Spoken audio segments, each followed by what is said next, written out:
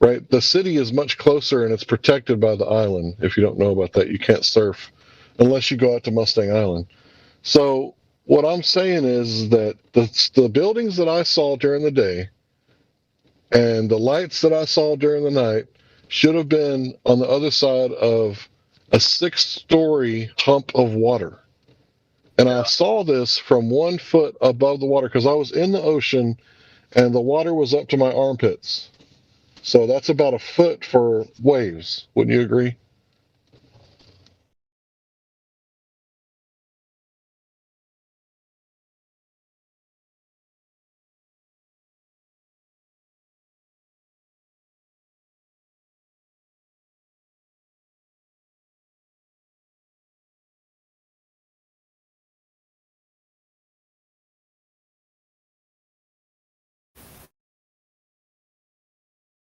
Okay, anyway, thanks, guys. So it's basically one of the things that I was struggling with for the past few days or so. But yeah, the more I look into it, the more flat Earth makes sense to me instead of the ball Earth thing.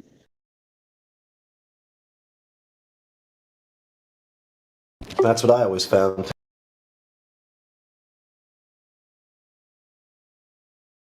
Yeah, something that's bugging me. If the core is the supposed source of the magnetic field, then how come the compass needle doesn't point to the core? Yeah, you can be at the equator and it stays perfectly level tangent to where you are as opposed to dipping down to the core. Yep.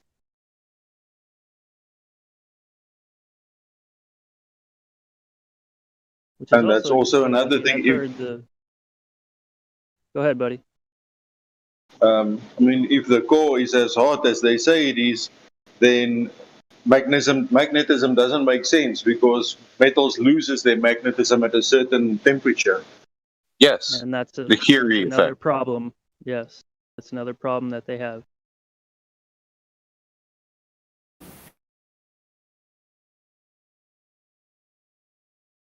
They need that to support all of their theories on volcanoes. So again, it's when they have theory over theory over theory over theory all overlapping each other. You know, they need other theories to support other theories, but then they start contradicting the past theories, and then they run into massive problems. Then they got to start creating things like dark matter, etc. And that's when they call in people like the Einsteins and stuff of the world to support their theories or to create mathematical theories or whatever for them. Explanations, more like postulations. Yeah. Affirmation doesn't replace experimentation.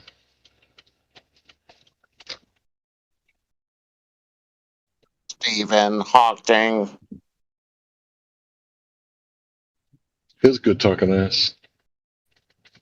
You know, it's funny, they don't know exactly what's at the bottom of the ocean, but they can tell you what's at the core of Uranus and Pluto. Get the fuck out of here. It's insane, dude. Not only that, they know how much mass the Earth has. Yeah, they You can Google it right now. Yeah, they put it on the scale and weighed it. Come on, you don't believe that? You conspiracy theorist?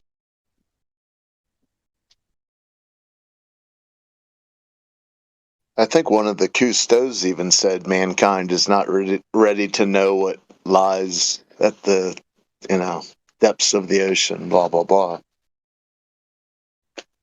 We're not allowed to know, even though it's the one thing we want to find out, right? And I think that's why I want to find out, right? It's like, oh, that's the one, at least the one thing I'm not like allowed or supposed to know. Right, so that's the one thing I'm going to really want in this life. You fucking asshole. Tell me all about it. You cannot hide anything from me. You feel me? That's my sentiment anyway. See, I think we know a lot more about what's under there. You don't get to hide anything from me. Who are you? Who the hell you think you are? You know what I mean? Maybe there's nothing down there. I mean, who knows, but... Well, often they say we don't have the devices to be able to go to the bottom depths of the ocean. But does anyone here know the pressure differential between what they say the depths of the ocean is as compared to like space and the internal cabin pressure? Like, because the force is the same. Well, here's the thing. Let's be honest. We got to be honest though. the force at the bottom of the ocean can exponentially increase, whereas the vacuum can only get so close to the vacuum. You know what I mean? So I don't think that's Well, really a fair comparison. what I'm saying is that I've pulled vacuums for over 20 years, and I've dealt with pressures and temperatures for again 20 years. And pressure, so it goes both ways.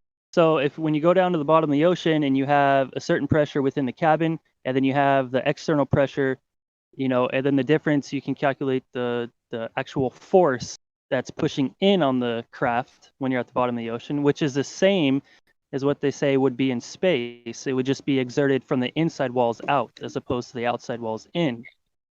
So if we can Okay. have crafts that allegedly travel to the moon and beyond, then why can't we go to the depths of the ocean? I'm going to recant like- and say maybe I need to do. Hold on just a second. I just need to say I'm going to recant and admit that I probably need to do a little more research. Thanks for calling. Yeah, aren't the skins of those craft like no thicker than like a couple beer can skins? Yeah, the claim of the moon, the lunar lander. Yeah, that they could poke through it. They said it was as thick as 4 sheets of tinfoil. Yeah, it's just a joke. Well, that's all fake. But what about those thermocline ponds that I've seen videos of? I mean, I've seen thermoclines in water with my own eyes, but nothing as drastic as those ones that I've seen in these videos. And I found it bizarre. I put heliocentrism into the anagram word solver, and the word with the most letters that came back was thermoclines. I don't know if that's a coincidence, but I don't know. That was strange.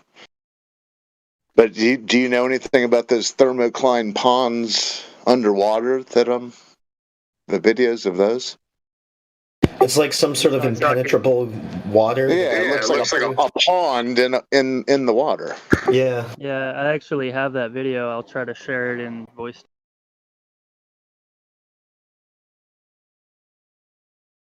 Didn't the guy that make that discovery pass away shortly after announcing it? Yes, it was an helicopter crash accident, but it doesn't seem to be an accident. Yeah, Maybe just like the Kobe Bryant one. It wasn't Yeah. an accident. Yeah. Right. He was going to expose the pharmaceutical industry because of some nutraceuticals that he was selling, some nutrients. He found out after doing some analytical testing through like third party and like getting it like confirmed that indeed they are adding opioids to make the supplements addictive. Whoa, bro. That's Mamba. You know what? I'll tell you something. The other day I took some bodybuilding supplement. It's like a slimming down supplement. I take them for energy, right?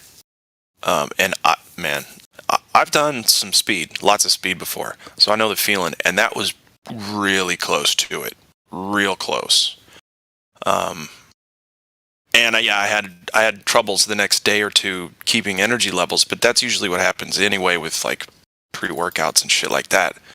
But anyway, man, I was like, this is sus as fuck. And then they stopped carrying it, and then they discontinued it. And I asked them why, and they said it's got some banned ingredients. I was like, okay, now I get it. It's gonna keep happening. New supplements are gonna come out. People have it for a little bit, and they'll have like some real deal hard shit in there, and then and then it'll get banned again. I mean, we can go down that rabbit hole with Kobe Bryant and all of that, but all roads lead to Rome, right? These guys call themselves ballers, the Bluye.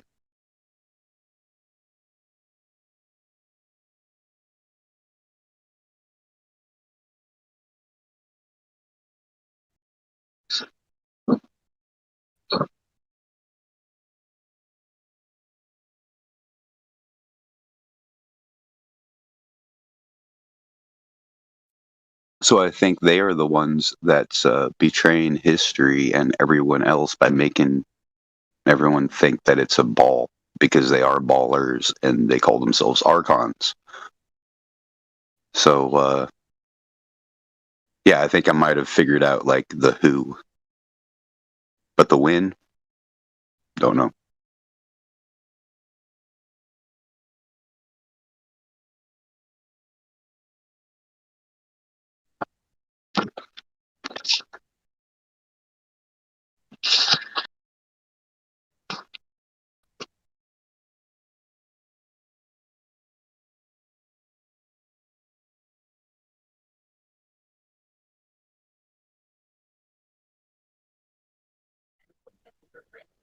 I'm going to play that song "Waddy to the Moon."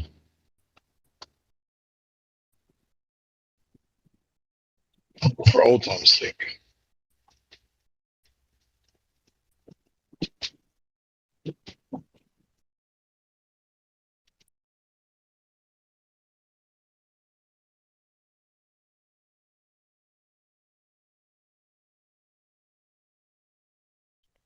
The largest despair in human history, the whole world, is on downlock. And we got rich motherfuckers trying to go to not space.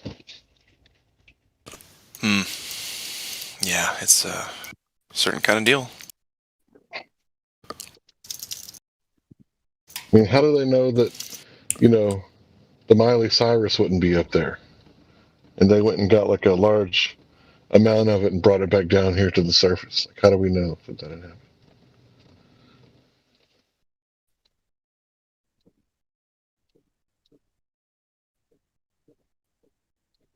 I mean, if we can't go outside because of the sun, right? We can't just. Dude, I remember a cop pulled up when I was 4th of July, right? And you guys already know how I am. 4th of July, a cop pulls up to my family. He's like, hey, just letting you know, we're going to be patrolling the beach later. And he said, patrolling my beach. And I said, your beach? It's like, it's a public beach, right? But anyway, I said that to another cop. And he said, you guys can't be laying down or sitting down on the beach. And I said, well, what if we sit in the water? He said, you can do that, but you can't sit down on the beach. And I'm like, who are these motherfuckers think they are? Like, mandating shit. Like, you can't sit on the beach, but you can sit in the water? So we just moved our chair up and sat in the water. Like, we were like, screw it. Like, what is he gonna do? Tell us you can't sit there. COVID. Corvid. Is it safer to stand? Novid-19. No. Oh my God. Corbin Dallas 19. Lilo Dallas, multipass. Lilo Dallas, multipass. Stand, safe. Sit, not safe. Stand, safe. Okay, we'll stand, officer. Then when he leaves, okay, sit. Meanwhile, he was sitting on a golf cart, right? And I'm like, aren't you sitting on the beach? Like, wait a minute. On the beach.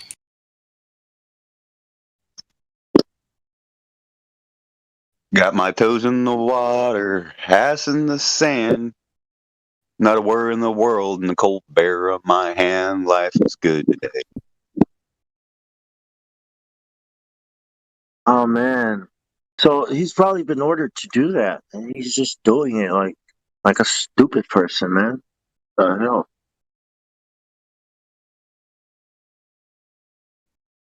You know what they did?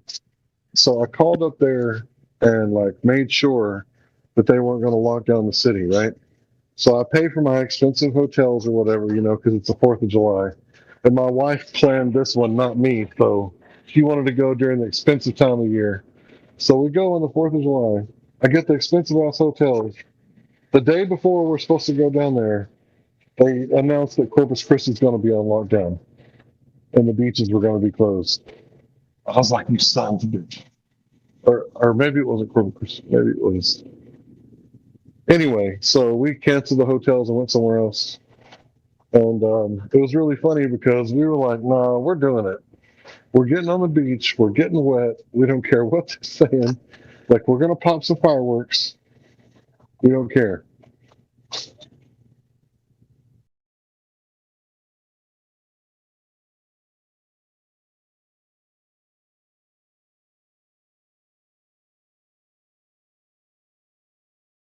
It's like that movie Dark City, you know? Everyone's trying to get to the beach. Seems like the beach is the limit, you know? You can't go past the beach. Or that movie The Village, you know? You can't go into the forest, into the woods. Not, it's dangerous, unsafe.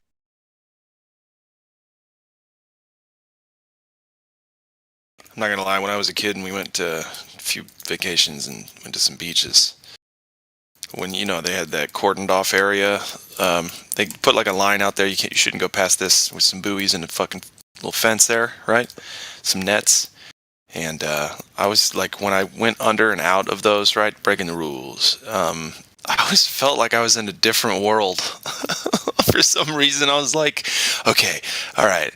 Nothing's protecting me now. I gotta fend for myself. And then I got back under the same little line, I was like, okay, thank God I'm safe. it's like when you're scared of monsters and you put your covers over your head and you're like, okay, now I'm safe. Shit. No, it was like you were in a different world. You were governing yourself. Exactly. You were saying, right. I don't need these rules. We don't need no stinking rules. We don't need no stinking showers. Yeah, we know.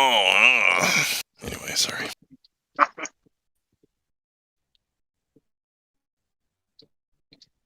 Close your eyes. That's all it is.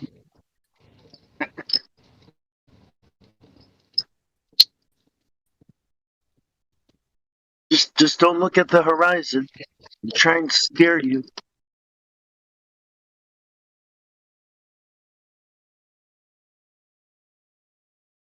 So the beaches, what's next? You know, what's next? What's the next public place they're going to be shutting down? You know what I mean? Where's the next wall going to be built? Okay, so we got walls on the beach. Well, next time it's not going to be Cornholio 19. Next time it's going to be no bathrooms. We found out that it was the bathrooms, guys. You're going to have to get some outhouses. Well, why haven't they done the thing with Cash yet? Together. You know what I'm saying? They're gonna be like, hey, Cocoa Pebbles gets all over Cash, and we were totally like missing that the whole time. Now we're just gonna have to get rid of Cash for your safety, okay? Bitcoin. Yep.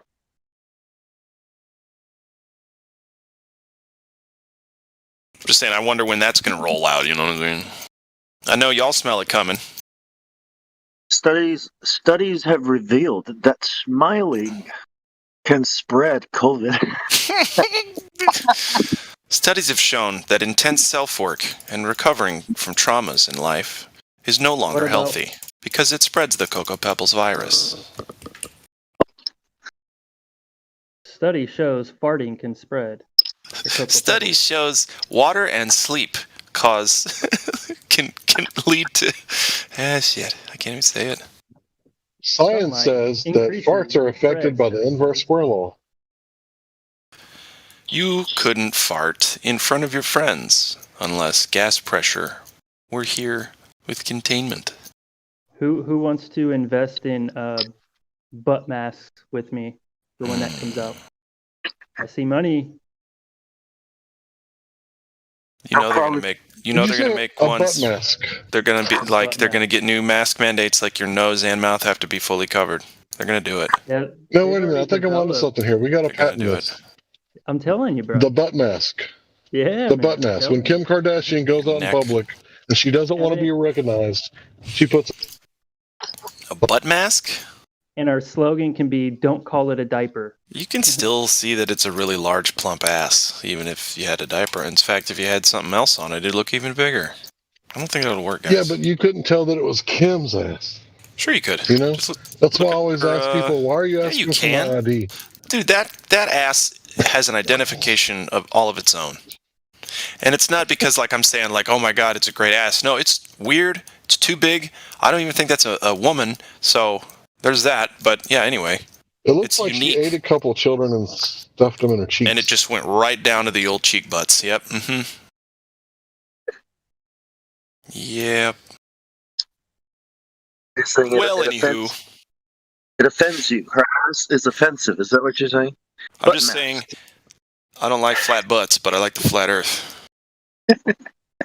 Did you know that they already created smart masks that I think DARPA was a part of the development of it that can detect whether or not you have it on securely, can also detect whether or not the Cocoa Pebbles is floating around, et cetera, et cetera. That's amazing and absurd. There's also Cocoa Pebbles sniffing dogs, if you didn't know. No fucking way. Of course there are. Of course there are. You know, we can't get a serious medical test to get the right information yet, but But a dog, you've trained no. dogs to smell something you can't isolate. Yeah. I love it. I love true. that. Science. Say it Sure, with me. yeah. Science. God.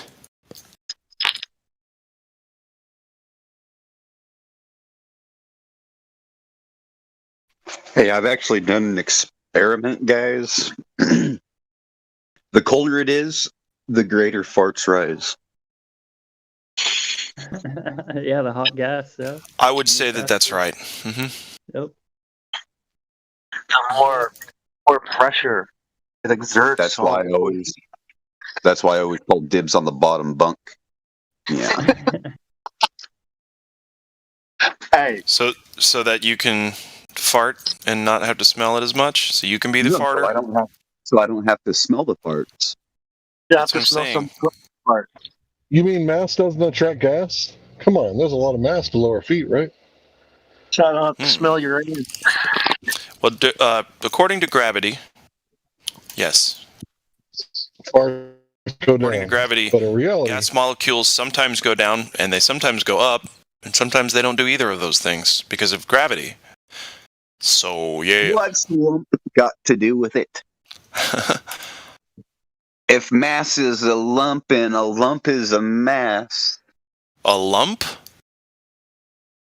Like pineapple lumps. I don't They're know what these you're lump saying. of substance, Sausages a called lump of pineapple substance lumps. is mass. Like a sugar lump? No, just How many lumps? yeah, One or two? a lump of something. A lump of things is mass. Bunch. A bunch. A whole lotta. An abundance. Heaps. In Australia, we say heaps of stuff. Loads. These guys Right. that you We've know say, got "Oh, well, mass loads of attracts it. mass," right? Loads.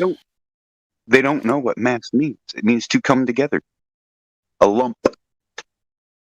So to come together attracts to come together, huh? That's like attracts like. It's kind of gross, though. Well, they're talking about Borderline. Satanism right there, if you think about it. Everything that isn't what we agree with and talk about. you is mean the great Satanism. attractor? I'm just kidding. Yeah, it's the opposite of like magnetism. It's attraction instead of repulsion. Like poles, they repel, but it's the opposite to where the like poles attract. That changes the Why are we game even entirely. using it anymore? Can't we just change the Bible and put the great attractor there? Would that be? That's the same thing, right? Yeah. Well, that's what gravity is, apparently. No, gravity Well, is the the attraction savior. one. The great attractor is the father Satan. Get it right.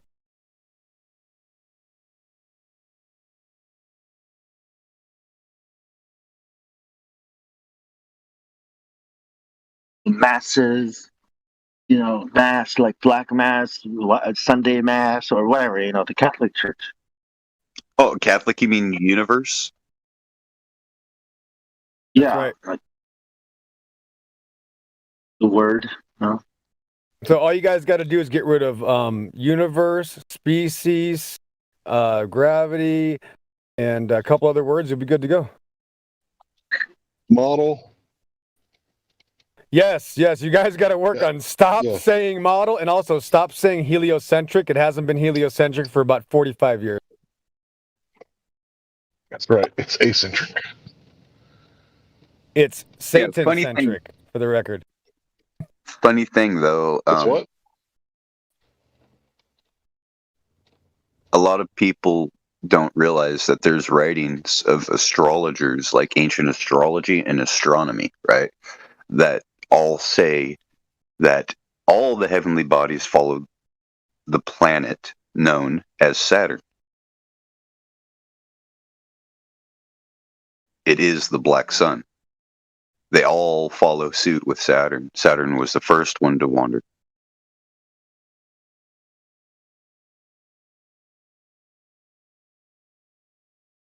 Right, it's also known as Kronos.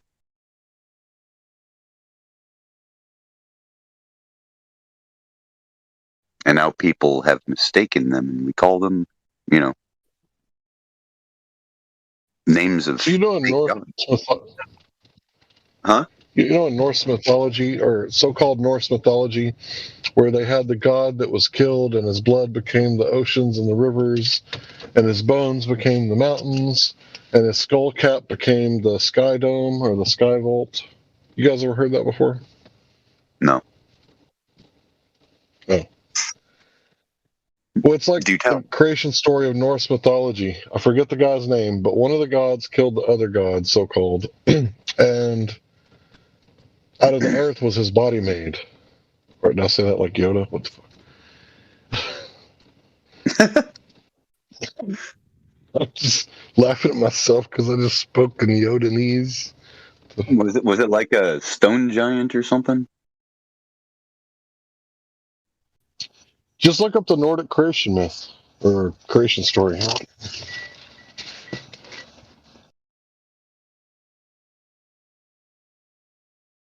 crazy. I can see Leo right now. Now I know what to look for. I can spot it all the time. And if I can spot Leo, that means I can spot sextant, which would be right at the zenith. So sextant is known as a zenith, and in the south you would go for octant, and you would use an octant instead of a sextant. And the zenith would be octant. Octanus, right? Yeah.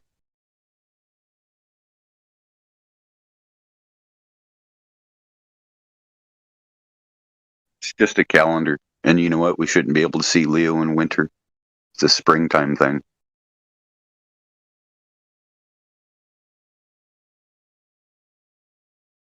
But as you can tell, even Orion is in the sky right now.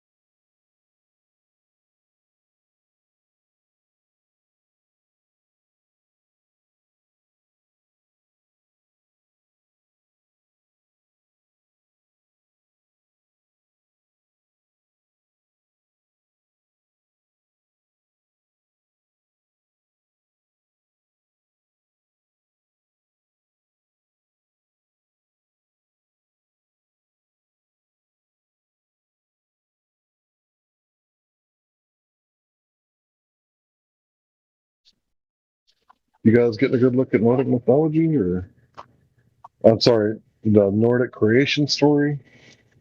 I don't mean to be disrespectful. I respect all religions.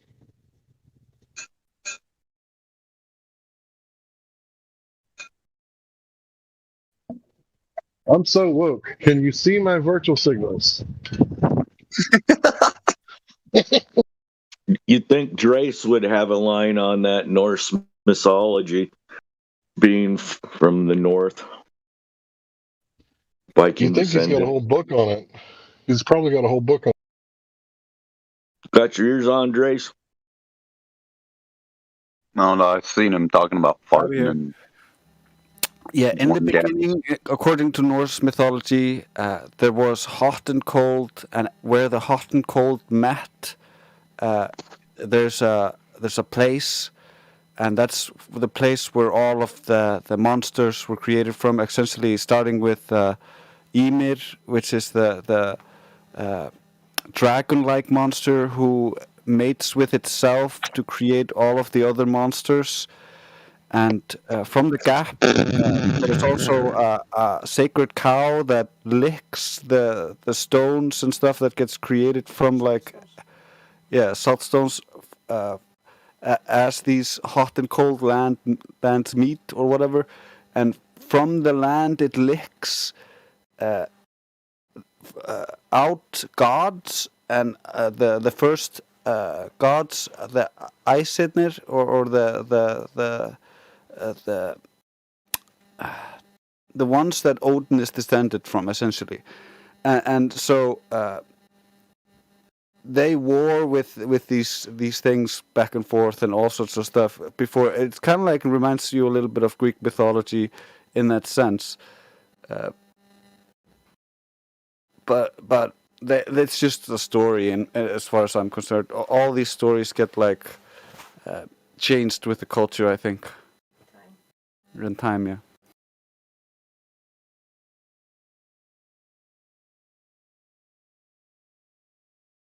The dragon thing was supposedly, in the end, killed by Thor and Odin and all the gods, and they fashioned the world we live within out of the remains of the dragon. Oh, I didn't catch on that it was a dragon. But yeah, the land is his bones, right? The blood is the water. Yeah, they used his skull to create the sky, and Thor hammered holes in it to create the stars. That's hilarious, bro. Because I often said, this place is like an anthouse, right? But it's for humans. And what if the stars are just holes poked in the top of the box? I used to say that shit before I became a flat earther.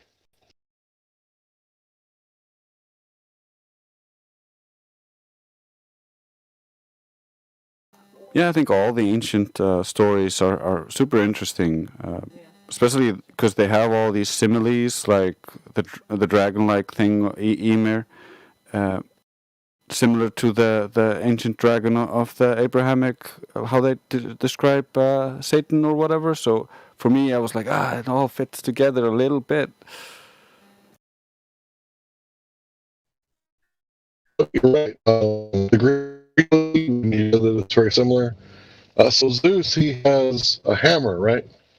Oh no, the lightning bolt, right? And then Thor has the hammer. So they're both wielding some sort of technological, advanced device that you can't really put.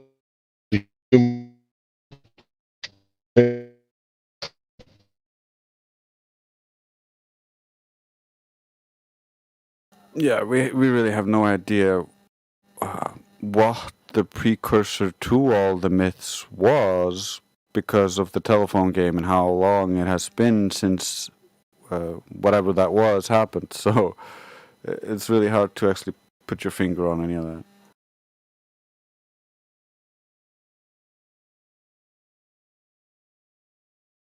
Not that I'm into the lottery, Drace, but the old saying went, if you can't win if you don't play.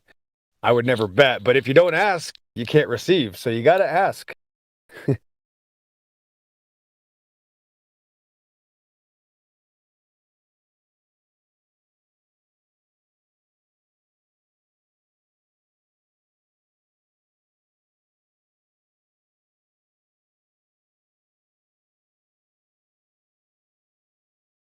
I should run a nursery. I could put people to sleep like this.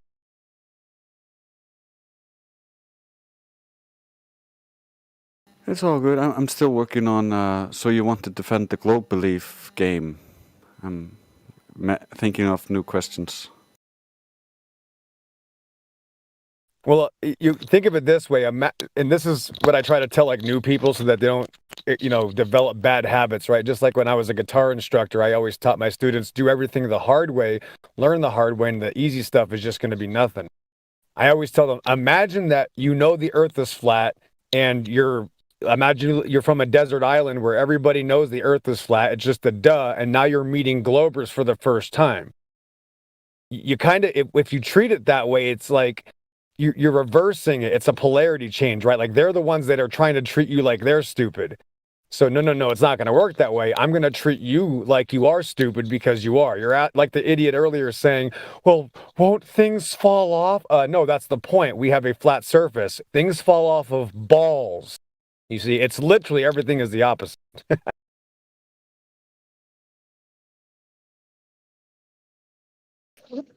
Yeah, unless there's a giant cat, because cats would knock things off of tables, but it's not really a table. It's more like the ground, right? So cats don't knock things off the ground.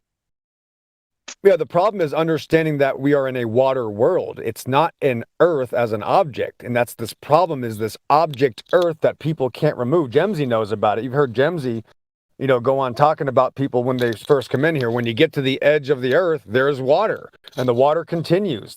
But there's no edge of the water. Duh. We don't know where the water ends. It's not something that we've ever claimed or ever found, right? So it's a water world. The earth comes out of the water. We all agree we're mostly water, right? The existence is mostly water. But when you say something like, okay, go ahead.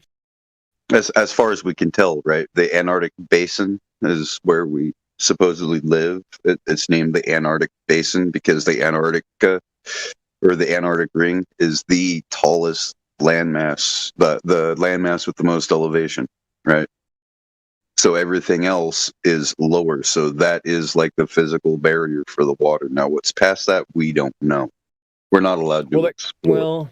I wouldn't say that's a barrier. Yeah, I wouldn't say that's a barrier for water. I mean, we have a lot of ice shelves out there. We have an Antarctic ice thingy. I don't know what you want to call that, but that's not to say that water doesn't continue after that ice ends. Obviously, we don't know. I don't trust Admiral Byrd, but it doesn't matter because here's the problem: is that the Earth is 100% Earth. It's not 70% water. That's the problem. Is that if we keep using these. We keep using these infanticist crazy terms like the earth is 70% water, we're still enabling their crazy addiction to cartoon pseudoscience. You see, water is 100% water and the earth is 100% earth. There's two different things going on here, and they are obviously not the same, right? So this idea of an object earth is the real crux here. It's the problem because they want to imagine an object in space, and that's literally the whole point. That's the problem. Yeah. But so you get this, right? This also kind of bugs me too. Everybody has heard 7 continents and 7 oceans, right? Okay, 7 oceans, 7 seas, right? But 7 continents? Unless Greenland is a continent, and there's 3 other hidden land masses that we don't know about because North and South America are one continent. Africa, Europe, and Asia are all one continent before the Suez Canal separated Africa from Asia. People don't realize what exactly a continent is. So the Europe and Asia being 2 continents is a lie because there's no ocean separating them, right? A continent is a large landmass surrounded by ocean. Well, these are man-made constructs. That's the thing, is that if you go to the Hebrew, there's a lot of words that aren't there for a reason because they're not real. And one I won't even say right now, it'll just upset too many people. But again, this word species that even people still use, I'm not going to tell people what to do, but that does still kind of add to this, addiction to this evolution pseudoscience, which is this outer space religion. Make no mistake, the outer space religion is evolution. And that's another problem, is that when we try to separate the two as if evolution is something else. No, it's all part of the same game. So this word species, of course, means to speciate, which means evolution. So if I say, oh, there's a species of whatever, insert name, that means it didn't come from the same species. That means I'm automatically saying evolution without saying evolution. So that word will again enable the addict. Who's ever addicted to a evolutionary cartoon religion is going to stay addicted because I keep handing them their own drugs.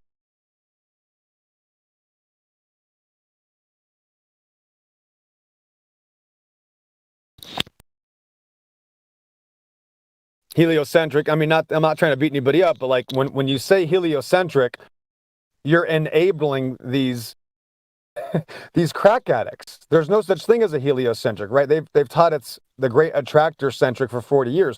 When you point that out early, the flat earther knew my religion way more than I thought. I believed in a heliocentric religion. It's not even heliocentric, and that's good to lay down the floor, lay down that line like, hey, you don't even have a clue of what you're supposed to believe. You don't believe everything rotates around the sun anymore. You believe it rotates around a Milky Way galaxy that supposedly rotates around a black hole called the Great Attractor. And once you lay that down, they go, oh, so they're right. So that's the whole point. You have to redirect their own belief system first and show them that they're wrong about everything. And that way you've scrambled it. Now they're trying to pick up their pills. The XO. What kind of pills have they dropped? Pillbox. Blue pills, a lot of blue, purple, black. Blue pills for sure. Xanax, FTFE pills. What else? Satanic pills. Yep. Some black. Fentanyl pills. That's what they are. Yeah, those Crack. are There's purple. a lot of ball crack is in the bag as well that they drop. Yeah. Oh my gosh. A lot of ass couple crack of too. pipes. Oh my. Listen, couple of ass crack pipes. Also, the black holes, which are the pipes that they use to smoke the ball crack. You know, they're dropping pipes. They're dropping all kinds of paraphernalia. And you got to just take the broom and just throw it right down there it is. It's gone. You just broom it out of the way and make them start over. Then they're like shocked. Wait a minute. This person that I thought is a flat earther literally just annihilated everything I believe. And now they have to come up with a new idea of their own belief. Even if they keep the ball earth magical spinning cartoon religion, they have to reinvent it because of a flat earther. And that's automatically a win. Do you really think that any of them are smart enough to do any of what you just said?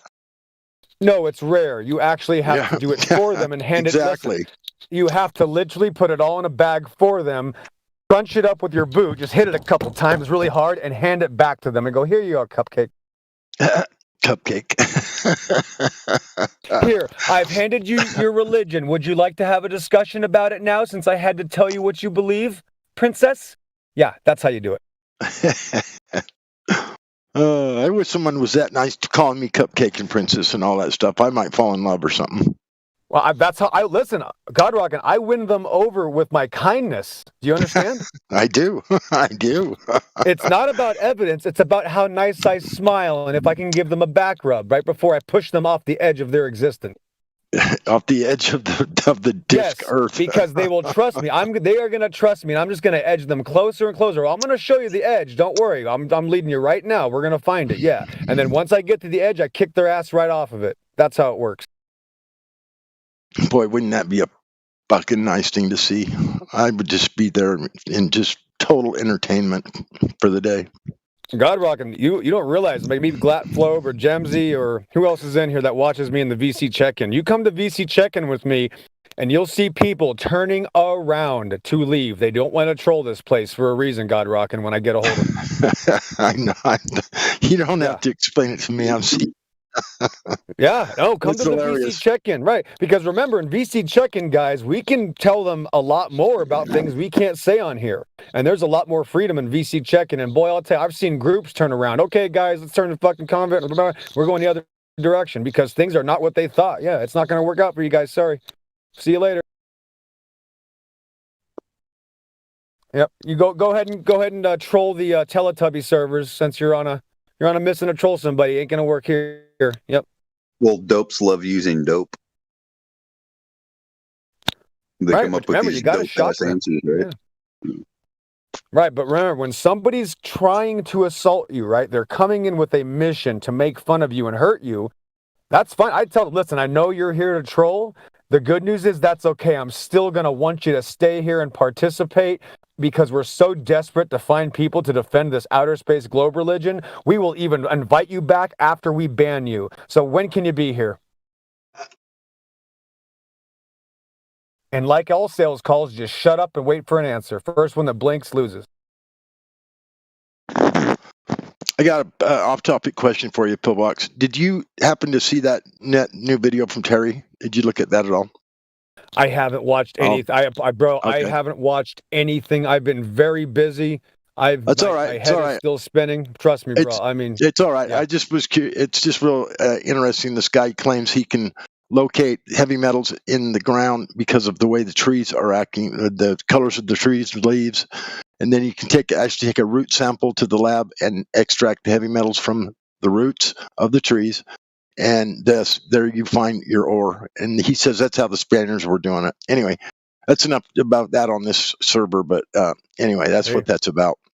Well, at least that's not a dangerous topic. We're actually allowed to talk about that in our free country, God rockin'. So that's not a problem. You know, we can't Yeah, talk well, about everything anymore. some people are kind of some people are a little bit I don't know what you want to call it. Well, yeah, Gun listen, shy. I don't listen. Yeah, I just work here. I'm just the janitor. I'm here to keep your drinks filled and the floor clean. So it's all Right. good. Whatever the management says here, I have to abide by those rules. Yep. Well, you're a lot easier going than I am. No, bro, listen, I'm a liberal. You need me to do something? Listen, if you need me to do something, do you need me to take your car to the gas station and fill it up with gas and get it back to you and give you a Slurpee at the same time? I can do that as well. Whatever you guys need, I'm here for you. Okay? I'm just a janitor. Thanks. Right on. You're a good man, Pillbox. Oh, no. That's wrong. I'm not a good man, but I do know who the good one is. I do know him. Yeah, I do too. Yep. You have more similarities than you think. Well, that's of years of failing. I failed a billion times, and that's how I learned how to do it right. Yep. You're not the only one. Let me tell you that. It's failed. I have done that many times myself. It's called the road to recovery. For me, the way I can recover my relationship with my Creator. I got another. Well, we're going to have again, we can't discuss it in this room, but you and Shin and who else? Trinity and maybe John. I haven't really spoken to him. A couple of people and I are going to have to go down to the Bible room because I got a big red pill, God rocking, and boy, you're going to be surprised. I don't think I'll be surprised. I might be pleasantly surprised. Well, I mean, you know me though, but I'm going to tell you, I got to put my flak jacket on for this one. This one's going to hurt a lot of feelings, God rocking, more than usual. Won't hurt mine. No, you probably not. But get, he needs to be there. Drace, maybe. There's a lot of people that might want to hear this. Of course, though, it doesn't mean that it's going to change anybody because, there's some earthly things that, we could clean ourselves up with. But I'll just tell you this, that the words we use are still, the deceptions are still within the awakening, right? We can wake up from a deception, but it takes a long time to dust off all the other lies that we don't realize. They're like cactus spines and goat heads. And I agree with that, especially with the English language. The English language is designed to be deliberately deceptive and evil, and you don't even know what you're saying half the time. Right, and not only that, you got the Latin and Greek and all these weirdo languages, these grease balls that, 2,000 years ago, that came up with so many things that we still use. And then you got the court system that use a bunch of just asinine, sycophant words that don't even make any sense. You got to be a freaking witch doctor and a warlock to go to court, or else you're not qualified, Yeah. I laughed because I could see so much truth in what you're saying. It's just Wait a minute. Okay, we're in a freak. Wait a minute. You're telling me we're in a free country, but if someone sues me, I can't represent myself? Yeah, I can see why God made the lake of fire. Yeah, I don't have a problem with that. Yeah, he can represent for sure. Right, like you can't even represent yourself until you sign some sort of oath and learn a bunch of satanic words. I can't defend myself in court because you're saying I'm not qualified. Even if I have a stack of evidence that proves I'm innocent or proves that people owe me or proves that I've done everything right, you are not allowed to represent yourself. And you guys have called this a free country for how long? You guys have been walking dead. That's what the truth is. Walking dead, this country is. This country was created as a prison. Damn right.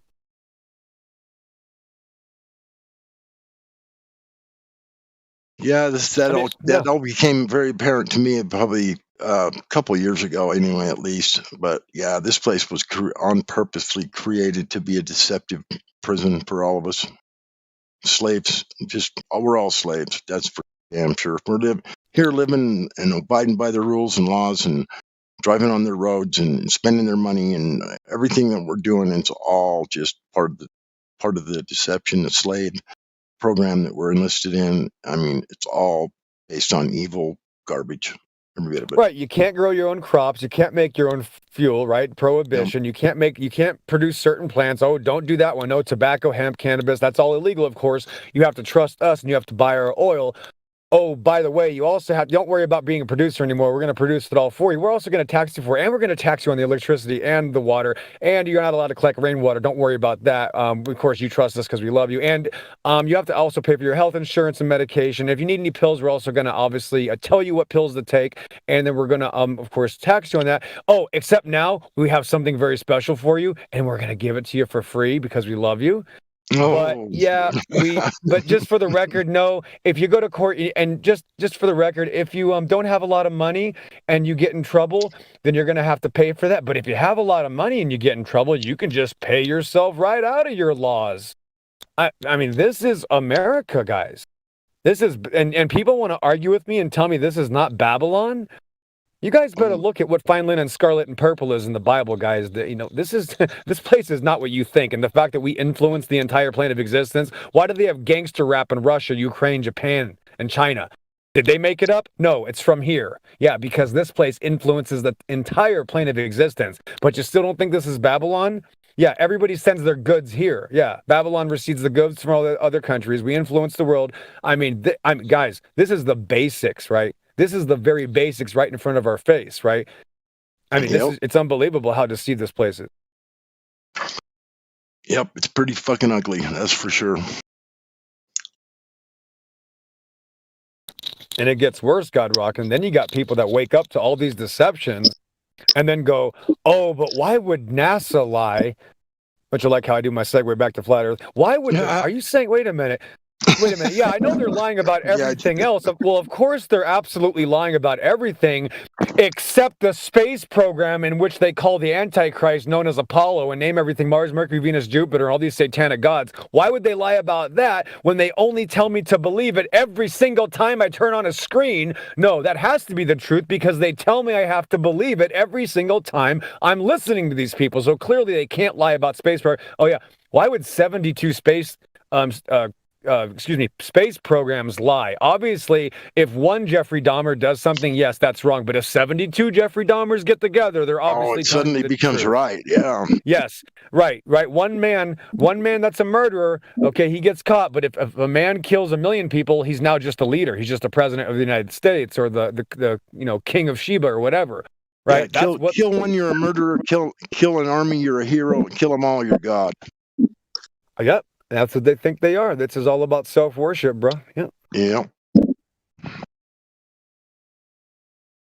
But they wouldn't lie about outer space, though. I mean, I don't know what you well, of course they went to outer space. There's a probe on Mars right now. I saw it on the internet. I mean, it just there it is, right? It's red, isn't it?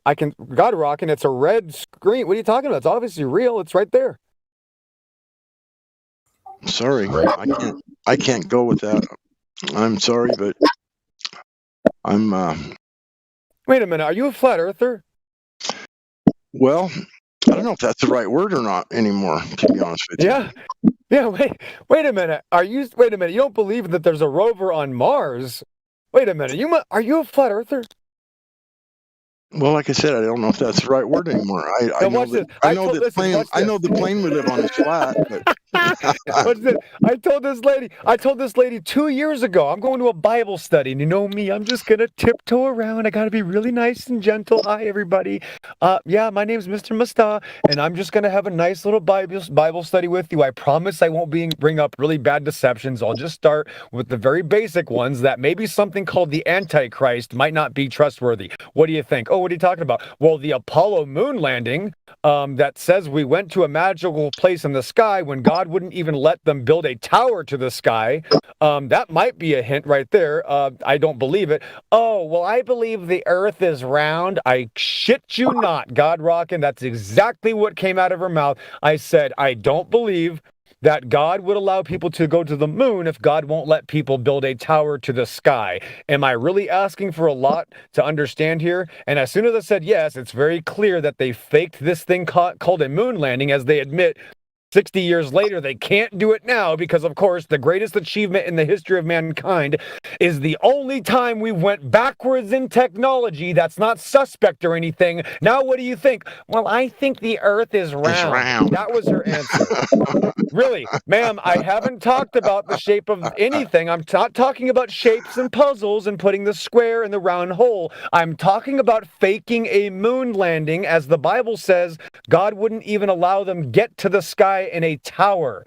Is that too much to ask? Yes, it's absolutely too much to ask, God Rockin'. She had to say the Earth is round because that solved all the problems. Yes. Any more Yes. questions you were going to bring up, or any more deceptions, or any more lies that you were going to expose, she's going to put the brakes on all of it by saying, "Well, the Earth is round." Well, the Earth is round? Okay, so you're telling me that God was just joking all the time about everything, right? God was actually joking all the time. No, the Bible isn't a parable book. It's a comedy book. God just likes to laugh all the time, and everything's a joke. Yes, under the heavens and the waters. Oh, you're kidding me. Of course we live in outer space on a ball floating around. Well, it says the foundations of the earth should never be moved. Well, that's because we're moving at the same 4.5 billion miles an hour all the time. So yeah, the foundations should never be moved. Oh, okay, sir. Is that what it means? Okay, I'm sorry. God was really pulling the wool over my eyes. I don't know why I thought he was being literal. I'm sorry. I'll just go back to my corner. Thanks.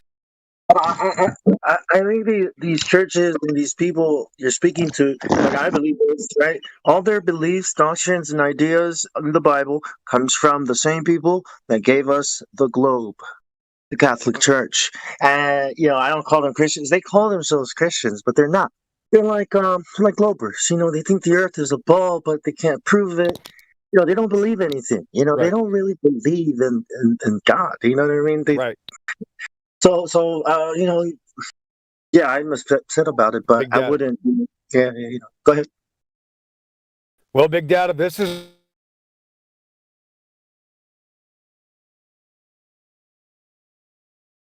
You cut out, bro.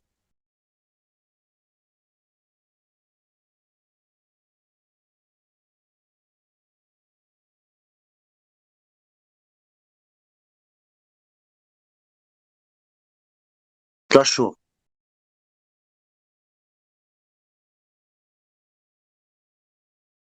Got him again.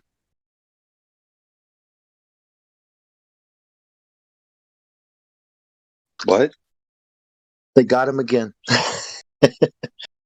I mean, where is he? He just went mute. Who? XO.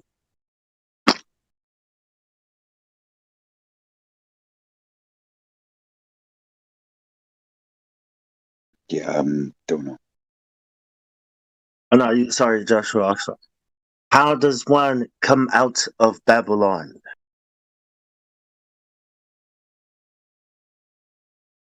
Opt out. Remember the story from Babylon, the Mesopotamian story of Gilgamesh and Enlil? Or was it not Enlil? Enkidu. Yeah. The wild man? Yeah. It was the story of abandoning civilization and going back into the wild and being one with the animals, right? Instead of being one with the ways of civilization. It was a tale of, it's evil to go out into the wilderness. And this is one thing that's been throughout time. We know that it's dangerous to go in the wilderness alone. You disappear, right? And there's a reason why people disappear, right? And they want to make it like a scary thing, but it's one of these things to where people just like opt out of society and they're like, I'm not taking part in Babylon. So there is a way that you can withdraw yourself. The only problem is being able to find land to live on, right? And these people that have done that, the government's cracking down on them, putting them in prison for no reason, destroying their home that they made. They're not hurting anyone. They're living off the land. They're not like creating pollution. So it's like, why are they doing that to these people? because they don't want a lot of people realizing that we can exodus from society like that. And that would cause a collapse of society. They want everybody on the same mindset, thinking that we're insignificant, that we have no power, that we've always lived like this for thousands of years. Because they make everyone think they live on a fucking ball in space. And don't worry, we can go to Mars. We're going to go to Mars. They've been telling us that for fucking over 150 fucking years, dude.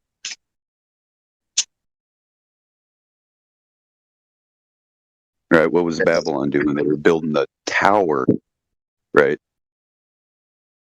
To get to the heavens. It's the same thing as a rocket space program bullshit.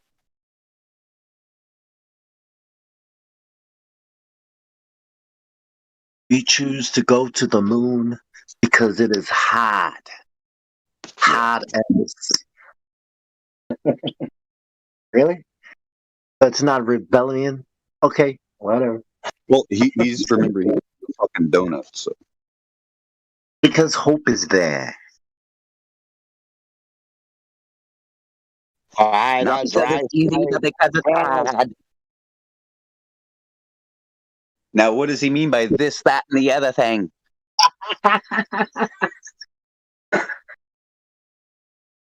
Yeah, what's the other thing? But what was, we know what this is, but what was that? And then what are they talking about? The other thing. Oh, he was talking about the New World Order.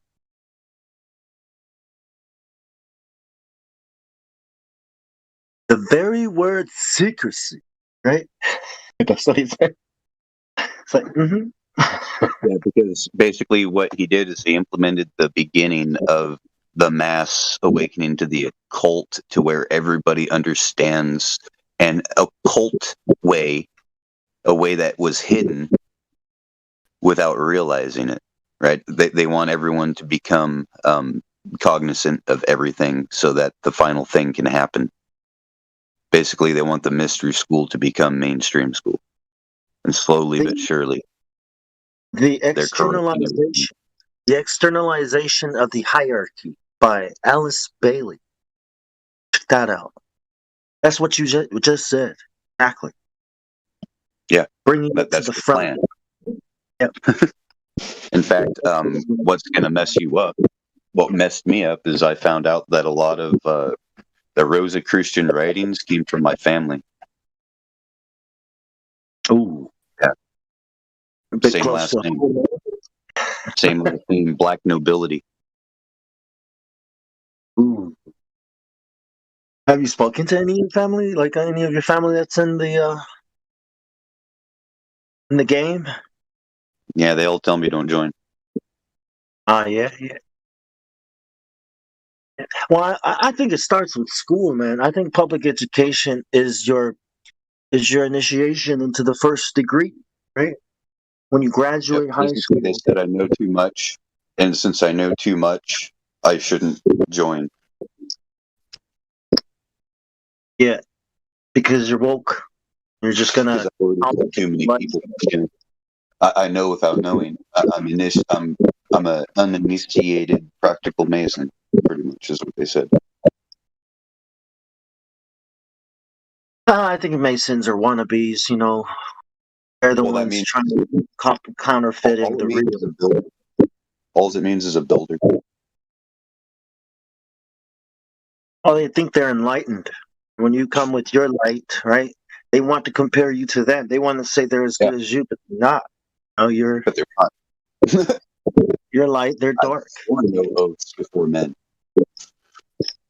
The light shines into the darkness, but the darkness understandeth it not.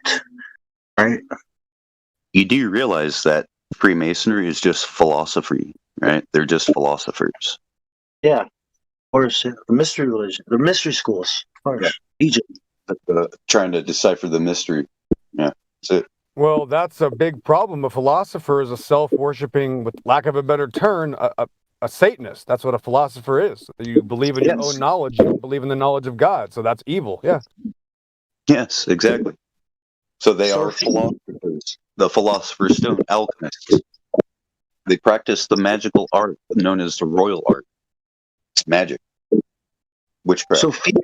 Sophia is the goddess of wisdom. I think that's what they named the new telescope, though. But Philo, Yeah.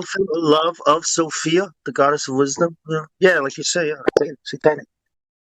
Hey guys, Vlad's about to play a movie, Moonwalkers. It's a comedy from like 2015 about the Stanley Kubrick and the fake ass moon landing. He says it's really good. So if anybody wants to come down to the cinema, we're playing it now. Oh yeah. I want to see that. What's up, Lou? See ya. Not much. I'm jumping back down there though. Yeah, Do you offer free cotton candy? Because I could use. No, you guys got to supply your own snacks. I'm sorry. Like I wish I could. No, I'm not going. Forget that. I don't care. Screw you. I'm gonna go check this out. It's too interesting. Kubrick. Everybody go down. Well, I got bad news for you guys, though. Hope you're ready for it. Where's God rocking? Did he leave? No, he's there. Good. Okay. Got to make sure he's here. Where's Shinji? So, yep. Sorry, God rocking. There are no more Globers, so I destroyed them all. So there won't be any more debating or talking about the Globe Earth cartoon religion anymore. Sorry about that.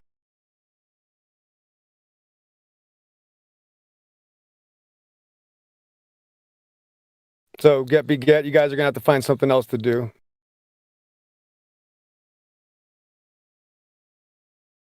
Talk about Spaceballs. Huh? The What? movie. No, there's no more discussing Spaceballs. There are no more Globers. I'm sorry. I've performed so many exorcisms, you won't be able to find them anymore. Well done, Ixo. You're welcome. Thank you. You're welcome, and Nice. thank you again. Yes. No, thank you. Thank you. Yeah, I couldn't have done it without Jesus. Yep. So it was too easy. Likewise. Amen. Amen. Amen. Yeah, so there's no longer going to be any Globers. However, I'm going to find as many atheists as possible because we have these things called atheists that are out there. Now, Nathan Oakley likes to call them anti-flat earthers. However, they've already been named Satanists and atheists for 2,000 years, so we're not going to change their title. They're not anti-flat earthers, okay? True. They're atheists and Satanists, and I'm going to find as many as I possibly can. Antichrists. Yeah. That exactly right. There's a bunch of antichrists out there, right? Not anti-flat earthers, antichrists, correct. And I'm going to bring them here, and it's going to be much more interesting talking to people that are just scared to death of their own shadow. Trust me. Yeah. Sounds intriguing. Oh yes, when they we had another. Oh, Witsit helped me the other night. I don't know if it was last night. Mm-hmm.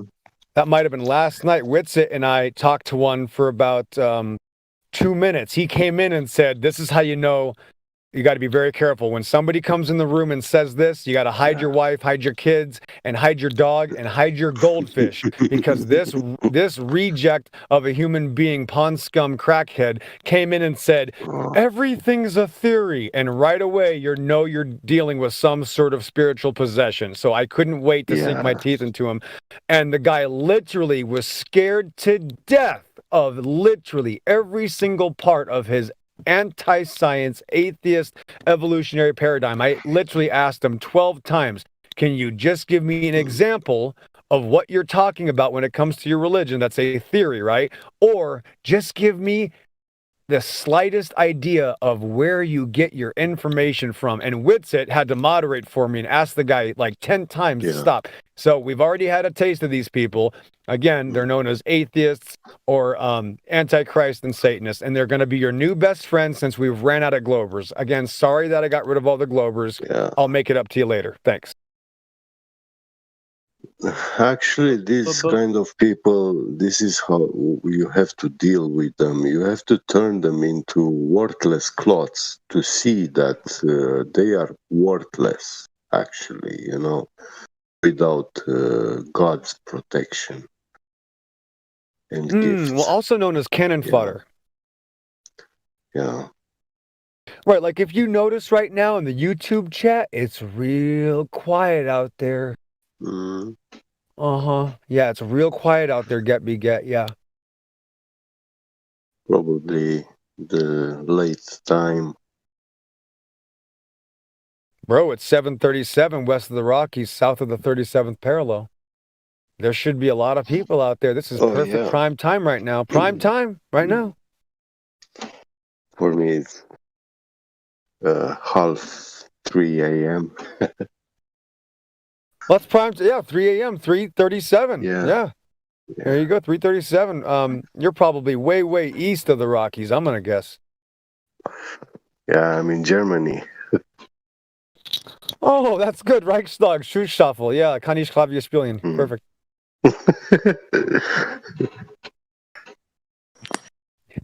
Well, those Germans, let me tell you, those Germans knew how to build some nice boats back in the day, 1940, 1941. Yeah. My favorite boat, the Bismarck. Yeah. Good story there. Mm-hmm. And it's actually, if you think about it, it's not that far. They were shooting at each other, 15, 20 miles away on the ocean, which doesn't make any sense on a ball. Not just that for the far. record. Uh-oh. 15 miles? You're shooting at a boat 100 feet tall? That's really not going to work, guys. I'm sorry. You got to have a flat Not on a surface of ball. water. Yeah. Yeah, you have to have a flat surface of water in order to engage each one another with 15-inch guns from about 15 miles see it. away. Yeah. Yeah. Yeah, there's this thing But my space called balls. sight. Yeah, there's this thing called sight when you use your eyes. You use your eyes to see things, and it requires a line from the user who's using his eyes. I know this is complicated if you're an atheist, just relax. When you're using your eyes, there has to be a line. Again, very complicated if you're a sophist. It's called a line, okay? Has to be going from your eye to the target, no matter what. If there's not a clear line of sight between your eyeball or device or tracking system or laser or rangefinder system or air warning and control system or AWACS or JSTARS, you won't be able to detect the target, right? That's a big issue for you weirdos that live in a cartoon outer space ball religion, just for the record. So everybody's already been dependent on flat Earth, and there are no more glovers because of this. Line of sight is never curved. You're making me nervous. You're making me nervous, Exo. I need to take a Xanax. Hold on a minute. No, listen, you gotta find a globe. The Globers stole them all. You won't even be able to find them because the Globers ran away. They took all the drugs and the crack pipes and everything. They're gone. How you gonna Just find? give me just a minute, then. Just a minute. I'll gather myself. Listen, do you know who CGI Fandan right now? He's addicted. He's looking for curvature. He's addicted. He can't find it either. He's CGI Fandan. He's in the chat lurking. He's a good guy. He's one of our friends. But he admits he's addicted to curvature because he can't find it. He has the shakes. He's one of our friends. In denial. Of course. Yeah. He's one of our he friends. has the shakes. Don't be mistaken. He's still one of our friends. Is this an acronym? Yeah. Is this an acronym for Simon Dan? No.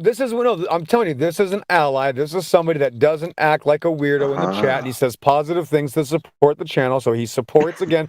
Shout out to Helio Skeptic for hosting the YouTube channel 24/7 Flat Earth Discord live, as he tells you. Okay, CGI fan. I forget his last part, but his name starts with CGI, and he's nervous and he has the shakes because he can't find any curvature, and he's been addicted now for 7 years because he realized 7 years ago there's no curvature, and nobody will even attempt to. Listen, here's the problem: I can't even find a single human being, just like the Muck earlier guy. Remember that psychopath? I can't even find a single person to attempt to tell me when I can experience or see this curvature. I can't find anybody. There's no claim. No. It's there. It's there. You just can't see it. You're not listening. No, you have. I got bad news. I'm telling you, you guys. This is a serious problem. You're probably going to have to change the name of the server for 24/7 looking for a Glober server. That's what the server's name is going to be. Yeah. 24/7 can't find a Glober. Have you seen one? I've got an addiction. Please find a Glober for me. I can't find one. Thanks. Yeah. One that truly lives on a spinning ball. I mean, my gosh, listen, I got plans. I got some spreadsheets and some credit applications that I'm going to hand out through all the participants. KJ's not going to like it because she's going to have to start understanding where to have these people sign and, how long have you been employed? Okay, do you believe in straight lines? Do you think babies' rights matter? Things like this. They're going to get complicated questions on the credit app so that we can get other types of groups of people to show up here and discuss their infanticist psychopathic television cartoon religions, right? It's not just about outer space. It's about magical sea monkeys that come from germs, right? Remember balls in space that are chia pets growing whales. Of course, whales always fix all the problems. Whales are the new thing for, basically whales are proof of gas pressure without a container because the whale really isn't a container because it's a living organism, so that doesn't count. And when their blowhole shoots, that shows gas pressure without a container, if you don't know that by now. So again, it's all tied together. Remember evolution and gravity got together in about 2017. They had this abomination of Rosemary's Baby called refraction. And now, if there's ever a problem, now since everybody admits the Earth looks flat, they'll say, oh, because there's this magical force named refraction. And with that, 42 minutes, man, I like the time right now, 7:42 after the hour, south of the 37th parallel. Here we are. Defense 22 has entered the building. Number 0790, sir. You have the comm. I'm going to give you the microphone. Defense, please tell us about yourself and how did you get here, sir? How you doing?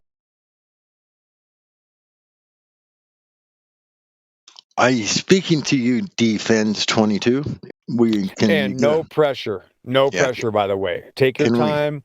Snacks are in the back. The bathroom's on the left. Don't use the left door. That's the female bathroom. If you're a man, you got to learn that you are a man. You cannot go to the female bathroom. A lot of atheists get confused about that, and I keep catching men. Well, they're not really men, but boys keep going to the female bathroom when they're atheists and Globers. So be careful. Yes, Defense. Tell me how'd you get here? At least say hi, for heaven's sakes. We're trying to make you a friend. Listen, and I like that name. Listen, I'll just play Count Chocula. If I had a voice like Get Me Get, I'll just play Count Chocula and say D is for dragon. So I like the name Defense. Yeah, D is for dragon. D is for dog. Let's see what D is for. What else can we? Oh my goodness! Whoa, he did. Oh, whoa, nice. So did somebody open the trap door? Who did that? Who opened the trap door? That guy just slid right the hell out of here. My goodness, what happened to that guy? That poor guy. I am desperately looking for a glow. I'm sorry, did I break your concentration? I'm so sorry. Let's calm down the room a little bit. There's nothing to fear. I know someone today had a seizure earlier. I told, listen, I'm just a guy on the internet. I can't hurt you from the internet. I cannot reach through my cell phone right now and grab you by the skull and twist your eyeballs out of your pathetic little brain. I won't do that. I promise. I'm not going to hurt you. It never happened. Yeah. I'm not going to hurt you. Just ask Jack Nicholson in The Shining. I'm not going to hurt you. You just need to change your name to Mr. Nice Guy. That's all. Oh, I am. Listen, do you understand why people love me? It's because of my smile and the fact that I'm always so positive and cheerful. Let's see who else we got here. Okay, Seb is a nice guy. He's a globe skeptic. Not sure if I don't know what that means, globe skeptic. That means that you're sitting on a fence. Are you stuck? Did something get impaled on you? Are you stuck on a fence, Seb? We got to fix that problem. I got some iodine and some alcohol and some bandages if you want to fix that. See who else we got. We got Cut. Cut's not going to say anything right now. We got Sonny who's playing guitar. He's muted. Mad Philosopher is probably, I'm going to guess, making a little bowls. Don't talk about that. On the fence is a really dangerous place to be because all it takes is one slip and your ball is going to be crushed. Yeah, you gotta be careful, Seb. Seb, please talk to me. What's wrong, man? Do you need help getting down? I got a ladder for you. No, nothing's wrong. I just haven't gotten the roll yet. I consider myself to shake the fence. I'm shaking the fence right now. I'm shaking it. How you like that? No, I don't really think I'm a globe skeptic in my head, but I consider myself a flat earther because I'm more than certain it's flat. I haven't measured it myself, but I could see further than I'm supposed to. So I don't know. I'm going to do tests and shit myself, but I just haven't done it yet. Tests? I can't even find somebody that believes in a globe that can tell me where the curvature is. What do you mean tests? Find somebody that believes in a globe first, please. How about that? Just find somebody that's not scared to death. No, Yeah, listen, I I know think what he meant. He meant he's yeah. going to go do some tests. Yeah, you're going to test some balls. No, That's great. I wanted to do tests No, to like prove to my friends that I'm not like insane out of my mind. I want to prove it to them Oh my gosh! Wait a minute. Oh, show stop it! that Wait a minute. they're Stop it! the Wait a minute. We're ones going to that are keep the insane. server name. Okay, I'm sorry for interrupting. We're going to keep the server name. You're telling me that you know people and have friends that believe in a cartoon globe Earth? Yeah, they think I'm crazy. Yeah, of course. Wait a minute. No. You got to tell. I can't find anybody. I've been scouring No, the internet for I years. get them in here, and they're just like, I guess they're scared to talk to you, or they're scared to use Oh their my voice. gosh! or something. Yeah, I don't can't know. find anyone. Where do you? How did you? Did you? Are you good at like card games and lottery tickets? Like, how do you find these No. people? No, card games are not my I can't cup of find tea, these really. people. I like I mean, you got blackjack. look at you see. Oh, you black. I don't play with cards anyway. Someone hands me a deck of cards, I just throw them down the toilet. I have no idea what this shit is. Just get rid of this crap. Reckoner. Oh, we got Reckoner here now. He likes horsies. If you know Reckoner, guys, he likes horsies. He also likes long walks on the beach and impersonating governors of weird places that are like Sodom and Gomorrah, and of course, things like that. Reckoner, would you like to use your real voice and say hi to the lovely crowd out here waiting for you?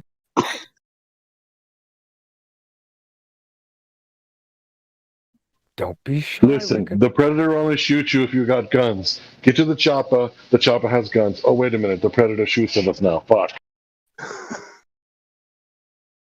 You know who did a better job than that Schwarzenegger sellout coward who's a complete scumbag, and I'm trying to be nice about it. What a pathetic... School your rules. Why don't you tell us that, Reckoner? Tell me how to forget my law and forget my freedom. Reckoner, right now. Tell me to forget my freedom, please. Right now, Reckoner. I'm asking you. I'm not demanding. I'm asking you. Please, Reckoner. Please tell me to forget my freedom. That's right, guys. Your favorite people, your celebrity that you've been watching like a retard on television for 35 years says, forget your freedom. Yes, welcome to the elite. But you know who did a much better job at killing predators? His name's Danny Glover. Thanks for playing. Have you seen him lately? He's getting too old for this shit. No, he's too over this. But he is, I'll tell you, he did a better job. I mean, Predator 2, man, he killed one right in front of the Predators in their own home spaceship. That is badass. What a great year, man. Let's just go back to the night. 1990 was the year. Red October was released. Of course, Sean Connery, Alec Baldwin. Be careful with that gun, Alec. And also Predator 2, Danny Glover. What else was released that year? What a wonderful year. Yeah, I gotta hand it to Danny Glover though, to outdo Schwarzenegger like that. I mean, come on. Can't get enough of that guy. You're right about that gun. Be careful, Alec Baldwin. Ooh, that was a mistake. No one should have ever handed that man a loaded weapon. Oh, my guy's back. CGI Fandan's in the chat right now. So if you look right now, 49 minutes past the hour, guys, in the YouTube live stream. Again, shout out to Helio Skeptic, 24/7 Flat Earth Discord live, right? CGI Fandan in the chat. He is my guy who's looking for curvature. He's addicted. He has the shakes. He doesn't know what to do. He hasn't seen his family in weeks. He's been locked up in an institution. He's desperately looking for curvature. Please, somebody help CGI Fandan find the curvature.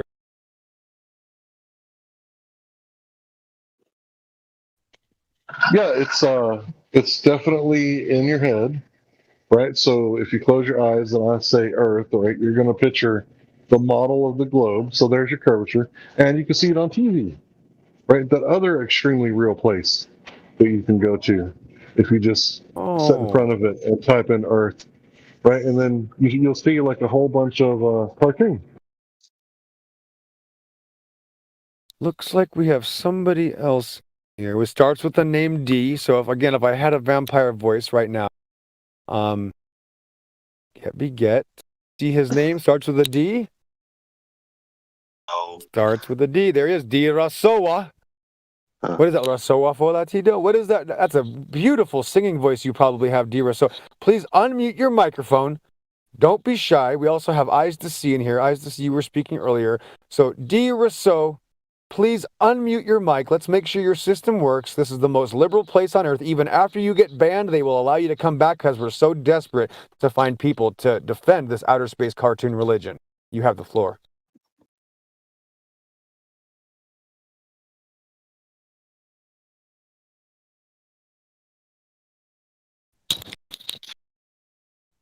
I'm not.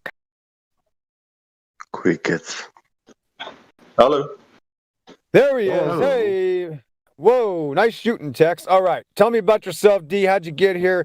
And what's D stand for, David? Actually, I'm from South Africa. I'm Afrikaans. My name is Dewald Rousseau. Hey. All right. Liking Nice to it. meet you. Hey, amen. Nice Amen. to Nice meet to meet you, you. sir. What a beautiful place that is, too. Amen. All right. You have the floor. Come talk to us, okay? Well, I've been on earlier. I've asked them questions already. I think you were not there. Well, Yeah, I'm I here did- now to give you the good news is that they sent me in to give you the correct answers. So how can I help you? Yeah. Okay, so what I asked them is, I'm struggling to understand. Look, when you're standing on a beach and you look at the horizon, right? The horizon is obviously a certain distance away from you. In your terms, in America, wherever you're from, let's call it 10 miles.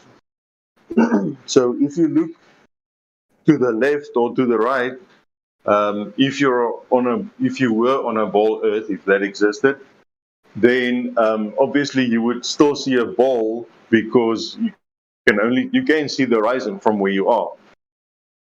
So that doesn't make sense to me because whether it's a ball Earth or whether it's a flat Earth, you can only see that certain distance.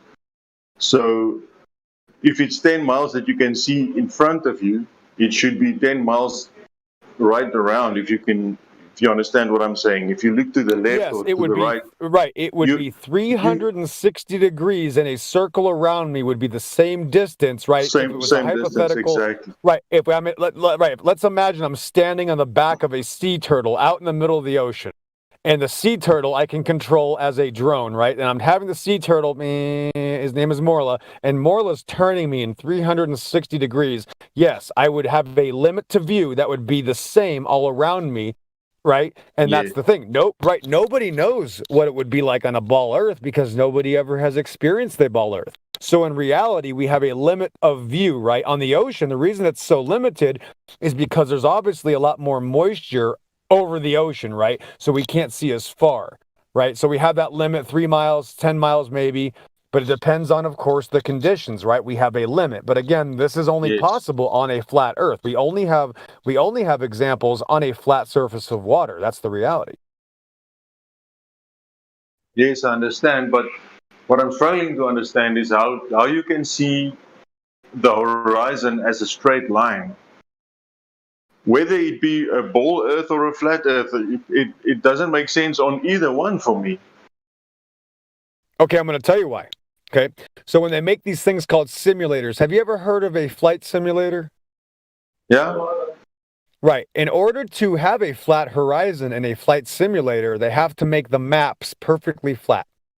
So the only option is a flat surface of water in order to see a straight horizon line. Let me tell you something else. The word horizon did not name itself, okay? Horizontal, right, did not come first. Horizontal actually is based off the fact that the horizon is so flat. You understand? Yeah. So it didn't go the opposite. Horizontal did not come first, and then I named the horizon because it's so much like a horizontal. No, that's not how it works. It's actually dependent on the horizon. The horizon was first, and now we have the word horizontal. But yeah, it's flat because the water is a flat surface. It only works one way because when my limit of vision or my field of view ends, it is dependent on the literal general area of the shape of the floor, which would in this case be a surface of water, which is flat. Yes. Yeah, makes sense. So in order, right, go ahead. Well, yeah, in order to simulate this, I have to make a flat map in a simulator. When I was about 15 years old, there was a time when I was, back in my day, when you had to go up snowy hills to get video games, right, back in the 90s. I got this video game which allowed you to build maps. Back then, they actually let you build video games. And I remember zooming away from the map. It was this flight simulator, and it took place over the, the simulated region of the Black Sea, which is, of course, just south of Ukraine. Your Get knows that. And I remember zooming away from it, and it was a rectangle. And I was like, wait a minute. Why is this map of literally hundreds of thousands of square miles a perfectly flat two-dimensional rectangle. Remember, this is a simulated map. I didn't realize until 20 years later, it's because in order to simulate Earth, you have to make the maps flat. Thanks for playing. Bro, I couldn't believe it. Yeah. Someone said flat Earth to me 7 years ago. I go, wait a minute. And then I thought back to that and said, uh-oh, it is. It's flat. It's over. Yeah, so I've been introduced to this about, I'd say, a year and a half ago. So yeah, I'm searching, but yeah, like you say, it only makes sense if it's flat. It doesn't matter what you look at. Everything just makes sense that it's flat. Right. That's exactly why nobody's adjusting or experiencing or accounting for curvature, right? Or nobody. You don't even. There's not a claim. Watch how funny this is. Not even NASA, right? When you look back at the Bart Sibrel tapes when they're, he's going up and he's harassing these moon landing hoaxers, right? The guy says literally, "We're just passengers." So not even astronauts have a claim to experiencing Earth curvature. They said we're just passengers. See? That's how easy it is. Yeah. Yeah, a bunch of liars. Well, yeah, man, that's another part of this, right? Could you imagine selling your soul just to make $500,000 a year? Oh my gosh. Yeah. Well, making an eternal decision. I'd rather be eaten alive by fire ants. Just cover me in sugar right now. I would never, ever, ever sell. I just cannot believe it, bro. We're talking about literally thousands of people have done it. And I'm sorry, bro, but that's what it is, right? People want to be worshipped. They love the fame. They love the money. Let me ask you this. Watch this, D. Rousseau. Do you know what Buzz Aldrin's mother's maiden name was? No, I don't know. You know who Buzz Aldrin is, right? Yeah, I do. You're not going to believe this. His mother's maiden name was Moon. Moon. Sounds like one of Frank Zappa's daughters, Moon. Wait a Moon minute. Zappa. Wait a minute. You're telling me the first guy that landed on the moon, Buzz Aldrin, his mother's maiden name, dozens and maybe 100 years ago, his family's mother's maiden name was Moon? Are you sure? There are no coincidences here now. Don't start wait with a the minute. coincidence theory. Wait a minute. You know what I'm going to tell you, D? We don't wrestle against flesh and blood. We wrestle against spiritual principalities and the rulers of darkness places. This deception is much more deeper than the flesh that we are in. This deception goes far above our heads to a different dimension. Yeah, I believe that as well. The thing is, with the fallen angels, that should have happened in October last year. They should have now said that the aliens are coming. The aliens are coming. So I don't know why that fell through the roof. That didn't happen. Suppose it'll happen this year. But yeah, those angels are teaching, like the Bible says, the angels are teaching men how to work with metal and for women how to dress up and paint their nails and do all of that. So those angels are teaching men to lie and steal and deceive other people, and they fall for it. It rolls downhill. It comes from the top, goes to the whatever. I don't know who's at the top, below the top, right? Who knows what the Druidic princes or kings or some bunch of weirdo reptilians. I have no idea. But then it goes down to the Secretary of Defenses and the presidents and the kings and queens of different countries. And then it goes down again. I don't know the hierarchy. I have no idea. And I don't want to know, bro.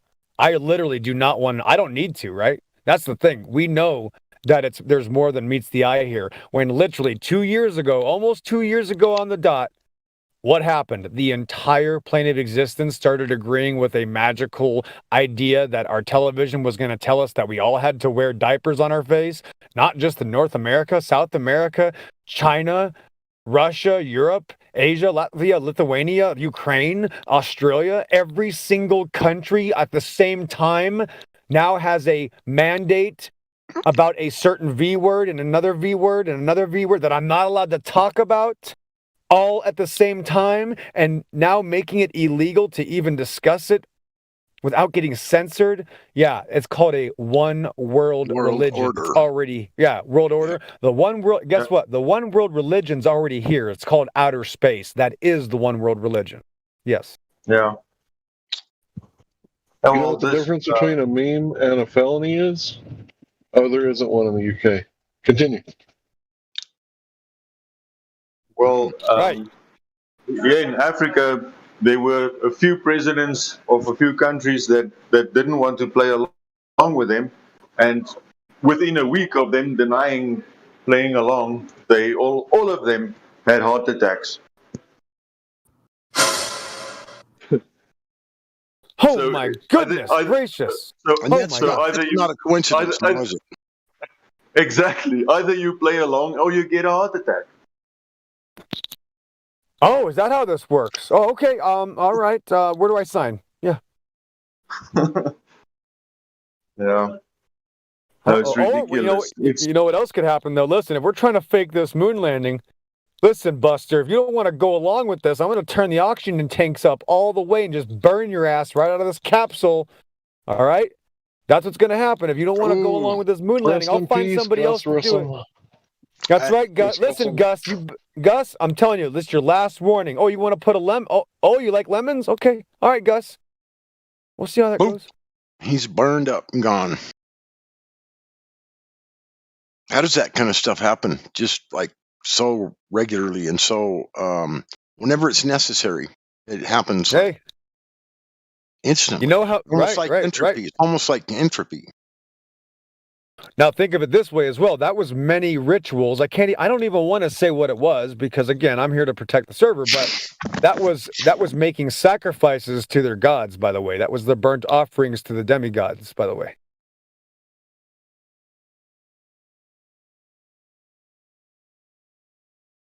Must have been 1,000 degrees. It's like having a blowtorch the size of a car. That's what that was.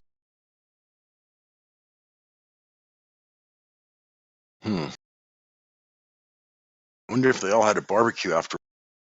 Oh, they did. Let me tell you, listen, in the military, even as an E1 that I was when I enlisted, you are assigned secrecy.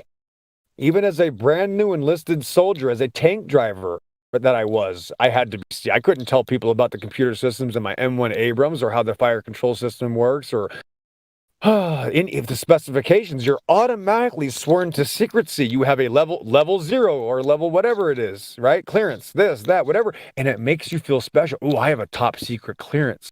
So I'm important.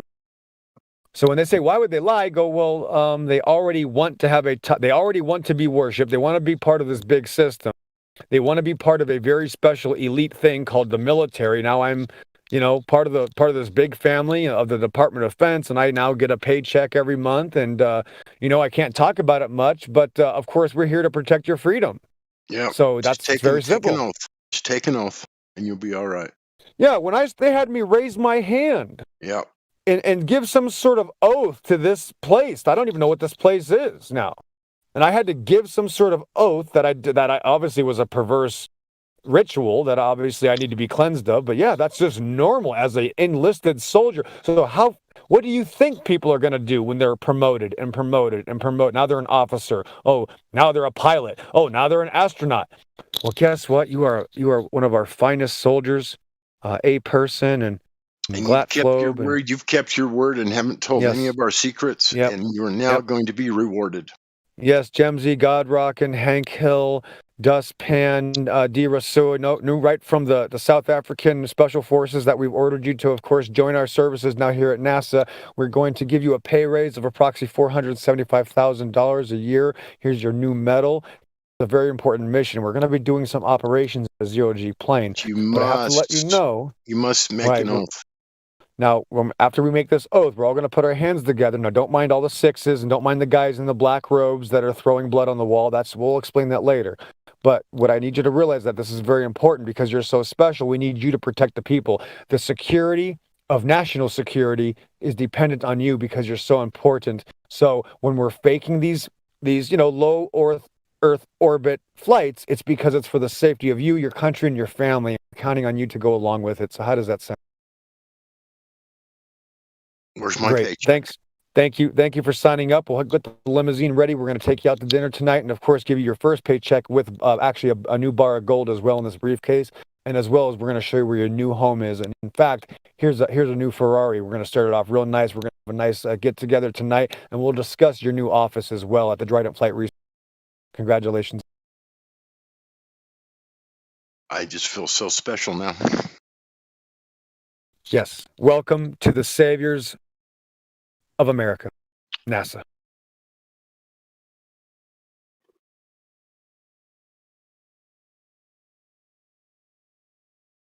Isn't it funny how, you just outline all this like the way you did, that how many people really truly understand what you said, about, you're actually becoming part of their system, part of the satanic rule, part of all of the above that we've been talking about for so long. That's just everything that's wrong with where we live and that rule us. And you take this oath and become part of that whole system. How does that feel, really? What does that feel like? What should it feel like? It feels very evil to me. And even though I haven't done that, I still can feel the evil just overboiling my whole body. It's just ridiculous.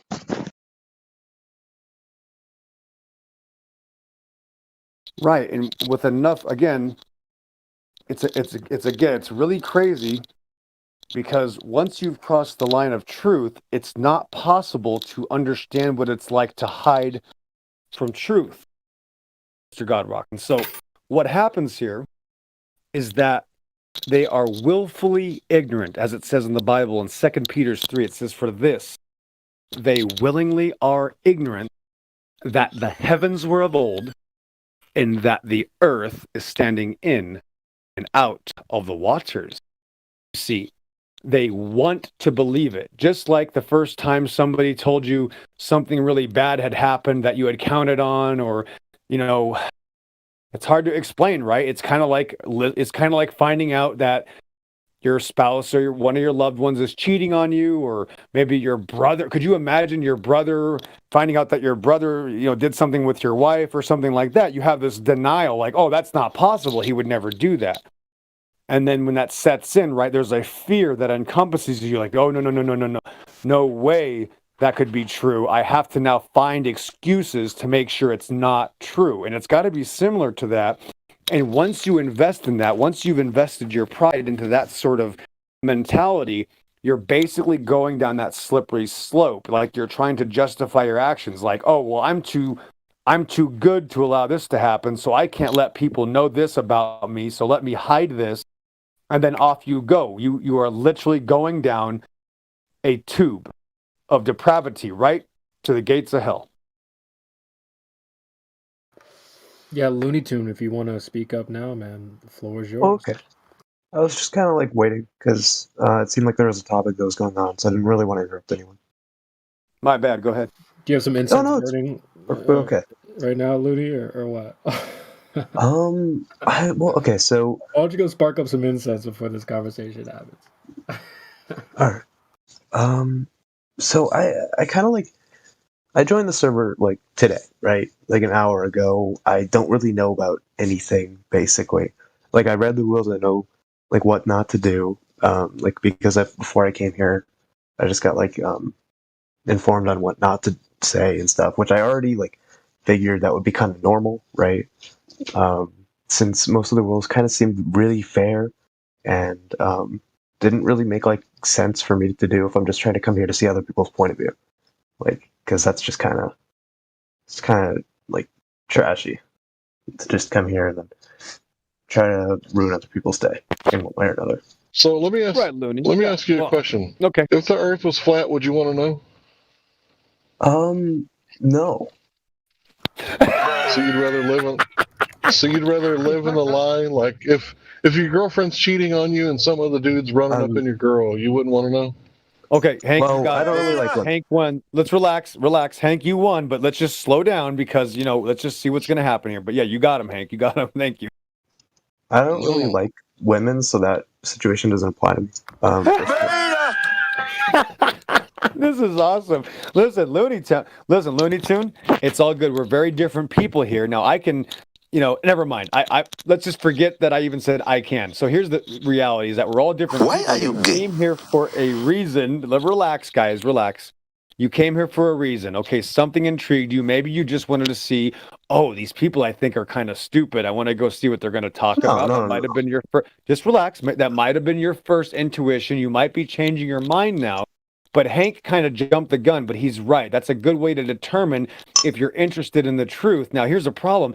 If you're not interested in the truth, this isn't going to be a good time for you. I got to be honest with you. This is going to hurt your feelings. Got to be honest. Sure. Like, to me, I guess it isn't like too. I didn't really come in like entirely wanting to know the truth, because in my mind, I don't care what shape the Earth is. Like, if it's flat, if it's a globe, because you guys think it's flat, right? But slow down. It's not a shape. That's the thing, is it's not a shape. It's not an object. That's the thing, is that nobody here is telling you that the Earth is a object like a tetrahedron or a piece of pizza. It's not that. That's the point. And understanding and caring about the truth means you care about children, because they're lying to millions of children and literally destroying this actual world because they're lying to everybody. So it's actually a mass murdering conspiracy when we're killing 15,000 unborn babies a day because it's more important to go to Mars. So it's not just about caring about shapes and puzzles like we did in kindergarten. That's not what this is about. This is about the fact that millions of people are dying in fake wars, and poverty and depravity and death and rape, torture, and murder are at an all-time high, as the consensus of evolution is the worldwide religion now of outer space. So this is literally about mass murder and genocide that has been continuing for the past 100 years. It has nothing to do with the shape of something in your imagination. This has to do with morality, and if you care that millions of children are being abused by psychopaths. So we're just going to skip to the reality. That's the red pill. So do you care that people are being murdered for a lie? That might be more important. Do you care that millions of children are being lied to? That's called child abuse. I know I care about that. I don't like when people are lied to. They lied to me when I was a child. and now they're all going to pay for it, because many of us woke up to the fact that we were lied to, and we do care. So again, it's not about shapes and puzzles and colors. It's much bigger. It's about morality, and it's about where you're ending up after you die, actually, as well. Really? Yes, really. Okay. So yeah, you guys seem like extremely religious. I kind of want to know how that like ties into it all. Okay, I'm going to help you out. Hold on, just relax. Is that actually this is an anti-religious server? The religion is yes. I'm going to explain to you. So you just got to hear me out, because these things you've never heard before. Just hear me out. And again, remember, we're all different. Hank Hill, Old Haas, Papa, Pat Floyd, Reckoner, Resolved, all these people don't agree with me. This isn't a cult. It's actually like a resistance teaching course, or a group that just doesn't want to be lied to anymore. Okay, we don't all believe the same things, and some of us are. There's even some atheists here, believe it or not. There's some fundamentalist Christians. There's some full-blooded Christians like me, and there's even Muslims and anything in between. The point is, we've been lied to because of a religion that we're forced to believe. So actually, this is an anti-religious discord, as we have been forced to believe in the outer space ball religion our whole lives, just like you have been, just like every time you turned on your television as a child, or your computer, or turned on your internet, you are showing balls in space. So they are the ones saying that you need to believe in their religion. We're telling you to trust your senses and experience reality, and that cartoons on TV, the religion that they give you, is not real. So I'm just telling you to accept your senses. They're telling you to believe in a religion. So it's the exact opposite. But because, listen, hear me out. It's like Stockholm Syndrome. You've been raised in prison. You were born into depravity, just like the Matrix, just like Neo was born imprisoned, and you haven't even known what reality is. So because of that, you suffer from Stockholm Syndrome, not even knowing that there's an actual real world that exists outside of the television programming that you've been given. So again, it's not about talking about religious views. It's actually about wiping away the religions that we've been forced to believe. Thanks. Yeah, Looney, we talked about this in the live stream, or excuse me, in the VC check-in, right? We talked about knowledge and measurement. So where is this religious thing from? We didn't really like. You told me to save the questions for here, right? So I was saving the questions for there. I wasn't really asking anything, and like it didn't really like when we were in the check-in. It didn't really like get explained all that much how any of that tied in, but it got explained here. So that's like I think that's where I was trying to like go in and open it up, so then I could like get a deeper understanding of it. I think. Yeah, well, we covered why it's not a belief, but go ahead, Hank. Yep, go ahead. Yeah, so here's the thing. We don't care what you believe, right? All we're offering you is the ability to measure the truth for yourself, right? So the world that you see on TV, right, the one that you have in your mind's eye, right, that may or may not be true. But they've given us dimensions of that world, and we can actually test the real Earth, that stuff outside that gets in between your toes, and we can make measurements over water that's flat and stationary and at rest, and we can measure if there's a curvature there. So would you be interested in knowing how to do that and finding out for yourself? Or do you just, you like fairy tales and stuff? I think I'd want like to break down like more reality in a sense. Good. Is what I would want. Okay, that's the right answer. So yeah, we're going to ask you to go outside. Not today. It's probably a little chilly at nighttime right now. But we're going to ask you to go outside at some point, find a large body of water at rest, use an Earth curve calculator and a mirror and or binoculars, telescope, high zoom camera, right? But all you need really is sunlight that you can reflect off a mirror. And if the mirror is in the water, right? If it's a long stand-up mirror like what you have in the bathroom or in a changing room in a department store, clothing store, right? And you put the bottom of it in the water, and if the other guy is standing in the water at 10 miles away, and you can see the sun reflecting off that mirror, then there's no curvature. 10 miles, you said? At 10 miles, there will be 66 feet of curvature, according to the Earth curve calculators made by the Globers, made by the dimensions that we are given with the Earth with a radius of 3,959 miles. These are all numbers that NASA has given us to give us the size of the Earth that we live on. 24,901 miles of the circumference around the equator. And also, like Hank said, 59 miles for the radius from the center to the edge, or from the center to the equator, rather. So, with those numbers, we can just do simple geometry and figure out where this 66 feet of curvature, at what distance you would have the curvature drop. And so, yeah, 10 miles, it's 66 feet. Right, so that's the problem with the globe Earth, is they've given us dimensions. If they said it's a sphere and we don't know how big it is, then we couldn't falsify it. But because they said it's a sphere and it's this size, it's actually falsifiable. And many of us, if not most of us in here, have actually went out to a large body of water at rest, like I have at Corpus Christi, and made some observations that should be impossible on a globe with a radius of 3959 miles. When I say should be, they should absolutely be impossible. In fact, there's a whole server of anti-flat earthers, people that used to argue against us, but they don't come around no more. They all agree that we can see too far. What they argue is why they could see too far. So if we could see too far, that debunks the radius.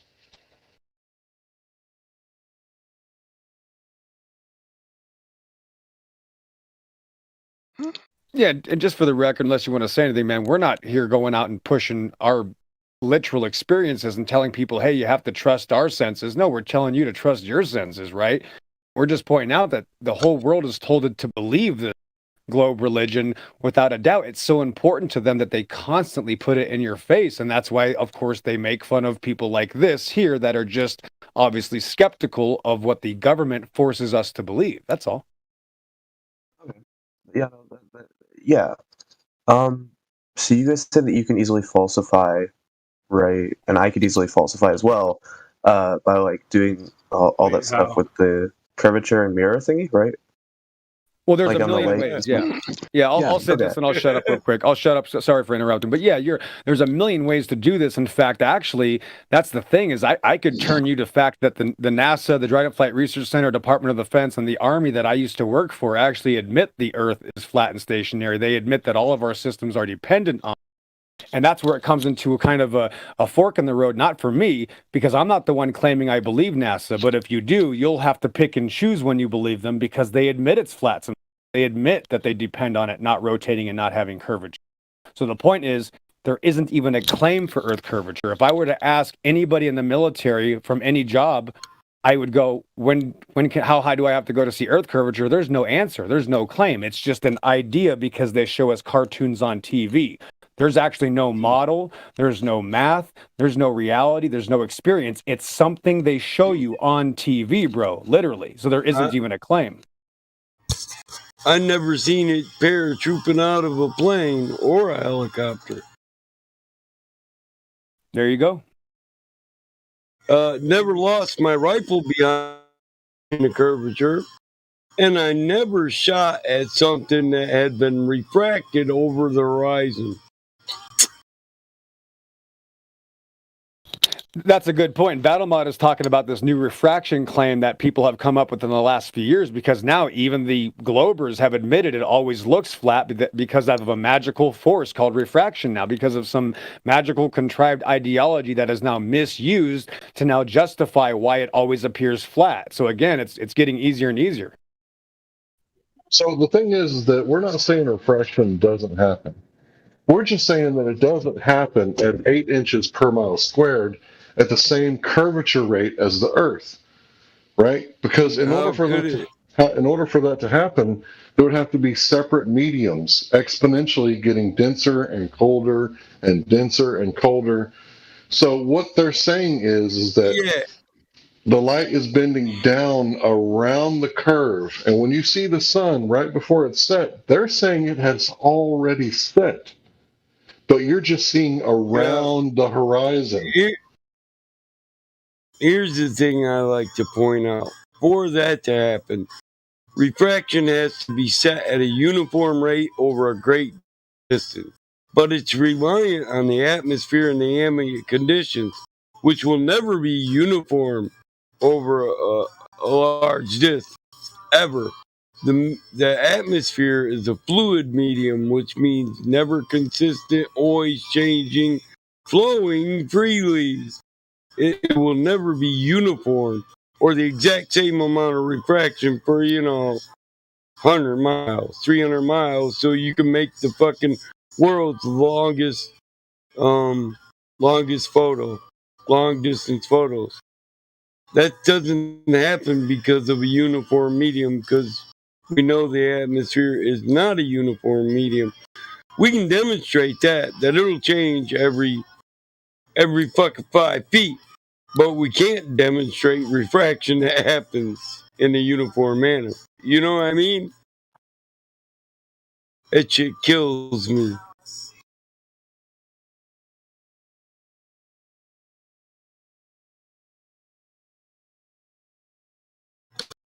Lies and in between.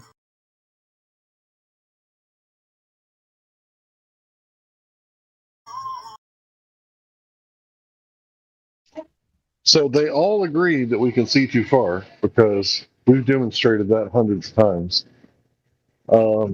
They all agree that we can see too far. The question is, why? And if you look at Occam's razor, the most simple, least amount of guesswork, the least amount of theory involved is the reason why we can see too far is because there's no curvature in the way. Not at the rate that they claim that the Earth is curving. So if we've debunked the radius, then the whole model falls apart because the radius has to do with a lot more than just the shape. It has to do with the escape velocity and the distance to the moon, right? And if they went to the moon and the distance has changed, like we have video footage and taken a still shot from that shows the horizon not off by a margin of error, right? Like 1 to 5%, but an exponential Sorry, it's off by an order of magnitude. Excuse me, an order of magnitude. So it's over 10 times further than it's supposed to be. And if you work out the math and you work it out, that means that the Earth's radius would be more than the distance to the moon, 238,000 miles. And if the Earth is that big, well, that would change gravity. In fact, you wouldn't be walking around in Earth's gravity like it is now. It would actually be much more intense, and you wouldn't be walking very far, if any at all, without breaking your back after a few years.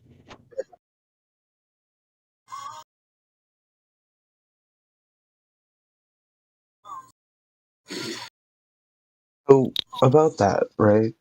There's a few things that came to mind, like when I heard everyone talking, right? And I think I remember at the beginning when I forgot who it was, right? But they were saying how that they could easily disprove, like there's millions of ways to disprove, like the calculations that NASA has given about like the radius, right?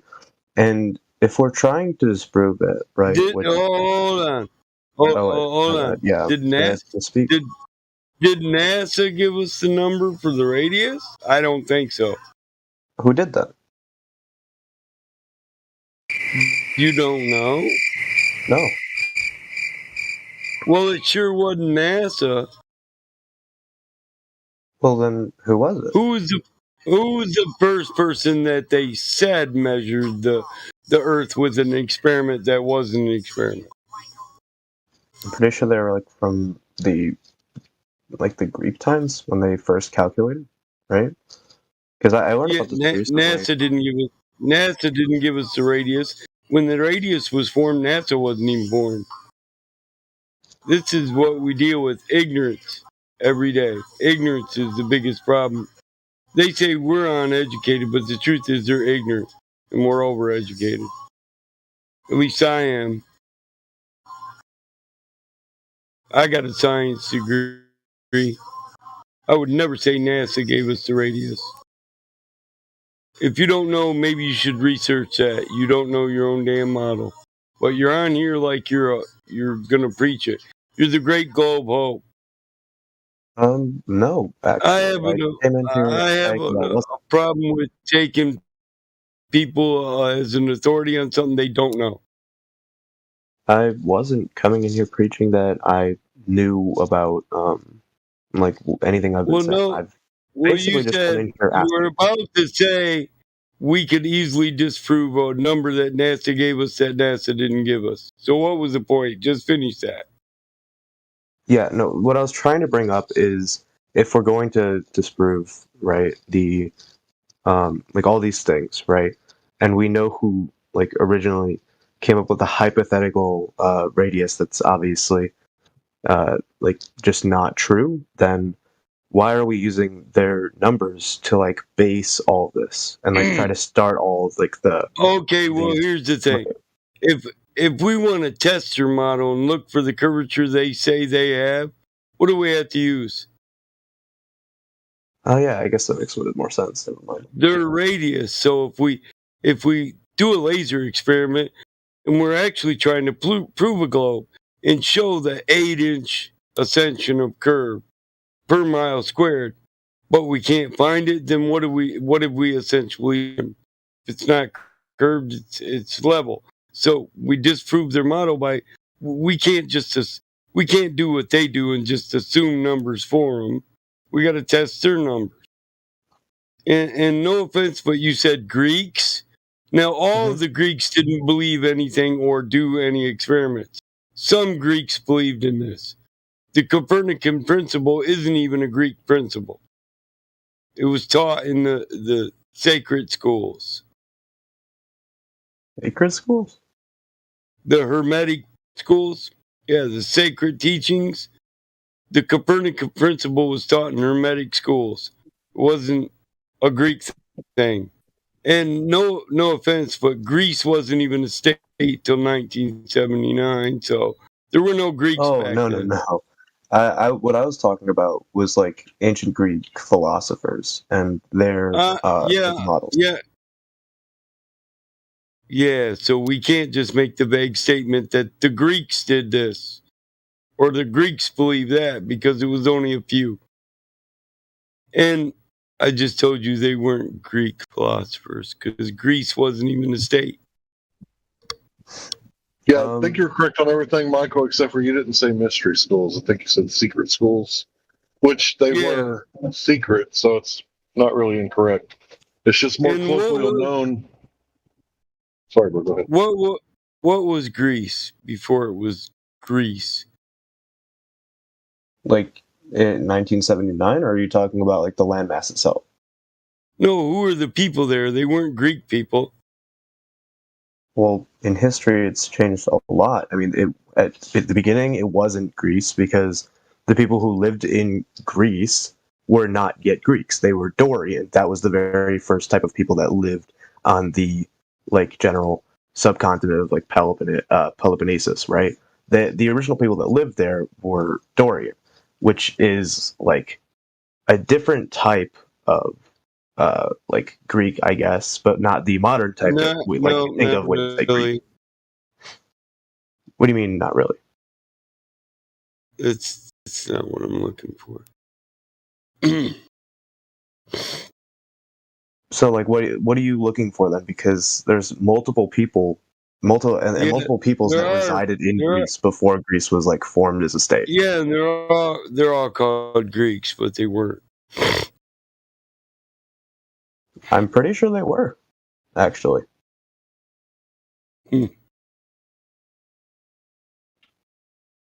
Well, it's been disproven, so we got to find a claim now because no one wants to show us where the curvature. So back to reality. But I thought we were just talking about how Greeks were not real people. That's what I thought we were. You said Dorian. No, I said Greece wasn't even a state. Yeah, no, I agree with the fact that like So Greece there wasn't were a no state Greek until we formed it. But that does not mean that the people who we lived didn't form on it. Greece, because throughout history it has been called Greece. Recorded history, especially.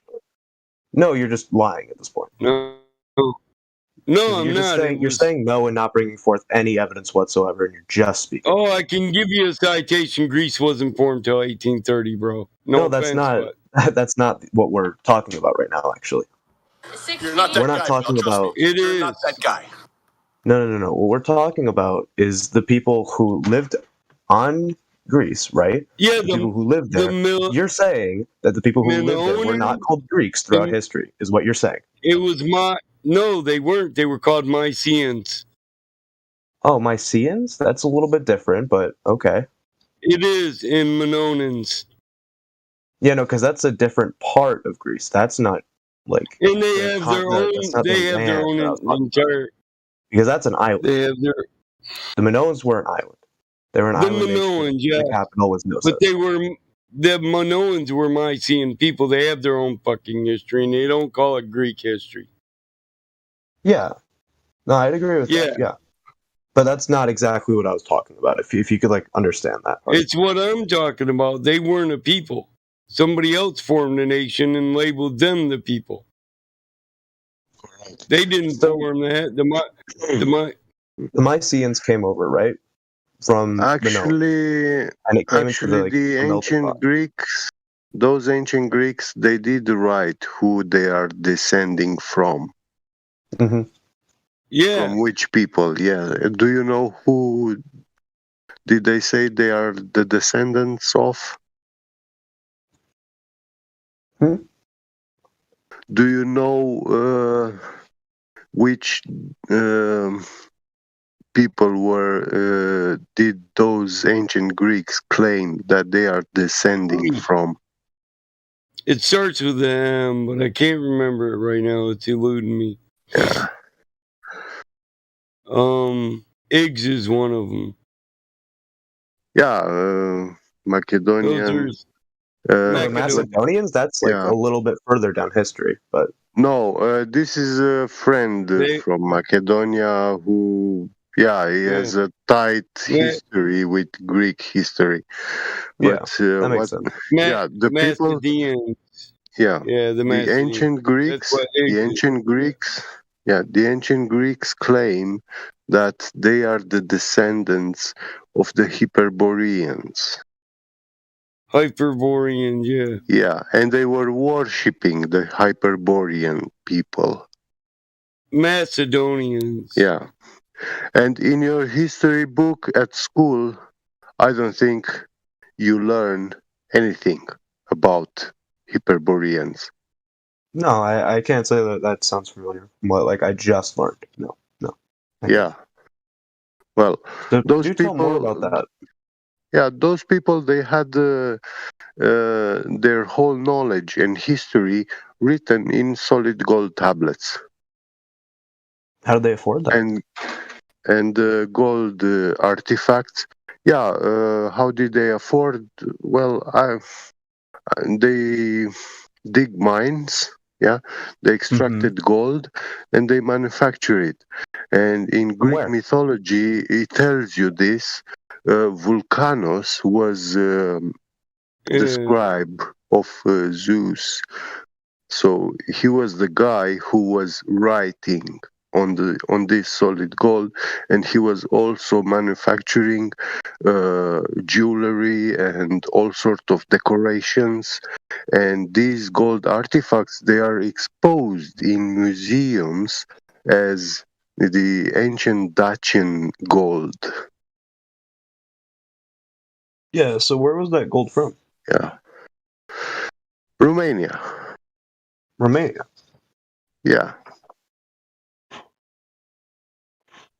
But in 2000 years ago, the Roman Empire conquered Dacia and they took 15,000 tons of gold. The Roman Empire, in their 700 years of conquering the world, they gathered in the Saturn Temple about 5,000 tons of gold. And when they conquered this little country, they took 15,000 tons, 3 times more. And not to mention the silver, which they say it was about 33 or 34,000 tons of silver artifacts.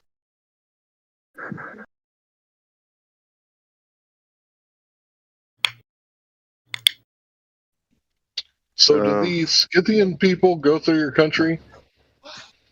Yeah. Did Romania and the ancient Scythian people, did they? Yes. Yeah, that explains a lot of the artifacts. And some of the Scythian people went to the east and some went to the west.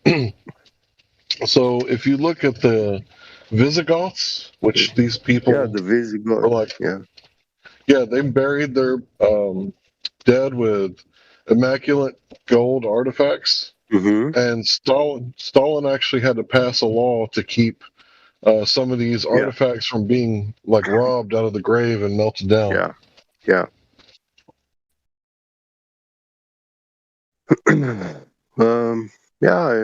As I was looking into this, I came to the conclusion that these people, they were not worshipping gold in vain.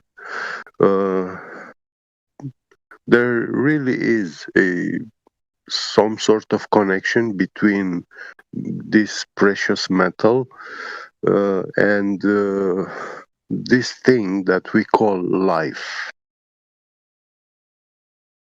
Well, there's a certain amount of gold in our bodies, you know that? Yes. It helps us process thought and signals that run our brain, our heart, all that. That's why people eat metabolic gold. Makes them hyperconductive. Colloid gold. Gold. Yeah. It's a therapy. It's a very good therapy. Yeah. No, not colloidal gold, but metallic. Hypermetallic. Yeah. Powderized. Rich people put it on their ice cream. Yeah. Yeah. I've seen they make also drinks with tiny gold flakes. Yeah. Yeah. That's that metabolic. That's the metabolic gold. It's flake. It's powdered flake. Yeah. But it makes you a superconductive computer, pretty much biological computer. Superconductive. Yeah. And silver also is antiseptic metal. It kills all molds and microbes and viruses and whatever. It's holy metal. It It's also holifies. an inflammatory, anti-inflammatory. Yeah.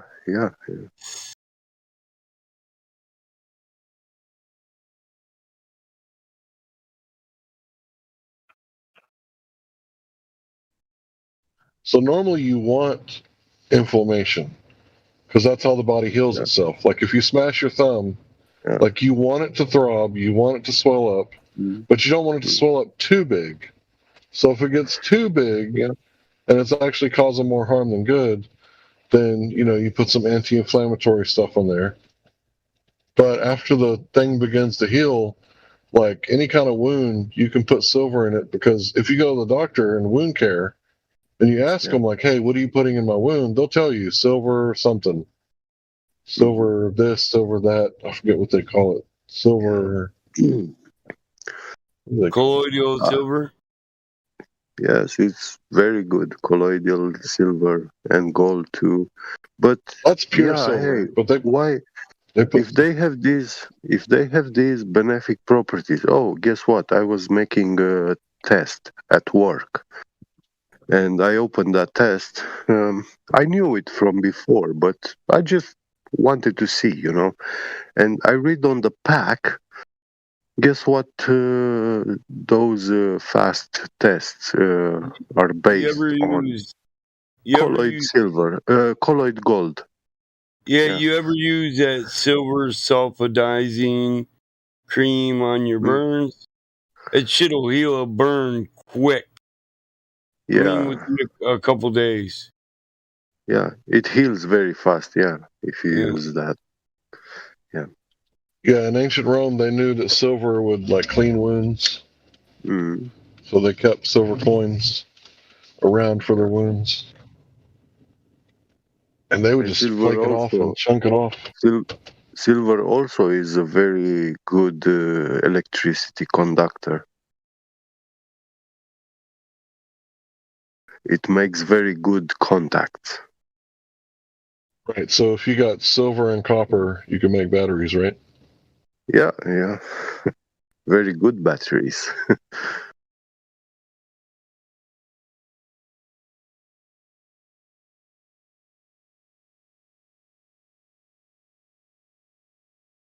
So why they don't teach us these things at school? When we can see for a fact when you take Pliny, Herodotus books and read. You know why? You know why? A man is supposed to be his own master. Yeah. Ignorance is no excuse. It's not. If you're your own master, you're governed the truth and knowledge of where you live. It's out there. People say, "Oh, it's impossible." No, it's not. Yeah. You're just lazy. Right? Yeah.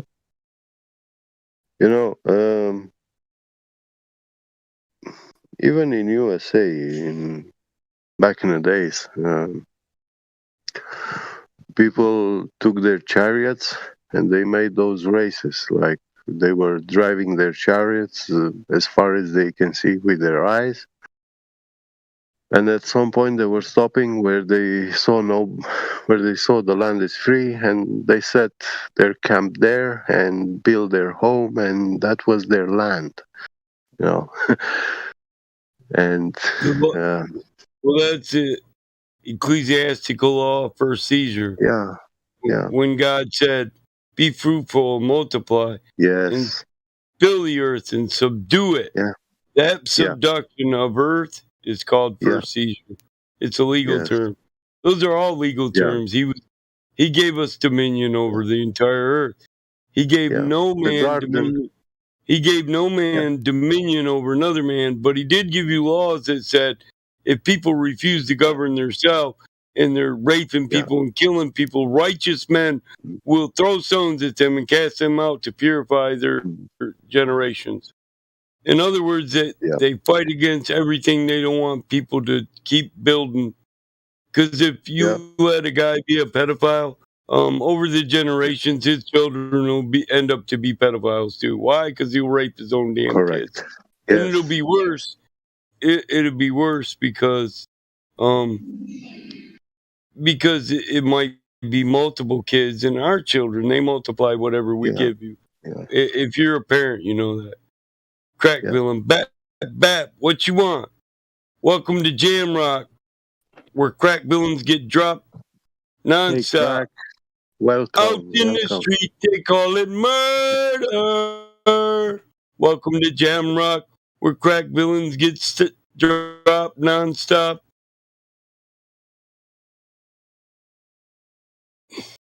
Extra clip in your back pocket, 12 pounds in your van in your knapsack. The smeller gave your girlfriend contact.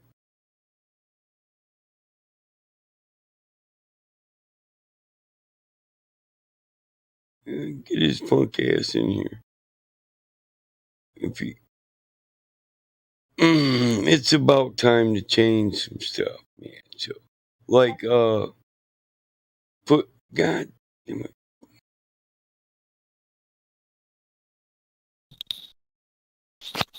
I was just gonna ask if Looney Tune had another question, if he needed anything else. I don't think there's anybody else here in the chat right now.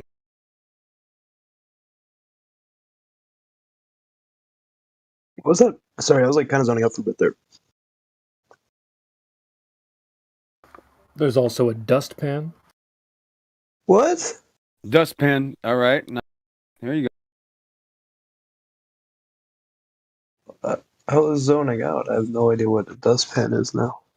No, it's the name of somebody else. You have a Looney Tune, a Dustpan, a Hank Hill, a Battle Mod, a Drace, a Get Beget. Yeah. A B Mod.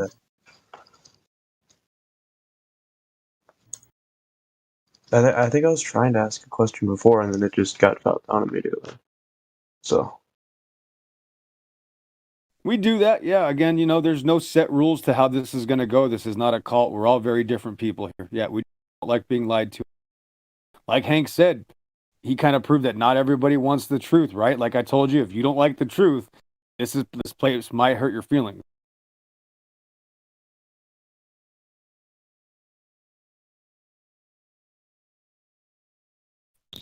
But Looney Tune, I'll just go ahead and assume this, but you can tell me if I'm wrong. This evolution religion is attached to this outer space part. So there are a lot of people that can help you out with that deception as well. It's all tied together. People believe they're just animals. They're going to act like animals. That's why we're in this mess.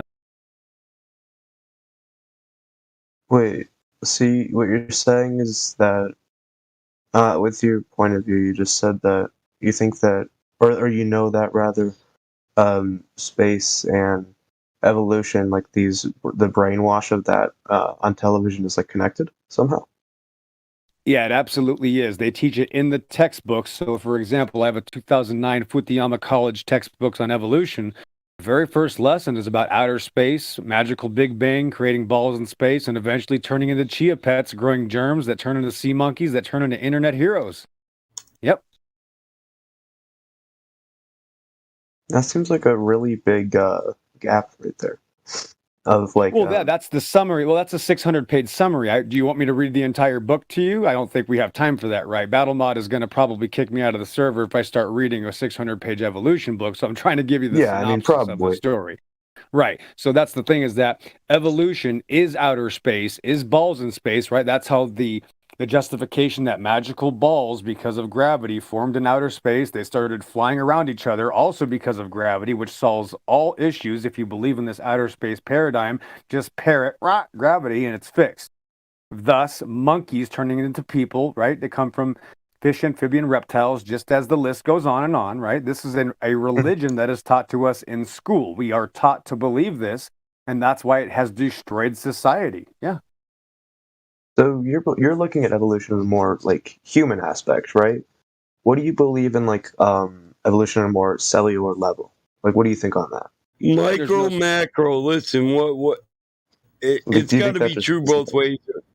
Oh man, can you not interrupt people in the middle of their sentence? If it's not true in the macro, it's not true in the micro. You can't build. You can't build. Listen, if you start with bricks, you're gonna build a brick house. If you start with wood, you're gonna build a wood house. The qualities that are inherent in the building blocks will also be inherent in the building. There's no way around it. You can't say it's true on a micro level, but not a macro. Small changes. This is idiotic. It's not logical. It defies the laws of logic. Yeah. Right. And, So right. He's right. And here's the thing: a micro change. When we adapt to the environment we live in, and not only that, we come in a diverse setting of size, abilities, color, tone, hair color. How can you call a small difference a change? You're saying change when it's nothing more than a difference. All life is different. Even life within a species is different. But species don't change. So evolution's not true. And you could never, ever demonstrate abiogenesis, where life comes from nothing. You basically say a rock, an inanimate object, got a ball in space, got wet, got a fungus, and that fungus grew into every form of life on Earth. Bullshit. That's the dumbest story I've ever heard. You can't prove it. That's why you gotta appeal to people's feelings and say, this is our best guess or some other dumb shit, and ask them to believe it. Appeal to beliefs. It's fallacious. It defies everything we observe. We got a million different kinds of cats, calico and black. Did we say calico evolved to black? If we did say that dumb shit, another black cat would pop out of a calico litter. That's just the thing. It's just statistical probability, which in the genome in a species, million different genomes, you come up with a million different combinations. What you can't do is prove any quality or that they have wasn't already inherent in genome when it was created or formed. You can't say this is a new quality. You can't prove that quality wasn't already inherent in the DNA itself. Wait, so you just said DNA, right? Yeah, DNA doesn't prove evolution. Yeah, it disproves it. Yep. In what way would you say? It's an already functioning system. Yeah, Listen, go ahead, Madam. I need to know something. Do you think DNA is part of evolutionary theory, or did it pre-exist or exist outside of evolutionary theory? Because you don't even have, there is no scientific evolutionary theory. If I asked you for the scientific evolutionary theory, you couldn't post it. Because no theory of evolution is backed by experimentation. So it's just a close theory based on random bullshit statistics. It's not about where we learn, it's either fact or not fact. We learn that the scientific method is the best way to discover facts and truths. Because facts and truths are demonstratable with science. You guys have been taught, you guys have been taught in school that theory, quantification, deduction, induction, this is science. It's actually not science. It's the opposite of science. Science was created by natural philosophers to discover truths about God's great book of creation. Do you know that? Every one of those natural philosophers who you call Greek scientists, they had an entomology on God, creation, and man as Leviathan, biblical premises. They were all religious people. Puritans, Protestants, Herschel, Aristotle, Eratosthenes. They were all religious people. They weren't atheists. Atheism didn't go with science when it was natural philosophy because they were trying to, through science, understand the great book of God's creation. And they'd also say, let us not come to believe that it's the people who discover the truths of God's great book of creation that should be the subject of our admiration or worship, but it should be the truths that we discover with science, not the people. Because anybody could discover it. That's just the guy that happened down that trail. I give you tools, eventually you could fix anything. So you're not special because you fixed something, you did it because you had tools.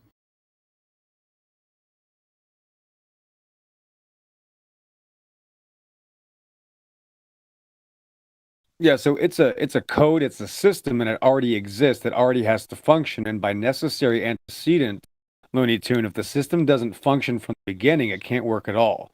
So it eliminates any possibility for evolution. Even natural selection also proves this. Natural selection is called selection, not natural addition. So natural selection selects already existing. If I give you natural selection, it actually disproves evolution.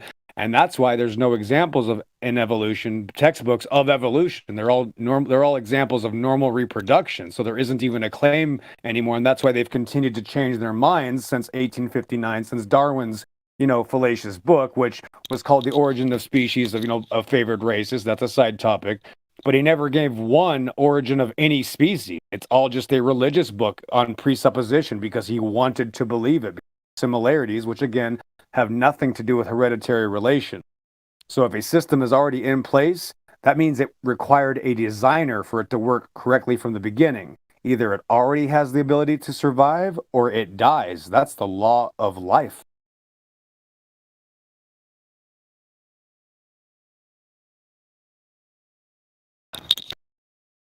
Same thing with the bacteria. The bacteria that survives already has the ability. So when it survives like a penicillin injection or new environment, the bacteria that survives is the only bacteria that's going to continue to reproduce. So there's not even an adaptive. It already has to have the ability to survive from the beginning. There's no other option. Literally the law of phylum, law of life.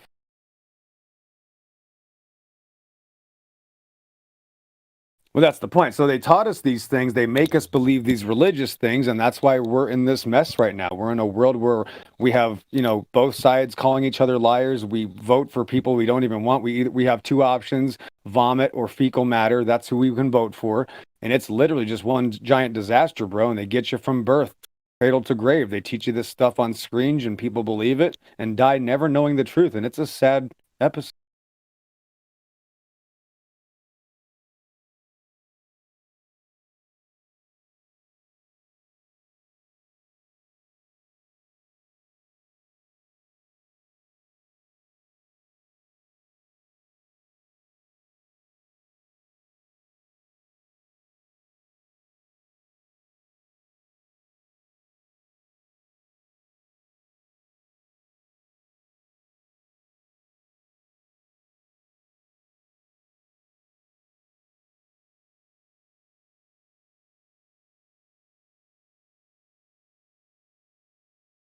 I don't want to hog the mic too much. Speak, You say something. I'm surprised you haven't lost your voice yet. I've been quiet a while, God rocking. Now, come on, be nice to me.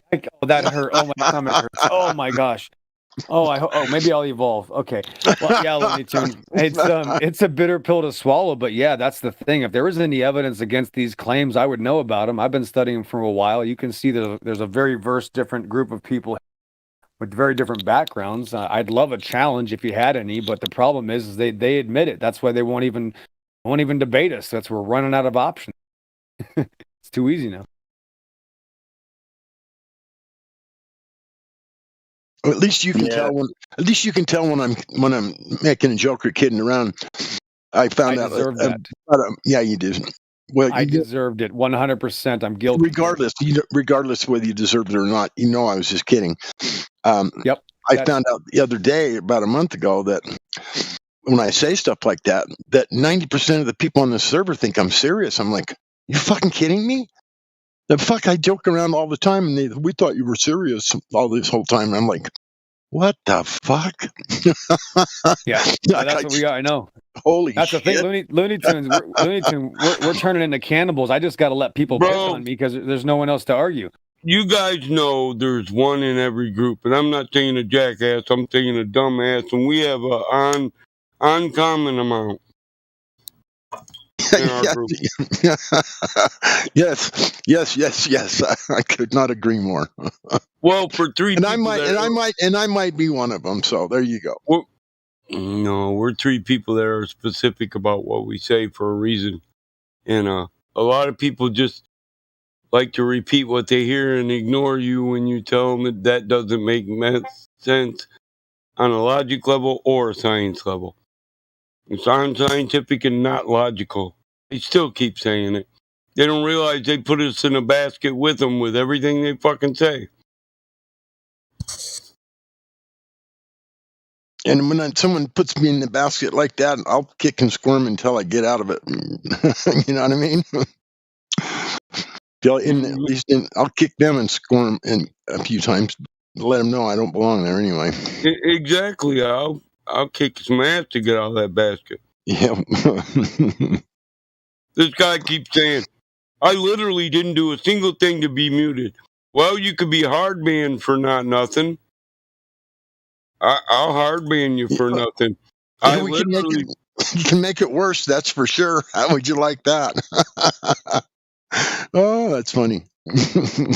I just want to say one more thing to Looney Tune, and that nobody here wants you to just concede and say, okay, I agree with you. In fact, that would be pretty cringe, and I wouldn't believe you anyway. This is not something that somebody can just walk into and go, that I would expect them to go, oh, okay, I trust you guys. Again, this is something that it's going to take time for you to understand, or you can ignore it entirely, but it's not just a flip of a switch. That's not how these things work, especially when we've been indoctrinated for 30 years, 40 years to believe something. We can't just flip a switch and say, okay, I changed my mind to be fine. I've seen a lot of grown men fall to their knees and cry, and I didn't see them for several months. And then they came back and said, okay, I'm ready to discuss this further. So sometimes I tell people, Looney Tune, might have to take a break, because depending on when you show up, if you get Battle Mod and God Rockin' and the XO all in one night, it might be too much for you, and you got to take a break, and you're better off taking a break than just getting upset, right? And getting banned or something, right? Because that happens often, but you seem like a different person. We're more than willing to help you in any way we can. But again, we're not a cult. We're not trying to convince you of anything. We're trying to say we've been lied to. And that's the good thing about it. We can admit that we were wrong, and we're moving on. So yeah. And you know what really is probably the most irritating part for the most of us is the Globers will come in and they'll act sincere about asking a question, and they're just saying, yeah, of course, I just want to learn, and what about this or what about that? And then we spend, 2 minutes or 3 minutes explaining our position, giving you, evidence that you can check into your own self to prove, provide evidence that is real. You can actually double check us, go out and verify this stuff for yourself. And then the next thing you know, the guy's saying, now, what did you say, huh? What? Didn't even listen. Didn't listen to one word we said, acted all sincere. So we take it as the guy's sincere, he's serious, he wants to hear what we got to say. We tell him, and then he says, what did you say? I mean, I just soon kick the guy right straight in his fucking balls for doing that. Mm-hmm. Rochenbach. Yeah, the best approach I usually see when when someone comes in here that believes in the globe and they get broken down to why do they believe it. And once they start getting out of that bubble of, like, holy crap, okay, so maybe this isn't a globe. So what is it? Then that is when they can start to try to learn about some of some of the observations that we make or the tests that we make, and then they can go out and do it on their own and say, hey, look, this is what I'm starting. But that's the way that I've seen real people who really want to know the truth. They really want to first break down the globe. And after they break that down and say, yep, I agree with you, then they can go to trying to understand flat Earth. Oh, what the hell is this, man? Damn it. Sorry. I'm not bitching about what you said. I knew you weren't. This damn kid keeps notifying me. And my notifications pop up on Google, so I end up not being able to type while I'm trying to unmute this nagging ass girl in Discord. Cock this. It's like, oh my god, kid, just shut up for a minute.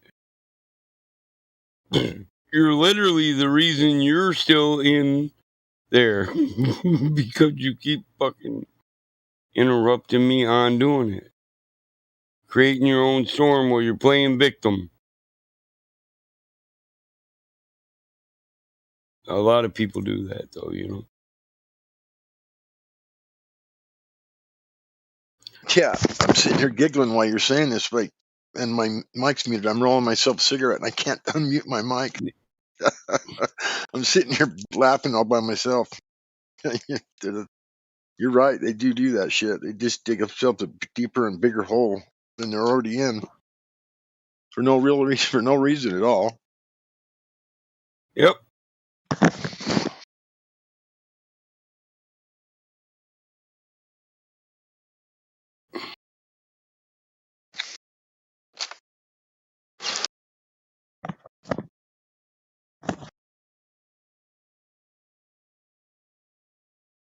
Yeah, just remember that this is an open door, Looney Tune. It might not seem like it, but the last thing we are is an echo chamber. Pretty much the moderators allow anybody to come here with the freedom to express their thoughts and opinions or beliefs on this topic. I've seen them allow people to come back after they've been banned on the same day because, again, we're so open, because this room is so open to allow people to come back to discuss it. So, you know, it's kind of a melting pot of you name it. So, so thanks for coming by. You know, hope to talk to you again. And at least you didn't act like some people do. You know, a lot of people coming here trolling. Obviously, that's why you saw those rules at the initiative point that which you were speaking about and Creation Bear was talking about. All those rules exist because you can probably understand that a Discord with that type of title is going to experience a lot of trolls. I'm sure you understand. So that's why the rules exist. Not necessarily for people like you, but for different types, of course.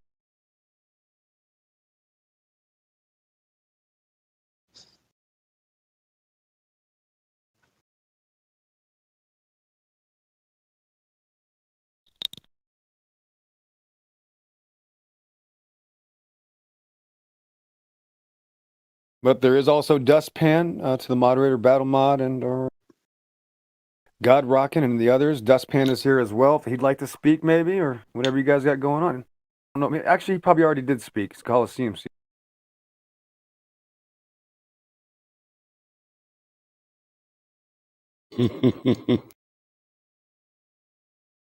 I'm trying to let you guys talk. I'm just trying to listen. But yeah, man. Yeah, I'm different. Obviously, Looney Tune. I like to open up the discussion vastly. And some people, you know, there's a guy named QE in here. He's my grandpa, and he'll absolutely keep you to a certain topic. I'm just kidding, but there's many different people that you run I into. ain't your daddy. I'm your grandpa. Angry grandpa. That's QE. QE's angry grandpa. Oh, I got it. Yep. As soon as you said it. Yeah. If you come in here on a different day, you're going to meet a different set of people. Battle Mod might be here, but I might not be. You'll have a different set of people that are going to be here, so you're going to meet a different crowd. There's 25,000 people coming in the server, right? You know, within a year or two. So there's a lot of different people you'll meet, and it's just a different place. So it's kind of up to you, man, Looney Tune. And the reason I'm saying this is because you pretty much have the floor. We're waiting to see what you got to say because, you know, I don't want to hog the mic. I'd like to hear what you have to say. It's up to you.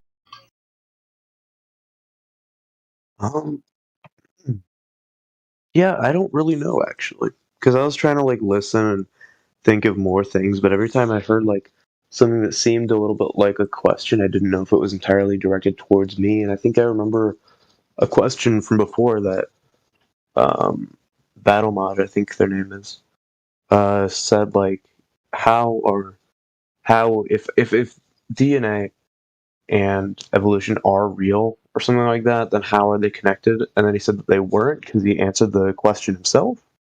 and I didn't know like if I could speak there or not.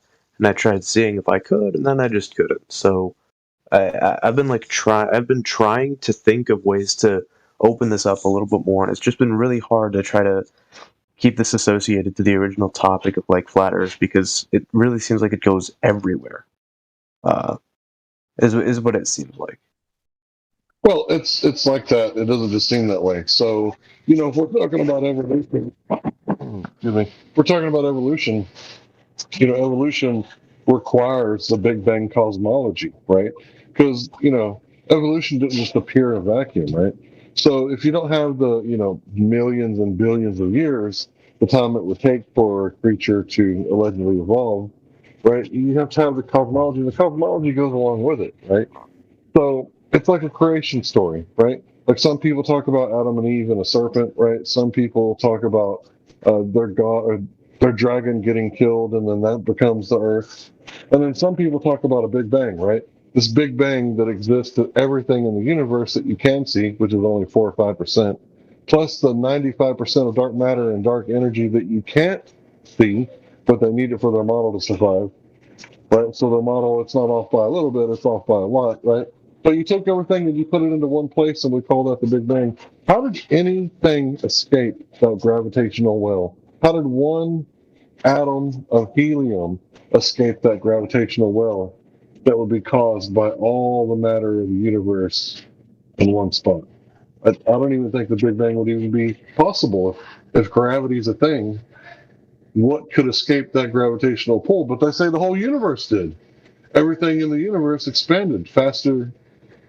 It expanded out to everything we can see and can't see right now. So when we're talking about evolution, it's definitely tied in to the Big Bang cosmology. Yeah, but Looney Tune, go ahead and kind of elaborate on that question. We'll see where it goes, based on either what Hank said or what BattleMod said or me or nothing. There's no rules to how a conversation goes. This isn't some sort of Nazi program that you have to speak a certain way. So don't be afraid of it. Trust me. You haven't even used any of your lifelines yet. So trust me, you're good to go, man. Okay, because I remember reading the rules that it said that what you want to do is keep it more towards the central focus of flat Earth, but I didn't know how far I could go. Because one thing I wanted to ask towards the beginning was I was wondering for a generalization of everyone here, how people treat you when you tell them about these things. Because obviously people react in a very different way, but usually how do they respond? And how does that? Well, yeah, we're all different, right? Well, right. So that's going to be a different answer for every individual, right? Yeah. Because again, this is right. So for me, trust me, I do this in reality, and for some reason, people in real life are very respectful to me, and they might give me some weird looks and stuff, but they end up understanding that this is deadly serious, right quick. Because I show them that they don't even have a claim. If I just show them, hey, you've been lied to, you don't even have a claim, show me your evidence, and they can't, then I'm just showing them that I'll literally just put it in their place. I'll put it on their plate. I'll put the ball in their court. Do you have evidence or not, right? It's very simple. Do we have evidence of this world that they show us on a cartoon on TV, or is it something that's just on television, right? And that's what it turns out to be. This is just something they show on television, and you'd be shocked at how many people wake up and go, oh, wow, they are lying. And that's why this topic is so censored. So you got to also put this in your back pocket. Why is this one of the topics that is so censored that the internet and Google and YouTube have gotten together that they don't want people talking about? Because if I can show you that they lied about just this one thing, the whole deck of cards comes crumbling down. The whole scam is exposed, and that's why they don't want this to get out. And it doesn't have to be some giant conspiracy, just like you. You believe it, just like many government employees believe it, just like I used to believe it. I work for the government, right? So many people just believe it. It doesn't have to be a conspiracy. It's just like Republicans and Democrats. Are they both conspiring against each other? No, they both believe it. They have a religious belief. One side thinks, Democrats are right. The other side thinks Republicans are right. They call each other liars. Does it have to be a conspiracy? No. They were raised or they were propagated or something told them that this is how they should believe certain things. I personally don't care about politics. It's not my cup of tea. But it's not all about, conspiracy. Yes, of course there's people lying, and everybody has lied in their life. And last time I checked, the more powerful people get, the more lies they tell. I mean, the government's admitted that Vietnam was a lie. They were able to kill 3 million people in a fake war that they made up to justify going into a communist country, and killed 3 million people with hundreds and thousands of munitions and bombs from a military industrial complex from America, and bombed a nation that lived in grass houses and killed millions of people. So I'm not really concerned about finding out why they lie. I already know they're the biggest liars in history, right? So I never asked why would they lie. That might be on your mind, why would they lie, but it doesn't, it depends on where you're going. So you literally control this conversation at this point. It's going to go where you dictate.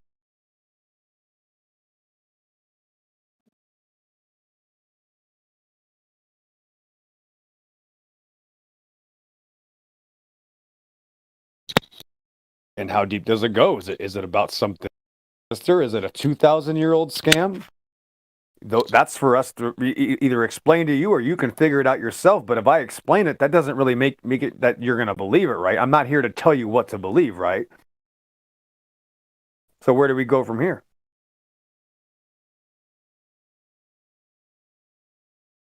What's the tipping point? Like, basically, if this was a sales agreement or some sort of agreement that we're trying to, what do I have to do to make you buy?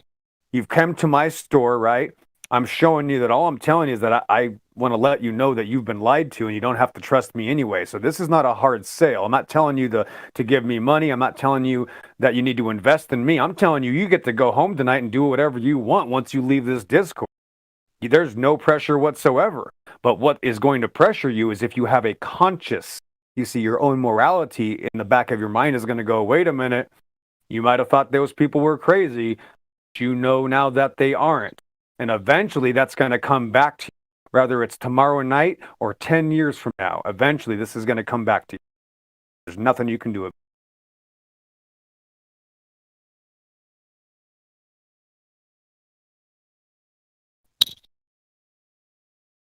Right. And there's people that, like for me, it took 30 seconds. I knew, someone said this to me 7 years ago. Someone said the F word. I said, oh boy, right.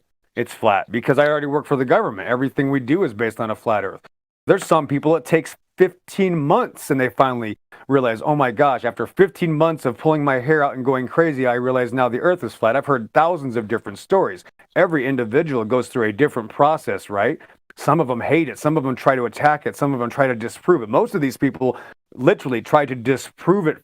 That's how they realized, there's something going on here. These people are right. I thought they were crazy. And all of a sudden, I can see it's getting worse and worse for my presupposed cartoon television religious belief that we were raised in even grade school and kindergarten to think was stupid. And now it turns out the most ridiculous idea might have more credibility than all the other things that I was taught. I mean, that's a hard pill to swallow, bro. You can't just flip that switch right now. I wouldn't let you. You're not ready. I don't want you to hurt yourself. So again, you're in control of this, right? No one's going to force you to do anything. So no pressure.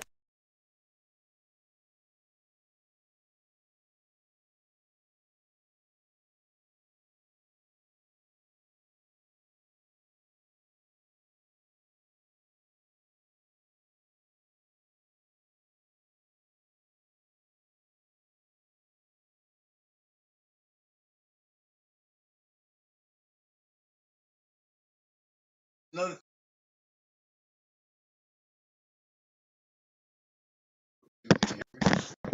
That's right. Looney Tune, can you hear me, brother?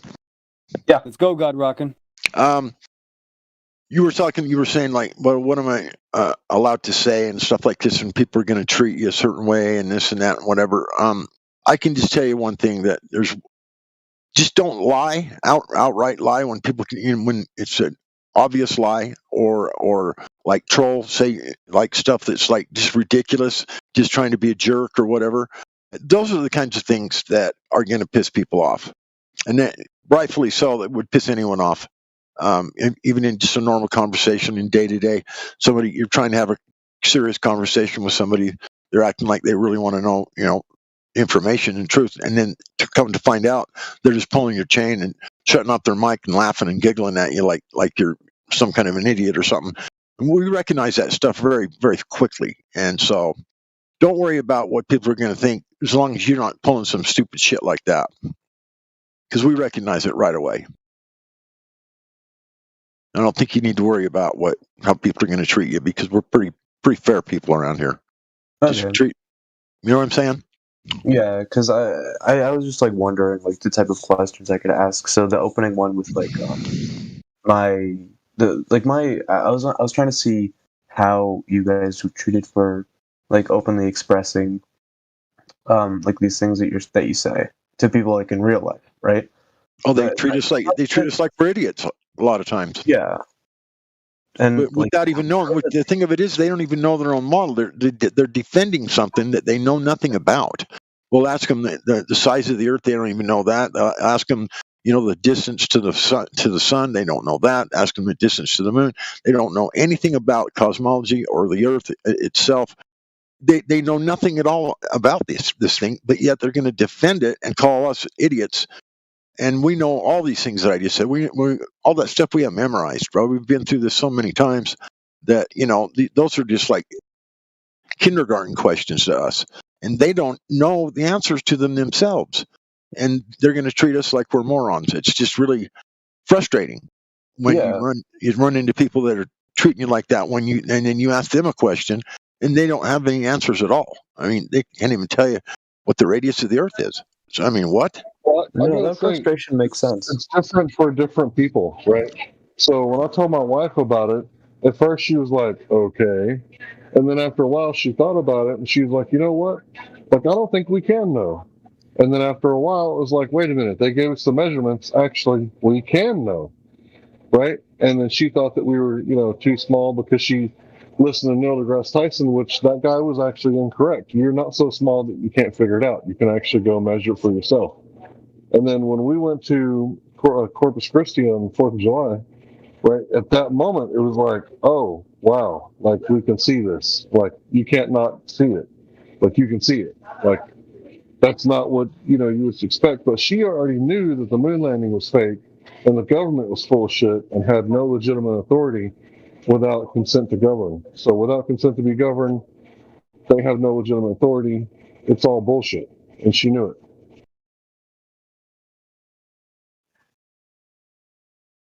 So if you're truly curious and you just want to know, ask away, bro. I mean, really, seriously, just be sincere, and you'll be just fine. Yeah, I do got to give that kind of warning though, real quick, God Rock, and so I'm glad you brought that up. Now I don't know if there's a separate chat going on, Looney Tune, but here's the thing: like I told you when you came in here, if you're not ready for the truth, and if the truth isn't if the truth isn't the number one important thing, like it is for me, because I honestly believe that should be. That's how I can protect people. I can be honest with children. I can answer questions, whatever. If there's something else that's more important than the truth, then this isn't for you. And that's what I'm telling you, is that you don't have to be here. You don't have to do anything, right? But if the truth is the most important thing, then yes, you're going to fit whatever. You're going to fit right in, or you're going to go somewhere else and find out for yourself, or whatever it's going to be. This is about that. This is about morality. It's not about the shape of the earth, actually. It's about the shape of your heart, soul. That's what this is about. This is much bigger than this flat earth title. The flat earth title is just literally a catchphrase, and it's even miscued and misused, and nobody understands what it means anyway, and it already implies things that are not true. The earth is not an object. It's not measurable. It's not a cartoon. It's not something you can put in your pocket. It's not a fantasy. It doesn't happen on Star Wars. No, it's a very special place under the heavens. It comes out of water. Surrounded by water, you breathe water. It's called oxygen. There's water above. That's why the sky is blue. And anytime you come to the edge of earth, the watcher continues. Okay, there is no edge of the earth. It's not an object. The seas and the oceans encompass around us. That's why even anybody will tell you that the oceans are the majority of existence, right? There's oceans, the vastness of the oceans are, we're talking trillions of gallons of water, literally billions of cubic miles of ocean are measured in cubic miles. That's weird. And the land is measured in square miles. Uh-oh. So everything's already dependent on not adjusting for curvature or spin. That's what the Great Deception is. And again, there's many other topics attached to this that I can't tell you about right now. And actually, the server won't even allow me to talk about them. There are things that I'm not allowed to talk about. And even I've been banned from the server. If you think this is an echo chamber, I'm the XO, and I've probably been banned more than everybody here combined. I've been banned a lot of times because I don't always agree with everybody. This is not a cult. We're all very different people, and we butt heads because as soon as we find something out, we want people to know. That's what we do, right? Just like when you're a little kid and you find a big bug, you want to show your friends. Well, this is much bigger than that. Again, this is much bigger than any shape and about colors or anything like that. That's not what this is. It's a much bigger topic, and it encompasses literally thousands of years of deception. We're talking about 3,000 years of slavery and indoctrination and ideas that are not true. And these ideas of coming from animals, the Egyptians even taught that we were 2,500 years ago, saying that we just came out of the Nile. The same abiogenesis story has been taught by weirdos for a very long time. And it's only literally, think of this, we're the first generation in hundreds of years that have waken up to this truth. So they put the whole burden of this information and truth on our shoulders, and now I have to tell everybody how the sun, moon, and stars work because I don't agree with mass murderers and government. Well, I'm sorry, that's not my responsibility. I don't have to make up a story because I found out they lied. The point is, I can prove they lied, and I need to replace no theory or magical fairy tale because I found out they lied. The difference is I get to be honest with the old man or the young child when they ask me a question. Why is the sky blue? You can't even answer it, but I can with one simple word. It's called water. And they took that away from you. They told you that there was outer space above us. And they told you that if you're on a different part of the earth, everybody has their own up and down. It's called relativity, which also means you can have your own truth, which also means you can have your own right and wrong. And that's why people are very confused and their brains have been turned to mush. And now we have 150 genders.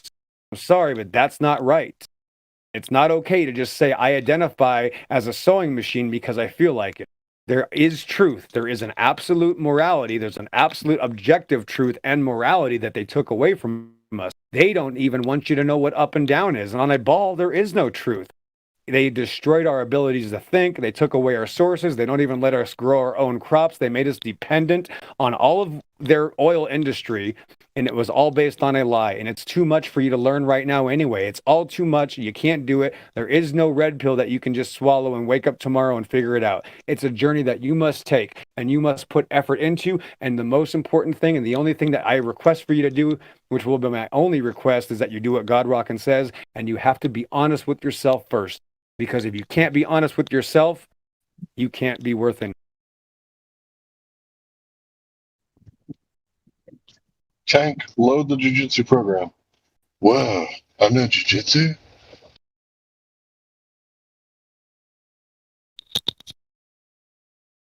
I know kung fu.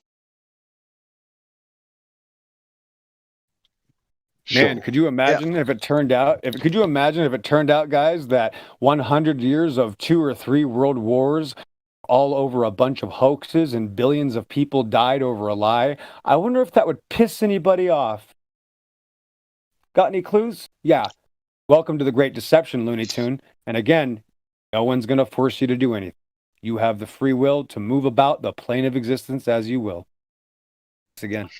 I wouldn't recommend you do your research on Google that has an obvious blacklist, right, that was supplied by a whistleblower who used to work at Google, right, and he was quitting and then published a blacklist, and they actually sent the cops to his house. But anyway, you can learn more about this on Project Veritas. But yeah, there's a whole blacklist of stuff the algorithm doesn't want to show you. So if you search Flat Earth, you're going to get a whole bunch of anti-flat earthers. You're going to get a whole bunch of Flat Earth Society, which is controlled opposition, which is not us, right? You're going to get everything but what you look for, right?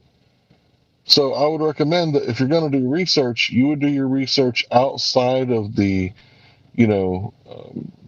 cattle ranch that you're herded into. You're herded into the alphabet groups like Facebook, Twitter, Google, and YouTube. I would recommend you do your research outside of that, unless you just want to, learn about the mainstream narrative, right? And you want to tote the line.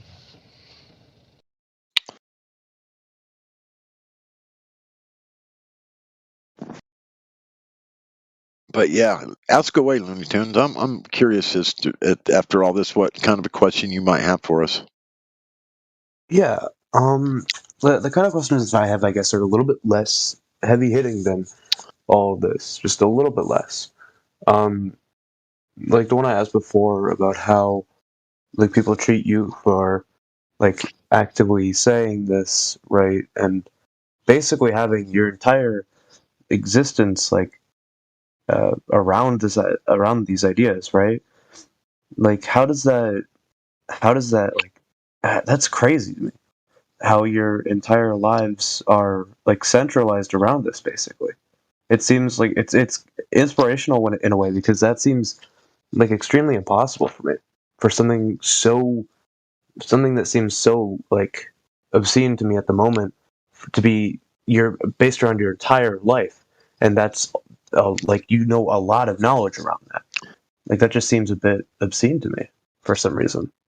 Well, let me say this real quick, that everybody already admits they depend on flat Earth. That's not my claim. That's every engineer, scientist, and pilot. That's why all flight simulators are made on flat maps. You just pick up any flight simulator from 1993 to 2021. I don't know if they have a 22 yet. Every single flight simulator, in order to simulate reality, has to be made on a flat map. That was a big deal for me because 7 years ago, I had already gone through years of, I wanted to be a pilot when I was and again, I was already a former kilo. So everything we use in the military already requires a non-rotating flat stationary Earth. And I don't even call it a flat Earth. I just call it Earth under the heavens and in the waters. So that's the thing. Everybody already relies on our claim. You see, we're not borrowing from somebody else. Everybody admits they're not experiencing curvature or spin. That's called the Great Deception. So it's something you already experience. And what people will do when they believe in this magical outer space religion will now come up with excuses to why they don't experience what they believe. That's how crazy it is. They admit they don't experience. Thanks. Yeah, when you say it's almost absurd that we're so encompassed by this entire thing. It's not. I think you're confusing a lot of the flat Earth stuff with just straight plain old truth. The thing of it is we haven't found out that it's not just as simple as that they lied about the shape of the Earth or the fact that we live on a flat motionless plane. Those things we can actually prove and with direct measurements and whatnot without any problem at all. It's just that when you start entertaining the truth, you would be totally amused. I mean, how much truth do you think that you hear on the news? How much truth do you think you hear about history when you look and read the history books? How much of that you think is actually accurate? Well, we've come to find out that basically none of it's accurate. We've been lied to not just about the Earth. We've been lied to about just about everything. And so seems like that it's all encompassing our lives. It is because we are very serious about the truth. And if it takes us in another direction, we don't care what direction it goes in as long as we can find out some truth. And so, yeah, but it becomes at that point, I mean, what's more important than truth? Can you name one thing that's actually more important than truth? I don't know. I don't like nothing really pops out to me, but I guess I haven't really thought about it that much. Yeah, you haven't put those glasses on yet. I'm wearing glasses right now, actually. Right, but you haven't put right. Yeah. But that's the thing is that you're used to a certain approach to things, right? You have a presupposition, right, to things. You already have been taught things, and that's the expectation that you already have in your mind is how you live. So when you go somewhere, you do things in a certain manner that are based off of your habits and your idiosyncrasies that you've already been literally designed by your own experience or programming. You've been programmed to believe certain things.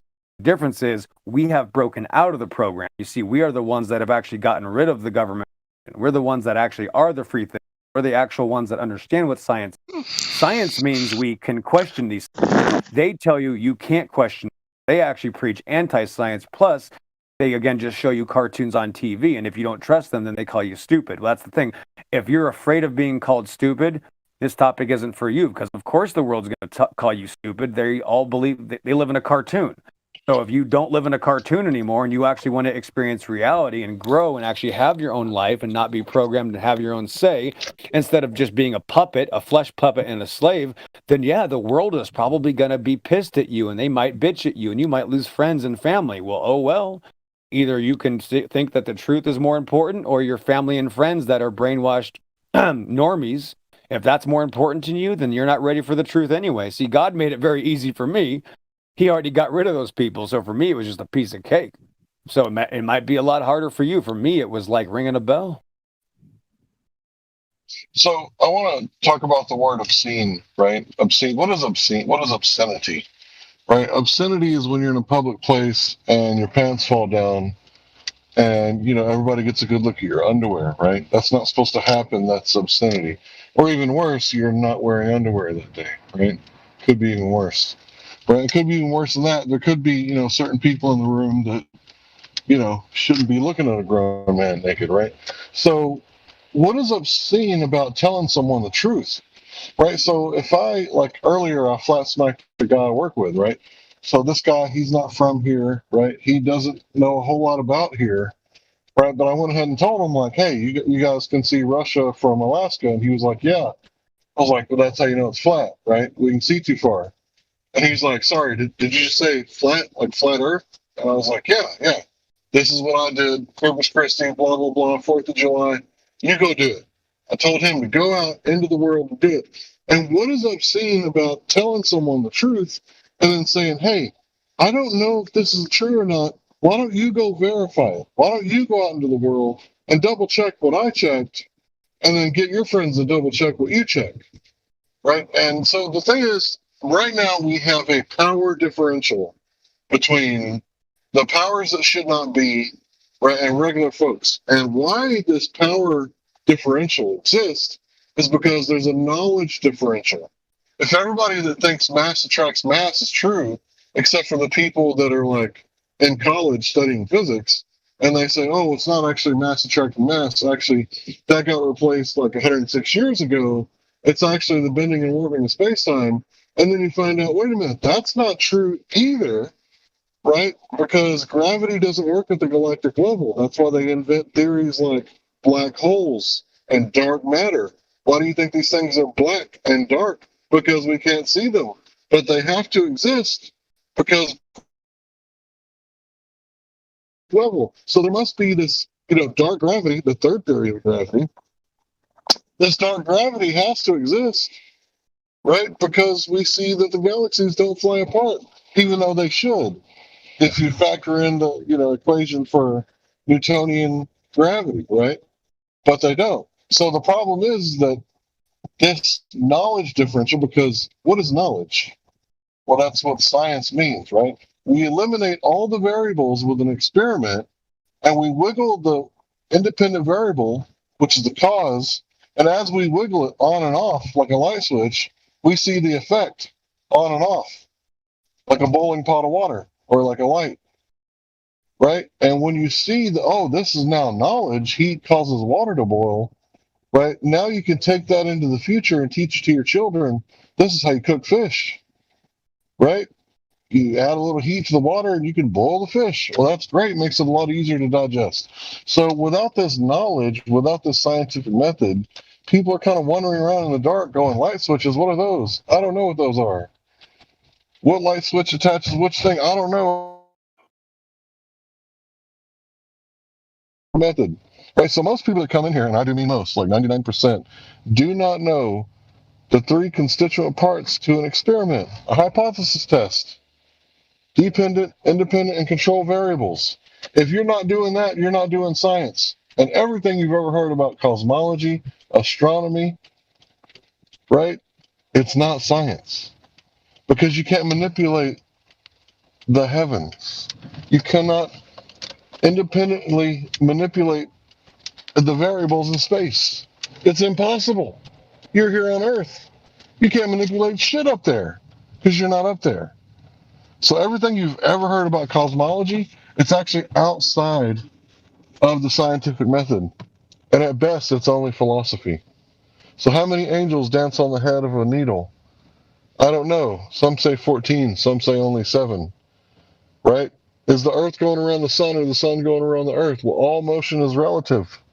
So I don't know. But if you say that the Earth is going around the sun, that's not what we observe. Actually, what we observe is the sun going around the Earth. That's what we physically see. So for you to make the statement otherwise, we are going against our senses. And that's what we have here. We have a group of people that are going, nuh-uh, that's not what you see. You can't trust your eyes. And then you point out the scientific method and they go, nuh-uh, you don't have to manipulate the variables.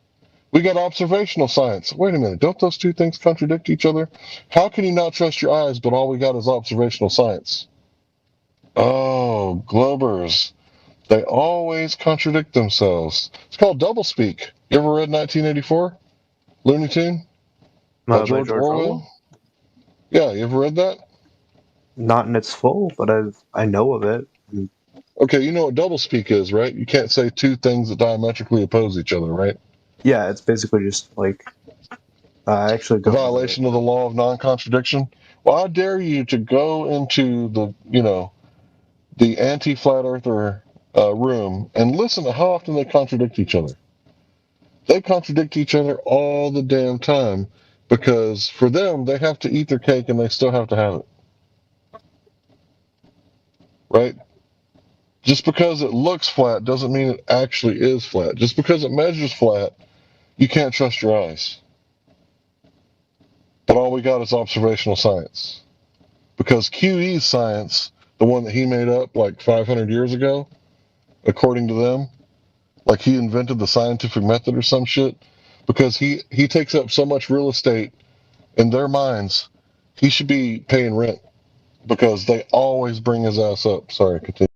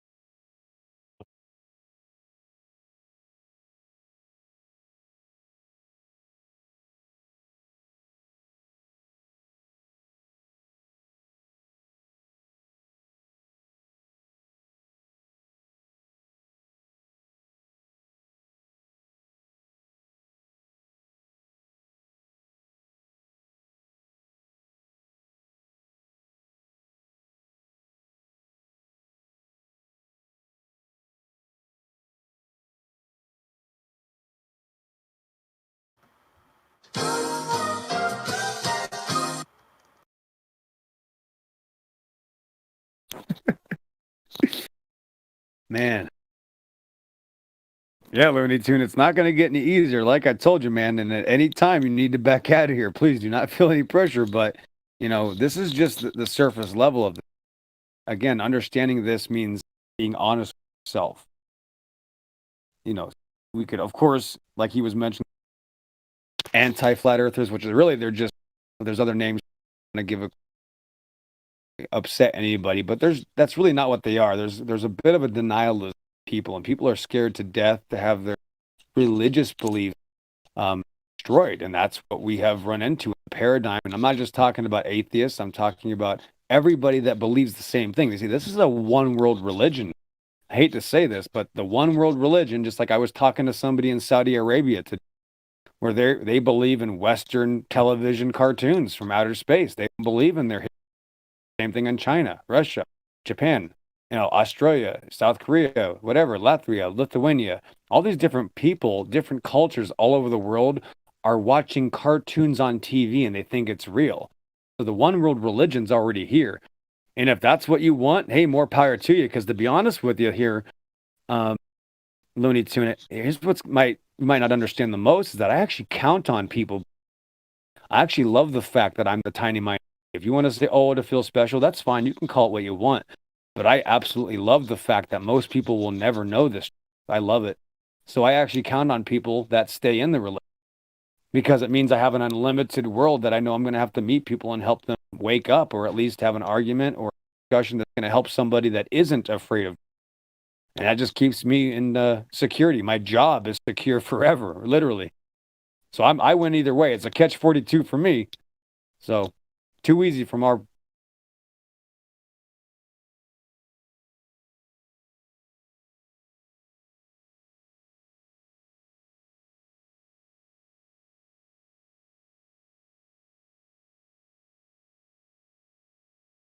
All right, I actually have to go because I have to do some things before I get to bed. It's getting pretty late now. So I want to ask, because one of the things I was planning on doing before I go to bed was like I was going to paint my nails real quick and dry them off. So like, what color do you guys think would be a good idea? I think whichever your mama likes. Yeah, I think you should probably paint them globe blue, since that it will help kind of stay in the fairy tale. It'll make it easier. You should paint them steak colored and steak flavored, so your dogs eat your fingers and you can never use a computer again. Son of a bitch. No, I'm just kidding. I'm just fucking kidding. That's glad flow. Yeah, hey, there you go. Oh, shit. Okay, so like, what color though? Ruthless. I don't know, man. Listen, meat colored. I said meat. I don't know, man. Yeah, but I don't know colors because that wouldn't do anything for me. It's But all you don't have it's all dogs, good. I'm so sure. eat your fingers. Listen, Sorry, I'm sorry. but Looney Tunes, I'm sure that you can handle that question. Even a Glober can figure that out. So good luck. Yeah, and don't paint your fingernails. It's gay. Anybody else I want to am talk about gay. birth? I'm literally gay. I know. I'm just fucking with you. I know. Okay, And so, well, if you think you're an animal, honey, it's okay, what right? Because that's skin what the animals color? do, right? What is your skin tone? I would need to see you. Hold on, Glad. Hold on, Glad. One sec, Glad. Stop. But hold on. Now, Looney Tunes. That's the thing, is that a lot of gay people tell me it's okay because in nature a lot of animals do it. Is that kind of why it's an okay thing now? What? Is that too complicated of a question? Is it because in No, nature? are you just comparing gay people to animals? Is that like what? No, I talk to a lot of gay people. I've been talking and witnessing to people for many years now. I have a lot of, even, in the past, met lesbian couples, and when I speak to them, they say that it's very common to understand that animals are gay in nature, which is. So that's what you're talking about? Right. So and that's why we justify it, right? We justify that gay is okay, right? Because animals do it. I'm asking you, is that part of the understanding that still is the consensus? No. People. Okay, so you're okay. That's people not the consensus. like a lot of places accept that. I don't know if we should go here on the live people stream, are guys. allowed to be Just people. saying. Probably not. Probably, yeah. Let's. Well, I'll back let him to the finish old his flat statement, Earth, but- then, well, wait, please. hold on, but he's going to leave soon, so he's the last person to talk to. So Looney Tune, go ahead and finish that statement.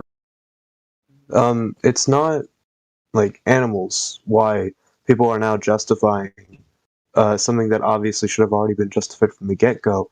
Well, why people are justifying it is because people are coming to the realization as society moves forward and comes to realize more things, that discriminatory behavior is just kind of foolish, in the sense that if you really think that someone can't be a certain way, that's a fallacy, right? Because of the that's normalization. wait, hold on. That's a reverse of the burden here. I'm talking about your own views, not my views. I'm talking about your views, right? Because it's something that you feel, right? You do it because it makes you feel good, right? No, and then he appealed to popularity. Right, exactly. But you do it because it makes you feel good, right? It's not just we all have different reasons why we do things, but it's mostly a feeling thing, right? No. People don't choose from birth if they're gay or not. That's just not. Oh, that's not what the gay Not people from I birth, met they do said. it later. Yeah, Anyway, a lot of it's not a choice. Let's at all. That's fine. Yeah, it's That's true. Looney Tune, So that's anyway, fine. let's not do That's this fine. here, please. Let's not do this here. That's fine. There's That's so what many Looney other Tune- places we could do that. Okay, so eventually, here's the point: is that in public, when you do that in public, and children see that, well, that's called child abuse, and that's why people have a problem with it. So if you kept it to yourself, then we wouldn't have an issue. Just like I'm not going to have sex in public with my wife, so it shouldn't be legal for people to have parades and do the same thing in front of the children. So, just kind of keep it to yourself, and it won't be a problem. Pride parades aren't people having sex I got a in front of young question. children. Alrighty, so moving right along. Bring it up? Why did you bring it up to begin with? Because Exactly. Why would I bring up? Yeah, you said you're gonna paint your nails, and then you said that you were gay earlier. You brought it up several times. Yep, he's right. You brought it up several times. Yes. Then somebody said, "That's gay." He said, "I am." Yeah, That's you true. literally said that you're gay, and That's that's right. okay. That's fine to be gay. Just we're not going to talk about it I'm here. just Okay? wondering why you're advertising. Are you looking for like another dude? It's not Oh my God. advertisement if it This doesn't is change. exactly what we didn't need. So, alrighty. I was just trying to be funny earlier. I apologize. Please don't. It's most certainly on you, and All right, I'm Lunatic, sorry just that relax. you Okay, are Lunatic, now we'll getting see you shut again. down Okay, for this Lunatic, see you entire thing later. happening. Lunatic, Have a see you very later. good night. Thanks I for hope that playing. you can Okay, thank somehow you. come to I realize. know. I'm sorry. that it's Okay, go ahead. Okay, I know Love you're you, brother. trolling. Thanks for playing. Have fun. Okay, another. Okay, stop abusing children in public. Thanks for playing. Anyway. Well, we found out why he didn't want to accept the truth real quick. Thanks, Hank. That was good. Hank, right from the beginning, I'll give credit to Hank because right from the beginning, Hank asked him if the earth was such a way, would you want to know? And he said no. There you Right go. on. Well, that explains quite a lot moving forward with that person. So, anyway, yes, thank you, Hank. And moving right along, it's a crime to lie to children. So, why don't you come in and explain why you've been doing so, Globers? You know who you are, the ones who already know it's not a globe, but still defend it. Let's chat. I'd say that conversation wasn't very fruitful. It was a little bit fruity.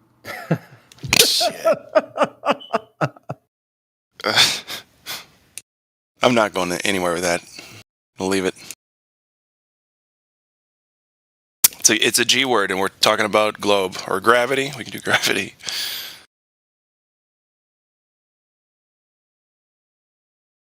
Well, if he wants to believe gravity is a choice, not a choice.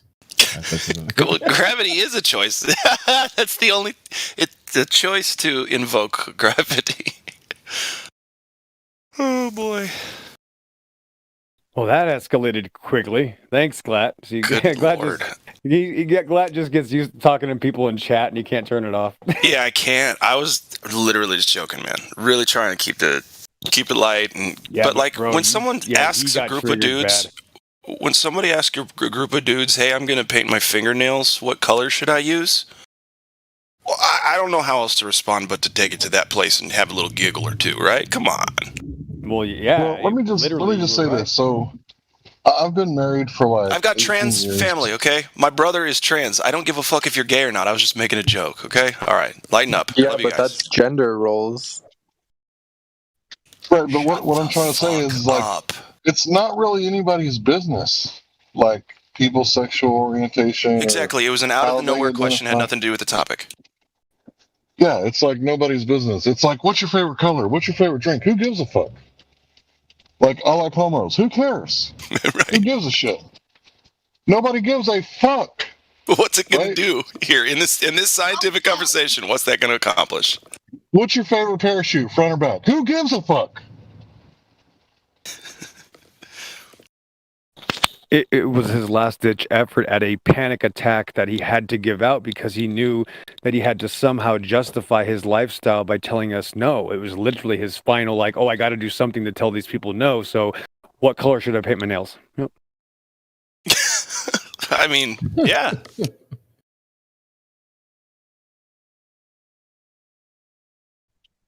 Do you prefer bacon grease or butter to cook your eggs in? Who gives a shit?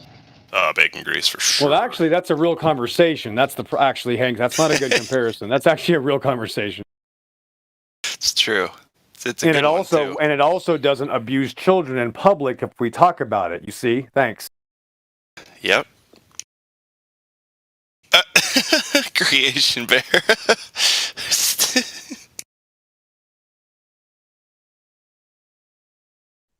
What did CB say? I can't. Oh, you need to check the chat.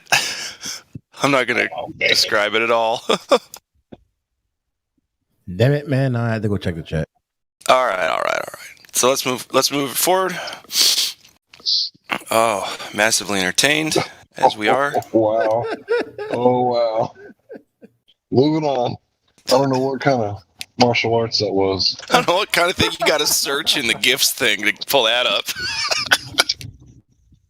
That was some bullshit-o. Bushido. That's gay Shido.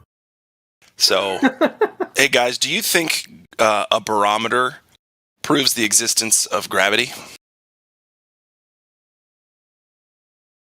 Because I know a glober does. Who's that?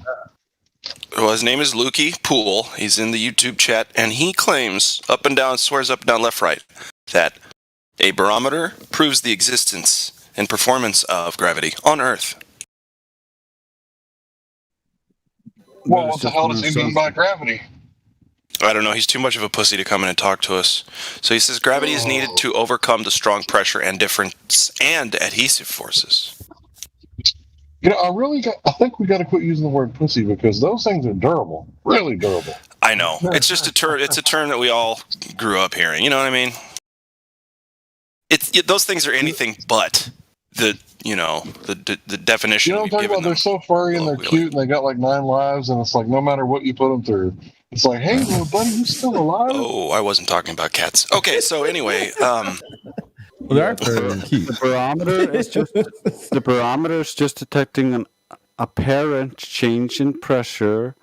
It's not proving any gravity. They can assume all they want that it's caused by gravity, but that's not evidence of that. and then there you have it. If you need anything further, Lukey Poole, let's you drop on in.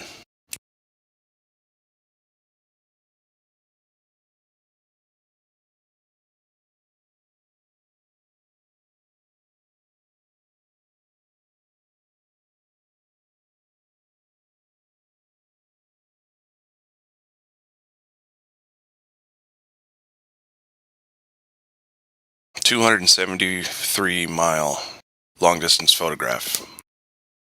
And they mean to tell us that it's curving somewhere. Well before that. So we've got the 273 line of sight long-distance photograph. They didn't take, that person wasn't like, I'm going to get a flat earth photo. They just wanted to see how long a picture they could take. Turns out it disproves the globe. But anyway, of that 273 miles. When you accidentally disprove the globe and then you pay Guinness to come verify it. For real. And Guinness was like, sure, dude, whatever. Fuck it. They don't even realize what they did. But yeah, you're right. What I'm saying is that 273 miles, we shouldn't be seeing 270 of those miles of the Earth. Their argument is so fucking dead. Right. Well, it accidentally looked flat for all those miles. God Rockin', where you at? Is he here? There he is. God Rockin', you got a mic?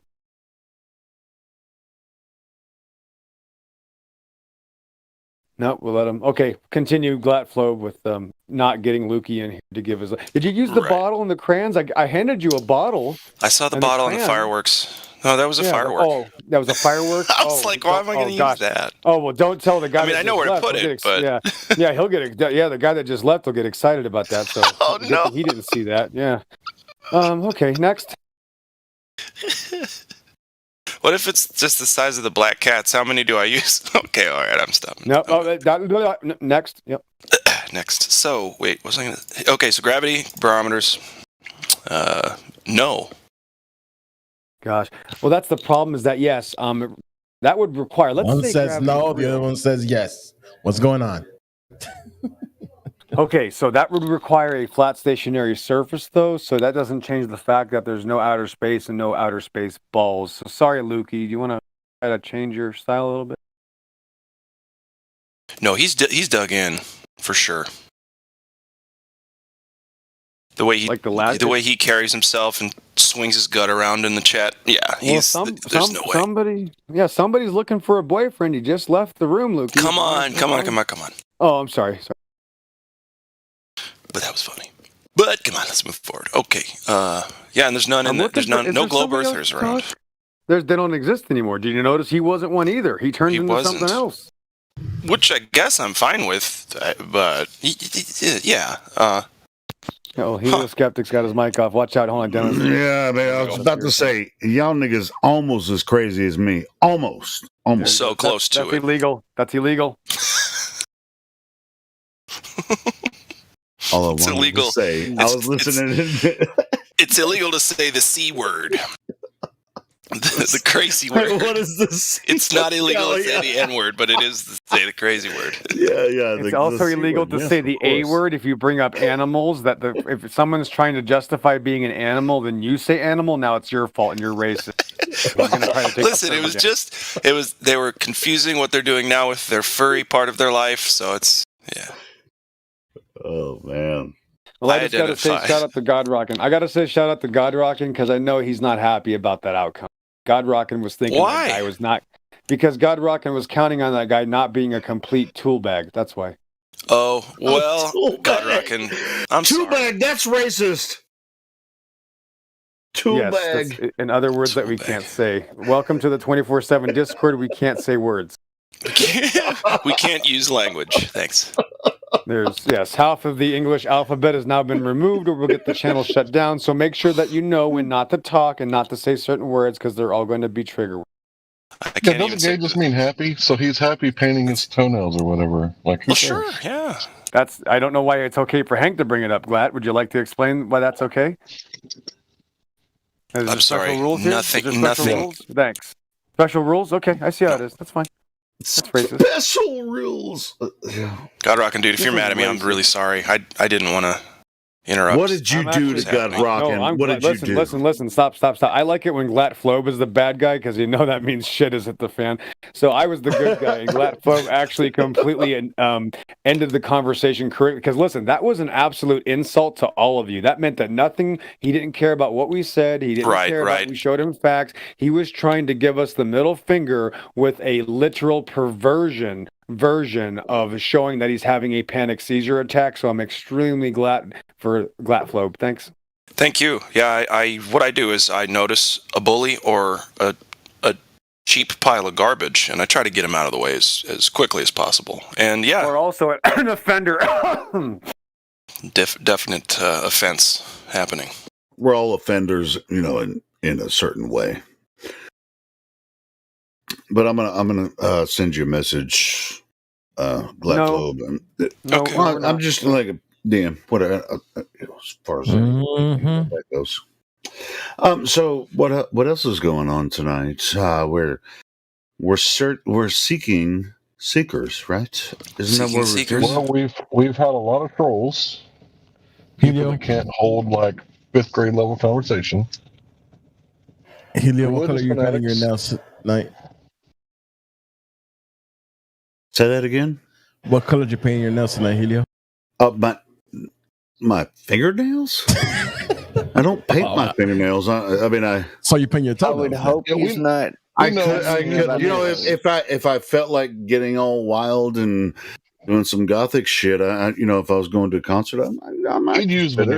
But you wouldn't for the most part, I don't really. When I go to a rock concert stuff, I'll just go as I am. Okay. Is Helio skeptic? Hey, you know what's really cool is you know who Jeff Tate is? Mm-mm. Singer for Queensryche. Now I do. You know who he is, right? I know Queensryche. He's coming to town next month, and I'm a huge fan of Jeff Tate. As a matter of fact, one of the parodies that I did is a Jeff Tate song, right? As a matter of fact, I think I played it last night on the live stream. So yeah, I'm gonna go see Jeff Tate next month. Get him on the live stream. Cool. Open your phone up, throw it up on stage. I seriously get him in here. Get him in here. I'll try if I can. That's so funny. Backstage. No, seriously, a little backstage real quick. Hey, Jeff. Yeah, I don't interrupt. Just this is all my I just want to hear him. I just want to hear him sing "Jet City One." I'll just have him say 24/7. Flat Earth Discord is the only place to talk about Earth. Dude. When I go see him, I'm definitely going to try to meet him. Because he's one of my favorite singers. So anyway, what I'm saying is embarrass yourself by making it about Flat Earth. Oh yeah, well definitely. I do that every time I go to a club or whatever or a concert. Yeah, I definitely embarrass it. I'm not embarrassed. It's like everyone else should be embarrassed because they don't know that this thing is a thing. Exactly.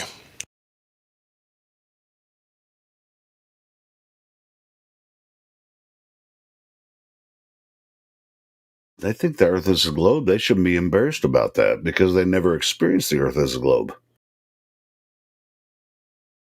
Well, it's popular. It certainly is, isn't it? So, yeah. I don't know. That's about all I got. I think that's why the only reason people even fucking believe, like, say they believe it. They're like, well, everyone else is doing it. Listen, if everybody was jumping off a bridge, would you jump off? It's like, holy shit. Man, That'd be that really was that cool. other guy. Dude, that would be really cool. I mean, I'm going to go watch Jeff Tate sing, but if I actually physically meet him, yeah, I'll probably bring up, I may or may not bring up probably won't, and I wouldn't. I probably won't, but yeah, man, I freaking love Jeff Tate. He's Gatflow was everybody was. I mean, well, that's what the other guy said. Well, I mean, society's accepting it, so why not? Exactly. Just bow down. There's a better chance. King Baphomet. There's a better chance at this club for meeting Jeff Tate than it was like when I was going to see Soundgarden for the first time 2 weeks before. Guess what happened? Lead singer died. He just died. No, well, you know how they say he died. I don't. How did that? They said he died by hanging himself.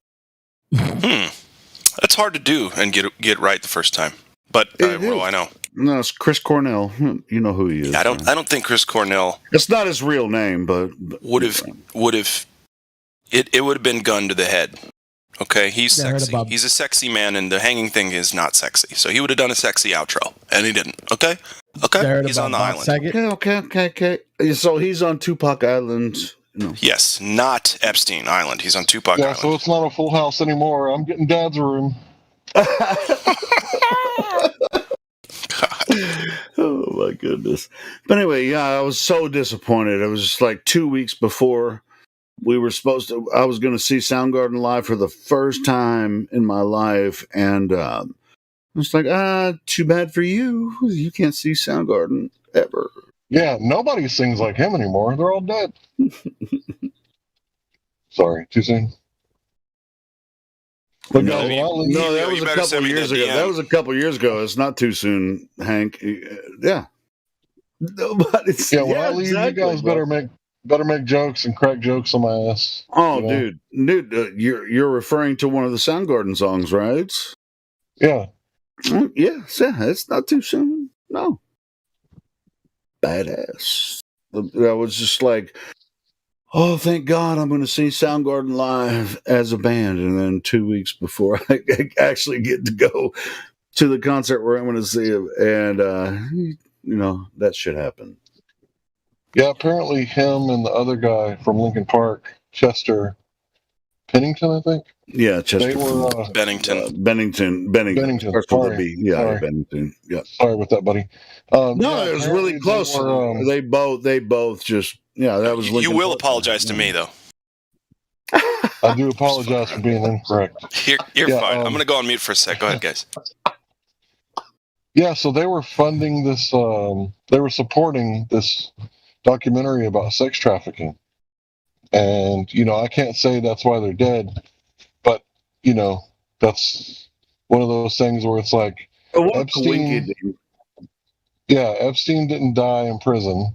He didn't die, period. I don't think. But that's just my belief. I don't know if that's true or not because I wasn't there. But I do know that the guards were like doing research on like brand new motorcycles and buying a house. And, apparently they were thinking they're going to win the lottery or something. And apparently that caused them to fall asleep because they were so tired after researching new motorcycles and jet skis and stuff like that. So... Interesting. Yeah, it's freaking crazy, bro.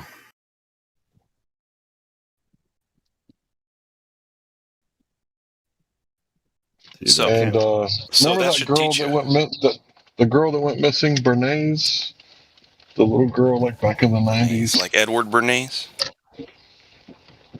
Yeah, is she related to Edward?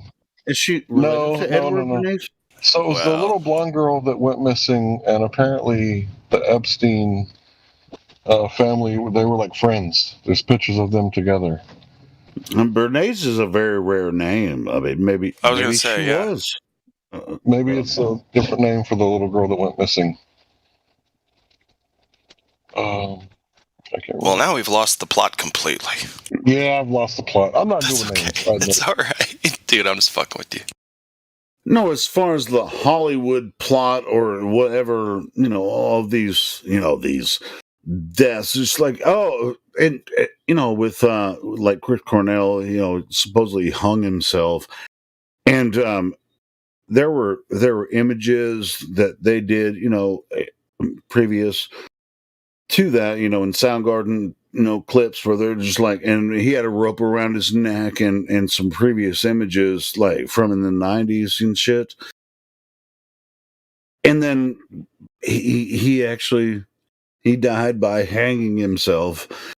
But they, in the 90s, they did some images with a rope around his neck. And his name's not Chris Cornell. So it's like, coincidence. I mean, that's his stage name. Chris Cornell is his stage name. That's not his real name. Is Anthony Weiner his stage name? Because that's what he went to prison for. Yeah, exactly. I mean, yeah, well, Anthony Weiner's not Anthony Weiner. No, of course not. That dude, I mean, it's all of this stuff, I mean, these people that are public, that way are they choose to change their name and be a public figure that way. But What it's about not like their that real General name. Petraeus? What did he do? Betrayus. No, they would never do that. No.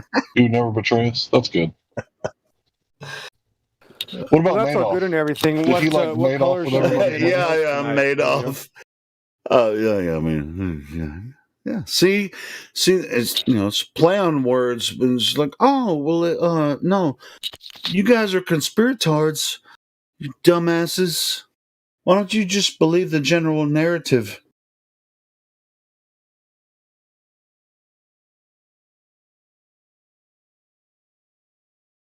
You're a freak if you don't believe the general narrative. They would never lie. Why would they lie? So it was Christopher John Boyle. But yeah, the first song was Like Suicide, 1994. I believe it was the last song on the Super Unknown. Of course, the Yeah, bro. Yeah. And then 2 years later, 1996. Yeah, you're a fan of Soundgarden too, right? Yeah. So 2 years later, in 1996, Helio, when they came out with what album? Down on the Upside. The song there was what? Yep. Pretty Noose. The song was Pretty Noose. So 2 years apart, 1994, 1996. Yes, and I was 12 years old when I first heard Chris Cornell, and it changed my life. Yeah, Pretty Noose is one of the songs on that album. Yes, of course. Pretty Noose. And both those albums, and honestly, three albums, I don't know if it's Bad Motorfinger, but there's 3 or 4 albums that Chris Cornell wrote. And they're not just a couple good songs. There's like dozens of good songs. They're unbelievable. Oh, yeah. But Chris Cornell's one of the greatest I've ever. Can I give you my opinion on Pretty Noose? But he, all right, what? Give us real your quick, opinion just on real quick. Pretty The Pretty Noose thing. So he got offered. They say, listen, this is a gorgeous deal. It's very pretty gorgeous deal. But it's attached to, at the end of all of this ride and adventure, a noose. Is a noose. Pretty Noose that we're offering you. What do you think? And guess how Chris died? No idea, Helio. Absolutely no idea. Well, no, I don't know how he in died. a train wreck. But Anyway, it was in a train wreck. No, there was a fucking limo wreck. That's how he died. He was in a limo it was a wreck. glider crash. He actually in a personal glider.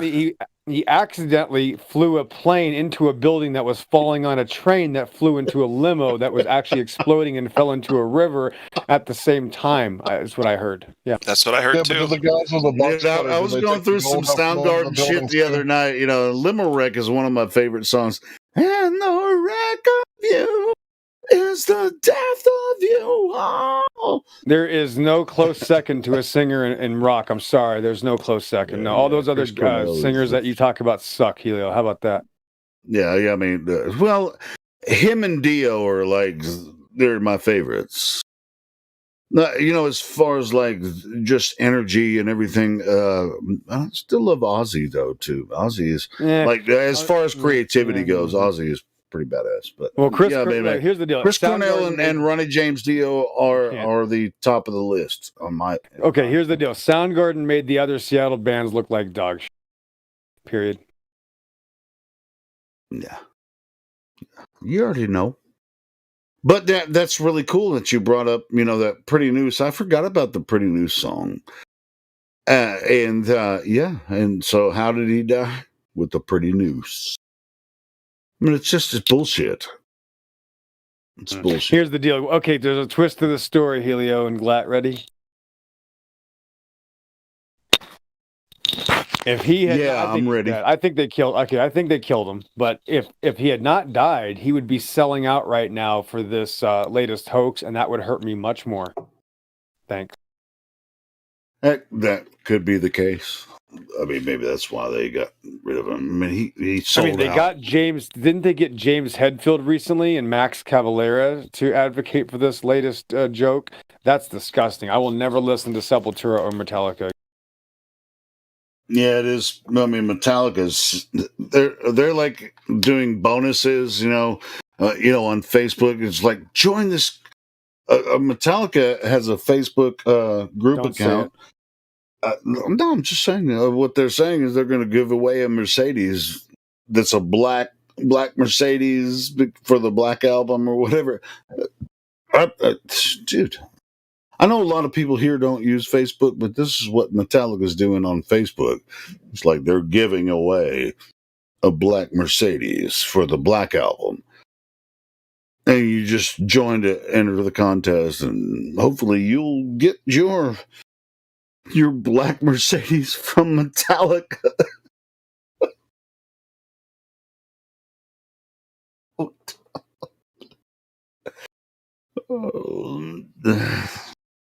Okay, right now I'm making the face with no expression at all. My mouth is completely laugh it flat. up, My fuzzball. eyes are just completely dead, staring out into oblivion. I have no expression on my face right now. That's what's happening on Facebook. Metallica is giving away a Mercedes. Yeah, and if you have Facebook, please find help soon. Thanks. Metallica says Napster bad. Napster bad. Beer good. Yeah, I remember that YouTube thing from like 1999 or.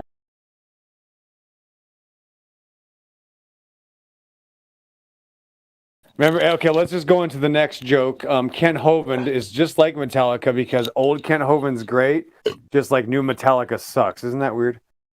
Yeah, I mean, I used to love watching Kent Hovind stuff. We'd like debate 3 PhDs at a time, and like I got. And now he hides from you, and now he is scared to death from yours truly. I mean, what happened to this guy? Yeah, dude. I mean, he goes live, and then we go into his text chat, and they ban us. Just like, oh god. Dang Yeah. it. Hi, Kent. I spoke to your son Eric in 2014 when you were locked up in prison. We were advocating for you, and then I spoke to you in 2016 after you got out of prison. And for some reason, you're not answering my messages, Kent. Is there any particular reason? Just call me back when you get a chance. Thanks. Your favorite XO. Have a good one. So 3 PhDs talking about evolution, no problem. Talking to like a retarded flat earther, can't handle it. It's too much. No, not just any flat earther. We're talking about me. I sent him a video saying, Kent, we need to talk about this, and he banned me, blocked me, and he's scared to death. That's what's. And you're not the only one. You're not the only flat earther that has contacted Listen, him. I got a plan. We're gonna go to Dinosaur Adventureland. Helio obviously is gonna go with us. Glatflobe, you're obviously gonna have. Oh, we're gonna do it in Florida. I love go. I've been to Florida before. No, not Florida. He doesn't live in Florida anymore. He lives in Alabama. But Dinosaur Adventureland is in Florida. It's in Alabama now. It's all in Alabama. Really? Yes. They moved it? Yes, Alabama. Yes, he moved everything. We went in prison for 9 years. It wasn't that difficult. Okay. We went to prison for 8 years, right? So he's in Lenox, Alabama now. We're gonna all go there of a team of us. We're gonna pretend we're not who we are. We're gonna say, listen, I want to get baptized. Listen, we're gonna get baptized. I'll get baptized. I'll be the guy. We're gonna go get baptized. They're gonna film it, make a big deal about it. No, we're and not as my gonna, head, dude. watch. No, listen. Yes, we are. You coward. Gosh darn it. You listen to me. I'm in charge of this mission, and you're gonna like it, whether you like it or not. Now listen. Here's the deal. I'm going to go there. I'm going to get baptized with Ken Hovind. We're just going to go along with whatever tomfoolery bullshit he does, right? We're going to do it. And as I'm coming out of the water after the baptism, I'm going to say, Kent, that was really awesome. Would you like to talk about this water now a little deeper? Oh, yeah. It's happening on camera. We're going to go. Is it like on? Where's this? I didn't know they moved Dinosaur Adventureland. Lennox, they moved the whole. They moved the dinosaurs. So is it on a barrier island? Did they, or is it like somewhere? I'm gonna have to look. I'm gonna have to look into it, or send me some links and I'll check it out. I'll check. Lennox, yeah, just type in Ken Hovind official right now, and you'll see some chicken scratch BS about whatever. Oh yeah, we're moving to the drone here. Now we just need a new Kawasaki. I just stopped paying attention after after he got on. He's like, we're looking for a mechanic doing that can live streams, and he won't even acknowledge what we're saying. We're looking for a mechanic that can fix four-wheelers. If you know anybody, just send them down here to Lenox, Alabama. We'll give you a free stay. Oh, we're selling our RV. Like, that's all he does now is talk about things he's selling and buying, and then does a 30-minute video about evolution that repeats the same bullshit he's been saying for 30 years, and that's it. Man, that's really sad. It's really sad. There used to be an ice canopy, but it melted away, see? Yeah, there was an ice meteorite, and it was very large, and all the ice melted, and that's how the flood happened. I'd like to hear his opinion about the new movie Don't Look Up. It's not a flat earther, is it? I was a science teacher for 14 years, and I would say you never look up because you need to watch where you're going. You see. Yeah, this is not my wife. It's just a picture of her. I have 3 kids, one of each. And we moved to Lenox, Alabama, approximately 8 years ago, as soon as I got out of prison. And now I hide from flat earthers and only speak to evolutionists. Yeah. That's pretty sad. Maybe evolution is real. Flat Earth turned me into a chicken. What can I say? Turn me into a chicken. That's a good one. That's a good one. I'm coming for you, Kent. You can't escape me. You did. See, I used to have so much respect for Kent Hovind. I mean, that's fine. When you guys listen to me debate, I emulated his debating tactics when I was debating evolutionists back in like 2011, 2012. So, I used to have so much respect for the guy, but I guess, prison really takes it out of a man. No, it wasn't prison. There must be something else. There must be something else. Yes. He was let out of prison to do what he's doing because he's doing live streams now, and he completely ignores all of his fans that are flat earthers. He just won't talk about it at all. Well, Kent, you started this, bucko. Why is Venus spin backwards, violating the law of conservation of angular momentum? Well, you can't be asking questions about space. The science is settled on that. There's absolutely no science involved, but it's settled. Hold on. Okay, so let me just explain something real quick. So again, here's Kent Hovind's explanation about the moon landing, because he can't be completely retarded. So he admits the moon landing was fake and says, but they went and they had to fake it. Even though they went, they can't show the real footage. So yes, he's. Well, I mean, and when we try to talk to him about it, he won't even talk about it. So it's like, it's like, hey, guess what? Right. Do you really? Then you've lost respect. I mean, even though we've respected you before, now we don't respect you because you don't even talk about it. I'm serious. This is the only time I'm serious about any flat Earth expedition, because none of you ass clowns are ever going to Antarctica. If you want, we can go to Dinosaur Adventureland and we can take over that place, but you're not going anywhere else. That's the reality. I'm sorry, flat Earth. So you can either. No, you're exactly right. That's why we're going to take the piss out of him, because he won't even answer a single question from a flat earther. So listen, once we invade the Dinosaur Adventureland and he's baptizing me and we're on his property in the water, he's completely screwed and he cannot run away. He'll have to call the sheriffs to remove us. And we're gonna watch, literally, it's going to be absolutely hilarious. I mean, it could be a fun time, you know. But you know what? I mean, all of his previous, hold on, all of his previous films about, you know, just debunking evolution, all the history of Earth and all that kind of shit. What do you think the benefit would be if all of us just like cornered him?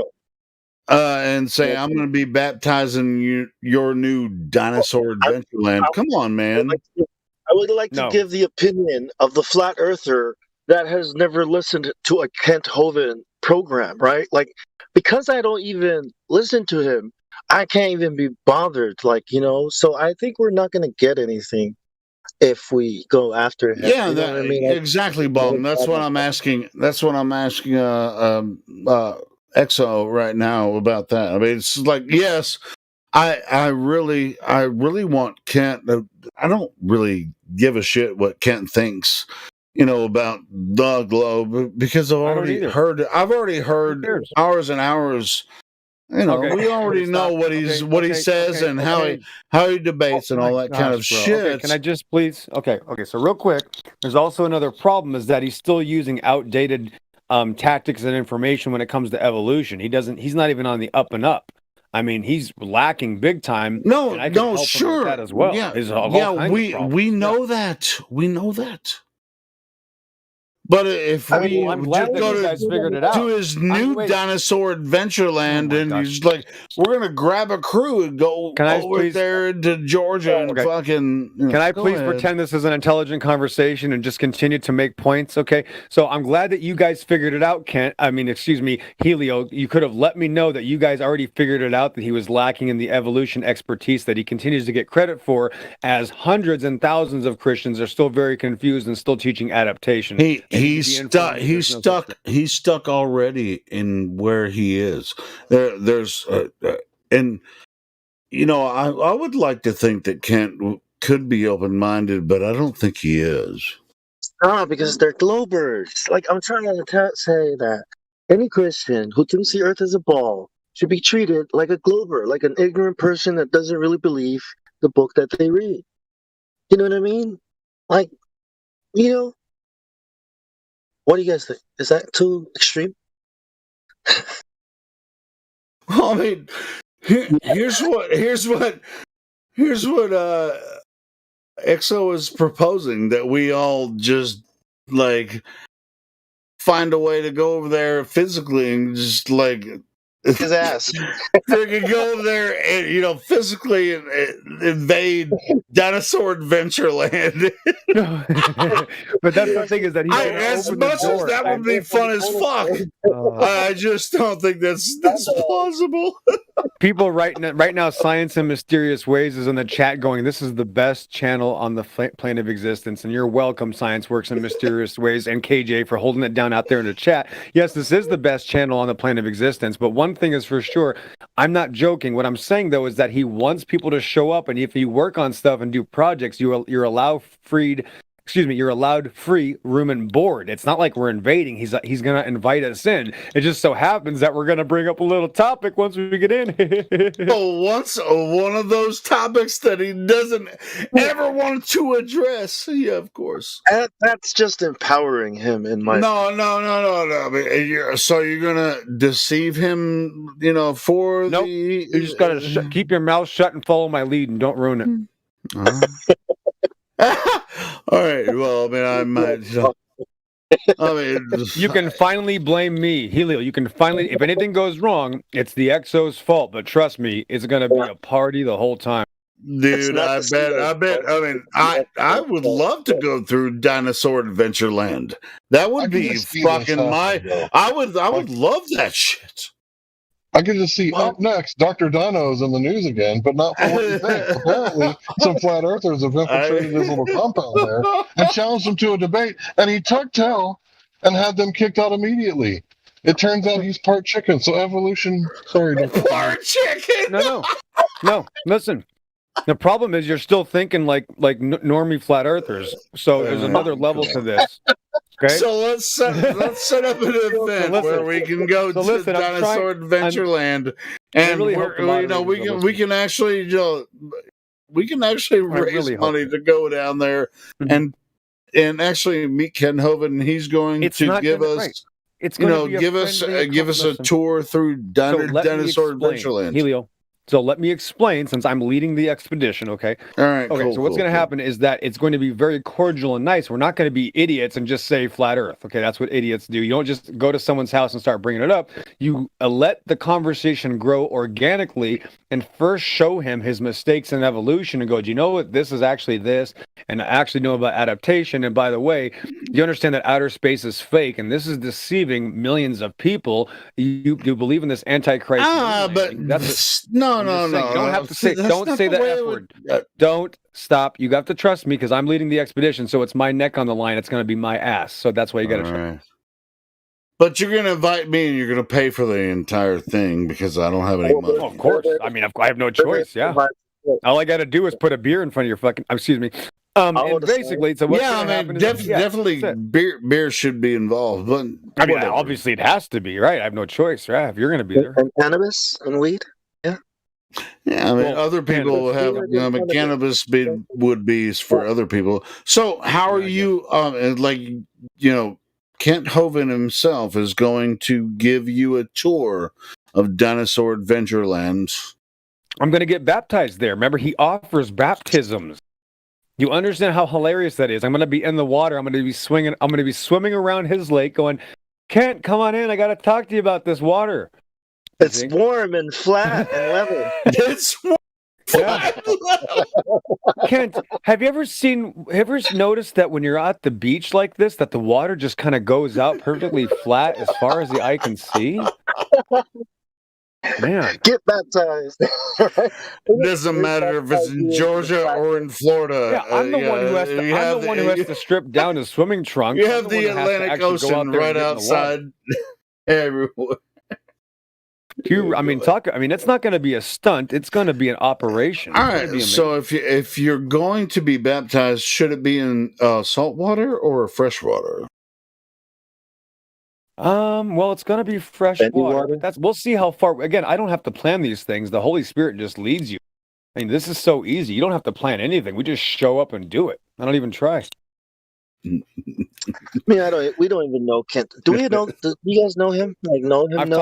I've never talked to him. I've tried to talk to him, but he hasn't talked to me. I've talked to his son as well. I've met his son Eric online. Had a nice conversation before he was even out of jail. I've been talking. Eric's for a while. Cooler than Kent. He is. Yeah. Eric is more laid back. He is. Flat earther? Is Eric a flat earther? No. No. We should flat smack him. Well, yeah. After I good fucking luck. No, you can flat smack his dad. Here's the deal, guys. You have to let a knowledgeable Bible person lead this, or else it's not going to work. Because we have to get him to admit that he's going to hide from the Bible. What you got to do, trust me.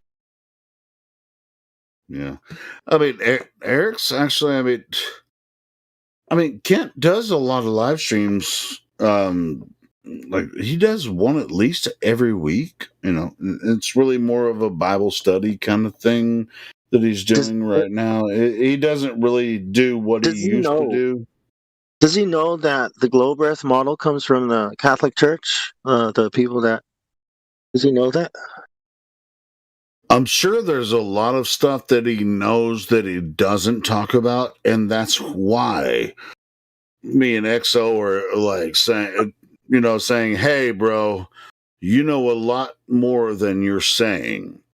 That's why we're calling his ass out.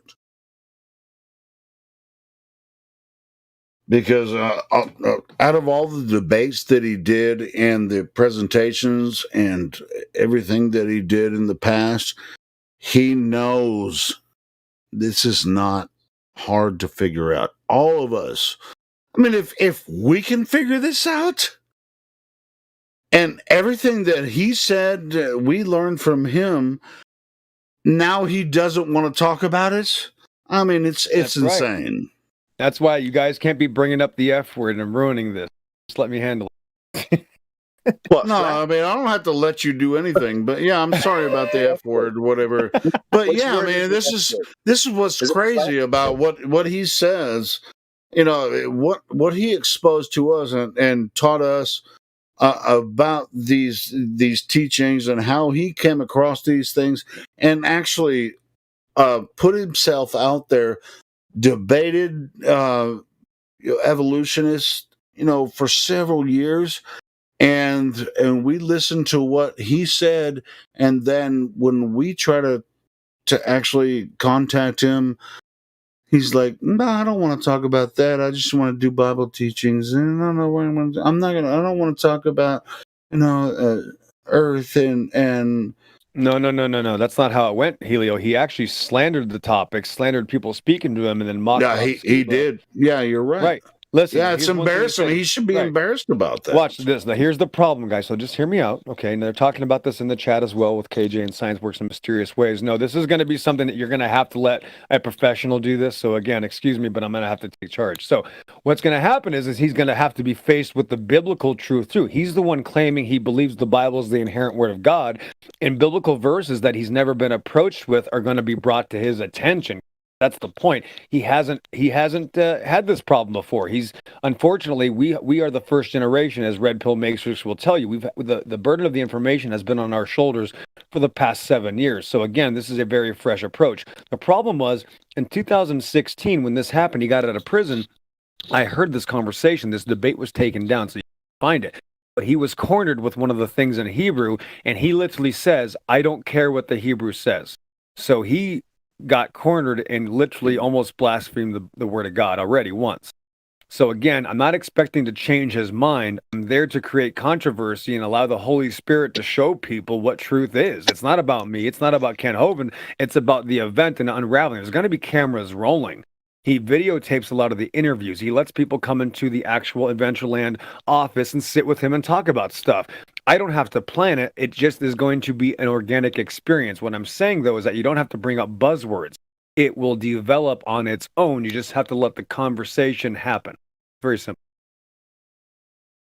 Yeah, well, you probably don't want. When have I led you wrong? When have I been wrong about any of this? No, I think you're right. I mean, I didn't even know that Dinosaur Adventureland moved to Georgia or wherever.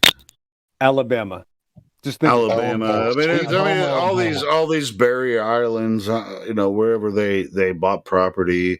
I know Eric has been taking care of shit when he was in prison. All that kind of stuff. And Eric actually does a really good job, holding it. Hold on. Remember this though, the land was donated. He didn't have to buy it. Well, I mean, in my opinion, yes, he was imprisoned unjustly, but he was. Okay, so listen. He's a freeloader, though. It was all donated to him. So let's not make any quarrels about this. He didn't pay for that land. He lost all his stuff and then was given. Again, if you're a Christian, if you understand God, you understand the Bible, you're given these things anyway, so he shouldn't be taking credit, and he does a decent job. I'm not going to talk about his problems. We all have problems. We all have our issues. We all fall short. Yeah. But what I'm saying, though, is that if he's going to talk the talk and he says he believes the word of God, I'm going to put his test. Well, and you've already tried, in his live streams after he got out. Yeah, right? you can't run. I've been there too. He won't even respond to anything. Helio, that's the point. Yeah, try running from me when I'm in your swimming pool. Thanks. My bad. I'll be like Jaws out there. Dun dun dun dun dun. Come on, Ken. Come in the water. Dun dun dun dun dun. I'll be a great white shark in a swimming pool. Yeah, I mean, I was a huge fan of what he was doing, and when he came out of prison and started doing live streams, he wasn't doing the same thing anymore. It's like, hey, and I was like, flat Earth. what do you think about this? And then he talked to Jaron. He actually just for a short time he talked to Jaron about flat Earth, but that's not the whole picture, of it. And I think Kent can see the whole picture, and I think he's either embarrassed by being in prison, or I don't know who he's talking to about what is actually happening. This shit is happening fast. He is very prideful. He's a very prideful man. Let's not beat around. He's a very, and not to mention,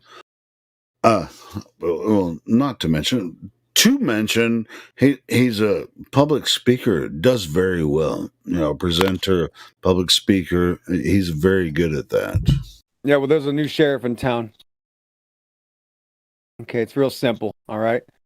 Like David, yeah, he had to fight Goliath. No preparation needed. You're just going to go there to the battlefield and strike Goliath right between the eyes. It's that simple. Boink! Lights out. Exodus 24. Boink! Peter 3. Genesis the 1. The boink would be the sling. The Ding! David just freaking swung the sling. The boink is Genesis, Leviticus, Exodus, Numbers, Deuteronomy, Psalms, Revelation. Jesus talking about that's what's going to get him. Don't hide from the Bible now, Kent. You running away?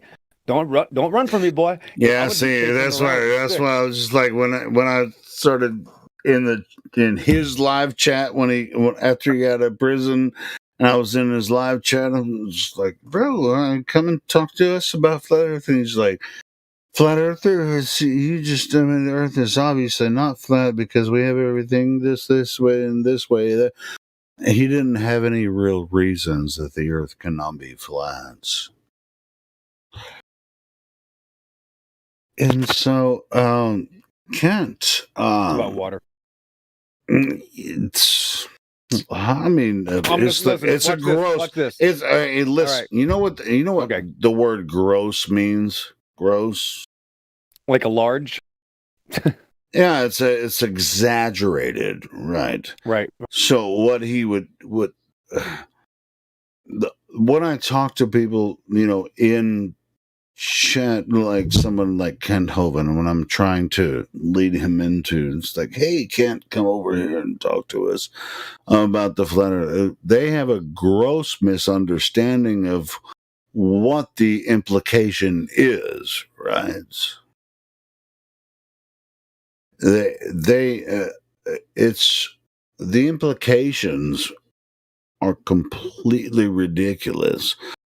Someone that is so religious in a certain way. Now, you and Kent are Christians, right?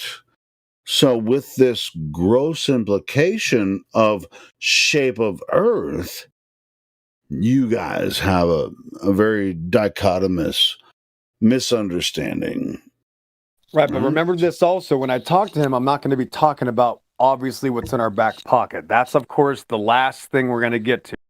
And in fact, I'm never going to mention it. He is going to say it first. He's eventually going to get triggered about something getting close to the topic, and he's going to start to get nervous. He's going to say it, just like I've done to hundreds of other people. Yeah, me when too. I talked about, right? So here's the deal. So listen, I'm also a photographer. I have a lot of shots, a lot of photos, a lot of videos that have to do with other things besides that. But of course, it's going to get there, right? So I have shots of the Grand Canyon, from 37,000 feet. He's never seen that. Nobody has. I can't even find any, right? So I have a 5-minute video of the Grand Canyon, which is, of course, the Judgment Scar, which is relevant to, of course, a ministry that's talking about the Bible. If you're talking about Noah's flood, Science Works in Mysterious Ways in chat knows what I'm talking about. This is not just about one thing. This is a conglomeration, a buildup of several years of information. Isn't gross blank? I don't know. I'm just talking about the fact that this gross is blank. And gross is blank. This isn't okay. So watch this. This isn't about one topic. But when I'm in that water, and if let's just say hypothetical that's just an idea, right? That if I got baptized there, and if I stood in that water and I'd say, Kent, are you ready to get baptized now? You see, this isn't about me. This is about the Bible, and I'm going to hold that word up and say a lot of people don't like what this says, and I can scare atheists away, and for some reason now I can scare Christians away. Because again, Exodus 24. Who wants Genesis to scare 1, 2 anyone? I mean, Peter 3. are you freaking Dracula or something? Or are you trying to No, scare I'm not somebody? he's not scared of me. That's the point. He's not going to be scared of me, Wakanda. He's going to be No, scared he of actually that book. he's scared of us, bro. Every time we go into his live stream, he's fucking scared of the flat earther. Right. So again, it's not it's out of the server. It's like the server's inside out, right? When you're outside of the server, things are handled differently. This isn't, oh, what brought you to the server?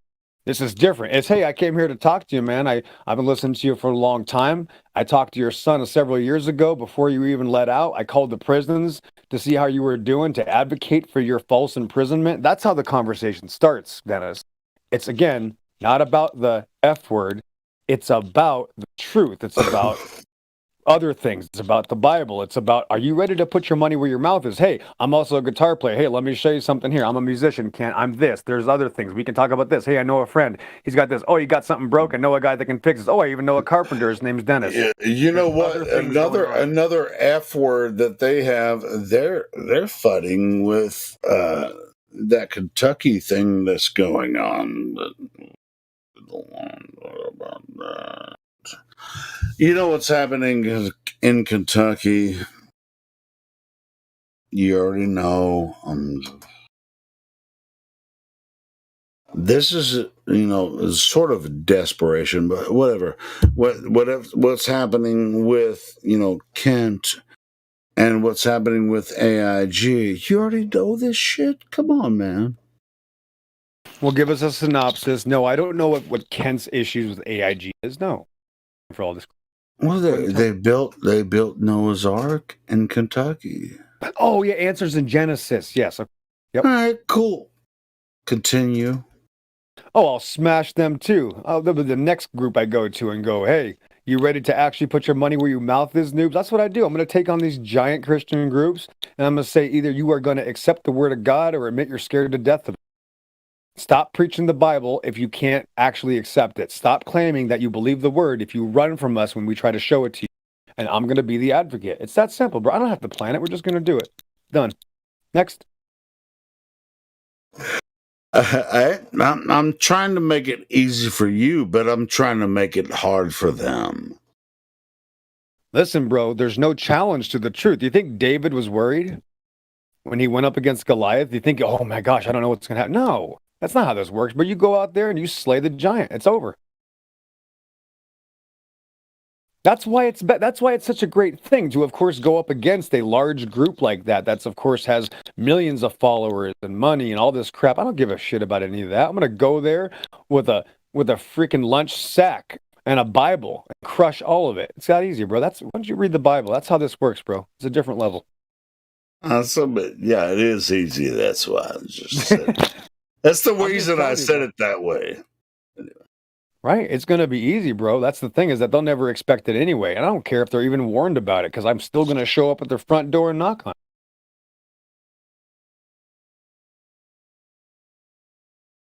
Major love for anyone that is involved in any part of this conversation.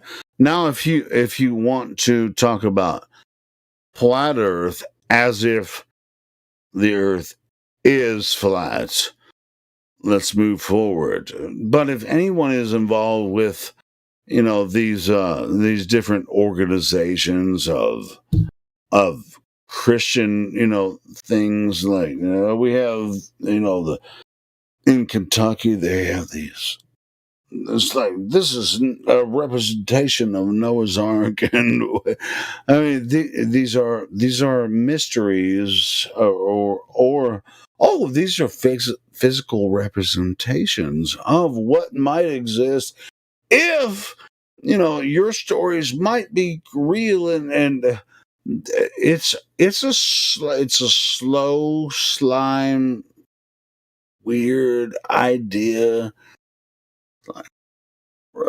Arkansas Mormons. That's what they are.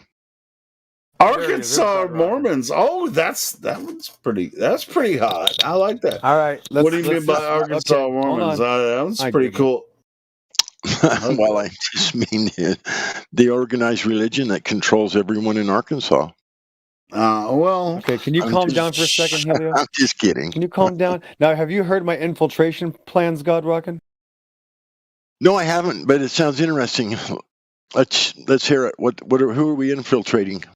Well, I'm going to go to Alabama and knock on Ken Hoven's door and bust his ass down and tell him that he's going to listen to the Bible. He's going to admit that he's not going to believe it. Either can stop preaching the Bible, and by the way, there are no, as far as I know, there are no Arkansas Mormons. That's a tough. Oh my gosh, they're fucking everywhere.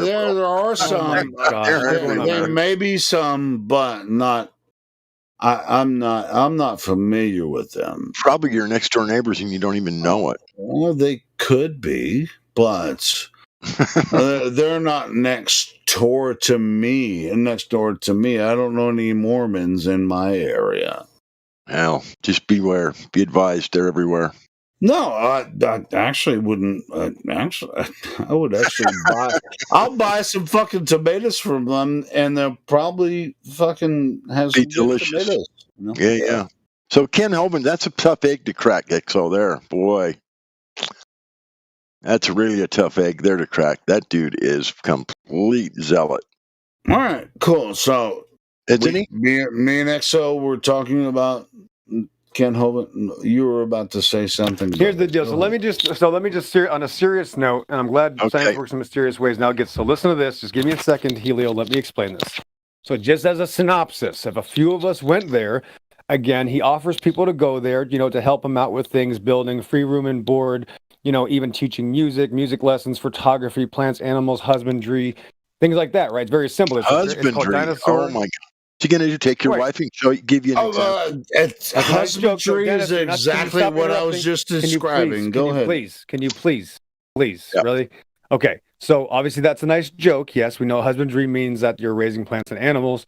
That's what Noah and people of the Bible practice. So the point is, he makes claims that he believes the Bible is the inherent word of God, but we know that he avoids half of it, God Rockin', because he's scared to the death of this topic. The good news is, I can bring this topic right into his heart, right into his home, invited by him without even mentioning it. He wants to baptize people. I'll get baptized. And if he wants to dunk my head in the water as I come up, I'm going to now turn around and say, now, are you ready to get baptized, Ken Hovind? It's that simple, God Rockin'. You see? And if you think that there's somebody, right. And if you think there's somebody, hold on. I know he's getting excited right now, God Rocket. He's getting excited because he knows this could happen because he knows who I am. And if you think there's somebody more qualified than me, let me know and I'll just give them my information and they can do it. But until then, I'm going to do it and there's nothing to worry about because it's a very organic thing. Isn't he already baptized though? That's you're missing the point. In his mind. No, that's not what this is about. This is about accepting the Bible. When I hold up that word of God, I'm going to say, Kent, are you afraid of what this says? Are you ready to understand what Exodus 24, 2 Peter 3, and Genesis 1 says? Are you ready to listen to this, or are you going to hide from it? Because clearly we don't live on a cartoon outer space ball. And that's what this is about. I don't have to say the F word, God Rockin'. I don't have to say flat earth. I can say, I believe the Bible. No, I'm not a flat earther, Ken. We can talk about that. Yeah, that's the point. Like, it's not about this cookie cutter way of, witnessing this flat earth topic. That's not what it's about. It's about another way of doing this. It's another level of understanding. The point is, he is scared to death of this topic, God Rockin'. You know what's really scary about what I followed Kent for a long time. And what's really scary about it to me is that when I try to contact him or even, be active in, his live streams, he won't acknowledge anything that I say, which, it's like Bible studies. It's like, let's do Bible study. No, but, as far as flat earth is really hot. It's really hot topic. He doesn't want to really hit flat earth, but this is a really strong thing. And so is the religion too. It's like all of it is connected, right? But I think he actually knows that our discussion about flat Earth is at least important. But God Rockin'. All right, I'm talking to God Rockin' real quick, Dennis. Hold on now. God Rockin', I'm assuming that you didn't like the way that last conversation with the young guy that was in here talking to us for a full hour and a half ended. Did you know how that ended? Did you hear that? No, I had to take off for a minute real quick, but you can fill me in, please. Gosh. My son called and he had a little emergency. I had to go help him. So. Okay, well, where's Glatphobe? Wow, bro. Yeah. We obviously crushed his soul, and he started to get really worried and eventually said, okay, well, I gotta go. And then his final question, God Rockin', was, what color do you guys think I should paint my nails? Oh my God. No, that's ridiculous. But as far as this is a guy that didn't like women, right? Yes, this is the guy. Yep. Oh. I would have not expected that guy to end that conversation that way. How about Black? Because he's obviously very, very satanic. Well, that's good that you're allowed to say. Listen, God Rockin', it's good that you're allowed to say that word. So anyway, Glatphobe. Then listen, but he's not here. But if maybe he'll come back real quick. But Glatphobe, then of course, I went after him. It was absolutely hilarious. Glat said something like, "That's gay," and I just about died laughing. So we laughed him out of here. We laughed his ass out of here, and he had literally a seizure temper tantrum and I'm going to take your channel down like that. And he had to be kicked out. It literally full invasion of the body snatchers. No, whatever. But yeah, I mean, hey, gay people are allowed to be in this channel. Helio, stop. Listen, you got to cut this out. Listen, remember? Okay, listen, Helio. I was listening. Helio, listen to me. I'm trying to help your channel. I heard you speaking to Indio this morning for about 45 minutes. Before I joined, and then of course I was attacked by somebody that's also gay, but that's another story. Anyway, Helio, you and Indio were talking about, having clips and shorts. You could cut out several things from that conversation. Clips and shorts. Look at that. Oh yeah, God. He's literally. He wants to make shorts. The reason we were having that talk is to actually we can get more traffic here by just clipping portions out and that's all. Shorts. Anyway, go ahead. Exo. Go ahead, Exo. Yeah. Please finish. Well, I mean that's it. I mean that was the end of the conversation, and it was just an explosion, and he had a literal panic attack seizure. He was cordial that whole time, and then absolutely went invasion of the body snatchers at the very end. I thought it was hilarious, actually. It was that was insane. What triggered? What do you think triggered it? Well, the fact that I took his soul and put it in a blender. That's what triggered it.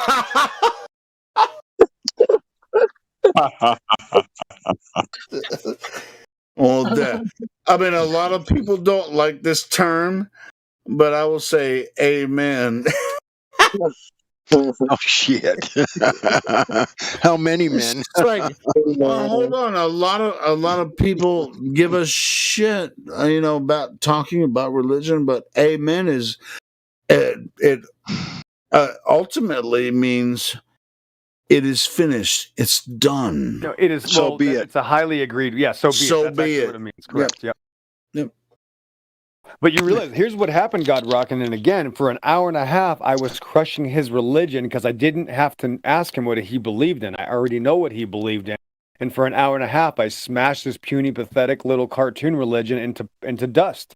And that's why he eventually flipped out. That simple. Instead of amen, it should have been amen for him.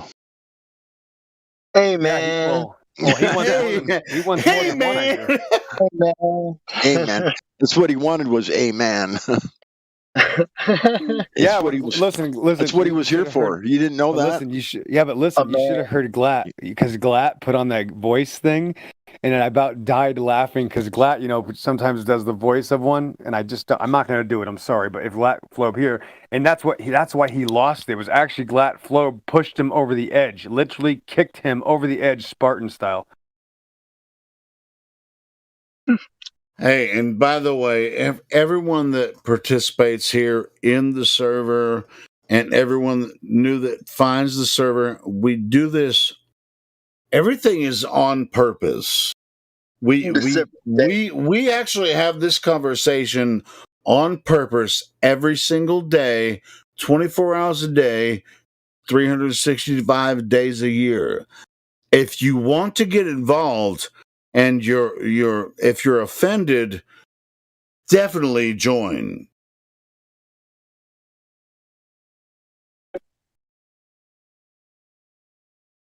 Because you might have something to say about this. And especially if you don't like Christians or the Bible, please join. Or it doesn't even matter what you think or not think. How did you find us anyway? It's like you found this server, this channel. You definitely join and have a conversation with us. Do it. Honestly, just do it. I think that's what he wanted. Just do it. Holy shit! I think I'm was it Michael Jordan, right? Just do it, bro. Come in here and talk to us. We do this we make this happen on purpose. And we are about the science. We do have a religion section in the server, so Bible or not, we can, there's a section for that. Is there a gay section next? No, we don't have. Good. Good. If you are offended, Yeah, by the way, there won't be any gay sections here on the server. No, that will never happen. No. Put your name on it if you want. No. Just for God, right? No. If the words flat earth offend you or make you feel some type of way, you might have something to say, right, Helio? Please join the server. Please. Makes me happy. No, hey, when I feel like talking, I fucking come in here and talk. And if I don't feel like talking, I don't come in here and talk. Are you sure? I'm quite sure of that. Yes. Okay. Just messing with you, brother. Don't go take it too far here. Okay. Yeah. God, no, I'm not offended. I'm not offended. Dennis, I mean, it's my turn. You don't have to try hard to offend me. Dennis, anyway, okay, thanks. Yeah, we've heard it. It's my turn to return the favor to Godrock, and since he's really extended past his stay when it comes to this topic and really dragging this through the mud. So yeah, since there's no heterosexual sections of the site, there shouldn't be any homosexual. Just for the record, thanks. Yeah, geez, thanks. That's a big relief. Thank you. Yep. You guys honestly, that's a private. It's a private topic anyway. If you're making it public, there's something wrong. You guys already talk about it too much. The whole topic should not be public. Yeah. But we didn't bring it up. That's again shouldn't be allowed in. Yeah. Period. On Earth. We didn't bring it up. It's not our fault. In fact, somebody else kept bringing it up, and now, of course, we are trying to erase it. But it's impossible because of how many jokes you can just easily use it for. So what can I say? It's impossible because the entire planet, or the entire plane, excuse my screw up, the entire plane is controlled by satanic morons, and they're all gay as far as I'm concerned.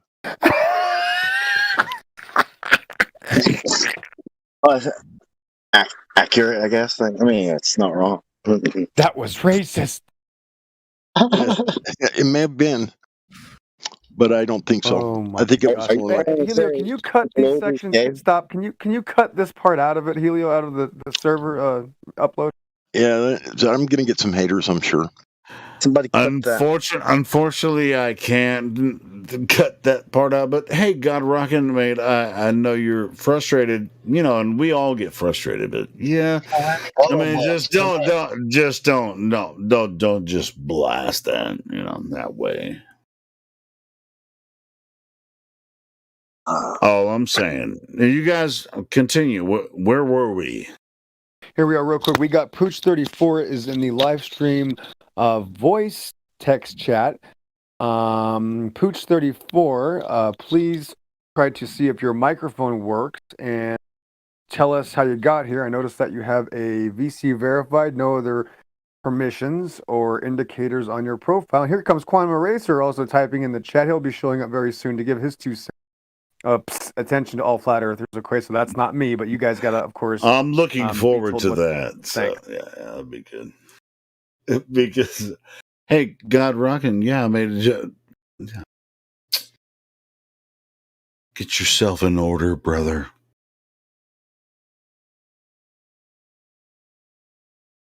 And not that I'm not one to say so or whatever. Yeah, listen, we've spent the list. God Rockin', myself, and Dennis have. Okay, listen, myself, God Rockin', Glatflobe especially, and of course Helio Skeptic have spent the last 45 and a half minutes trying to get away from the sextant talk. So no thanks. Have a good one. Oh, we weren't trying. No, we were trying to get away from the sex talk, not the sextants talk. Oh, what's the difference? Oh, you're gonna have to ask your mama. Never talk about the sex. Oh, she sold me to an orphanage a long time ago, so I won't be able to speak.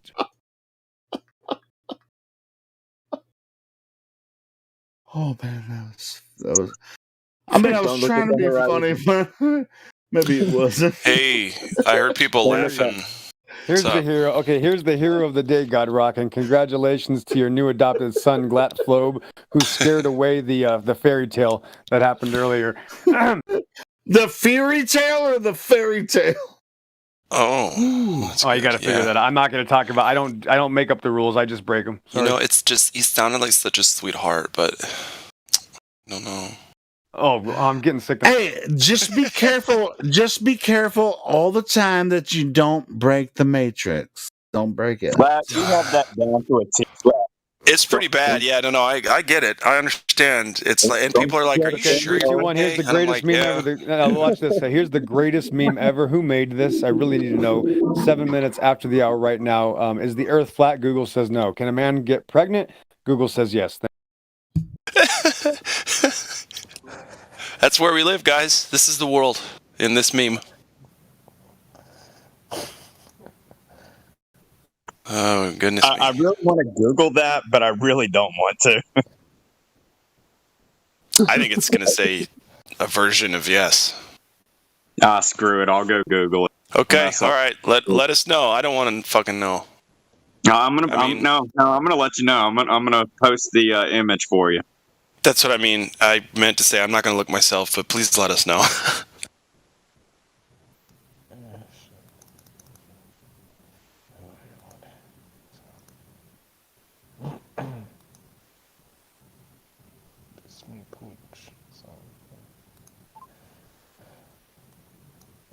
All right. So, question 1: is the Earth flat?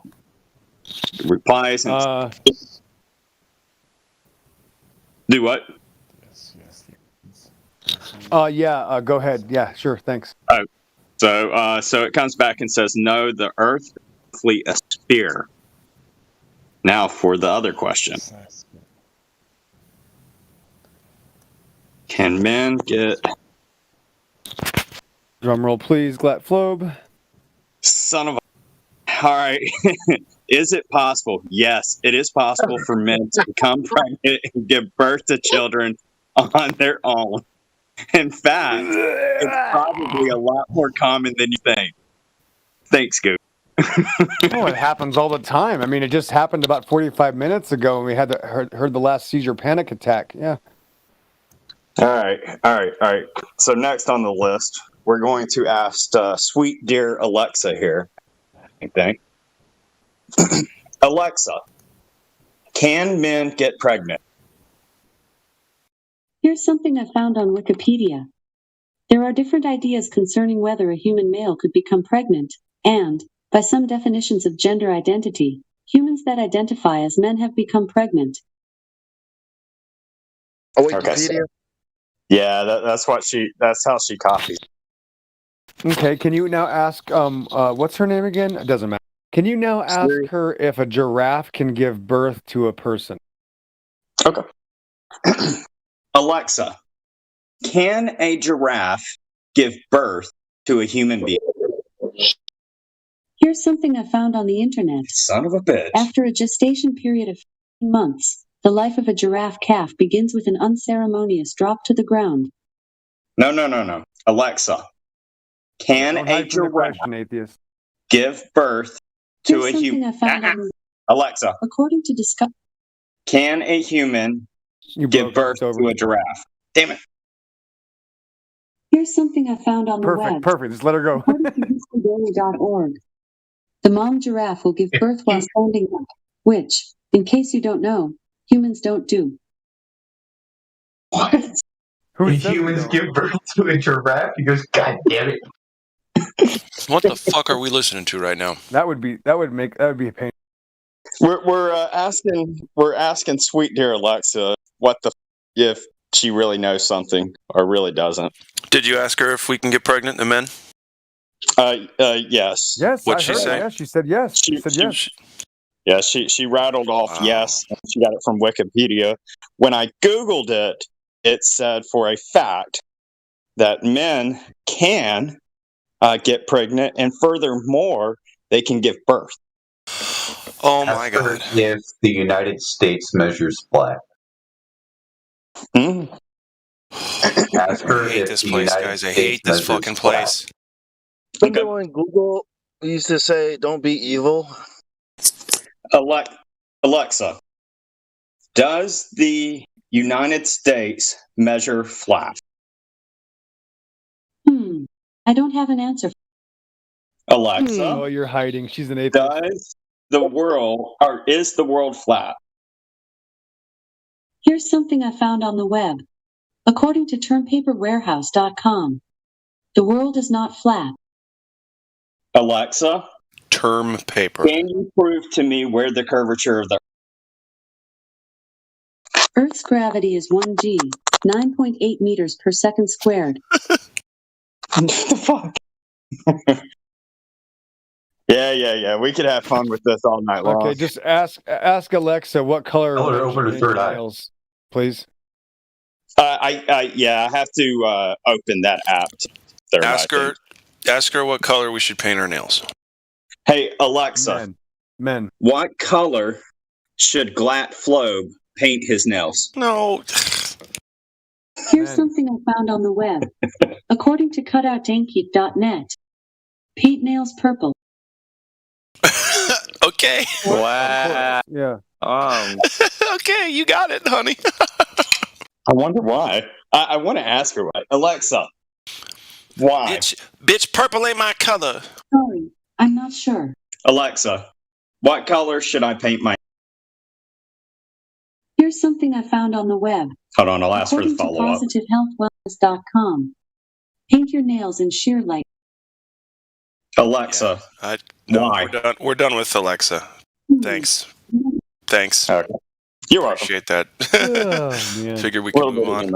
But that was funny, indeed. Alexa's almost always good, down for a good time. Almost. Just don't catch her on a bad day, you know. Yeah, she doesn't. When she's using language, she doesn't like periods. Oh, I'm just kidding. Listen, QE just came in and could not stand it. He just had to rage. All that. Yeah. I don't know what to say. I want to know, but I'm definitely not going down that rabbit hole. But I really do want to know, how does a male give birth? Nope. Look it up on your own. You guys talk to that guy. Hold on. You guys in your male birth shit. Old Hoss. Did you get a chance to speak? Hey, what up, Bong Sao? What's good, man? Hey, What's good? Brother Bong. I'll call you Brother Bong from now on. Just because. What's good, man? Sad, bro. Good, man. Just trying to give old Haas a chance to talk. I see that he's VC verified. If not, you can go back to your male birth bullshit. No, we had a topic talking earlier. Yeah. All right. Maybe give him the 3 point. No. Well, congratulations, guys, for solving so many world problems, including world peace and nail colors and everything. It's great. So if males can give birth and all of this stuff and get pregnant, then what good are women? I think that's. What do we get down this road? I mean, I think the point is that. Why did you bring it back to that? Please, They're trying to change the subject. According to the last, thank you for asking me. This is the XO. According to the last Glober, there isn't a point for women. Thanks. Well, that's not. I think the point is, I think what we should. Well, these things have to go search the web, right? Like according to what I found on the web, like how do they decide? You know what I mean? What answer to give you? The algorithm. You know what I mean? Like right. In other words, where does the information come from? If Google is saying men can have babies and we know men can't have babies, then it's kind of obvious Google is just pushing an agenda. Yeah. Yeah, they're telling us. Google knows who Allah is, but they don't know who Jesus Christ is. Josh, there's so many times when I have to turn you up because you're far away and then turn you down because you're at your mic. Just want to let you know. Well, I was right at my mic. It's my fault. This whole conversation started. Don't necessarily. I didn't mean it to go this way. Yep, it is all about Helioskeptic for the record. Right. No. Oh my God. Yeah, okay, kids. All right, children. I'm thinking that I started the conversation, but it doesn't have to go that way. It's actually about God rocking. Where's God rocking? It's about him. Where's he at? I think it's getting ridiculous now because we're making jokes, and a lot of people don't. It's okay to make jokes. But a lot of people don't get jokes, so they're very confused. It's true. People are not taught how to be funny these days. We're gonna lose at least one generation to not being funny. We got a new guy in the house. Yo, Sleuth, you're about to get unmuted. What's good? Get on the mic. What's up? What's happening? Not much. Here, friend. What happened? So what brings you here, friend? Bored and high as shit. So yeah. Okay, I'm about to light up right now. All right. Cheers, man. Yes, Are you on the level? If I could turn my camera on, I'd pack a bowl for you guys. But I can't. Well, all right. Pack one up, man. You're about to get interviewed, son. What's good? A chill interview. All right. Make sure when you pack it, when new people join, you're going to ask them. You should ask them, "How did you find your way here to the 24/7 Flat Discord?" I got my own. Just let it go with the flow, there, Helio. Come on. I'll shut up. I don't remember why or when I joined. To be honest, honestly, bro, I don't ask that shit. That's just me, though. I'm chill. So, I always ask it. That's Helio. You want to give him the answer? So he's asking right now. I think that's what he's doing. I don't remember. Is that good, Helio? So, all right. So you're curious about the flat Earth topic, correct? Enlighten me. Yes. That's a yes or no question. Yeah, I said yes. Enlighten me. All right. Cool. No, you found your way here. I mean, why are you curious about flat Earth? I don't know. I've never really looked into it. I don't really pay attention to it normally. Here's something. Orange does not necessarily always smell like an orange. Wow. I don't know what you're doing, Joshua. Not sure what's going on here. We get a proton pack. Anyway, so you're very curious about the flat Earth topic. You found your way here. You want to talk to flat Earthers. Now you found us. What do you want to ask us, or what piques your curiosity about this topic? Curious about the concept that started the flat Earth idea. I got you. Let me ask you a question. Since you're in our house, and I'll give you a friendly welcome. So, bro, What do you think the shape of the Earth is? How about that? Why don't you tell us your thoughts? Introduce yourself. You don't have to give your name and any of that shit. I feel like it'd be logical to go with round, but I'm open to other suggestions. I'm not gonna just okay. Be like Sure. Well, let's go through the logic then. Yeah, that's it. Should we ask him if he paints his nails first? Yeah, let's go through the logic. Yeah, hit me with it. You hit us with it. So it's a logical deduction that it's round, not based on evidence, like solid proof, or like the deduction solid proof. Hey, what's up? check I this mean, out. meaning Hold I'm on. talking about from the We're not trying. outside the atmosphere. Let him get his. Let him say his word. I'm meaning from the evidence we have from leaving the atmosphere, it would make it seem as though it is a globe rather than flat. All right. But optic illusions do exist. So But when did we leave? Based on what? Based on what? What do you mean? How high do you have to go to leave the atmosphere? What evidence several of miles. leaving the atmosphere do you have? Context of research from other countries and whatnot. I'm down. Let's review the evidence here together. So that which is what exactly? Evidence that we have left. You said the atmosphere, proving that it is round. So let's take a look at that evidence together and walk me through, what makes it round. So what evidence is that? What are you going to present?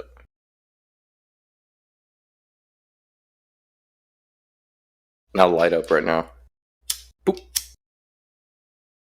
Yeah, it sounds like a good idea. Yep. Dude, I'm not putting you on the spot. That's just how we do things. No, every time you come into the live stream, you're put on the spot. If you want to open your microphone and talk, you're put on the spot every single time. Right. Hey, can you mute your mic when you're hitting the bong, please? Is that the new guy? All right. Okay,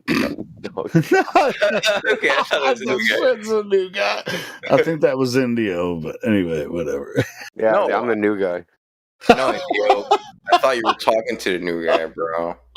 We are trying to talk to the new guy. Right. And they were like, oh, you're trying to put me on the spot. Well, you joined our live stream. Yes, you're on the spot. I think you left. Boom. Anyway, whatever. He's gone. Back to your pregnant male shit, or I'll be quiet now. I tried. No, that wasn't my pregnant man. That was just us just talking shit back and forth, But somebody new jumped in. They were curious about flat Earth, and that's the way I ask questions. It's not you may or may not disagree with it. I don't give a shit what you guys think about me, to be honest. Pooch is here. VC verified.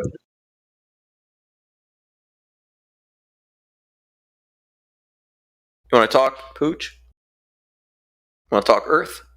What's good? Pooch 34. Yo. Nothing.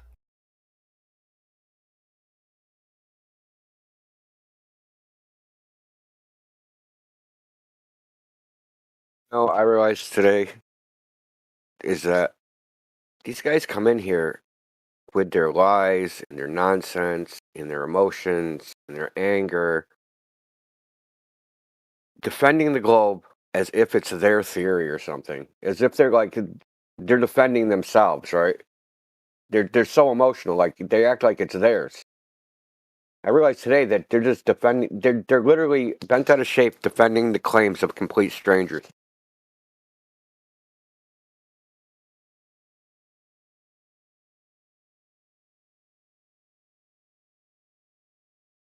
Yeah, when you point that out to them, India, they get offended.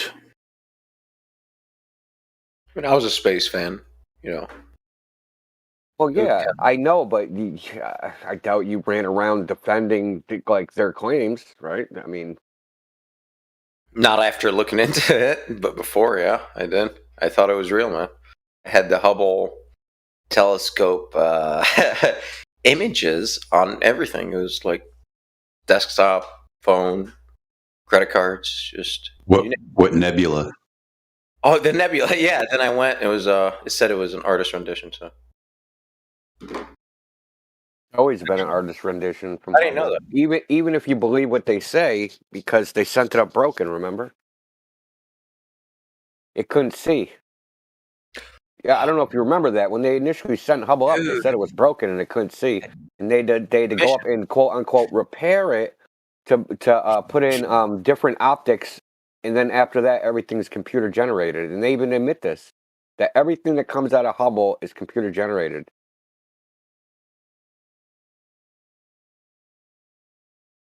Because it can't see. The mirror, when they sent it up, like deformed or something.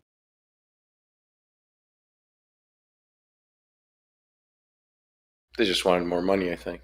Just, milking us. Like, yeah, well, it's broken, guys. Well, but it's like what we're trying to divulge or differentiate between what we can or cannot see across Earth or above Earth, and what it means. This is the ultimate question, correct? The lower you go, the further you can see, right? No. Come on. Come on, man. That's what they say. Seriously, you didn't hear me yesterday, so I finally figured this out, right? They say that there's more refraction the closer you are to the ground. So that means the lower you get, the farther you can see. Oh, of course. Because you can see now, like, around hills better, right? Yeah, exactly. Everything is lifted up. If I get really close, like 1 inch from the ground, I can, see, Mount Everest from New York City. Like, they keep asking, why can't we see that? But, the light ray will just bend around the curvature of the Earth. If I get really low, I got to get real low. If you got to be like 1 molecule length, like above the surface of the water, and wow, you could see the entire world at once, bro. 1 molecule, come on. Nobody claims anything like that, but yeah. I mean, it's just like the idea is ridiculous. The entire thing.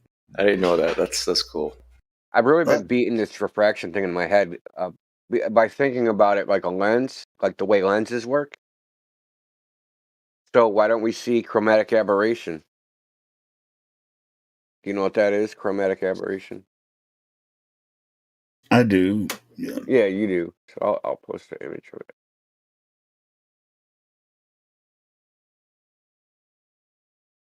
Or just put an image in the live stream. That's chromatic aberration, because different wavelengths of light are refracted at different amounts. You get a rainbow effect, a prism effect. So why don't we see this in long distance photos if there's all this refraction, right? Especially over such a long distance.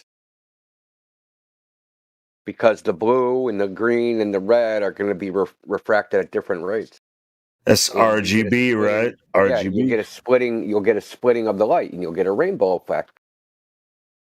But we don't actually observe any of that. Oh, I see what you mean. Which shows there's no refraction. And that the refraction claim is garbage. They have to correct for this. Listen, this is how it works, right? The thicker the lens, the more chromatic aberration there is. So when you start getting in telescopes, they start selling them like telescopes that fit the cameras, like an Orion telescope. It fits on a camera. It's like 400 millimeter. They have to have it's called an achromatic reflector. They put it inside it's inside the telescope, and it corrects for it. It looks like almost like an hourglass. The lens fits inside it, and they have an hourglass corrector that corrects this chromatic aberration. But it's totally dependent. It's totally dependent on lens thickness. How thick is How thick is the lens in a 250-mile observation of Canigou? How thick is that lens? Right, 250 miles thick. So why aren't we seeing any chromatic aberration when it's What are according to they? them, Are they being pointing? refracted the Are they entire time? using that telescope though, India? Are they using that telescope to look The air across is the Earth? telescope, Helio. The air is the telescope. I know. Yeah, So you don't exactly. listen. According to them, the air is a refracting medium, just like a lens, right? And it magnifies stuff and picks stuff up and moves stuff around. So if you have a lens that's 250 miles thick, you're going to get things like chromatic aberration because of the optical path length is so long over that distance. All the light frequency, all the wavelengths are going to spread out. So by What the I'm time you asking take you, a India, snapshot with a camera, everything should look like a big fucking rainbow. what I'm asking you with some of these gigantic telescopes, are they looking across Earth, or are they pointing them in the sky? With big telescopes, they're pointing them at the sky, but they're all correct. All those are corrected. Well, those are mirrors. Yeah, telescopes it's are reflective mirrors, and Yeah, I'm talking about refractor telescopes, not yeah, but they never point them across Earth. because they're not good for astronomical telescopes are not good for terrestrial viewing.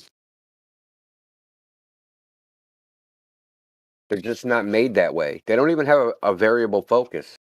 I mean, they do a partial one, but it like the range is like between 1 times and 5 times zoom. What a astronomical telescope does is it collects light. That's how they work basically. It's not the zoom, it's the size of the aperture. So that's why when they make telescopes, they make the lens wider and wider and wider, a larger diameter. That's how telescope power is measured, the diameter of the lens.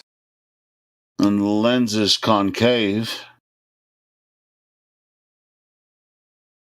Well, because because it wants to capture a focal point. Well, there's a limit. There's a limit on like lens diameter. If I have a refractor lens, the reason they don't make telescopes, the largest refractor is at Mount Wilson in California.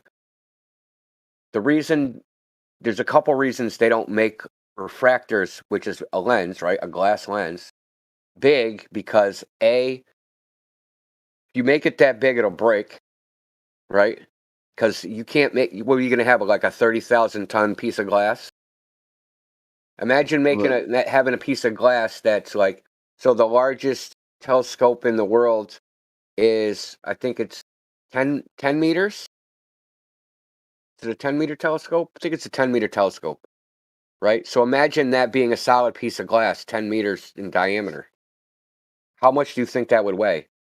Do you think that you could actually even manufacture that? It's a mirror, right? Well, now, yes, exactly. My point is concave mirror. Is that they have to stop using lenses and go to mirrors because they can't make lenses that big. Yeah, but that's the way that they build those reflector, quote unquote telescope. It's a reflection. Yeah, exactly. They use reflectors because of the material limitations of using a refractor, of using a glass lens. So they have to use a mirror. Yeah. Cool. Continue. But they never point them across Earth to figure out how flat Earth is. They actually point them at the sky, and so that's what we're looking at. We look at the different nebulas or whatever. That's the information. Everything that everyone talks about is talking about globe Earth. I think the point when it comes to all this, even if they did point it across the Earth, it wouldn't be good for that purpose. No, it didn't. No, it. First of all, that's why they wouldn't even design it for that purpose. The air, right? The opacity of the air. They can't even make one that could do that. Anyway, go ahead, India. Well, I mean, because we're looking through the air. We got that problem, and then the other problem is if you use one of these large telescopes, it's going to collect so much light that any image is going to be overexposed and you're not going to be able to see shit. Mm-hmm. Especially looking across Earth because so much atmosphere, right?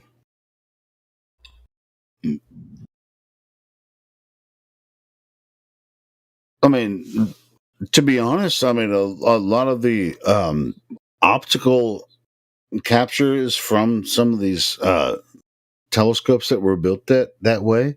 And there's a lot of really cool shit that we can see through them.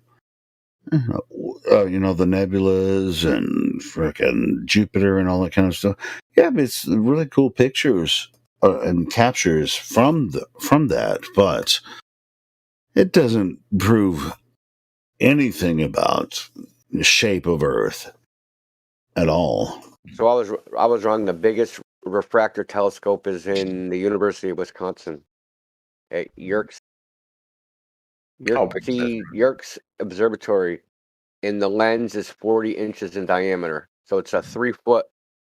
It's a 1.02 meter lens. Wow, that's a big lens. That shit must be so heavy, dude. How many tons is that fucking thing? Wow. Okay. I was in a place in Boston one time, and these people had a glass table. It was about 4 inches thick, and it would seat about 15 to 16 people. I asked them, I'm like, how the hell did you get that in here? And they told me that they bought, because it was like a condo in a rich part of Boston. So they told me they bought it. When they bought the condo, it was in there already, and it was too expensive to get it removed, so they just kept it. The thing must have weighed, I don't even know much. I can't even imagine. It was probably about more than 10 feet long, 4 feet wide, and the glass is like 4 inches thick. I can calculate it for you. I looked up the density of glass right now. It's 2,500 kilograms per meter cubed. So, fire calculator or dimensions, if you want. Otherwise, we could just 2,200 kilograms. When you get Luke to go visit that telescope, per 2,500 kilograms per meter cubed. Just run everything in. Yeah, and a kilogram is 2.2 pounds. So correct. Yep. 2.2. Oh, so you're gonna. That's like 5,000 pounds per cubic meter. Yeah, that's nuts, man. Yeah, glass is dense, man. Yep, 5,500 pounds. Yeah, per cubic meter, which is like a cubic yard almost. Oh shit! So I had to look up the heaviest piece of glass in the world. 15,000 pounds. Wow! Holy shit! What is it like? Is it just a cast piece of glass? Largest glass window, I guess. Bijan North Glass recently. Of course, it's a glass company, right? Okay. They put it in one of their buildings. Good marketing, yeah. 15,000 pounds? Wow. That's 547 square feet, 54 feet, 3 inches tall, 10 feet, 10 inches wide. 4 layers of glass with an airspace in between. Total thickness of the glass is 2.6 inches and weighs 15,000 pounds. It's a composite. Okay. That's layered. Nice. Wow. That's insane. Yeah, glass is really strong in compression. You were talking about the largest mirror telescope, which was, you said, what, 15 meters wide? The largest piece of glass, period, is a 20-ton, 20-inch diameter disc made of industrial Pyrex. It is in the Hale Telescope at Mount Palomar, Pasadena, California. That shit is nuts. Pyrex is borosilicate glass for any of those glass nerds out there.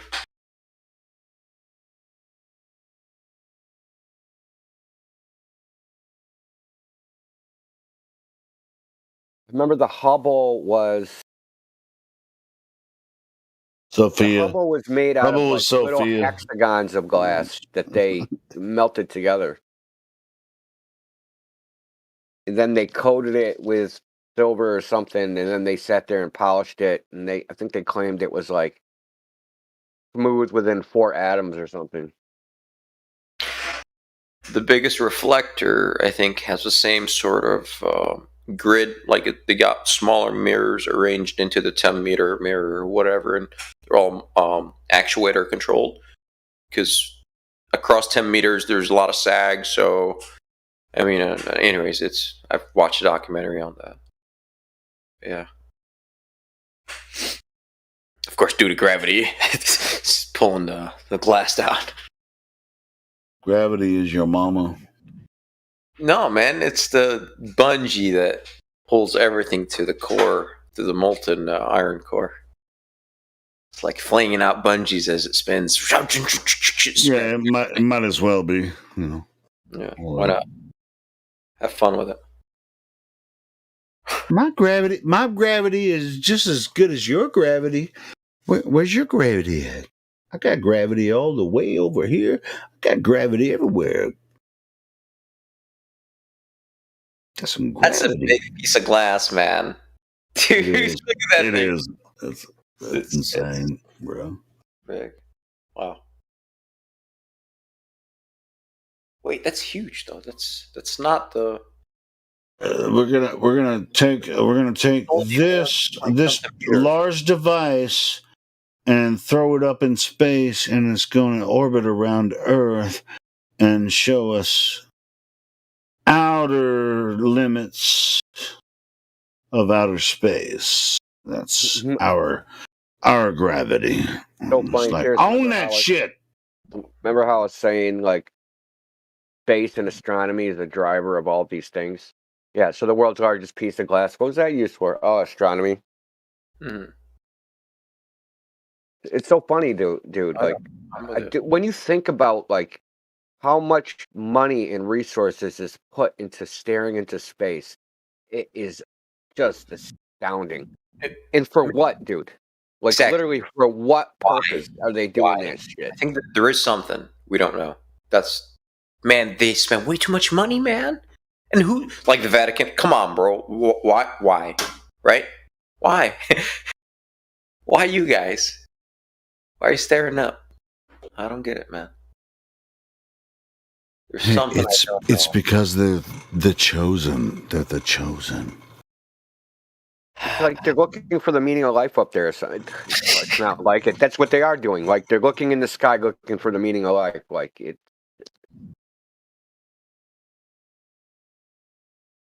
It's, and we're here looking for the meaning of life inside. One day. But we're recognizing what they're doing, and why would they lie about some of the shit they're trying to do outside? And it just really kind of looks fake. You know, most of it looks fake to us, but to other people it looks real, and they're looking for the origin of man and the universe and life and all this kind of stuff. I mean, everyone. It seems like everyone's looking for the history of man and the universe and creation and all that kind of stuff. So but what's happening with with the ISS and the Hubble and all that, they're lying, and it's pretty obvious. Why would they do that instead of looking on the inside like we are? It's really weird. I mean, dude, just like the resources, if you actually, like, whatever NASA spent on the bullshit, right? Repair the Hubble that's not up there. Let's just assume it's not up there. Whatever, it was a plane. Like, just, All right, well, if it's up there, give me some freaking evidence for it. whatever. I'm just saying, if like that money was actually put to Pinky promise it's there. How about that? I promise it's there. All right, I believe man. you. That's just a regular promise. A pinky promise, man. Yeah, I'll take that. Sure, man. But, man, it's a lot of money wasted. Like a lot of man hours, effort. Well, the gold foil. I want to be the gold foil guy, honestly. Yeah, well, money's nothing anyway. Gotcha. As far as all this goes, I mean, Make it look good. you're your intellectual property is worth more than anything that money can, that you can gain by, money. Your intellectual property. Once you understand that they're bullshitting you to the highest extent with this Hubble and Here's the Hubble. orbital mechanics and all this shit. I mean, it's complete bullshit. That's what the Hubble looks like. like a space taco.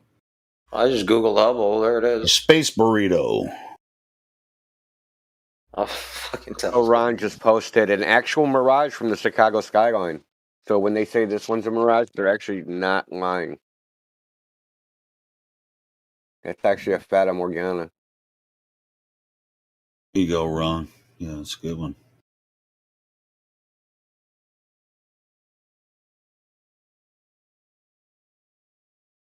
Look. Oh yeah, wow. This one is from Fox. There's a bunch of Hubble Tel. Here it is, man. Indio. Look, you repaired that thing. That's the Hubble, man. Look, they just caught it. Slide up there, just tether. Hold on a minute. Just grab it tight. Yeah. Pull it in, or whatever.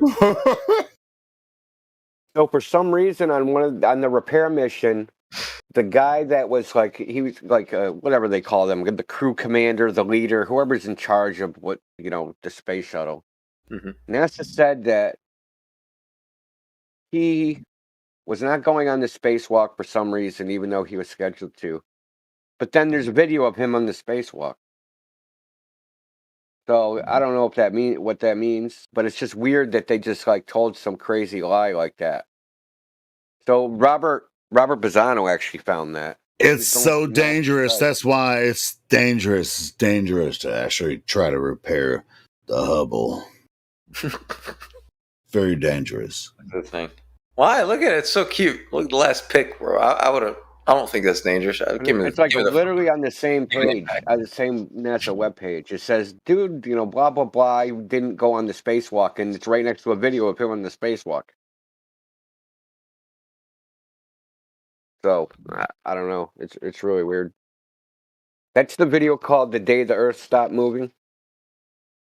I think that was in the Bible when the Earth stopped moving. That was apparently NASA took a cue out of that one. Something to do with Joshua. I mean, Joshua, he was having a battle, and he was like, "Hey, God made the sun stand still."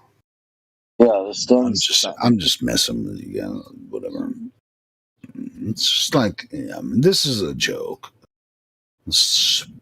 Hubble space telescope, just zooming around the Earth and capturing the most fascinating images of outer space of all time. I found pictures of the repair. There it is. Come right up, I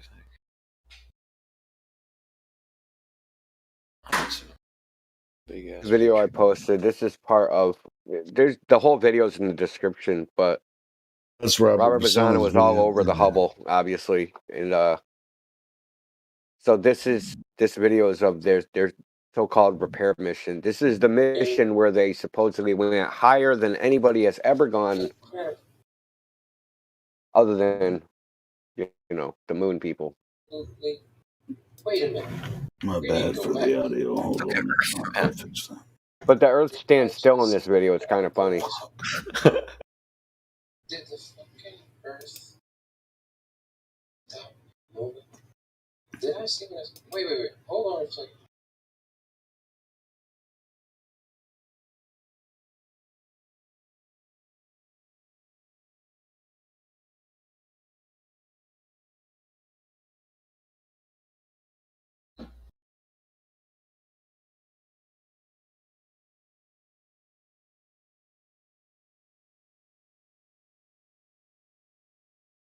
You idiot flat earthers.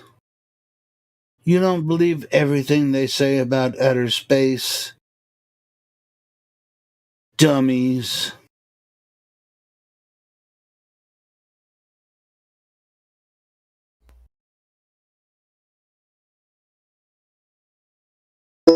Sticks and stones, man. Yeah. Come harder. Sticks and stones break my bones.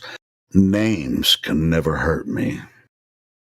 But curvature will destroy me. Got any? Right? Like, Yeah, show me the curve, and then we can shut this fucking server down. We've been doing this for a long time. I got better evidence than that. Look, here. You're denying outer space while I'm about to present a picture of astronauts repairing the Hubble in outer space. What's your rebuttal to that, Helio? Look. Wait. All Look right, at him. Are you saying that's fake? Look at him. Yes. Yes. I'm going to say a definite yes. I think that's fake. Yes. And your evidence for the fakery is? They've lied over and over and over again, and I would never believe a goddamn word they say. That's my evidence. the lighting is too perfect. Look at him, man. Look, man. He's waving to the camera, bro. Come on, man. Say cheese. That's hilarious. Then when you see this, when I see it on MTV, you guys remember MTV Astronaut, right? Pictures. Oh, look at they got the gold foil. That's the same type of gold foil they had on the. Looks like the same employee too. That's wrapping everything. It's wrinkly. It's not even straight, dude. I would actually use like the 3M spray adhesive, to buy expensive shit. These guys are fucking cheap. Scotch tape, just everywhere. Come on, man. Pretty sure that's gold foil. Pretty sure that's a dive suit for deep sea diving, right? Look at the other guy. Yeah, that's on a 45-degree angle. Dude is diving, man. He's swimming. His posture is just like, all right. No, they train. They train in water, the neutral buoyancy lab. Right. That way they're neutral, they're buoyant because they're in water. And water is the opposite of space, density. Right. So why the same behavior? The neutral buoyancy is what they're achieving. It makes you appear weightless if you're neutral, if you're floating in some medium, which is water. Dude, they are floating in the picture. I don't know what you're talking about. Right. In a world where astronauts can drown in a vacuum. I mean, even the laboratory says neutral. It's neutral. We just use snorkel. Vacuums and water mixed up.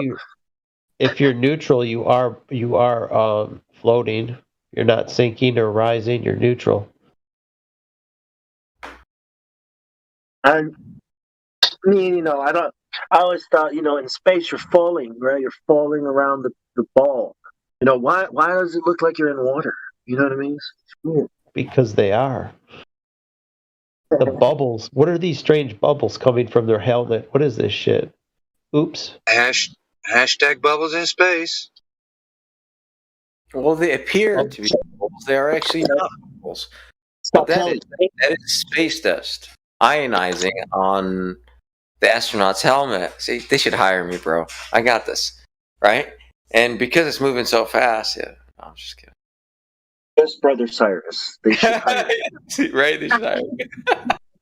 The bubbles move pretty slow, actually. I mean, for 17,000 miles per hour, they move pretty damn slow. Like I said, it's not a bubble. It is ionized space dust. Anything that was moving at 17,000 miles per hour would be invisible. Just saying. Bro, look at it. It's like it would be there and gone so fast you wouldn't see it. Look at the foil, man. Wouldn't space debris, space dust just put holes in that shit? They tell us space is dirty, yeah? What's up with that, man? Yeah, and you know what? They were saying all this orbital debris, right? Oh, sometimes a paint flake will hit another satellite or whatnot. it would be like putting ice cubes in a blender and not expecting the ice crystals to collide with each other. There'd be so much debris going all these different angles. It would just pulverize itself. It would be like just like a blender if everything was doing what they're saying. And then all the small fragments would start hitting each other, and it would be shredded. And yet none of them collide. There's no collisions. It's the most asinine excuse. Yeah, there has to be some debris that are not, that are barely moving, and then there's debris, or then you got the ISS like moving like faster than a bullet. I don't know. And you slam into this little nut or this little, you know what I mean? I mean, what the hell? 17,000. We can't even get bullets that fast. 17,000 miles per hour. Like 1,000 miles per hour is supersonic. So now you're talking 17 times the speed of sound, or it's even faster. It's 1.4. It's Mach 1.4, 1,000 miles per hour. So 17 times that. We don't have bullets that go that fast. Not even close. Yeah, even if you hit something like paint chip, I guess, that's got to do some kind of. I don't know. Kinetic energy. It's not even funny because the equation is like kinetic energy equals half mv squared. So the velocity, it really dependent on the velocity because velocity is squared. So if you have a paint chip that weighs whatever, nothing, like almost nothing, that's moving extremely fast, that thing, it's carrying a lot of kinetic energy. So if they've done it with very light things, like you slam them into metal block, like even very small little pellets, like a one gram thing, and it's like the craters that it makes, the amount of energy released is huge, and they can't get anywhere close to that speed. Yeah. I think some of them were going like 5 miles per second. It's about as fast as they could accelerate them, and then still there's a huge amount of energy. And they have wings on those things too. You know what I'm saying? Like flat H, like beam or whatever it looks like, the letter H on the ISS. On the ISS, so basically they're falling, right? The gravity is still in full effect, though, on the ISS at that distance? Because they're constantly falling with the Earth, yeah. Yeah. Oh. Yeah, I mean, I'm wondering, like, where does gravity start to, fall off? When you start losing actual weight, go into weightlessness, and it's not you falling around the Earth, like, where is that, Because wouldn't it pull all the debris back down, like all of the crap? No, it's in a Goldilocks zone, right? Because there's it's like it's perfectly matched with the pull, and there's no loss because you're in frictionless medium. So they got this Narnia that balances each other out, but it's all fake though, because there's no such thing. Perpetual motion, right? Orbit. Pretty much, man. It is perpetual. It is because it's gravity powered.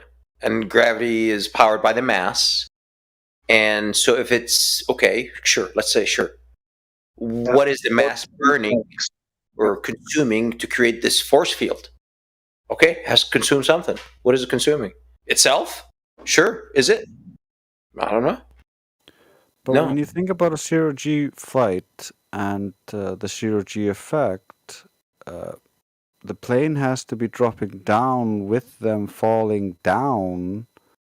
The ISS is not moving closer to the Earth, so the container is not dropping with them. So I don't see how they can actually finagle this to actually logically work. Maybe you just need to you need an animation from NASA to understand. Let me go get you an animation. That's not enough. That's just the Vomit Comet. With the Vomit Comet? The Vomit Comet doesn't look the same as in the water. When they're in the ISS, kind of like pushing themselves off the wall, catching this with your mouth. That's like water-like behavior, but it's not the same as the Vomit Comet, right? As actually free falling. What do you guys think about that? That's so inconsistent. Well, you know what they were doing? They would chop it up. Like they didn't have any clips longer than like 5 or 6 seconds or whatever the vomit comment duration, however many seconds. Like Richard Branson and such, they would chop the video up because that's all they were doing is going in like a vomit comment, and then everything was green screened in there, all the background. Back in the 90s, they did a lot of that cutting to try to get the hair right, but using the vomit comet and mock ISS on the plane, and you could hear during all of those recordings the jet engines, so it was pretty bad. Also, when they come to an abrupt stop, oh, what happened? Everybody gets slammed into something. Oops.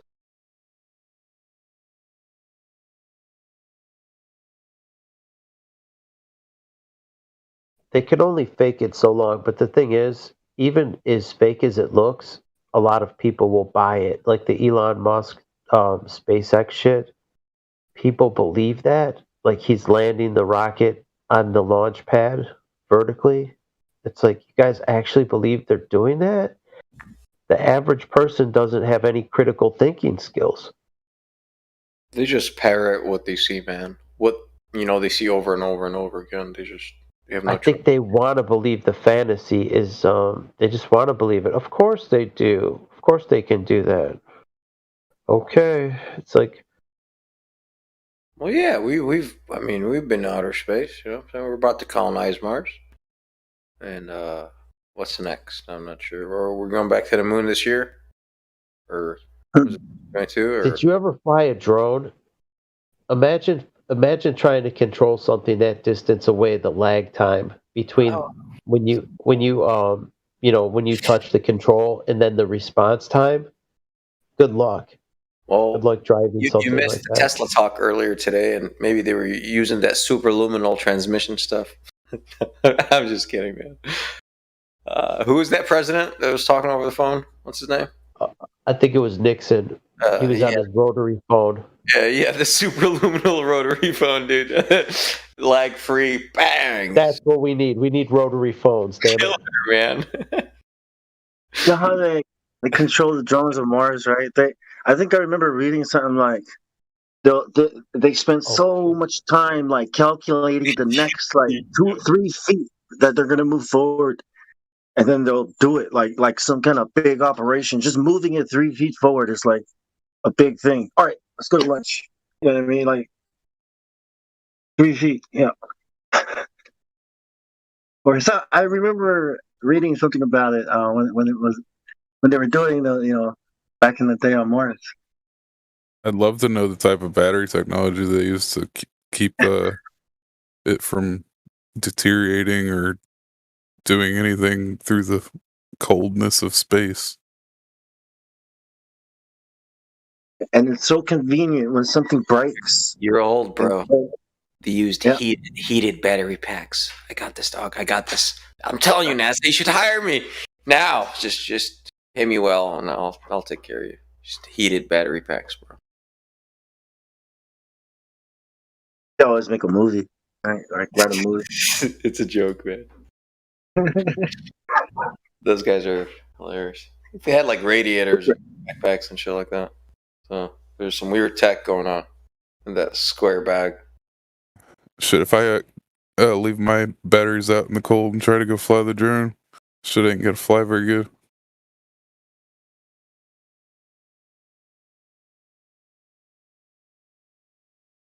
Well, that's garbage lithium, right? They had classified NASA batteries. So sorry, man. From alien technology. Right, of course. Bob Lazar invented the thing.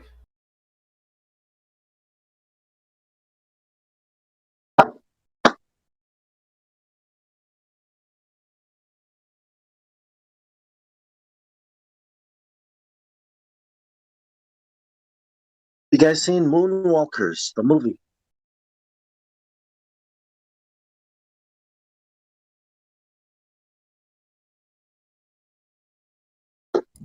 It's about the moon landing, It's fun.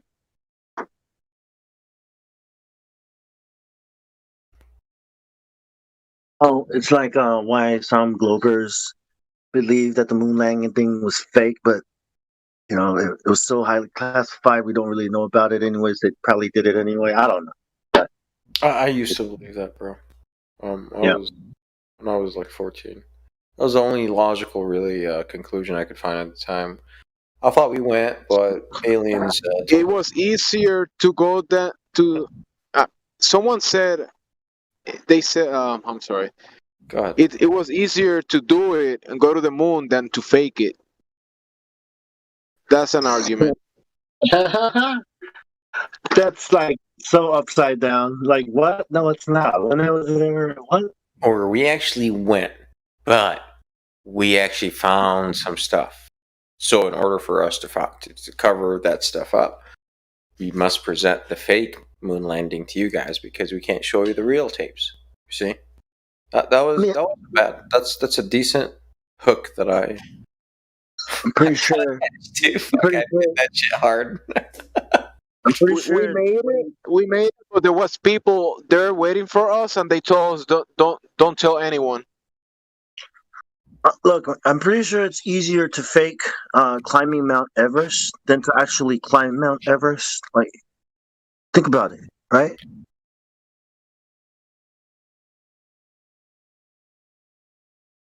And then just say to go to the moon. I can make a movie going to the moon. Stanley Kubrick won an award for it. It was so much easier, and it looked so much more real than that thing they showed us. The real. It has to be. It had to be real because you couldn't fake it because we didn't have the camera technology to fake it. Exactly. It's real because it looks so fake. How about that car in space, though? Right? Does that look real? Or that mouse in the rocket? I don't know, but we'd have way better graphics if it was fake.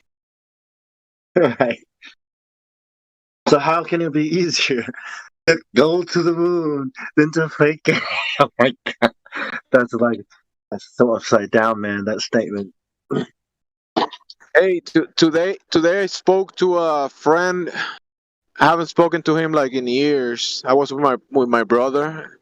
We were hanging out with a friend, and we talk about flat Earth, and he was getting it, a lot of things, but he was hung up on a verse in the Bible that he read, and he says that he read in a Bible that he used to have that there is a verse, and he said that the Earth is a sphere and it hangs on nothing.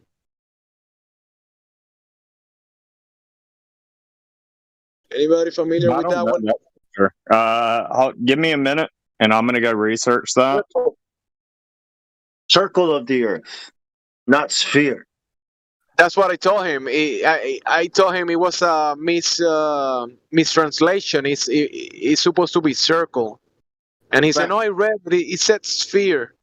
I read circle. Well, the one that I read was circle of the Earth. Next time someone brings that up, tell them that every Bible that's copyrighted has to be changed in one way or another. And so that might have just happened to have been the way that they decided to change their quote-unquote word of God. I actually broke it down to him about the circle, and we spoke about so many things, and we looked through other verses, and we spoke about water and those kind of things, measurements and that kind of stuff.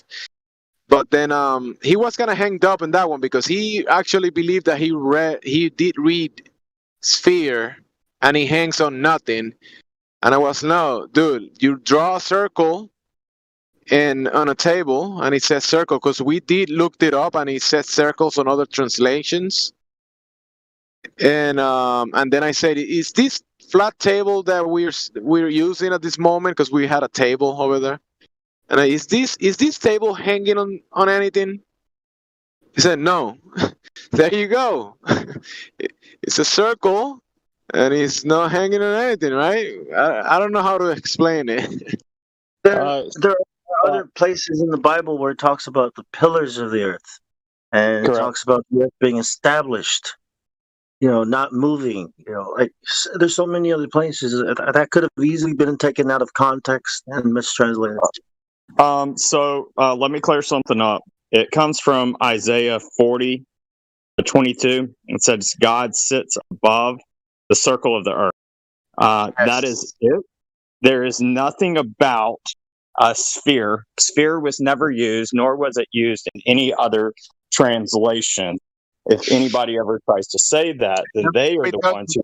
I got it to translate in Spanish. We were speaking in Spanish because he's reads in Spanish. So maybe he got a bad translation, but we were speaking in Spanish. Yeah. So esfera,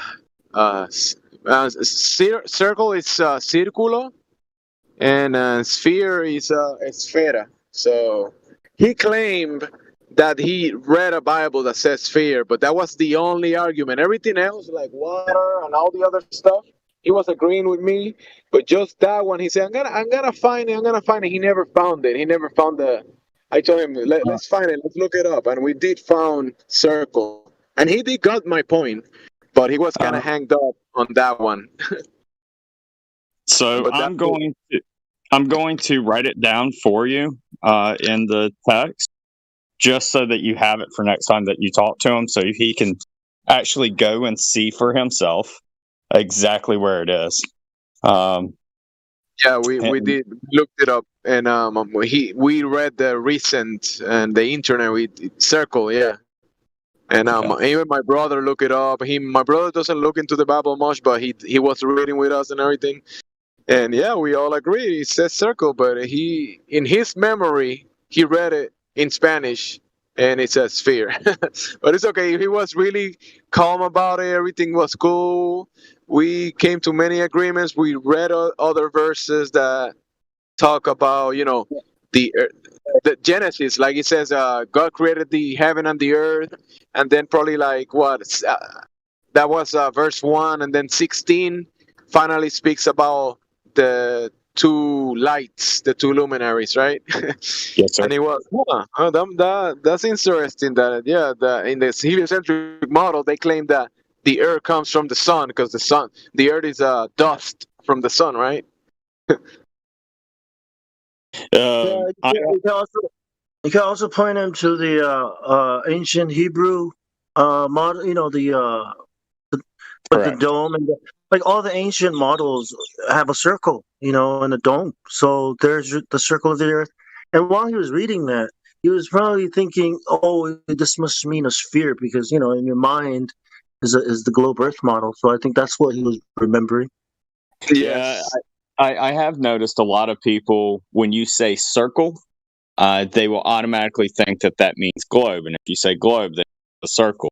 It's like the round thing. They think round means sphere. In Spanish is redonda, and people actually think that redondo, round, means sphere, esfera, and people do get those confused. But we went through it, and he did got my point about the circle of the earth.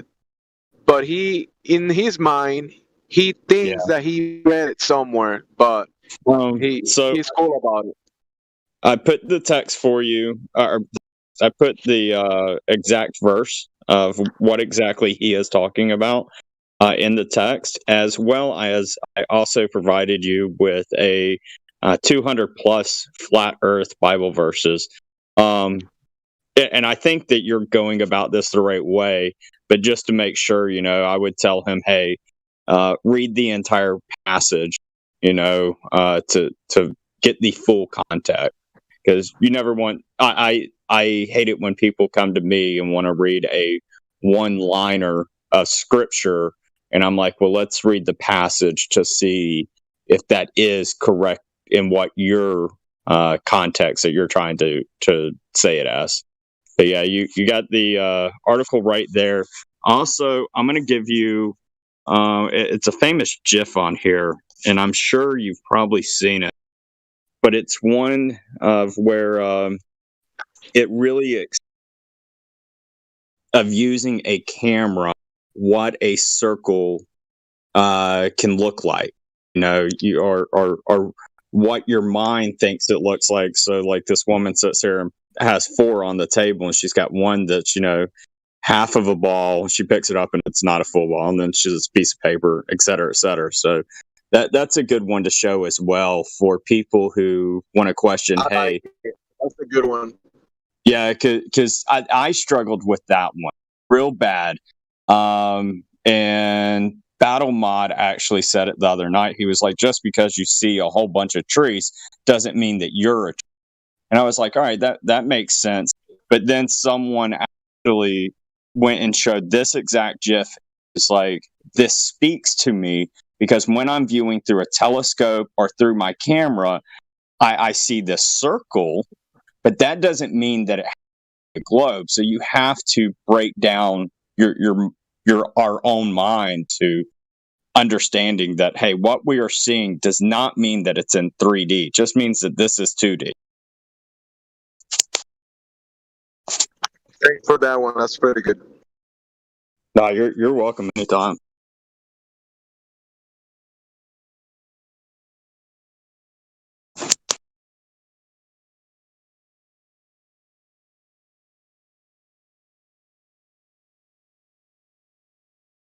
I was surprised with my brother because we do speak about, you know, the flat earth sometimes, and he broke it down for our friend, and my brother was like flat smacking like good. I was like, wow, dude, you've been like studying or something. That's awesome.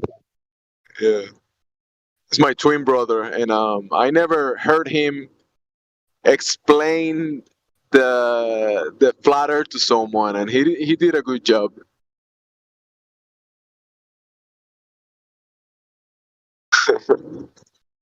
He also spoke to his wife about it.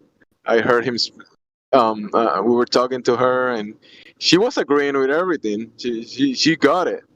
She was enjoying the conversation too. She's putting her own points on things. Yeah, that's a great thing that I love about my marriage. We've been married over 12 years now, and I can speak to her on this stuff, and she'll let me know when I am getting out of hand and when I am speaking truth to things. So it's a great thing to build a relationship on of, hey, I've got these thoughts going on. What's your opinion?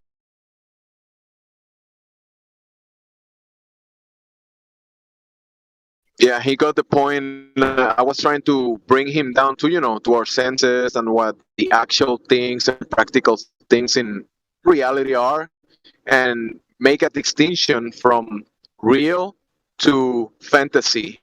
And they got it. They were like, yeah, a lot of people entertain these ideas that, you know, nobody experiences. People talk about these languages of, you know, La La Land and cartoons and globes, and they were enjoying. And also, I showed them that they had a globe in the room, and I point out at the bottom of the globe it says, "This is not for educational purposes. This is only for decoration." And they were like dying laughing. Another thing that you can ask them next time on when there's a globe present, sit there and ask them, is this a very close size cotton, you know, and then seriously go and pull up, you know, like what the size of Africa is, what the size of America is, and they'll quickly find out that, like, holy crap, this globe is way off with continent sizes all over the place, you know. It's a horrible misrepresentation. I don't think I've ever found a globe that had the correct size of continent. Yet, almost every single time I've seen someone just draw up a flat earth, they can get very close. Just with someone that has no education can get very close to what the continent sizes truly are. Yeah, that's good to point out whenever the globe on the pedestal is present in the room. That's a good point.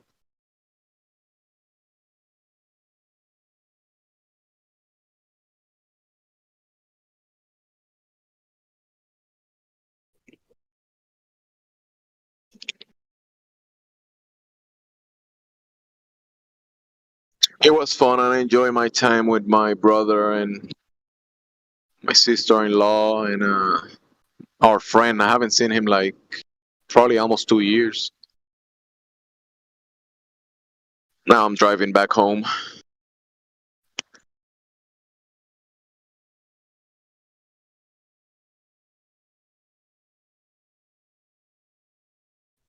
Yeah, like one thing that I like as well, it helps out, but because I live on a lake and I'm able to see, 3 miles and provide hey, let's actually, put a stick in the ground with, tape on it, and let's see if I can see it 3 miles away, to the base of that. Yep, I can see it. I can actually do an observation to see that I do not see a curve.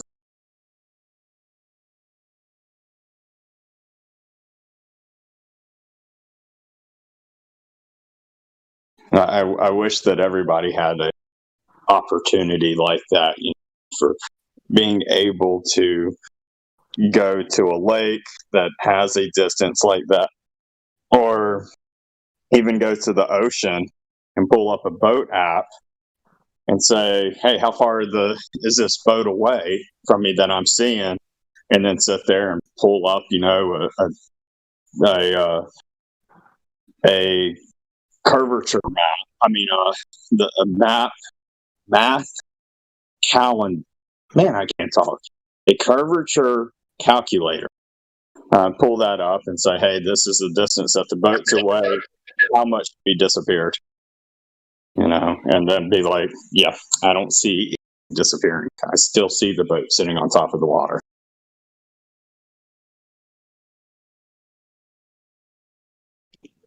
Yeah, my brother brought up a similar point, and our friend did got that point. Yeah, he was agreeing with us on everything, and he did enjoy the conversation. It's just that this is just to me, it was pretty silly that in his mind he actually had that thought. That was the only thing that he was bringing up. That he read it somewhere that it was a sphere, but he was agreeing with us on basically everything. See, I was like that. If the Bible tells me something, I'm here to tell you, I'm going to be hardcore believing in the Bible more than even if I was sent up in a spaceship and I actually traveled around. See, it's a globe. I still don't care. I'll sit there and be like, I still believe what the Word of God says, but that's because I'm Christian. Now I understand this is the science live stream channel, so. But yeah, for me being Christian, I mean, I'm hardcore, and that's probably where he as well is. He didn't want to sit here and say that God's a liar, that the Word of God is a liar. So, but yeah, just let him know that I obsess circle. And what good. And he was a good sport. He was having fun, and he enjoyed the topic. And it was refreshing for me to, being person to person with family and friends, and just talking about it. And everybody was just pretty cool about it. And we spoke about other things, but the flat Earth topic did took a long time, hours and hours. So yeah, it was a lot of fun. Let me ask you this. Would it help him if he's seen it in its original context? I believe Isaiah was not written in Hebrew, but written in the Arabic. I think that's what Isaiah was written in. I'll double check. But anyhow, would it help if I went to the original writing of it and then said, hey, here is the exact word, and here's what it is, exactly translated, to Spanish for you? Do you think that would help you, or? That will definitely help. That I will bring it up to him, because we will meet again, and I'm asking, do you ever found that? Because I found something, and I found if you give me the original, I'll be like, dude, look, the original right here. and let's read it.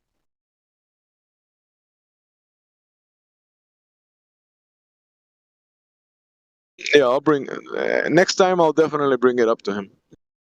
Okay. Yeah, give me about 5 minutes or so, and I'll get it exactly over to you. I'll put it in the text, but I'll still listen to what Also, you're saying. send it in DMs to me as well, so I can have it there. And whenever I'm gonna pull it up, That'll work. Yeah, thank you. He was a good sport. We talk about level, about all the measurements. We talk about the luminaries and how they reset every year, the cycles and the design of things. And it was, oh my goodness. I should do this more often.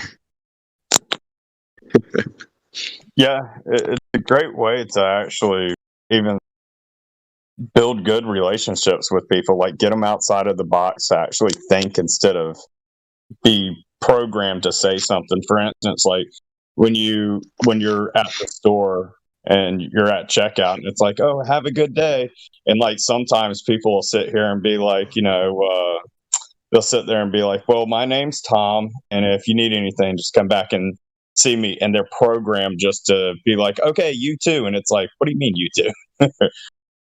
You know something? These both of them, like my sister-in-law and himself, my brother, friends, and our friend, they were way more open and listening and engaging with the conversation that other times in the past. Like, they've been thinking about things, especially with these times. They've been questioning a lot of things, and I found him like way more open about the topic than in the past, like about the whole conversation. Yeah, it was good.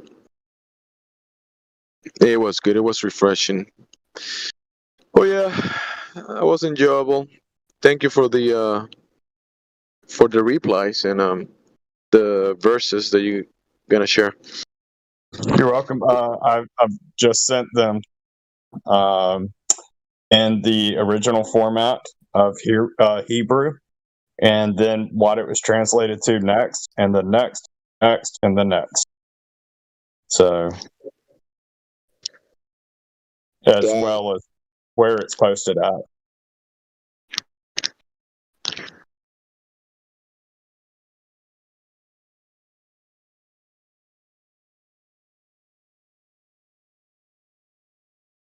Got it in my DMs, and I accepted your friend request. Thank you for that.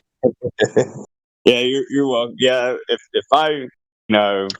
if I hear somebody I like a lot, like that speaks good minded and things like that, I'll be like, yeah, I'm gonna send them in case like they don't accept direct DMs, because a lot of people eventually will want to sit there and send you a DM instead of just going into chat, to where it's going to get lost within 2 seconds with other people posting stuff. Yeah, thank you, man. Definitely, your friendship is. Thank you very much for that. That's great. And the DMs definitely serve a purpose, because if you were to post it in the live stream and then I see my friend again, and I'll be like, let me go to the live stream, I'll find it for you. But since it's in my DMs, I won't have to work that hard. Yep. It's convenient. So I'm pretty good with scripture. Reason being is I actually read it for myself. So I'm pretty good with that. Explaining to somebody, about reading the entire passage. Like, I'll sit down and talk to anybody, but if he ever has a question to you and you ever want, shoot, man, feel free to DM me. Or, I mean, there's other great people down here, other people who are way beyond my level that really, really get deep into the Bible, and I love them. Oh yeah, I've been in that Bible room. I heard you before there too, and yeah, you guys are awesome.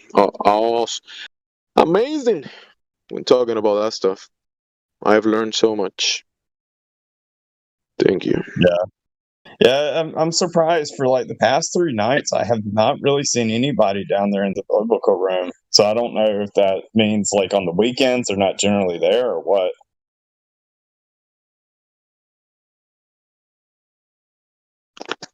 Yeah, it doesn't happen every day, but there's those times that always come. People do join the room. Yeah, like the one group that I liked a lot.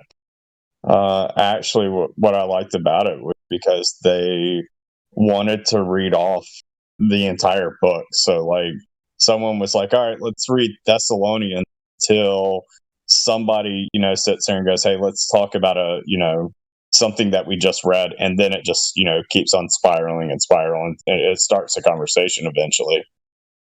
So that was a real good one that night.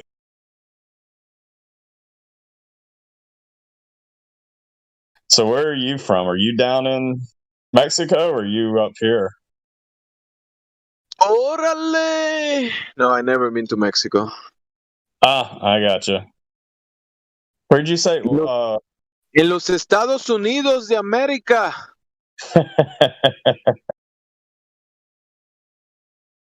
Yeah, I live in the U.S. Did you say you've never been down to Mexico either? I live in America. I mean, I'm sorry. I live in my body. I reside in the U.S. of A.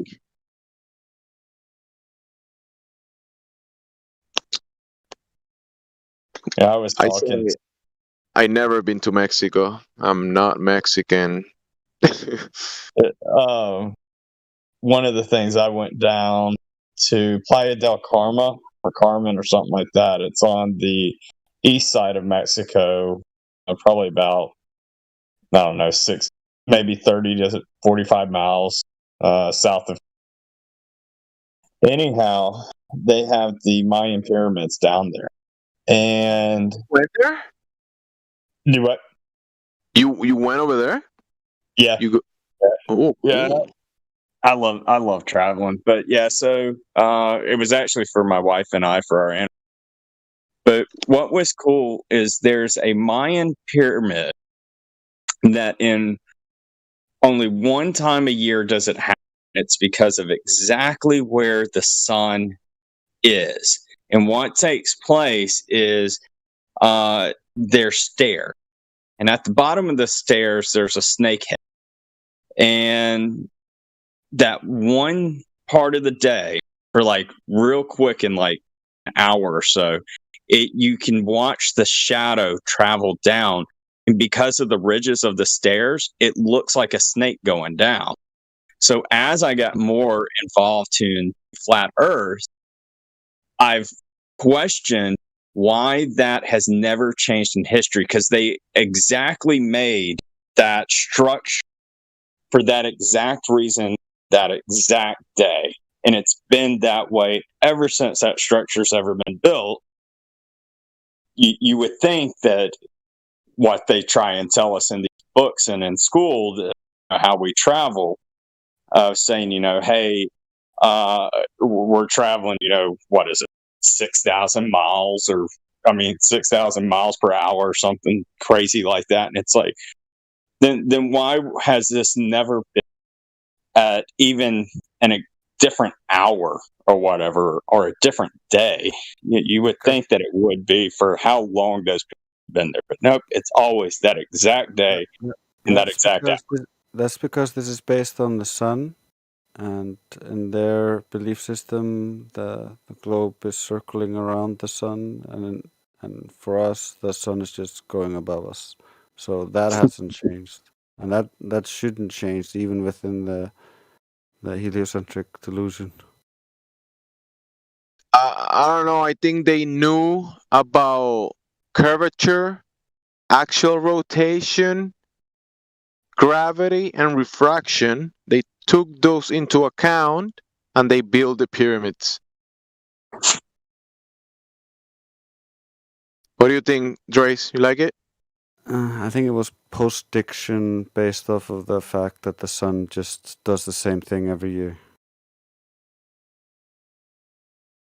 All right, I concede. I think Yeah, you're right. I would just think of this concept that they say, I guess they more so say that the sun is traveling.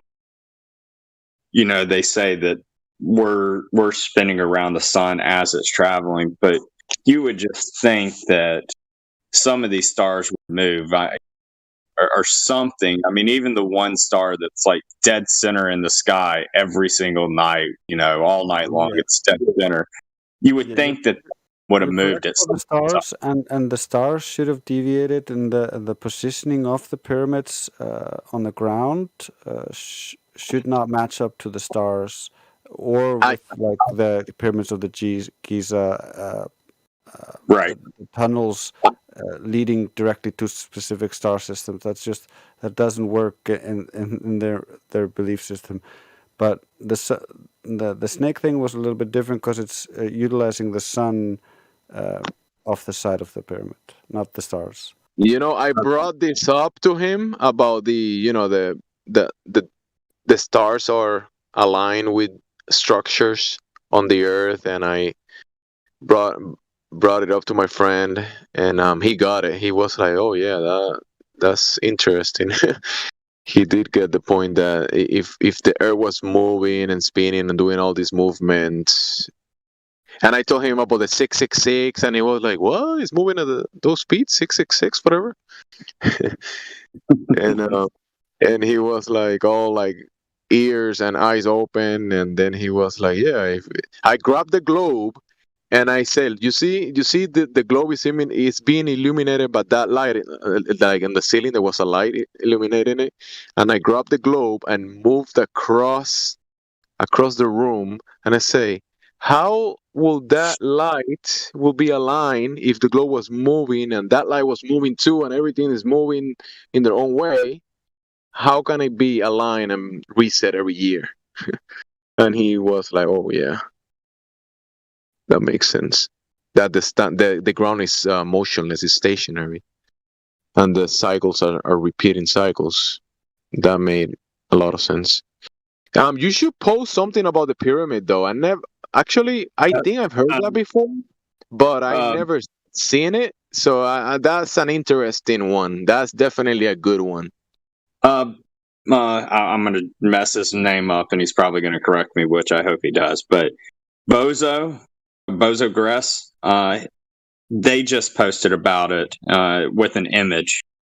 But yeah, it's right there. I'll try and find a YouTube video for it as well. So is it like a snake on the Mexican pyramid? Let me check. It's a shadow, and down at the bottom is a snake head.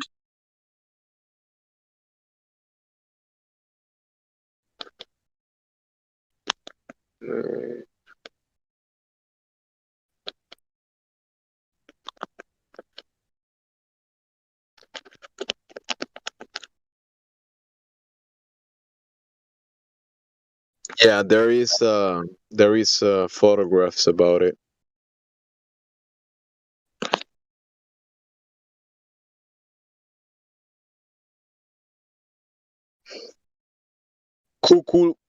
Kukulkan at Chichen Itza during the spring and fall equinoxes. This pyramid, dedicated to Kukulkan or Quetzalcoatl, serves as a visual symbol of the day and night. On every equinox, the sun of the late afternoon creates the illusion of a snake creeping slowly down the northern staircase. That's awesome. I mean, the globe is dead. This is a globe killer. The feathered serpent, yeah. Yeah, so Bozo Grass actually even posted videos, of people showing it happen. But yeah, this stuff it's amazing that Mayan were able to do this technology, and they didn't even have anything close to what we have. Apparently, if we talk about his story, the story that we were given in his story books, that sounds. I mean, we're speculating. I'm speculating now, but from the stories that I've heard in the past, the Mayans actually made it to the pyramids. They didn't build them.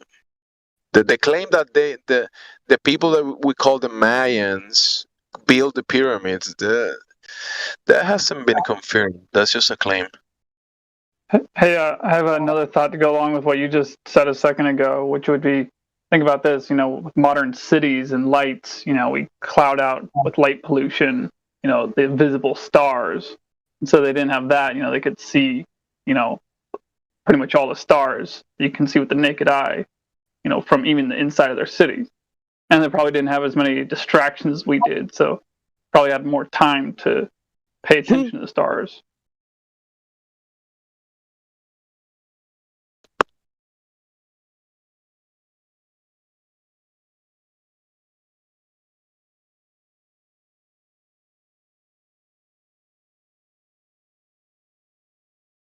I'm trying to see if Bozo Grass or either Drace want to come into voice chat, because they know so much more than even what I'm saying. Oh, Drace said it's 8 a.m. over there. Maybe Bozo Grass will step up to the plate, but I don't know if you're seeing what they're saying, but you ought to go check out the text. Like, they know some deep stuff.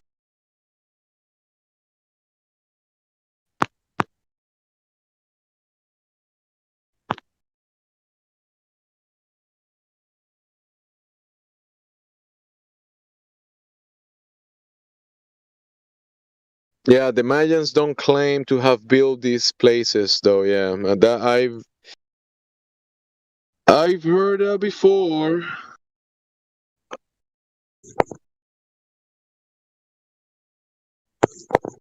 Even the Incas in their, those structures that some people say the Incas built, they didn't claim they built those. So it's a similar situation. That's interesting. I'm gonna have to go and read up on that.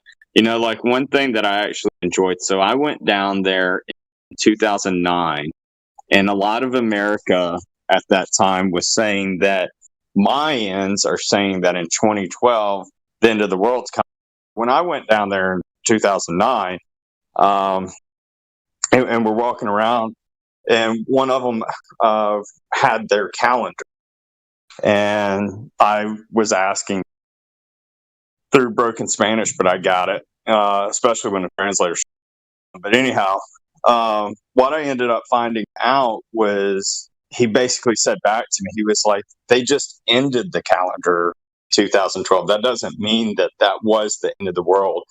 And he told me, he was like, they even got predictions of things to come to America, and I think it was like 4,000 something.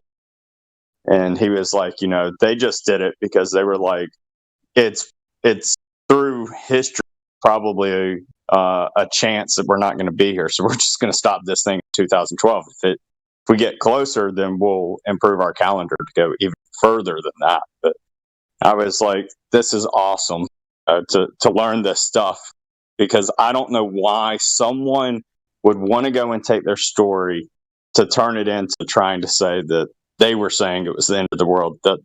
That's horrible, in my opinion. So that's basically, the people that wanted to sell the tickets for the movies and the propaganda machine, they heard this story about these people reading a calendar from the pyramids, and then someone added extra stuff like, yeah, the calendar ends. That means they're claiming that the world is gonna end.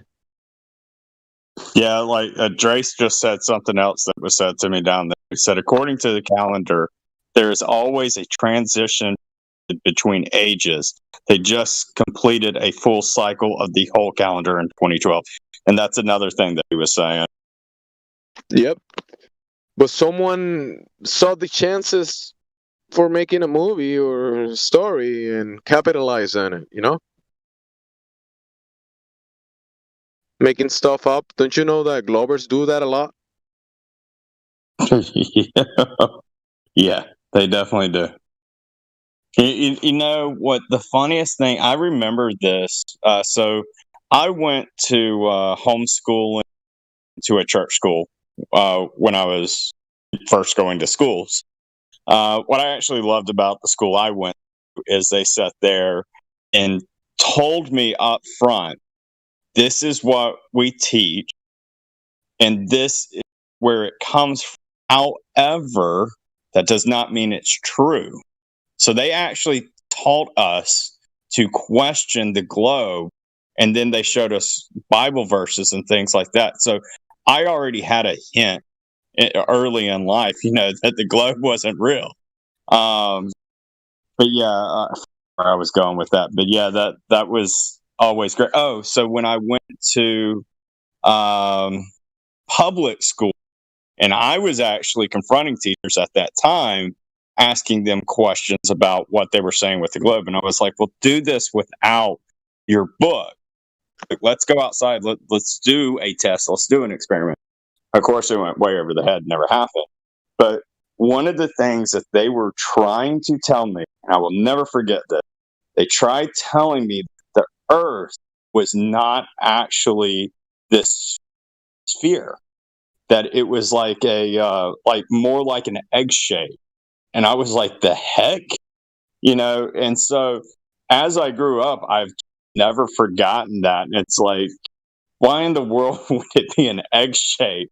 And all these other planets that I can see with my telescope and things like that are this circle, None of them are like a circle that's egg shaped. I was like, even their own Scientology or whatever you want to call it, like just does not make up. The Earth is an egg, and you are the yolk. There's a Bible verse about the yolk. Bro, I like eggs.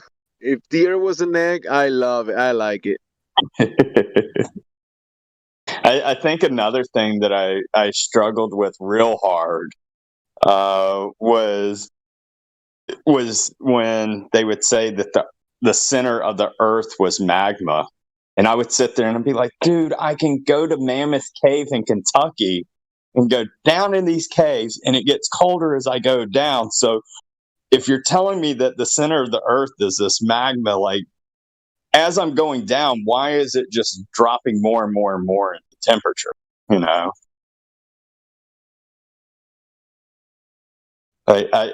I've never grasped that one of why I said that it was magma. You're such a troublemaker, flat earther, young one, questioning the authority. Yeah, well, I also got very, very much in trouble when I went to public school because my parents would not let me believe in Santa Claus. They straight told me the truth. And so even as I was in the church school, young age, I was even taught that, as well. This is a pagan holiday and yada, yada, yada, and things like that. So when I went to public school, I think your parents didn't lie to you? Oh, no. Yep. So that is one thing that helped me stay firm in my Christianity, to like why I never questioned. But yeah, so when I went public school, I will never forget when it came to about Christmas time, teacher asked them what Santa was getting.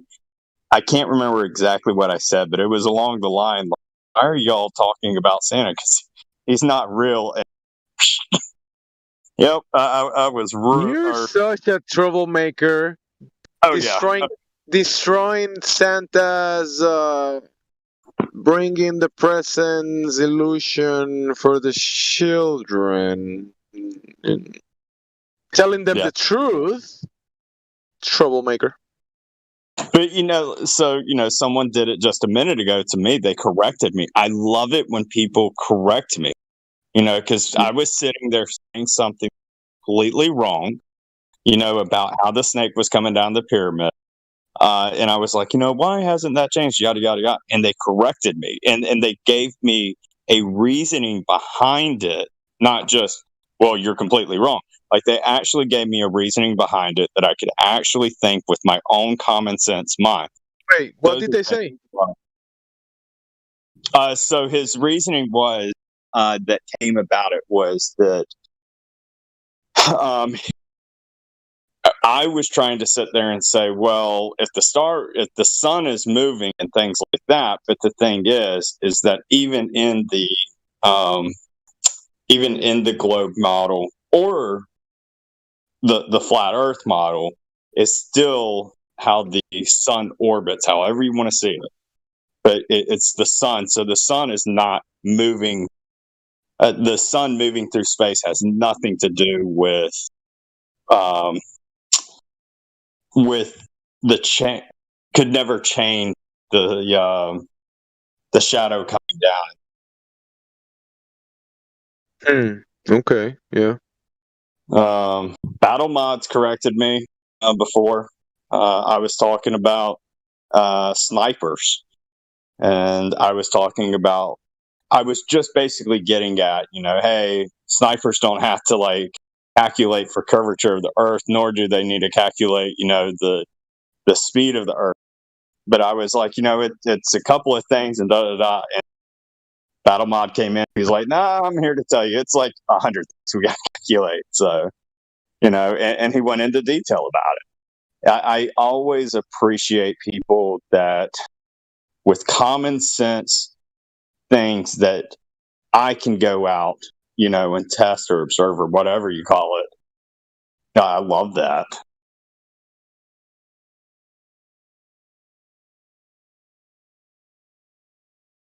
The only time Balamo is our resident flat Earth guide. Yeah. Yeah, I think the only time that I got he's eating he's not speaking because he's eating munchies with his dog. and his dog has a cat. I wonder where he's I'm surprised he's not talking. He might be up in there in the lobby. Batimal doesn't have Batimal doesn't have a cat. His Batimal dog has a cat. Oh, okay. Yeah. Ask him.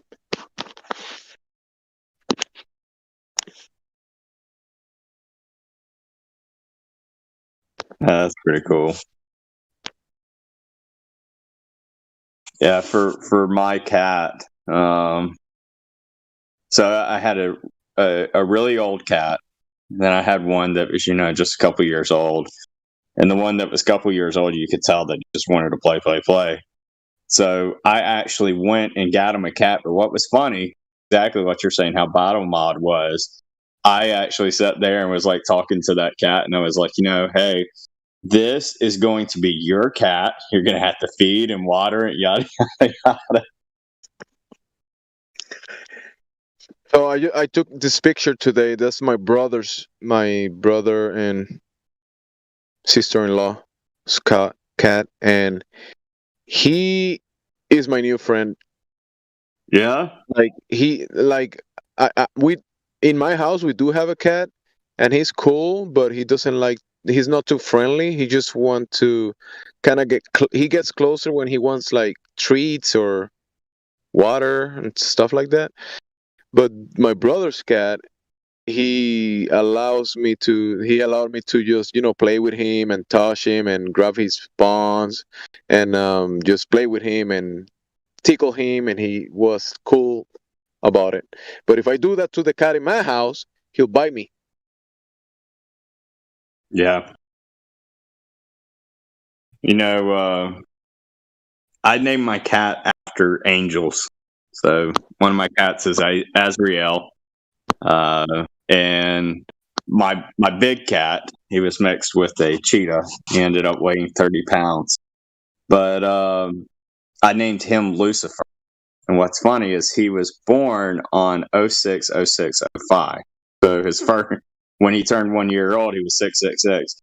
And what's so funny is that so many times that number popped up with him. So like if I went to the vet, I will never forget, I would have vet, I mean, $6.06. Yep. And it's total. 66.60. Yeah, things like that. 66.60, or I did have a bill that was $666. You know. And what's so funny, they would sit there and be like, would you like me to take a penny off or make a joke like that? And I'd be like, no, like, you know, I embrace this type of stuff. You know?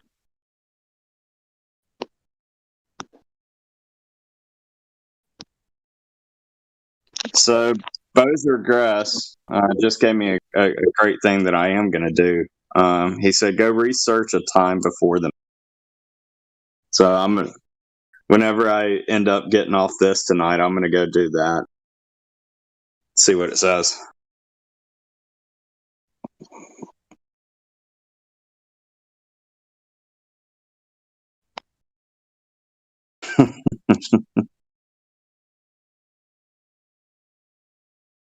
So now the second picture that you just showed of the cat on the wine glass, is that your cat?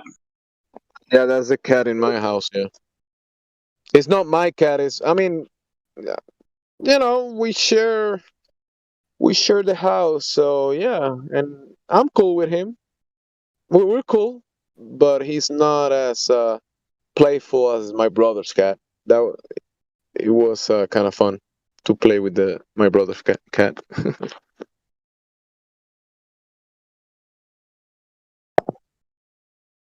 This one, yeah, my brother is calling me. 1 second. Erica.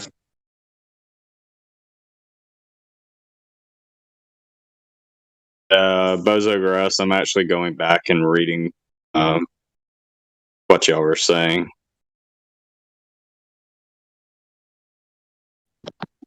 I got a call. I got a phone call.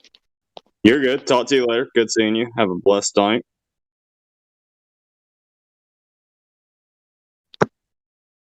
I'll be back.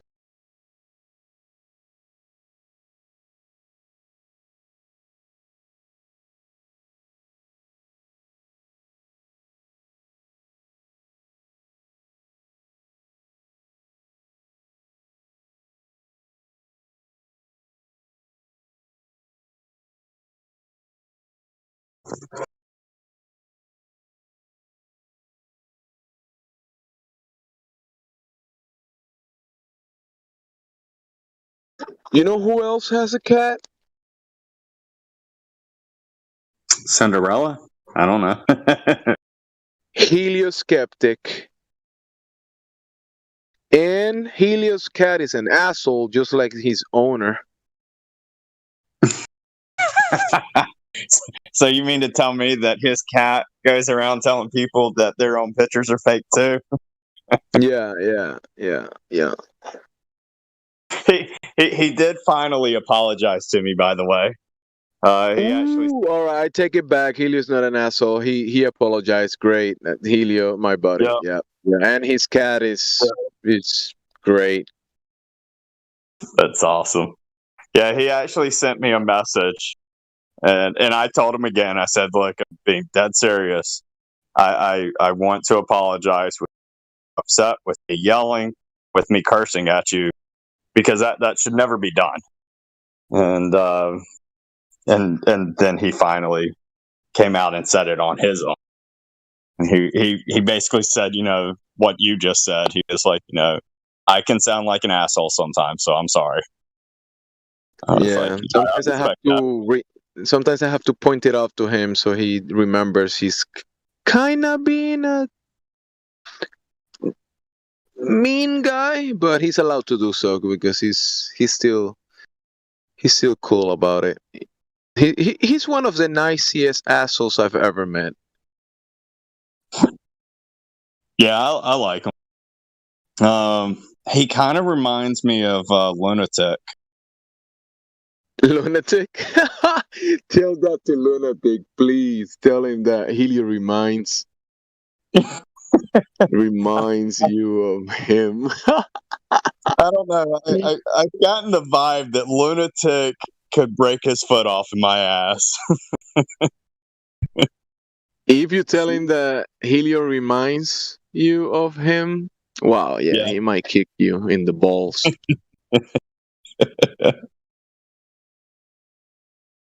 Yeah, me and Lunatic, we were in the conversation the other day about where cryptocurrency is going, and he had a theory. It's going to the moon. Oh no, he was basically taking it into a new world order type deal, and I was like, come on now, like stop it. And I could tell, I was like, we could get into this really bad. It's going to the firmament, actually.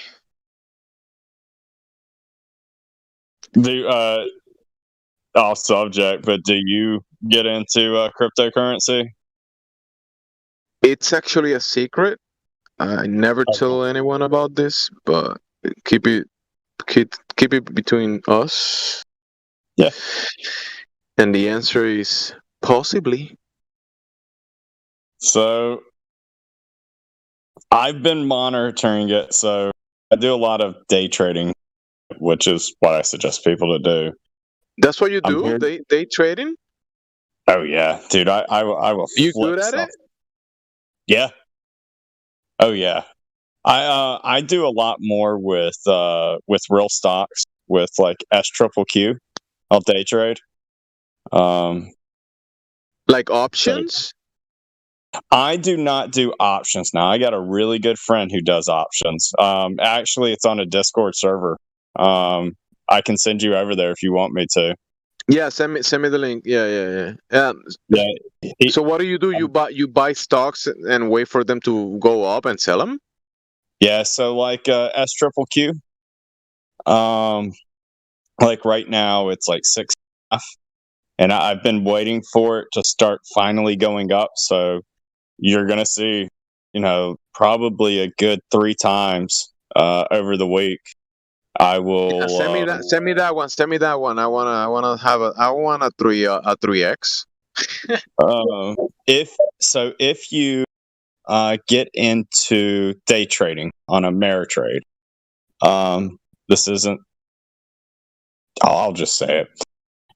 You have to have $25,000 sitting in your bank account in order to day trade for real stock. Yeah. So you got to know that. Now, you can always go and put money in, but at the end of the day, there still has to be $25,000 in the account. So, hey, lady, you want to buy my car? 25. But but now for day trading in cryptocurrency, obviously it doesn't cost you anything, but you're always. Bro, if I sell my car for $25K and then I put it on that, I'll have $75K because you said 3x. So it's called SQQQ. Is the one that's good for day trading in. There's many others too. Yes, because I don't have that kind of money yet, but I'll Robinhood it. You ever heard out of Robinhood? Go into Ameritrade. You don't have to worry about none of these silly little fees or anything. It's very simple. But I don't have 25,000. No. So you can do Ameritrade. And if you do not do day trading, you can still do it. I mean, I can sell my car. Just kidding. I'm actually more into the crypto side of things, but I'm not a daily trader. But I could be if I get some, inside info like yours, because you sound like an insider, and I like that.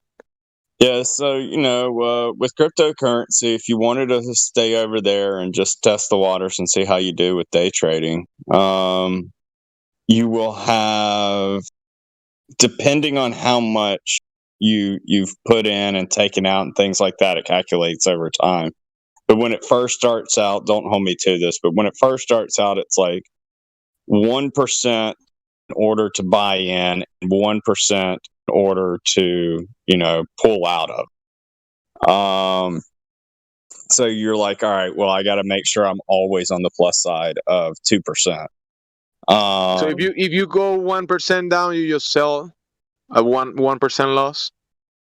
Yeah, well, now for me, so what I do is when I'm analyzing the situation. So the last one that I did that was a big one was Cardano. Now this wasn't for day trading. I sat on it for 22 days.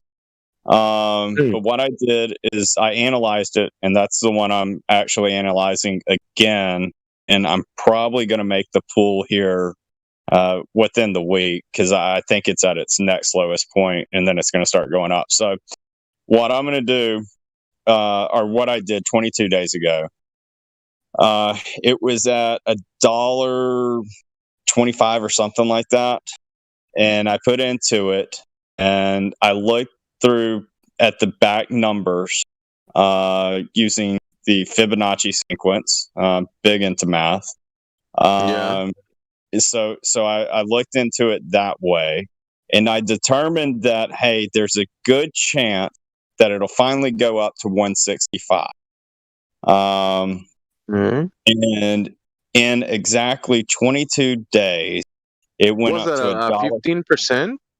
Yes. Yep. So I went up to 159, and I pulled it out then because I wanted to go to the low side of my highest. And I didn't want to sit there forever on stuff. So yeah, at 22 days, I pulled out. It was roughly 15% or whatever it was. And then minus my fees, which came in, I think at a grand total of 1%. So it was like 14% or so is what I ended up going home with. That's not so good. I like your style. Goodness, when you go into analyzing, if you end up saying, hey, I like this Fibonacci sequence or whatever math you end up seeing, you're like, I really like this, whatever you're learning. One thing I suggest to you, analyze it over what's taken the last month, the 6 months, the 5 year, and then the year to date. Analyze it in that whole entire process. Look at what happened when the market crashes, things like that. But anyhow, what you're going to end up getting is setting your mind at, hey, if it gets up to above 2%, and I want to pull it out, that's when I'll do my stop sell. If it gets over 2%, but you also got to set your to, hey, if it goes down, what am I okay with losing? And one thing you can say too is, if it goes down, am I okay with holding it for an entire year to watch it finally go back up? You got to decide that type of stuff. Now, since I'm a day trader, I will sit there and say that if it goes down 3% of where I'm at, I will sell it, and I'll be at a loss of 3%. I get it. Yeah, that do make sense because you are doing daily trading, and if you can offset that with more pluses than one loss, that will be fine. But it could be very dangerous. Oh yeah, day trading can get you into big trouble, especially for people who don't have a mindset. Because a lot of people, what they'll do is, and I've seen this, they'll get into it and they'll be like, when it gets up to 2%, I'll pull it out then. They'll see it like, at 2%. And they'll be like, oh, it's almost there. And then it'll start trickling back down. And they're like, it's okay. It'll get up to, this 1.75.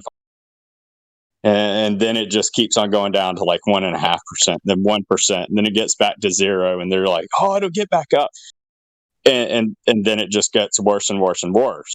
It's like if you would have just sat there and told yourself, hey, it got up to 1.75, ducked down to 1.5, and just told yourself, hey, it's okay, let me go ahead and pull this out so I've got a plus side and take it out. Even if it, you can get upset at yourself, you take it out and it ends up going up to 5%, you can get upset at yourself all day long. Yeah, you gotta keep the emotions out of it. If emotions on this thing is fucking yeah. Just leave your emotions somewhere else than at the trigger button. Yeah. And having it written down on it. So like I go ahead and set up my 2 stop sells. So if it goes into the negative of 3%, it's at a stop sell. If it goes to the plus side of 2%, it's at a stop sell. And there's been times I've watched it go up more, but the only one that I stuck in for a long time that I just did read. So, and that's just because I was very confident, and I'm reaching a point again to where I'm really confident that this is Cardano at its low side. So, see, I do have a lot of notifications, and I've seen today the market has been on the green for mostly the ones that I've been looking at compared to the past 3-4 days. No, probably more than that. Yeah. And the market, I think your Cardano should be following where the market was doing the past few hours or last period, whatever you're following. But yeah, Cardano looks like a good tradable token to just move it around and take, like you're saying, like 2-3% or whatever. Yeah. I'm a big fan of taking profits and then leaving your bags. Because there's also the long game, which a lot of people play the short game, which is cool for short-term money. You take a little bit of money to play with, but if you're not playing the long game, then that's where most of the money is made. I mean, think about the Bitcoiners who were day trading, back in the day, and all they had to do was hold their bag, and they'd be sitting real pretty right now. They just held the bag, right? If you're trading 25,000 and taking 3% on every trade, and in crypto, there's some coins, some tokens that if you time them correctly, you could make 3% multiple times a day. So let me give you a demonstration between the difference between me and that good friend I have. This is both in the stock cryptocurrency. So he's looking into Ollie's. It's like a grocery store type place, but if you looked into OLLIE stock, you'll see it. And right now it's like a little below 50. Out of both of my analysis of it, my wife's also a tax accountant, senior tax accountant. I used to be an enrolled agent, so I can look at the numbers in the backside of companies. So that I feel is going to be really, really good for getting back up in about 6 months to getting back up to 80. However, and you sit there and that's a 66% gain or something like that.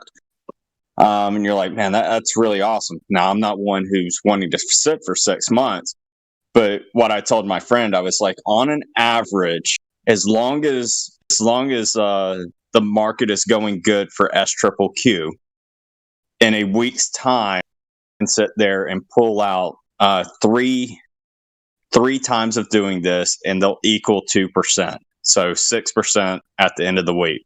And I can take that 6% and I'll put it right into the next thing that I'm doing. So I'm making money off of my profit that I'm going to put in again. So in about 20 weeks of time, I'll be able to get that 6 that he's going to have to wait 6 months on. Does that make sense? Yeah, that's. I mean, if you crunch the numbers and do it correctly, and it could be very profitable to do what you're doing. I get it. I'm way too emotional. Like you said to yourself, leave the emotions out. But the guy who just jumped in brings a very good point, and I've seen people do that exactly with what he was saying. They'll sit there, they'll put in $1,000, and they'll be like, all right, so I've finally made 100% off of it. So what they'll do is they'll take out 1,000, therefore leaving 1,000, and they'll just let it sit there, and they'll go on their merry little way and totally forget about it, and then look back at it, 6 months or a year's time and see where it's going. Because like, if you would have done that with Shiba, Doge, or any of those, he's exactly right. Like, you would be sitting there being, oh man, So at this moment, if you want to do that, you want to look at something like XRP, Hedera Hashgraph, Casper, API3, also QNT. You just buy those suckers and hold them, and that's your long bag right there. Also, you could add. My top 2 will be XRP and Hedera Hashgraph, but you could also add XLM, and like I said, Casper, QNT, and API3, and those for a long bag. Those are just probably top tier at the moment. I'm all for making profits, but what is just as important to me is the technology. So, like when you bring up XRP, you want to make money off XRP, that's great. However, I see XRP, if you could put a face on XRP, it would be the evil guy from the World Economic Forum. Right? That's what I feel about that kind of technology. It's fully traceable, trackable, controlled, etc. So there's the profit side of everything, and then there's the technology, the cryptography of that. But you want to bet? I mean, if you actually in the game to make money, I mean, the market, whatever, my position is. I could be poor for the rest of my life and I'll be fine. I don't need to be a millionaire, whatever. But when you look at, because we brought out XRP. When you look at the partnerships that the company Ripple is doing, it's showing, and the XRP ledger is gonna be utilized with the CBD systems and SWIFT system and banks, the central banks. Those people. I mean, if you're in the game to make money, you want to bet on them because they're not going away. I get it. That's why I said you want to make profits off it. That's cool. However, my long-term storables is not going to be in that because let's imagine for a minute we know that they lie about the shape of the Earth. Now, what else? Anything's up, right? They're literally capable of anything, right? So. Let's say you made millions. You got XRP. You got $2 million worth of XRP. Now down the road, they get all the wallets in play, the CBDCs, all that stuff's all in play, and then all of a sudden one day it'll be a blindside, and they're like, okay, well, if you got to have your digital passport in order to utilize these funds to traverse your currency across our ledgers. I think there's a big chance of that happening. I agree with you. There's a huge chance that there might be and if you're using, and we've already seen it with Coinbase. I mean, we've already seen it. So especially if you have your money in these large exchanges that are all controlled by government entities, they can literally lock your funds, just like with your normal bank. They can lock your funds. They did it to Jeff Berwick. They've done it to all kinds of people, man. They do it all the time. So just as much as making profits, I think it is as imperative to also make sure that you're filling bags with a technology they can't touch. Right? Have you looked at the H bar, Hedera Hashgraph? Well, I see. What I'm looking at for it's so what I like the idea of is because everything's going digital, right? It's all digital, everything, right? I mean that's Not why we're everything, because the real thing is gonna be. No, I get what you're saying, because yeah, no, all of our money system will be 100% digital, either by 2025, 2030. I don't know. If I had a bet and I can make money off of it, I would say by 2030, our currency will be 100% digital by 2030, if not before that. So, with that in mind, I don't want to be sitting in something that they can control my life with, right? So. I look at other technologies like XMR and Pirate Chain and stuff like that that has a privacy to it that like Pirate Chain that the technology on that is insane. It's absolutely insane. You know, they're having troubles like even getting the wallets for like Apple and shit. I think they're just coming around to it. But because the technology is so vast, like it's like compared to the Bitcoin's like a little guy and compared to the tech that's involved with that. Like it's night and day, right? Bitcoin is the OG. We all know that. It's the OG, et cetera, et cetera. But as a technology, it's archaic already. It's already and you could say that the Hedera and XRP and things like XLM in the utility side of things, because remember, there is technology. You know, there is technology to make a vehicle go for thousands of miles without refueling, like hydrogen technology, and you could use carburetors that will make the efficiency of the vehicle go really good. But if it's not allowed and not used, there's batteries that can last like 10 times, 20 times the amount of time that the batteries that we have right now, right? So, but those are not the batteries that are being used, right, in the system. My point we is already know that there was guys that made cars that ran off water. Over 100 years ago, we had cars that ran off vegetable juice and plastic. Exactly, We know all this stuff, yeah. But what I'm talking about is the fungibility of the technology, right? So if you are going against the system and you are not walking in lockstep with the system, they're going to want to ostracize you from the system. And if you're using their stuff, your stuff is not fungible. They can lock you out, is the thing, right? So making money, great. I'm all for it. Make your money. I wish everyone the best to make money.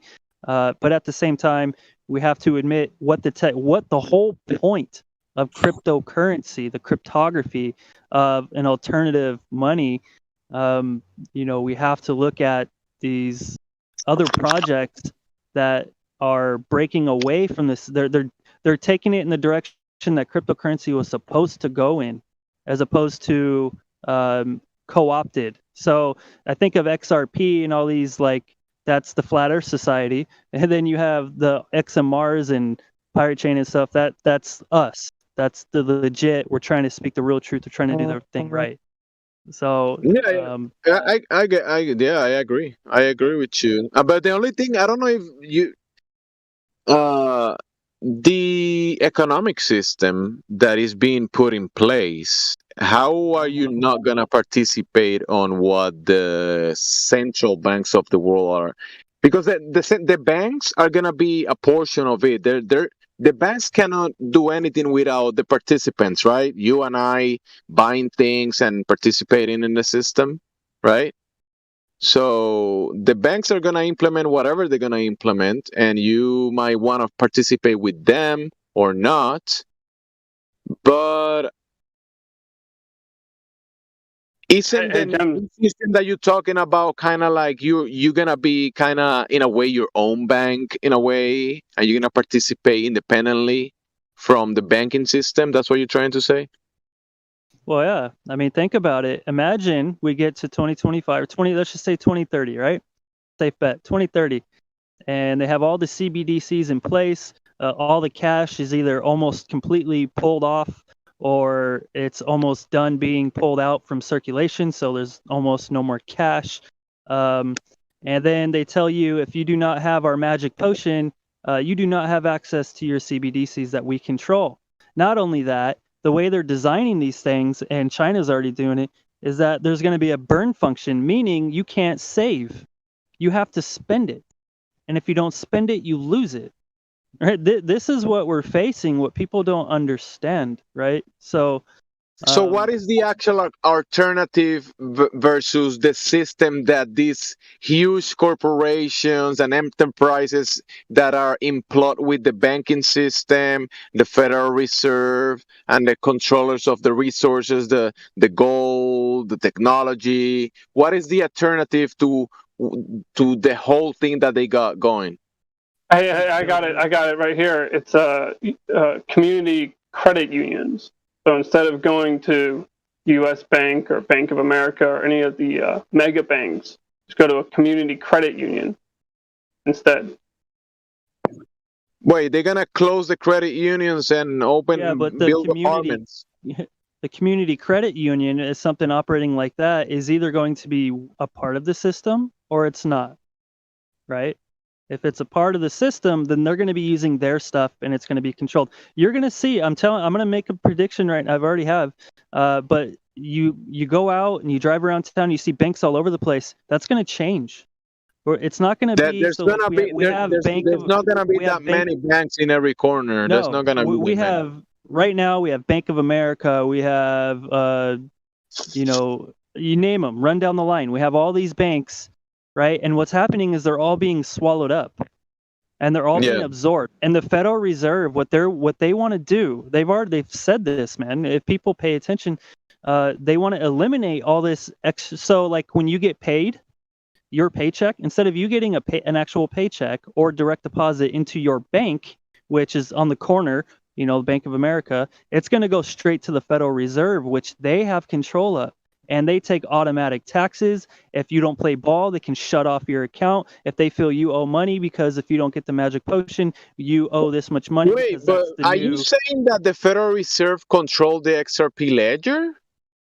The same people that operate and run the current monetary schemes are the same people that are operating the XRPs of the world. Yes. Okay, so the alternative to that, like let's say something practical.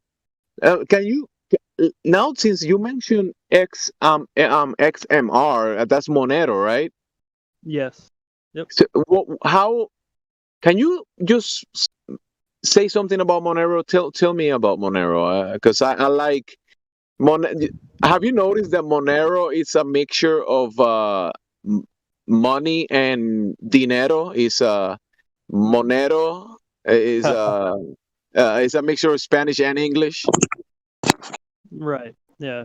Well, so That's funny. if we talk about Bitcoin and XRP, there's so we have a ledger. That's how we count the transactions. That's how we know that if I send you, one Bitcoin or whatever, it gets written on the ledger, it confirms it, and it's now in your wallet. It's all confirmed, et cetera, et cetera. That's the whole process. Now, that thing is so like with Bitcoin as an example, you can go and search top wallets or top whatever. Like we know the wallet, and you can look at the wallet and you know how much that wallet has, et cetera, and you can follow every transaction. So if that wallet makes a transaction, you can follow where it went. So it sends it to this wallet. Okay, now I'm following it. Monero is more in a secret system. So Monero uses it jumbles it together with multiple transactions, and it's like a mixer almost. So you don't know where it's going. So you send it out and then it gets mixed up, and so you can't follow it. Now there's some that say they've finally figured out how to track it or whatever. I'm not sure. I don't know. Pirate Chain is different. Pirate Chain, it literally once you send it, it goes black. You can't see anything. There's no mix. You do not see it. It's completely anonymous. It's literally the closest thing we have to a digital cash. So, what's that? Pirate Chain. How do you have any short letters for that one? Have ARRR Pirate Chain R. Wait, ARRR? Oh, okay. What about Like Pirates of the Caribbean? Yay! what about yesterday? I think I heard someone say the Amish knows the way. Hey, maybe that's a solution. Amish lifestyles. Talk about way of life. But hey, what about? Do you think, let's say, this whole situation, they've been resetting a lot of the finances and the rules about everything and the engagement of commerce, because if you don't do what we say, you cannot buy and sell, right? Do you think the things like Monero, ARRR, are these gonna have any practicality, any utility in actual things that people are gonna be able to use? Or is it technology like the hydrogen vehicle that we know is there, but nobody uses it? My voice dropped out. I had to go out and get back in. I think they didn't like what I was saying. The practicality is anonymity. You retain. So, for instance, your neighbor needs his grass cut, right? So he offers you $20 to go cut his grass. Nobody's gonna know. $20? What do you think? I'm Mexican? I'm giving you an example. So $20, and no one knows that he gave you that $20. But when it goes digital, and everything gets tracked, and they say there's transfer fees, what they also want to keep an eye on is what comes in and what goes out. So that's why they're monitoring people's banks. They just announced that not that long ago, that if you have more than $2,000 or whatever in your bank, or no, I'm sorry, $500, which, I mean, almost everybody has more than $500. You work at McDonald's, you have more than $500 at least at one point in your bank. So, and if you are spending or putting in more money than what you're actually making via income, they're going to investigate you. And then they're going to want you to pay taxes on that extra money. And they don't give a fuck where it came from. Right? So creepy Uncle Joe, he hired like 80,000 IRS employees. There you go. Exactly that. That's what I'm saying. So they're prepping for this. All of this stuff is coming into play right now. Like, all the pieces are being put into place for this. That's what what do you call it? What's that thing, that slogan they have? The Great Reset. That's what all this is. But my question is, though, that you're saying that you're gonna utilize a system that is gonna be person to person, and let's say you're gonna provide a service and someone wants to pay you for that service, you will only accept the ones that you're accepting, because you're not gonna take their payment system. So if the person trying to pay is using the convenience system of the monetary system, the banks, how are they gonna pay you? You can get a loan. Hey. What I'm trying to say, if you're gonna put gas or buy something at the store or pay for convert. Food. There's something, so there's something that's called decentralized exchanges, a DEX, and there's something that's an atomic you can get a DEX. credit card. And Get a it credit card to pay completely back. right. And there's numerous ways. That's the thing, is we're the real freedom fighters, if you want to call them that, are trying to build these tools and technologies to make it less reliant on the system. So are they gonna survive regular? Are they? It's not true. Gonna survive regulatory? It's not true at all. Wait. No. It's Before you okay. reply to that, I need to deconstruct this before you go any further on this lie this guy just told. Wait, you calling him a liar? Okay, you get about? muted. You get muted. Not lying. I wouldn't consider lying. No, I'm sorry. Wrong phraseology. I'm talking. All right, you getting muted just for bringing the liar side of things, because nobody was lying. Thanks, dude. Like, what the fuck? We're having a really relaxed conversation. No need to call anybody a liar, because I don't think he's lying. My question, No, I'm gonna he's unmute not. you, bro. I'm listening. Listen. I'm gonna unmute him in a little bit. But my question is that are these systems gonna survive some sort of regulatory, government, regulations that they say, hey, this is the economic system, and banks are gonna utilize the system, and this is what we're going with, and whoever doesn't use this doesn't cannot you cannot pass your card at the credit at the store and buy something. You know what I'm saying? I do. It's what they want. So I mean, the hope is with the DEXs. The hope is to continue our P2P transactions, trades, etc., without any government interference. Now, if we can achieve that, keep that, who can really predict that? I don't know. I hope so. I mean, that's the hope, right? I like it that you said P2P. What do you think about the Tron blockchain? Would you call it blockchain? The Tron? Tron? Yeah, this guy. I think this guy's made. I forgot his name, but he's one of these guys that created like the BitTorrent things that people share. Files on the internet. He's one of these big guys that created that kind of stuff. So the Tron network was created by these people that created the P2P sharing files. Yeah, if you're not familiar with it, but yeah, I've heard about this kind of stuff. Anyways, yeah, I like Monero. I mean, I like that kind of stuff, and it sounds really good to me. I just hope I can just put gas in my vehicle with it. I mean, yeah. I mean, well, if it's all about adoption too. That's a huge part of it. It's adoption. So like Monero also has a wallet so if you have Bitcoin, you can put Bitcoin in this wallet and you can cycle it with Monero. So you can put it into Monero and then move Monero. So it's kind of like cleaning what you have. Does that make sense? Because it's money laundering, not money laundering. Monero is not completely apt like Bitcoin. It uses a different encryption protocol. Yeah, of course. And then if you cycle wallets, once you get to that middleman to cycle from Bitcoin to Monero, you actually just compromise yourself. You want to keep it in the chain. You never want to convert one to one.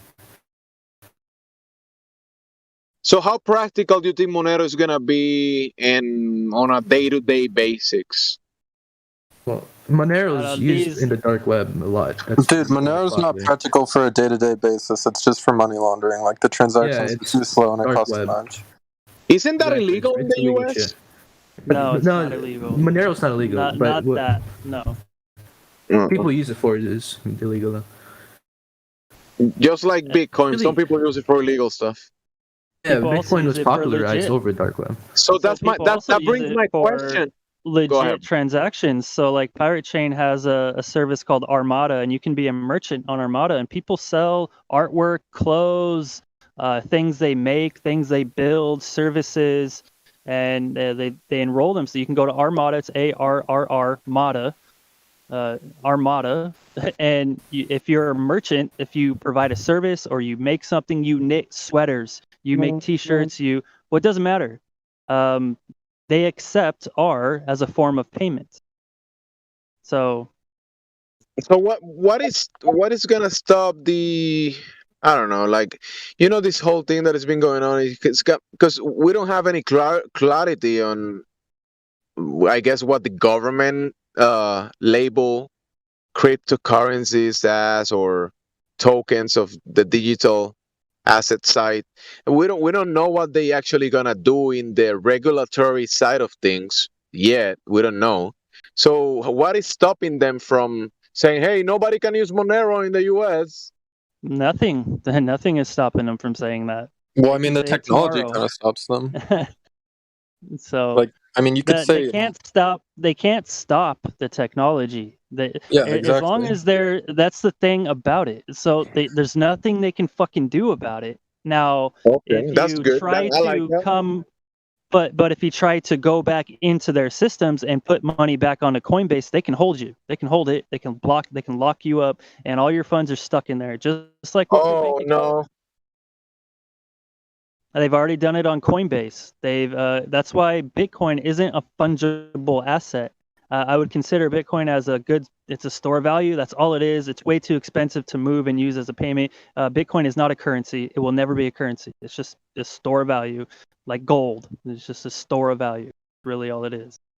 When you're using places like Coinbase, you might as well be using the bank. It's the bank. They can freeze your assets. They do it all the time. They freeze your assets. They freeze your spending. If you speak out about something and they don't like that you have a big voice and people are hearing you, they can just make up some phony baloney bullshit and freeze your assets, freeze your bank account, freeze your Coinbase account, etc. They do it with PayPal. Like, this shit has already happened. So to think it's not going to continue to happen and get worse is, it's not thinking straight.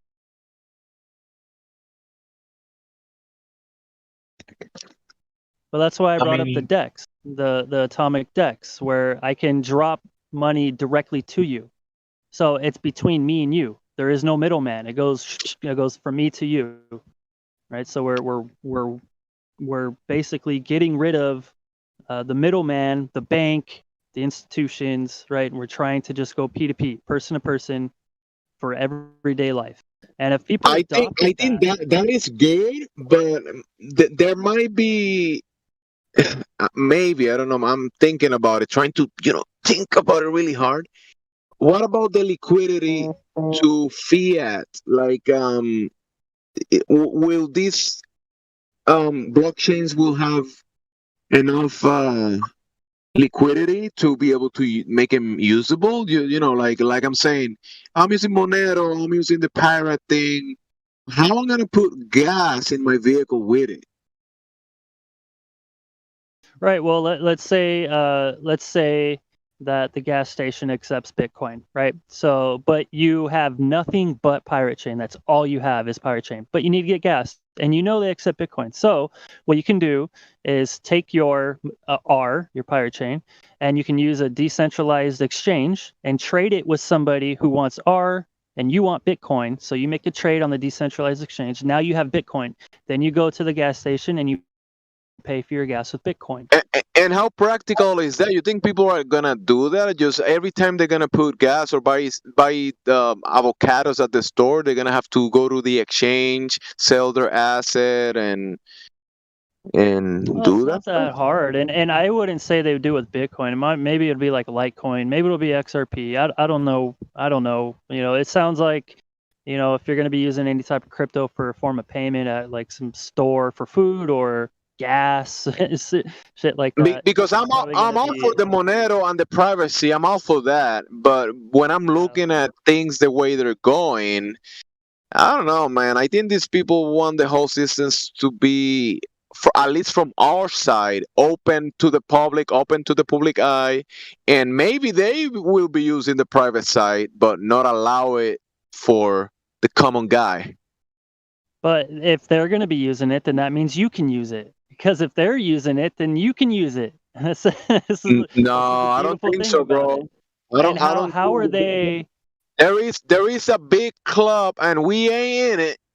I get it. Hey, do you want to try to unmute that other guy just to see if maybe he might want to start off phone in a different method? He was unmuted. Yeah, he spoke after I unmuted him. He said a few things, but he jumped out. Oh, did he? Okay. He was your friend?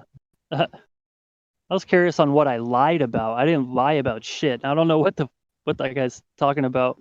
Yeah, I'm talking to.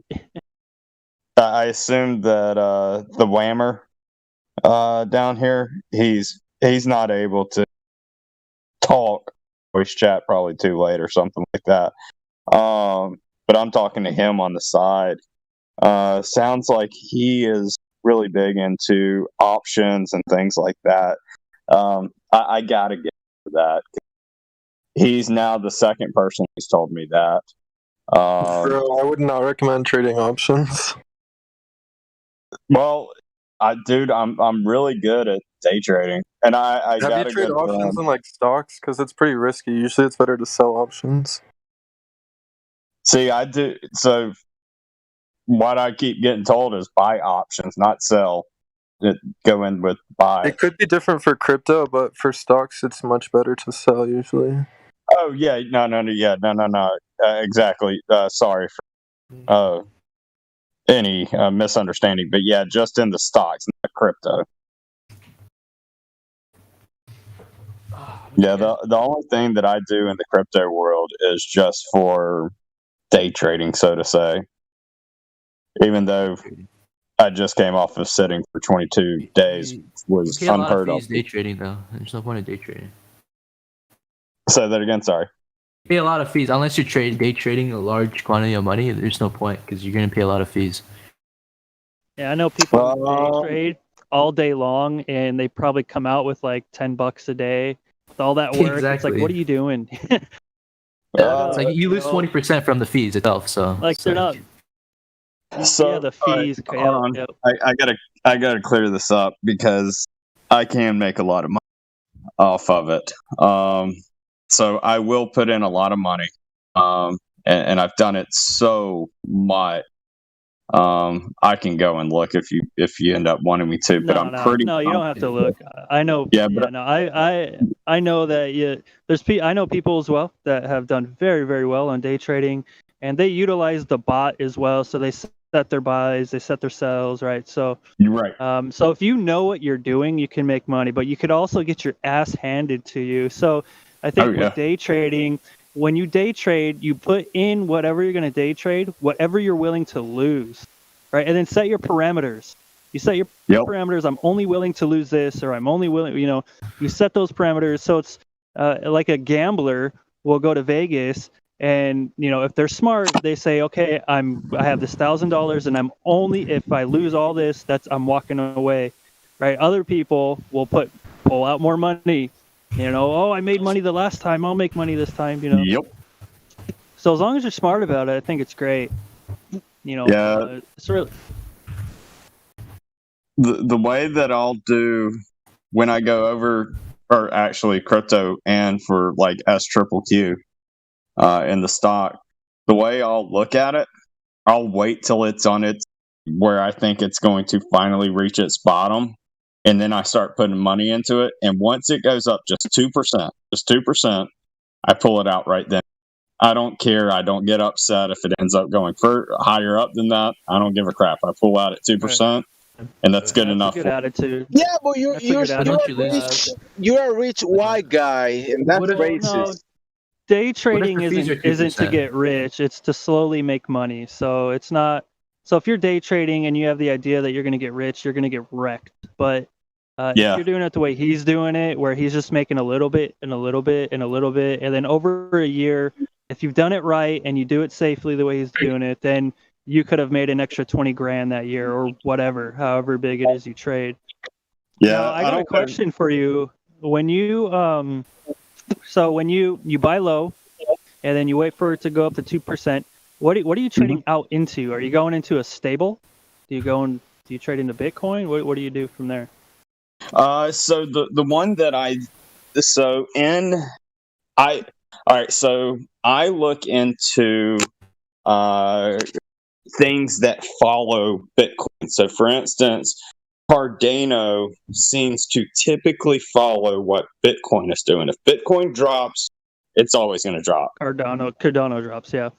Yep. So sorry, I'm horrible at names. I will butcher the heck out of stuff. But that's why I don't daily. That's why I don't daily trade, because I buy high and sell low. That's the wrong method, bro. Yep. So you got to turn that on its head. Yep. What you're doing, man, is you're looking at, it's finally going in the green. Like there's my candlestick, the thumbs up, and you're like, you know what? I should just flip my screen, my computer screen, and just do the same thing I'm doing. Just flip the screen. Or you can move to Australia. I got you. I was slow at that one. You know, betting against, like how you can do it in the stock, I forget what it's called, but when you bet against it when it's going down. Shorting. What is it called? When you short a stock. That's right, short sales. Yep. Man, I wish they would do short sales in cryptocurrency. I know I would kill the heck You out can, of it. dude. If you trade futures, you can short Bitcoin. So where are you doing it at? What platform? There's multiple, like Delta Exchange, FTX. I don't know if you can do it in the US. So yep. So I don't really trade futures that much, but I know that it's possible if you wanted to do that. Yeah. So I am in the in the USA, and the two that you just mentioned were two that I was hoping I could go to, and I can't do it in America. There is one, but it costs so much in fees, and it's sketchy. So I was like, I'm not doing this. Yeah, it's kind of sus. So literally all I get to do for cryptocurrency is just wait for it for day trading. That's it. And I wait for when I see like, hey, it's going down. So right now I think it's at its low point again. But I really, really question. So like right now, ADA is at like, I just checked it a second ago. I think it's like 118 or so. Yesterday it reached down to 115 and I almost bought it. And I was like, no, I got a hunch that it may go lower. I was totally wrong. That little joker ended up going like to $1.22. And I was like, damn it, I could have made 5% off of this. But, oh well. But yeah, I'm going to probably end up pulling the trigger in the next 3 days on that one. And going to let that ride 2%, take it out. Well, actually, so that with their fees, I actually got to do 3% because I got a 1% fee. So it'll go up 2%. I'll yank it, and I'll keep doing it until I see it, go up. And there, I will always reach instance, just so that I will keep on doing it as it's going up and up and up. And eventually it bites me in the ass because I don't know when is it going to stop going. So what I do to myself is I say, hey, if it drops down 3%, I'm on the minus side of 3%, then I pull out. And that's when I say, end of the day is over with, I step away from the community. So if I've sat in there and I've made 3 trades throughout the day that had me, 6% on the plus side, and then I have at the end of it where it's 3%, I'm on the backside, at least I made 3% for the day. Type deal. And sometimes it bites me in the ass. I'll write it up 2%, and then it'll drop me 3%. And I tell myself the exact same. Sit back, analyze this all over again and take that 3% fee. Yeah. Yep. And make 0. Yep. That's exactly right. Just you got to cut your losses sometimes. I messed up when I first got into this a long time ago. I messed myself up bad with sitting there being like, oh, I lost 3%. It's on its low side. Let me put back in. And I kept screwing myself so bad, man. So you got to have self-control. If you don't have self-control, do not do day trading. Just like with any gambler, if you have a problem, don't fucking go to the casino. Yeah. Right? Yep. Same thing. So, but you sound like one of those guys that you go to the casino with a set amount, and you're either going to walk away up or you're losing that money. And by the time when you walked in there, you already admitted to yourself, I'm okay with losing this money, and this is all. And when that money is gone, you leave the casino. Yeah, the only time that I went to a casino, it wasn't much. So might have been $200, something like that. Just nothing at all. And I sat there and I told myself, left pocket, because I heard my uncle say this because he used to gamble all the time. He lost huge. Like, if you ever do it this way. So it's exactly what I went. $200 was my left pocket, and that's what I used to gamble with. Whatever I won went into the right pocket. And when the day was over with, you went home with either you always went home with something. Or you sat there and was like, I lost $200 and that's it. Because when you start gambling your earnings, you're just really hurting yourself. I got a buddy who's extremely lucky. He lives in Vegas, and he likes to go to the local like bars, and they have the little things at the bar you can play, and motherfuckers hitting thousands and thousands of dollars over and over and over again. I was like, dude, I'm gonna start giving you money. Just fucking go gamble for me, dude. I'm not even gonna do it because I'll lose. So don't give me the money because I'll lose it all. Yeah, I looked into actually getting into, like a broker to doing the work for me. But man, I just like doing it myself. I really like investigating things myself. I don't know if you were here in a second. Yeah, Do what? It's the only way, man, especially going forward, like with the crypto. See, I hear a lot of people, and I agree with this sentiment to an extent, that like when Bitcoin came out, the first thing I thought in my head, oh, here we are, here's the digital, and they're starting it, and here it comes, and all that good stuff. In hindsight, obviously, I wish I got in back in 2010, right? So, right. I mean, who? So I think there's some truth to it, that it did open up the floor to it, and it does lead to the CBDCs and all that good stuff. But it's also it's like anything that's ever been created. It can be for good or it can be used for evil. Just like me. Oh, yeah. So that's why it's up to some of the projects out there to create some of these things, like the decentralized exchanges, to keep some form of control over our own lives, some anonymity, some sovereignty to our own lives. And I think if we lose our... This crypto thing is the evil controller's wet dream.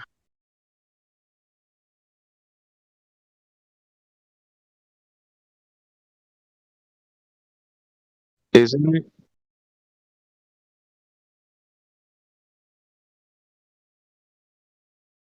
You there? If you guys want to look into kind of what they have planned, China has their CBDC. I think it's already in use. So it starts in February, and I'm really inching to put into that. I probably will at least put something in. You gotta learn to speak Chinese before you do that.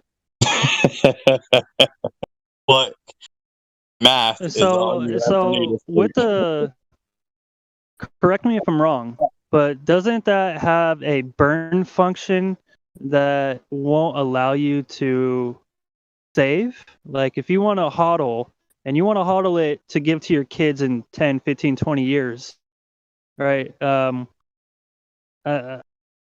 I've read that they want to have some type of burn function that won't allow you to hodl. I didn't know that. I don't know anything about it. Yeah, that's the thing. They want it liquid. They want you to spend it.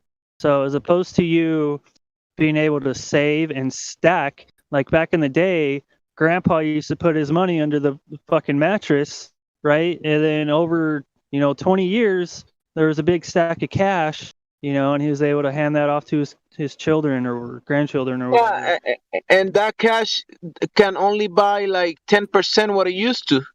No, I get all that. I'm just giving an analogy. I know that. I understand. But it's so almost in the same light, but even worse, as opposed to it just simply devaluing, they want to have attached a burn function that will burn those tokens or those coins.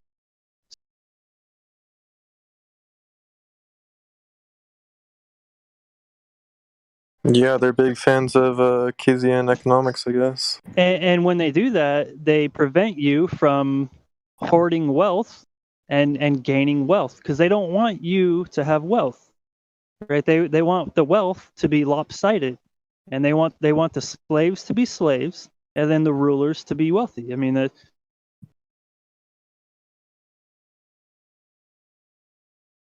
No, I think they're As just doing a it to burn- stimulate demand.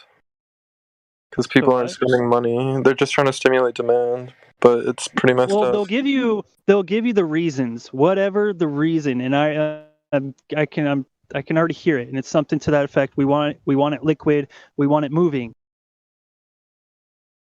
Right. They want to have like an economy that's spending because that's good for the economy. But if everybody has money and there's no one at McDonald's making the burgers, how you gonna get a burger? Well, this is China we're talking about, right? All right, so Chinese McDonald's. Oh, China, yeah, they're gonna have people working. Yeah, Either they want it or not. I don't think they're giving out the stimulus checks as much as the U.S. is. Yeah, the U.S. is fucking going under, man. They're just digging. It's in such a Now hole. we I have don't think people- innovation, we have technology, we have the dollar. What else we got? You remember back in World War We got II, good looks. We got good looks, but the Koreans and the Japanese are taking the good looks from us. So it might not happen for too long.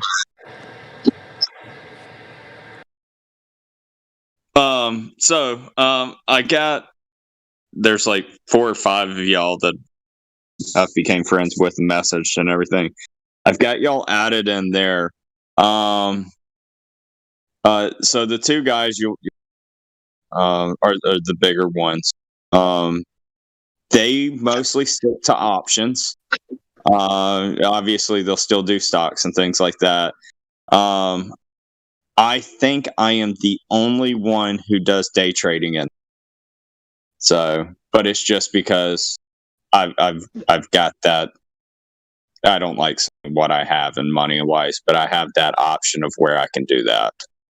All right, bro. I'll send you my money. You do it.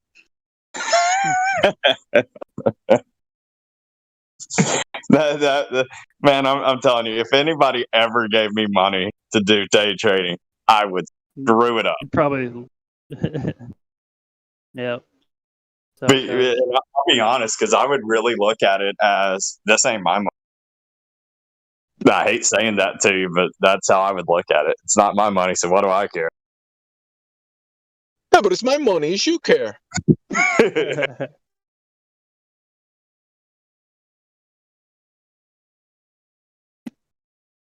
You gotta do some community. You gotta do some community service, bro. Yeah. I'm gonna just thought of something. I know you're asking as far as like if you have some of these cryptocurrencies and you want to go get gas and can I just go do that? Well, we've had things for a while, like a network like BISC, BISQ, and it's something that you can. So if you have some whatever cryptocurrency, but you need to go buy something, so you need fiat.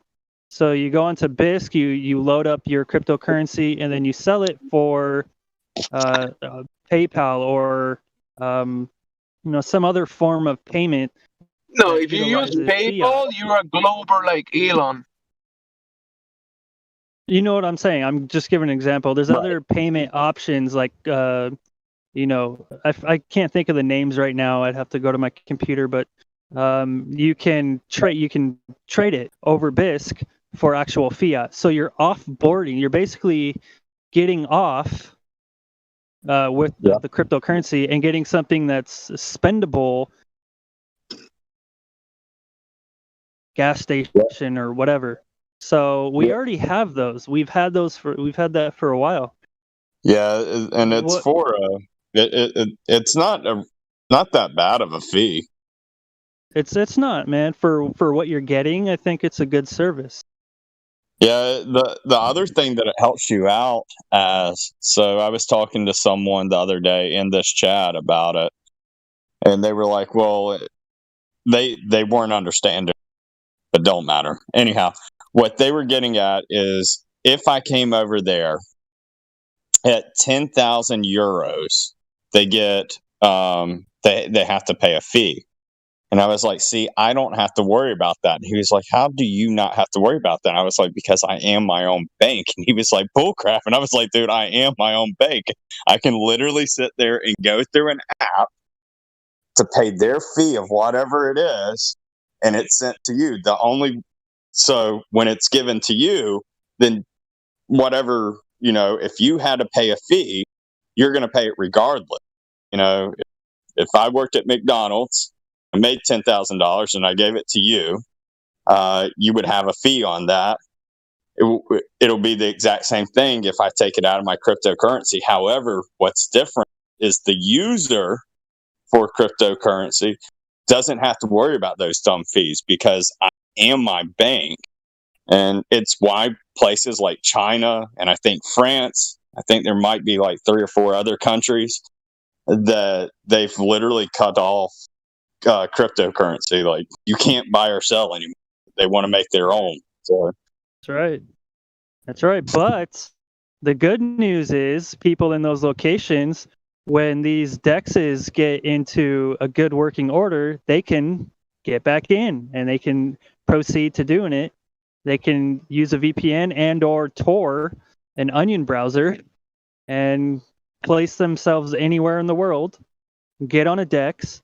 So, that's why these projects are important, and that's why I brought up some of the stuff I brought up earlier. In the direction that we're going, I think this is incredibly important. And if they look how draconian they've gotten, look at the tyranny that's happening. You don't think that they're going to, how badly do they want the magic potion in everybody? They want it inside of your body. They just want it in you. But you don't want to play ball, right? I don't want your magic potion. I eat well, I drink water, I get sunlight, I exercise. I don't need it. I'm young, I'm healthy. But as draconian as they are, and when they have all of their systems in place with their CBDCs, they can say, hey, you can no longer bank with us. You can't use our technology, our banking system, unless you have the magic potion.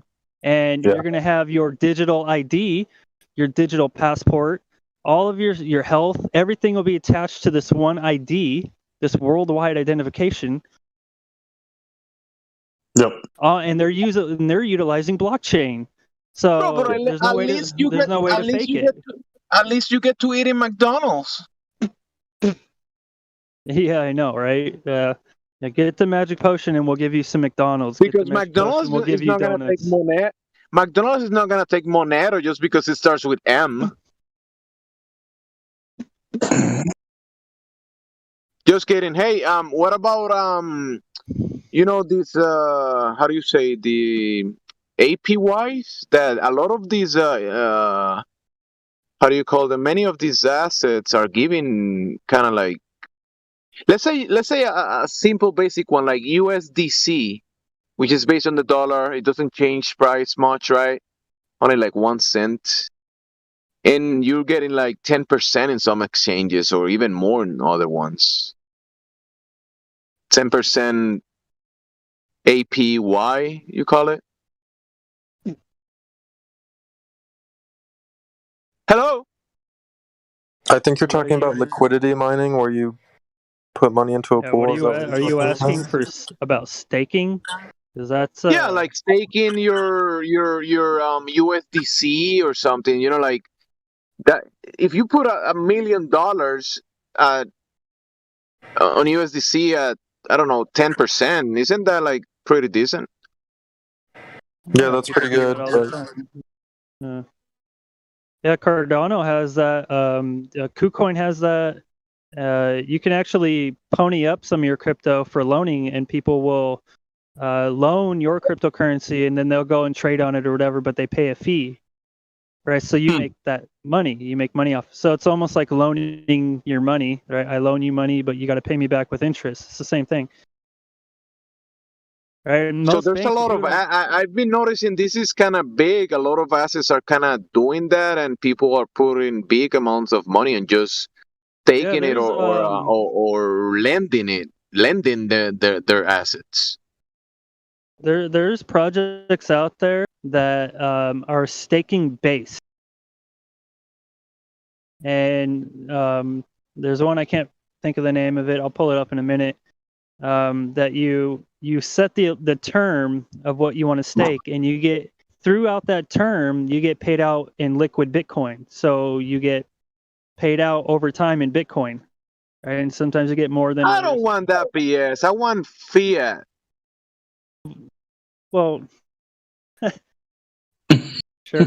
Then you should go and do what the other guy's doing and use the normal exchange. No, just kidding. Getting some BTC, I guess, is good because you could, let's say you're not in need of this money that you're staking and you can just save the BTC and just accumulate it. That might be a good thing, or it could be bad. BTC can just die tomorrow. Who knows? But so can the Federal Reserve. Nah, the Federal Reserve, bro. Have you seen their buildings? They build fortresses. You think they're gonna fall? Well, what I mean by that is the current monetary system, so the dollar. And if you don't think that the dollar's in trouble, I got 6.2 trillion reasons from Donald J. Trump that the dollar is in trouble, and another 2.3 trillion from Biden. It's like 60 trillions in that we have in kind of like on the book. So there's different books. So if you get into this and you look deep into it, there's what we can. So if you go to the world debt or the U.S. debt clock, and you look at our debt, just on one book that we can see, we're already like $30 trillion in debt and counting because they've already done these other loans. So it's gonna. Isn't that for show? That sounds like that's just for show. Oh, that's no, that's very real. It's very real, bro. Okay, so the bank print a bunch of money, and the bank gave it to people to spend it, and now people have to pay it back. So with interest. Correct. So what? How can the bank just print money out of thin air, and now they own you because they print something out of thin air? I'm gonna share a link with you. And when you get off of this, I want you to watch it.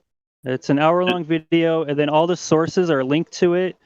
Sources from books and things that you can read if you really want to get into. But if you watch this video all the way through, it'll pretty much give you the foundation of how we got to where we are today, what the Federal Reserve is, when the Federal Reserve came into existence, why it came into existence, who was behind it, all that good stuff. But are we moving away from that system, or is it or is it that system on steroids? I'm going to tell you right now that loan that Trump took out, it was basically propping it up. So it's ready to collapse. So, Trump can just pay back from prop it money. up. No, no, we're talking. Just messing no, up. bro. We're just messing. Yeah. So I actually was probably, I don't know, about 2 years ago. I would sit there and put my money into places for the interest that you get off of it. So in some of these stocks and some of these cryptos, if you put your money in there, you leave it there for a year, you make an interest off of it. And the dollars do that. I think it's at 1% or something like that. But it's great. But I'm here to tell you, with what exactly you're just now talking about is the exact reason why I no longer do that. Like the dollar is beyond untrustworthy. Hey, Jimsy, have you ever looked at why, the dollar sign, you'll have two barcodes are two lines that go through. Or now it's one. Used to be two. Do you know why? Because if they add extra art, it might give it more value. So, all right. So, I forget what president changed it, but American money used to be backed by gold. And the day backed by gold. And the day that it changed was why now we see a different set of lines that go through it than what it used to be. So, yeah. Yeah, money. So now, the dollar has not been backed by gold since 1934. That's Most people don't know this. What? Yeah, it's old. Bro, I talked to a guy. It was like, I don't know, 4 or 5 years ago. He did very well in the markets, and he liked to brag about how he had millions or $1 million or $2 million or whatever in the markets. And we just got talking about money a little bit, and I said, "What do you think your money's backed by?" Just like I was probing, and he just probably like looked gold. I was like, sorry to inform you, my friend, but that money is not backed by gold, dude. He's like, what do you guys, yeah, it is. what you're saying is we have Fort Knox, and we know that we have tons and tons of gold in that place. Watch Goldfinger. It's all a story, man. The gold, there hasn't been gold in the Federal Reserve since 1934. As soon as the Federal Reserve sunk their teeth into the U.S. And they signed those fucking papers, they took your gold. They took. Are you saying there's no gold in Fort Knox? That is correct. There's no gold. There might as well be purple unicorns. It's. Yeah. Have either one of y'all? So I will go down the conspiracy road on this. Have either one of y'all ever watched a thing called I Pet Goats 2? I have. You want to? I'll share it so he can watch it. It is very interesting and eye-opening. I actually know some people that actually know this guy. Do you know that the guy who actually made that video actually works for NASA now? Drawing art for them? The guy that did the animation? Yes. So he lived in Canada. I know that much. Yep. So I forget what his platform was called, but yeah, I mean, it's the only thing that's on record about this guy, But yes, he making me really curious if you used to be on the platform I used to be back in the day. But he left, obvious, or didn't leave, continued on his way. But NASA actually reached out to him because of that video. And if you look at the scenes, I'll have to go and find it. If you look at the scenes when Jesus Christ is coming out of, the cave and everything at the end and going in and the church is falling in the background, if you look at that and look at an image that came out that they did, a few years later after that, dude, it's so it's not funny. It's like, yep, that was drawn because we've seen it before. I'll find it. So I got a question for you. Were you ever part of a group called the Philosopher's Stone? No, but I'm sure we have a lot in common. I'm curious, man, because I used to get into. I am Christian, but I divulge with many people that believe differently, and we're just all good friends, and we talk. But yeah, I live. I don't probably about 2 hours from the Georgia Guidestones. So, which, by the way, you ever watch a channel, Godless Damn? What the fuck is this channel? Yeah, I know what you're talking about. Yes. He has a European accent. I don't know exactly where he's from. He has interesting theories on the moon. It's all fun to entertain. It's not stuff that I'll share with newbies or whatever, people that are very aware of, the lies and deceits, and are just curious on just new trend, new areas of research and stuff, like interesting stuff on the moon and whatnot. He talks, and it's in the Philosopher's Stone, and he calls it the Ben Stone or whatever. It's very fun to watch. But yeah, it's similar concepts, some of the stuff he brings up. I shared that video. You remember? Oh man, what was that? He was the wrestler for Jake. He went around, pointing out conspiracy. Chris something. He died, didn't he? No, I don't think he did. But he had a show for a hot minute. But I think he was also like a governor of a place as well. Hold on, let me look it up. I'm pretty sure it was Jake the Snake. Oh, the fucking he was a Navy SEAL, right?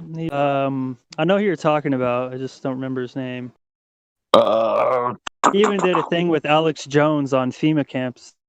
Yes. You know what's funny? I know we're on the live stream. What the hell are y'all talking about? So I actually talking about the FEMA camp. So about 2 hours away in Conyers, Georgia, is where they make those caskets. Dude, I've seen it with my own eyes. I grew up there. Also, my father-in-law was a machinist. He actually made parts for that place. So, me being a conspiracy nut job, I actually asked him, what in the world do you need this for? And the answer is that if in the event that you have to bury someone that's in a flood zone, then you would put your casket inside of there. And I'm like, okay, I get that. New Orleans, things like that, I get it. But dude, I'll show you. I'll send it to you in DM.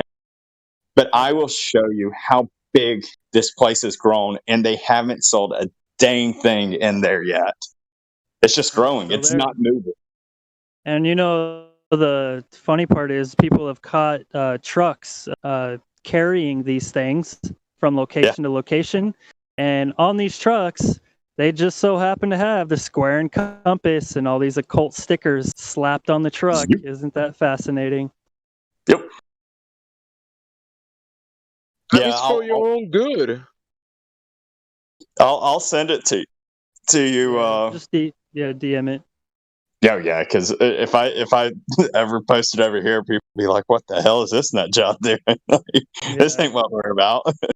Yeah, well, we don't have anybody in here right now that wants to talk about the shape of the Earth or anything, so we're just bullshitting and We're just speculating. This is not financial advice or medical advice or any advice of anything in your life. Correct. So this is just perfectly said.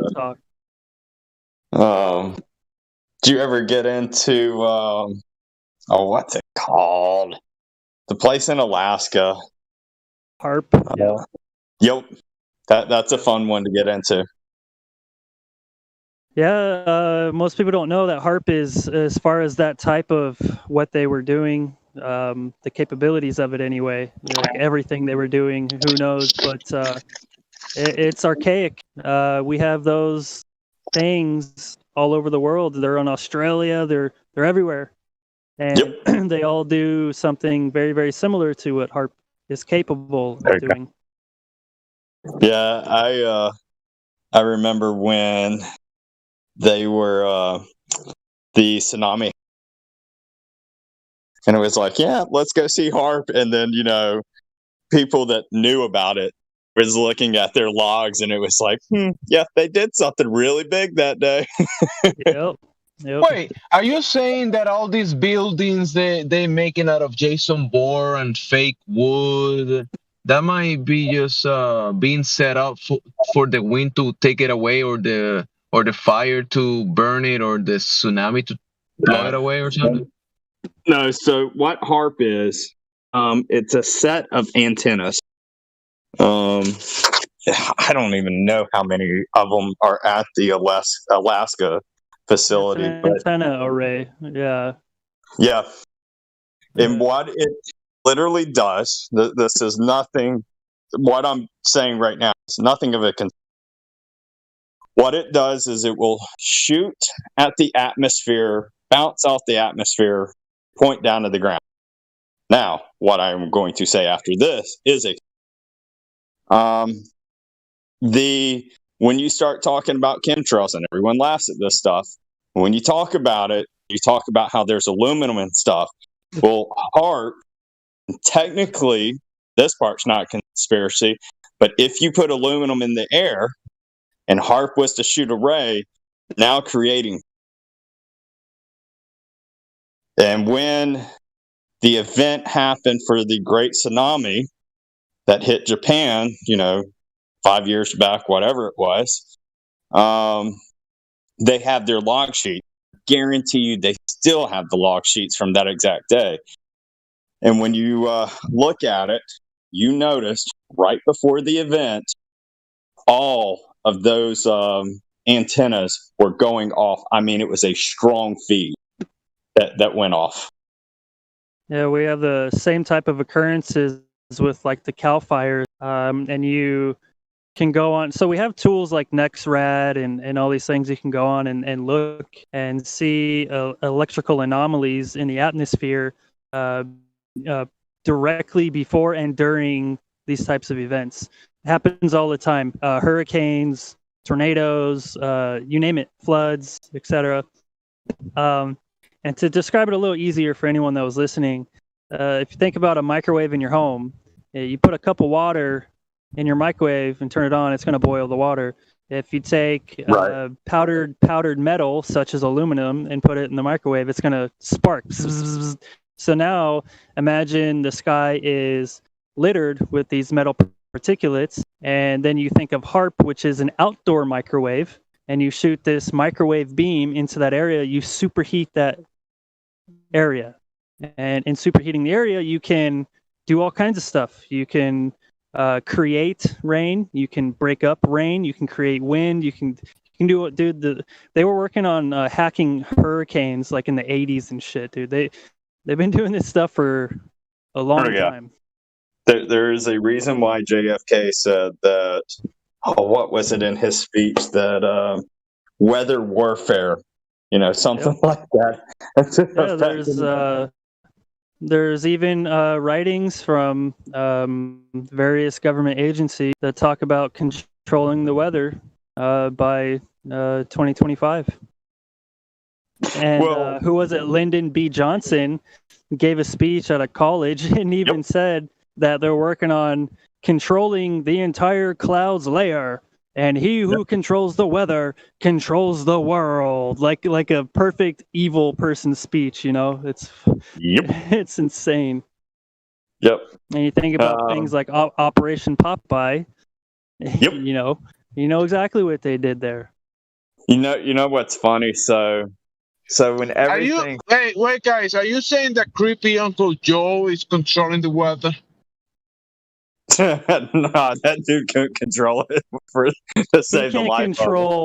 He can't even take his meds on time. That dude, no. So when people are like, "You think the government's? Do you think?" So who's doing this? No, they ain't doing shit. Go back to 2001.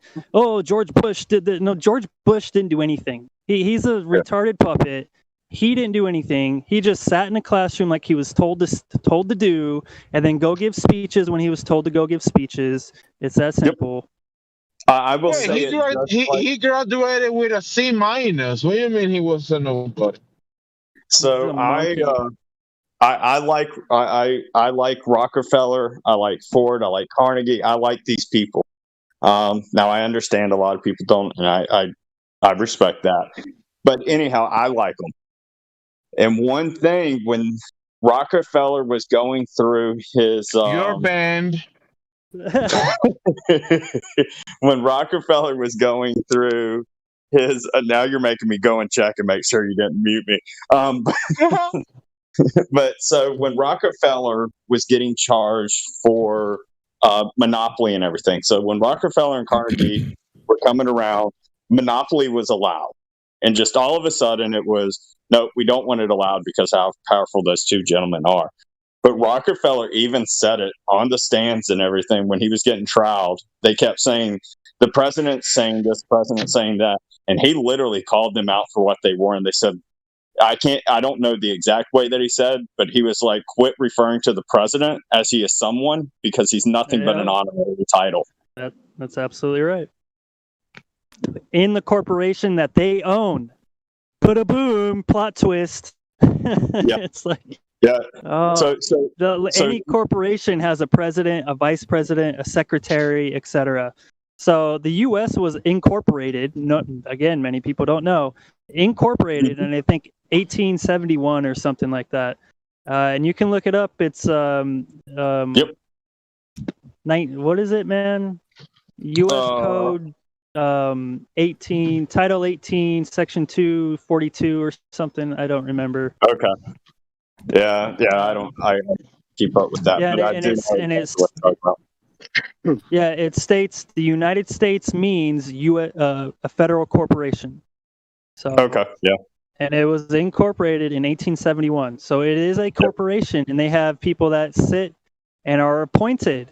So when people go out and they write their name on a piece of, they put a check on a piece of paper for some puppet, thinking that that puppet's going to go in there and work for them. That's not how it happens. That's not how it works, and your vote does not count. All right. So anyone who cried about the election and all that stuff, it's just wasted energy, and they laugh at you because you do not decide anything. Yeah, the judicial. What do you mean? I voted for Trump and he won. Oh yeah, yep. Therefore, your vote put him in there. Yeah, go ahead, boy. Anything that you want to, but our judicial system has more control than you can ever imagine. Like when people are sitting here talking about how they feel, so what's funny, talk to a Republican side and they're like, oh, Biden's, putting people, adding more seats to the judicial system. And it's like, if you think that is Biden or you think that is Democrats, you are so lost not understanding how America is controlled, because the judicial system has so much more control. They have their reason to why they want more seats in there, and it's for more control. Yep. And has nobody ever wondered when you go, so let's say you want to be a lawyer, right? I want to be a lawyer because they make a lot of money. Well, you go to school, you do your thing, and then when you go to take your bar exam, do you even know what bar stands for? No. Yeah, like a chocolate bar. British Accredited Registry. So. Oh, so you're working for the Queen. There you go. That's good. So that's why there's different laws. You have admiralty law, you have civil law, you have this law, you have that law, and they all have different jurisdictions. So and the way they operate it, you have to cross into a dock. So you cross this board, like you open this door and you go in, and once you walk in there, you are under their law. Right? It's this whole thing. If you go ahead and look up the federal or the state courthouse, Florida, the boat. So everything operates on admiralty law. Their system is admiralty law, and it's all based on commerce, and it's all commerce based. And then you get into like the driver's licenses, and you only actually need a driver's license if you're conducting commerce. You do not need a driver's license to travel from point A to point B. And this has actually been upheld in the Supreme Court. Tell that to the police. Huh? Well, they don't know. They're operating under different, but that's the risk that some people have taken, and they've won. Yeah. What did they call those people when they do that? The police want to call them something. The sovereign man. We have another sovereign Britney Spears. That's it. Which is funny if you know anything about like the Knights of Malta. And what do they call the Queen? The Great Sovereign. She's a sovereign because she is sovereign. Good The point. Knights of Malta, you can go to the Knights of Malta sovereign, just type that and you'll be able to pull it up. And they are a sovereign group. They are not beholden to any corporation or any law. They live only under God's law, right? So, anything below that. Is the queen like the evil sister of the Pope? No. Man. No, they all have their roles. They all have their roles. So who's more badass, the Pope or the Queen? The Queen. Yeah, as far as that context, yeah. What about the Black Pope? He must be some type of big guy. He's just above the regular Pope. So I got a question. My wife, so conspiracies got really big, 2-3 years ago. A lot of stuff was coming out. What was so funny, my wife was like watching TikTok, and she would come to me and be like, Oh no. Oh no. Oh no, no.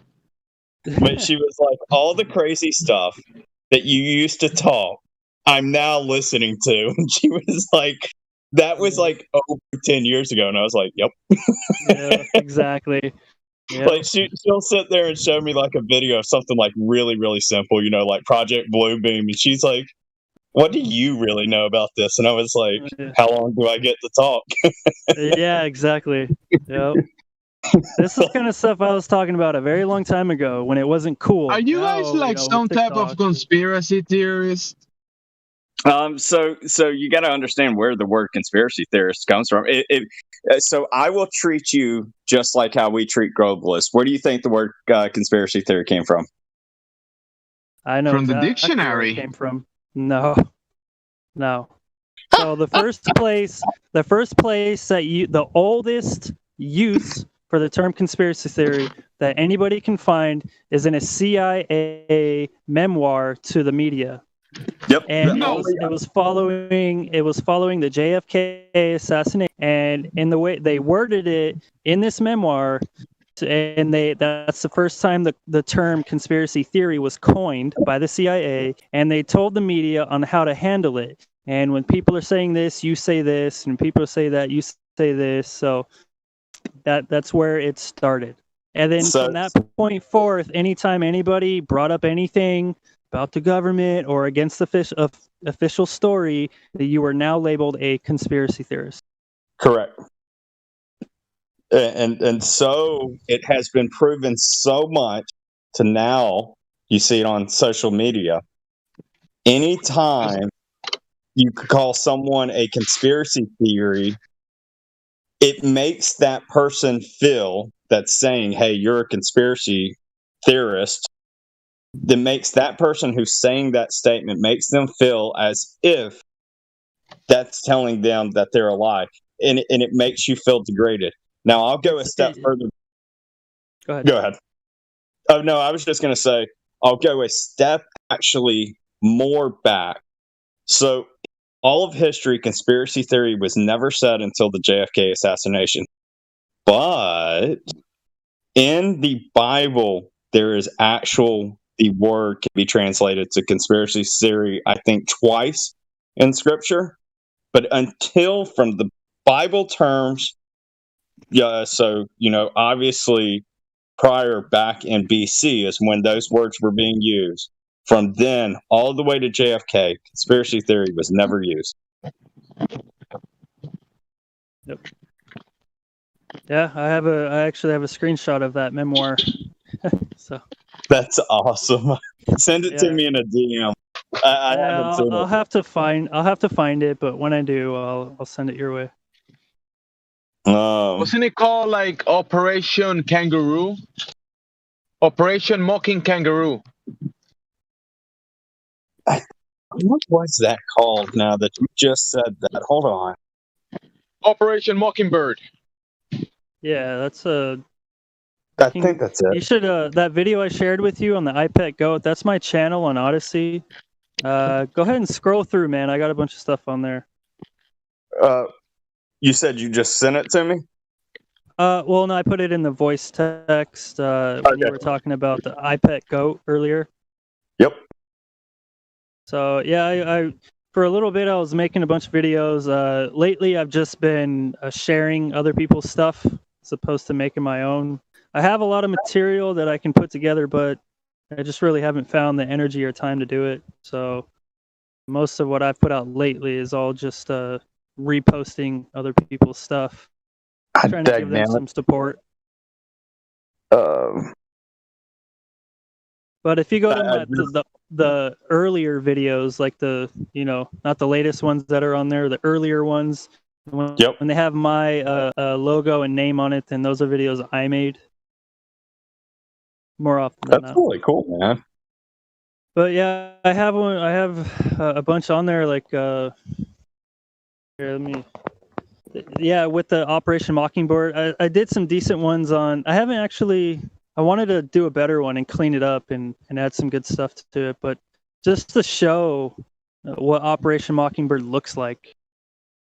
And people have actually done some really, really good compilation videos of that. Of the media, all media is literally parroting the same thing. And then what happens is they flood the zone, is what they called it in Event 201. They flood the zone with this information, and when people watch it at home, then when they leave their home, they go out into the world and they mockingbird. It repeats. That's what a mockingbird is. And they go out and they repeat what they heard on the TV. Hence, Operation Mockingbird. So. The Whammer, I'm actually looking into the voice text and seeing where, him and Get have been talking in there. And the Whammer actually asked a great question. What is the best search outside of Google that is uncensored? And my answer is Yandex. Because Yandex is off of a Russian server, therefore the likelihood of them to censor American very, very much on the low side. Yeah. That's funny you bring that up, because just recently I've been using Yandex more and realized that it auto-populated.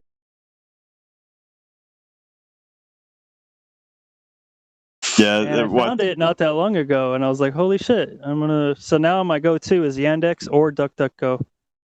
So, all right. So I speak against DuckDuckGo.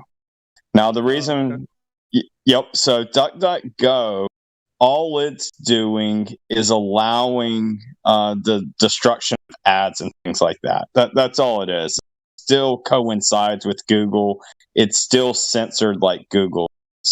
Now there is another thing, and I haven't fact checked this, but apparently DuckDuckGo is owned by Google. Have you seen that? I believe it. I would believe it. I have not seen it, but it wouldn't surprise me. It's classic of them to give you the alternative. Right. Yeah, it's one thing, to sit here and say, "Oh, you're on this side, so you should use this one. Oh, you're on this side, you should use this one." And it's like the saying of, like Indians say, it's like, it's an eagle. You got the left wing and the right wing. It is an eagle. Right. If you don't understand that, I don't know what to tell you. Does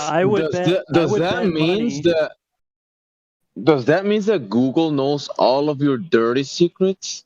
Everything, bro. Well, yes, it listens to you. The Agler theorem, or however that word is said.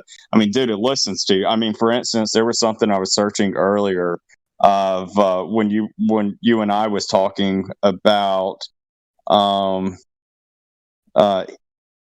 what was Isaiah written in, so I could go and get the original text, and I literally said, "What is?" And it pulled up the rest for me. It literally pulled up Isaiah and everything for me. It listens. It knows you. In fact, let me tell you something. This is not a conspiracy theory. This is actually something fact for anybody else that's listening outside of this. Have you ever? Let me ask you, Gimsy, because I already know I's going to do this. So, Gimsy, have you ever noticed one day you're out driving your car, whatever, you're doing something during the daytime, and you sit there and you're like, you have a thought run your mind of, I really need to go buy a vacuum, and I'm looking at a rainbow, and you go to your Facebook page or whatever, and those ads start coming through, and you're like, how the hell are these ads here? And I'm thinking it in my mind. Has that ever happened to you? Yep. Is that why I bought a vacuum that I never use? So let me explain what happened. All right, so this is a military tactic, okay? It's very well known if you've ever served. If you have not ever served, I encourage you to go talk to anybody who served, especially someone in the Air Force, and they will tell you this tactic. What it is when your phone, doesn't matter if it's off or on, it recognizes through your habits of when you are actually asleep and when you are actually awake. It understands you to a freaking T. Yep. And when you're asleep, it puts out tone. Not exactly like Morse code, but along that line so that you can understand. And it puts the thought into your mind that, hey, you need to go buy a vacuum, and it needs to be a rainbow. It puts that thought into your head. So the next day, your subconscious eating at itself going, why in the world do I need a vacuum? And it's bugging the crap out of your subconscious to eventually it arises to your frontal lobe on your mind and says, why am I thinking this? And then you start thinking about it and you feel the need that you need it. And so then when that coincides, the computer is so freaking smart on your phone, or whatever it is that you're using, so freaking smart, it can come down to a T of this guy's about to turn on his Facebook, unload those ads. Yeah, I think my phone knows me better than my wife. Of course. Well, they do, man. So what you need to start doing now that you understand this, and anybody else who's listening to this, what you need to start doing, taking your electronic outside of your bedroom. Furthermore, you need to start closing your door, because it will get louder and louder. It also recognizes how old you are, because honestly, you're putting that age into Facebook and all this type of stuff. Anyhow, even when you go to buy your phone through Verizon, AT&T, they know what your age is because you're having to give it to you, hand over your ID. They're putting your age in. So there's millions of ways for them to know what your age is. So we've heard this all before, how a child can hear a tone, but how an adult can't hear a tone. And you can call it whatever you want, why an adult no longer hears a tone that he used to not. However, the truth of the matter is they actually still do hear that tone. They just no longer are able to process it through their mind. Perceive it. That's right. So what's actually taking place is those are the tones that's going through your mind that they're playing on your phone.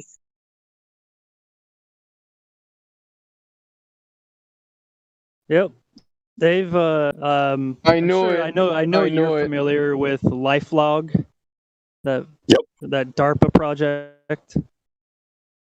So yeah, another fun fact. So LifeLog, if you just search LifeLog and just go read the wiki page, they even tell you on there that it was literally designed to know everything about you, everything, your desires, everything about you, right?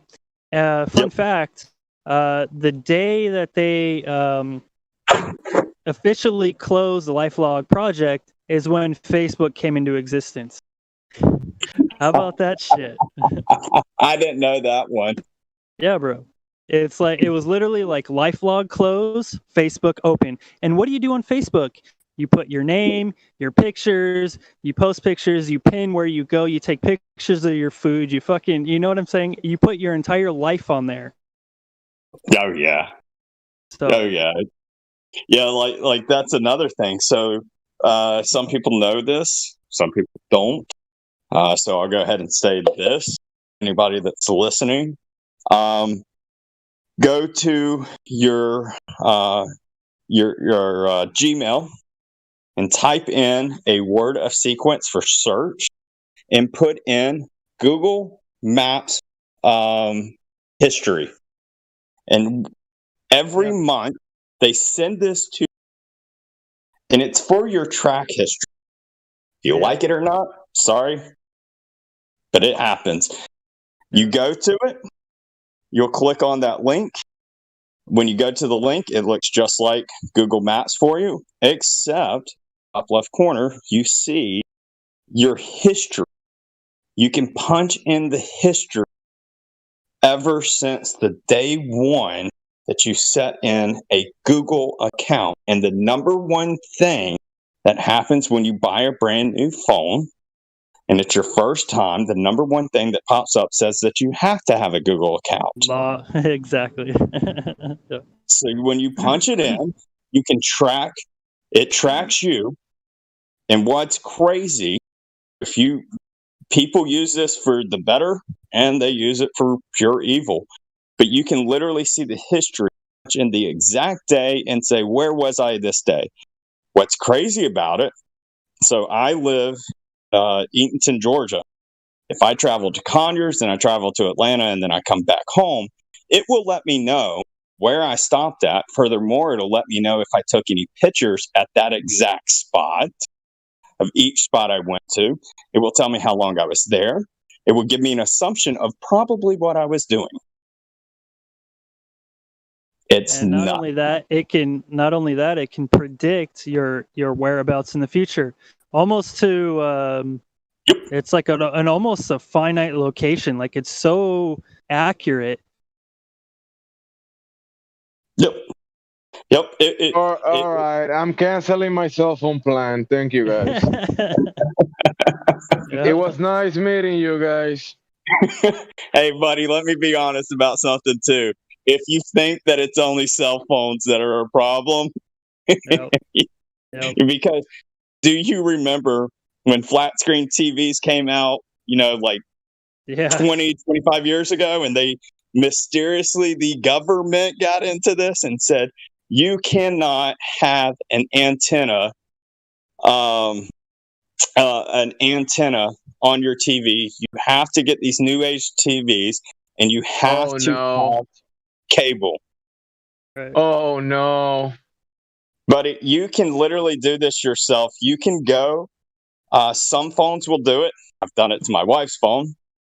You can, if you put your phone into a video mode, do not click record, but have it to where it's like ready for you to hit video, and scan around your TV.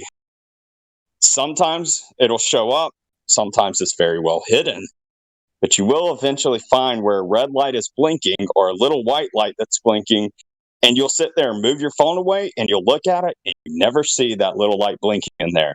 That is where the true camera is. However, it's not the only one. Yeah, if you didn't know, what he's telling you is your TV records you, so they watch you in your living room. They watch you in the living room. They watch you when you go outside. They watch you when. Oh yeah. There is a reason why they hated Snowden so freaking much. And if you know anything about what Snowden did, he ran to Russia. Of all places he ran to Russia. Yeah, but that means that. Go ahead, bro. I was just gonna say, I think like the Snowdens of the world are controlled releases, because there's been other what we call whistleblowers in the past that organically came out with information, and they ended up taking their own life, their dog's life, their children's lives, and they just all of a sudden became suicidal and took out their entire family. Charlie Chaplin. So he would have been gone is the same way. his plane would have crashed or whatever, and that would have been the end of the story, and everyone would forget about it. So, but they made a movie about him, and when Hollywood gets involved with something and they make a movie about, so that that tells you that was it was an operation. It was a controlled release. I can't prove that, but if I was a betting man on the knowledge that I have, I would bet that that's exactly what it was. Does that mean that the number one hero, Snowden, he's a spy? No, not a spy. No. No. A false martyr, or like a false. Good word. Yeah, something to that effect. So they give you a little bit, and they always do. And what that means is they've already moved past whatever he gave you. They're already past that. They're already far past that. So yeah. Oh no. When Snowden was actually the physical guy Snowden, when Snowden was actually exposing things for what they were, he was out of the workforce already. To where they had already cut him out of things. Yes, he still got a paycheck for what he was into, but they had already caught on to this guy is going to turn into, the next WikiLeaks, type deal, even though that came after. Anyhow, so to understand this, how fast technology grows. So 100 years ago, let's say that, if technology came, it would double in about 10 years of time. But once it doubles, it doesn't take another 10 years to make it double again. It gets faster and faster and faster and faster. So when Snowden was out of it, even though he was out of it for like a few months, it would be even, like another 5 or 10 years just to that few months would be into the future. And then as he ran to Russia and all of that, it's even further. And then once this movie comes out and you think that it's exposing things, man, that's exposing, like trying to expose the caveman. It's just so damn old. It's not funny. That's right. The only one that actually exposed things like in a close, timely manner would have been the guy for WikiLeaks that we honestly don't know who he was. But that was the only one that had exposed things close to timely. Even though, in all honesty, it did no good. It just let people know, hey, yeah, there is problems going on. Are you talking about Julian Assange, are you? That is one of them, but yes. Yeah. Sorry, and then you're talking about, what's the other guy? The one that ran up to Russia. Swindon, is it? What's his name? Swindon? Snowden, that's right. Now, Snowden, I find it strange that he hasn't been bumped off. If I was Snowden, I'm not going to run to Russia. I'm not going to run to Russia, am I now? That's exactly what I was just saying a second ago. Of all the places for him to go to, he went to Russia. Yeah, it plays right into that. It plays right into that narrative that Russia and U.S. are mortal enemies. Yeah. Right. That's all that does is it feeds into that Russia is actually, the enemy. The Cold War propaganda.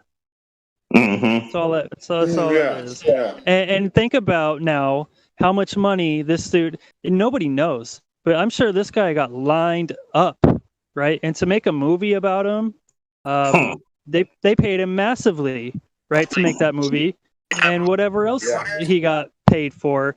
And then when you know that Hollywood is controlled by the CIA, they wouldn't make a movie about themselves, about their own CIA for sure.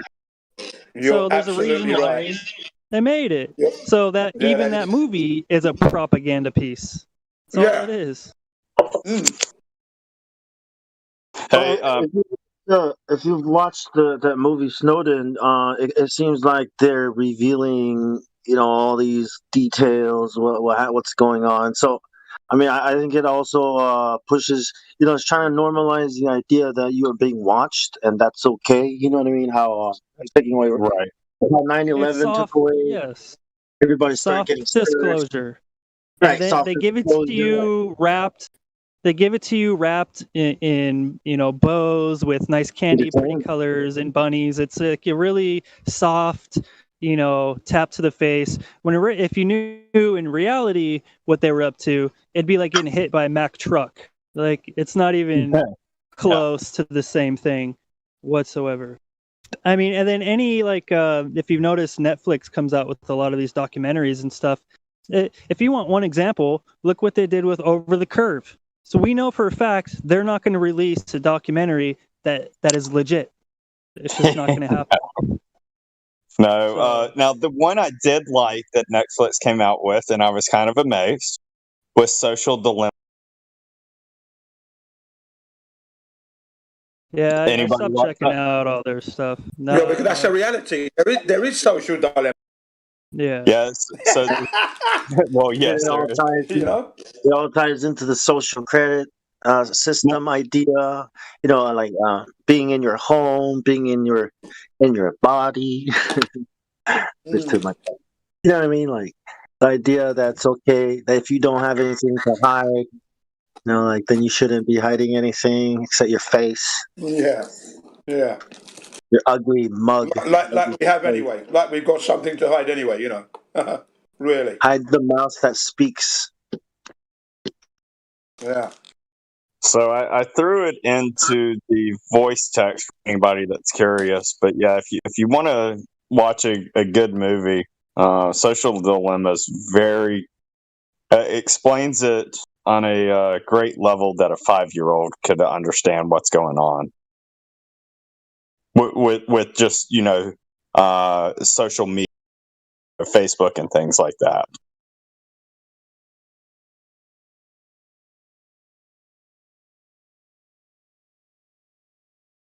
So there's no dilemma because it's simple. I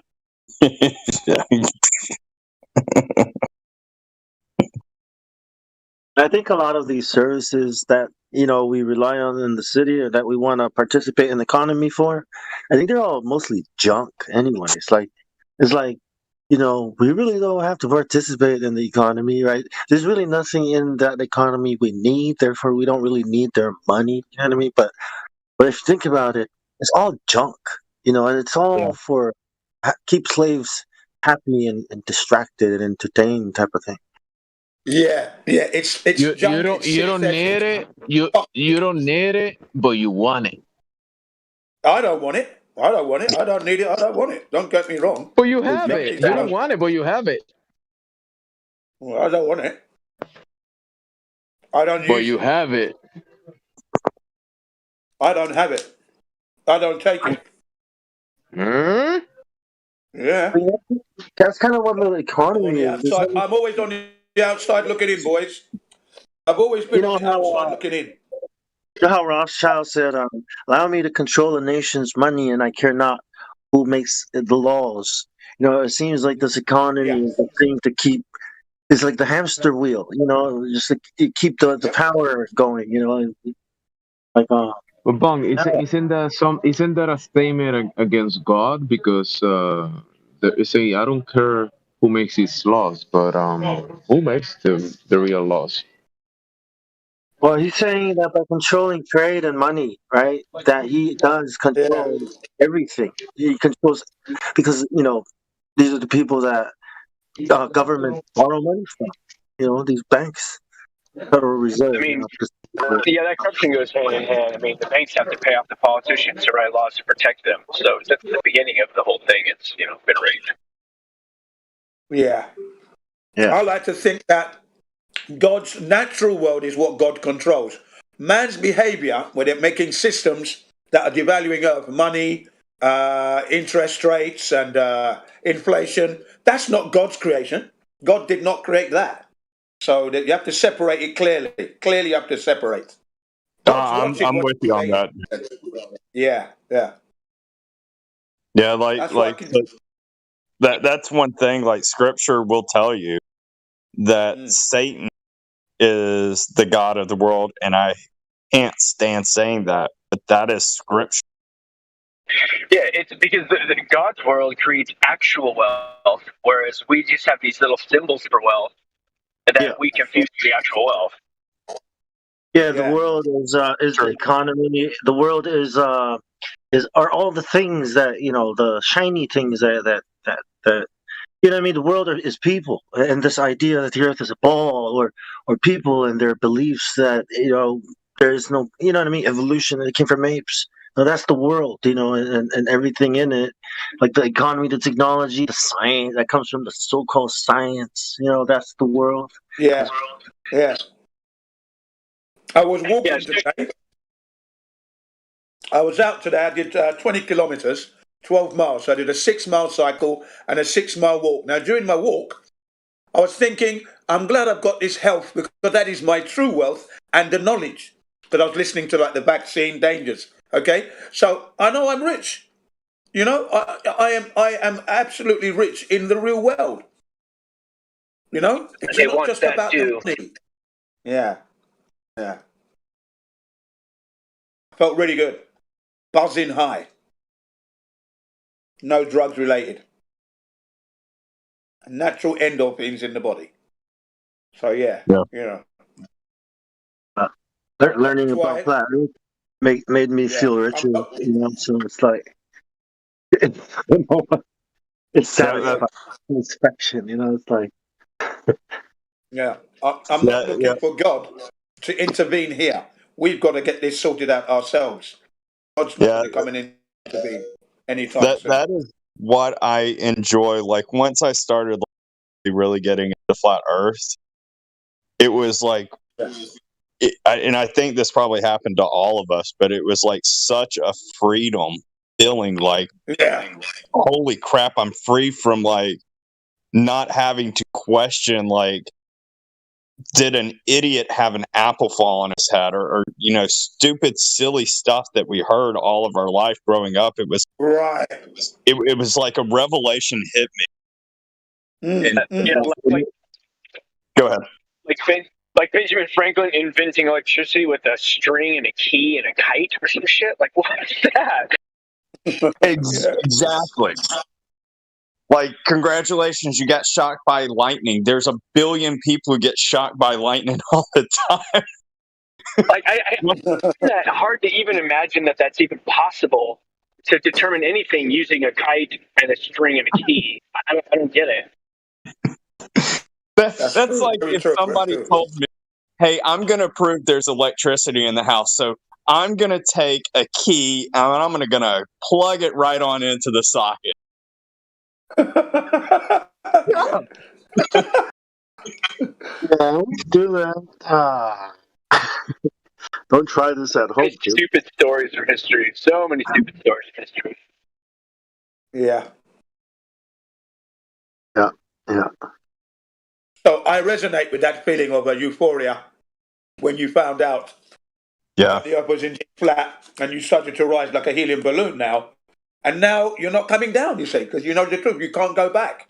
You can never go back to that state of mind again. Never. No, even like when I go to do my observations and my tests, I will sit there, and what's crazy, I will actually do a test. So, for instance, I was trying to measure literally just a few days ago of trying to measure in the globe aspect of what the distance of the moon and the sun would actually be to create a shadow on there. Because I had always heard somebody talk about, like, it's so rare of a chance to happen. So I was literally having to move my light, and I was like, this is crazy, because you have to have even your light source at this huge huge size, and then the moon to be at a totally different. And just so many things came to like be revealed out of that, or it was crazy. Like, even another thing that happened that doesn't make sense. So in their aspect, they sit here and tell you that the sun Earth is spinning and the moon is locked. But yet they dare say that the Earth is orbiting the sun. Okay, so if that is orbiting the sun and they're both spinning, then technically, why is it that their moon is not spinning because it's orbiting the Earth? Like, that makes no sense. The funny thing is, Copernicus came up with the idea that the Earth has to go around the sun because this is what he said. Because it is good logic that the lesser should serve the greater. This is the reason why the Earth goes around. This is the rationale at the time. This is why the Earth goes around the sun and not because the model before that was the Ptolemy's model, which is that everything revolved around the globe Earth. And then he switched it up because to him it didn't make sense that these large bodies they assumed that were infinitely distant should revolve around. You know what I mean? And now the idea of what do you think the universe revolves around you? That's where that comes from. You're insignificant. You're a speck. Yeah. This is the idea.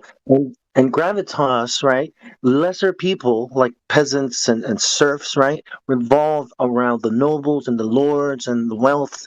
These are the greater. They are the. This is where the philosophy and idea comes from. So it's like, what?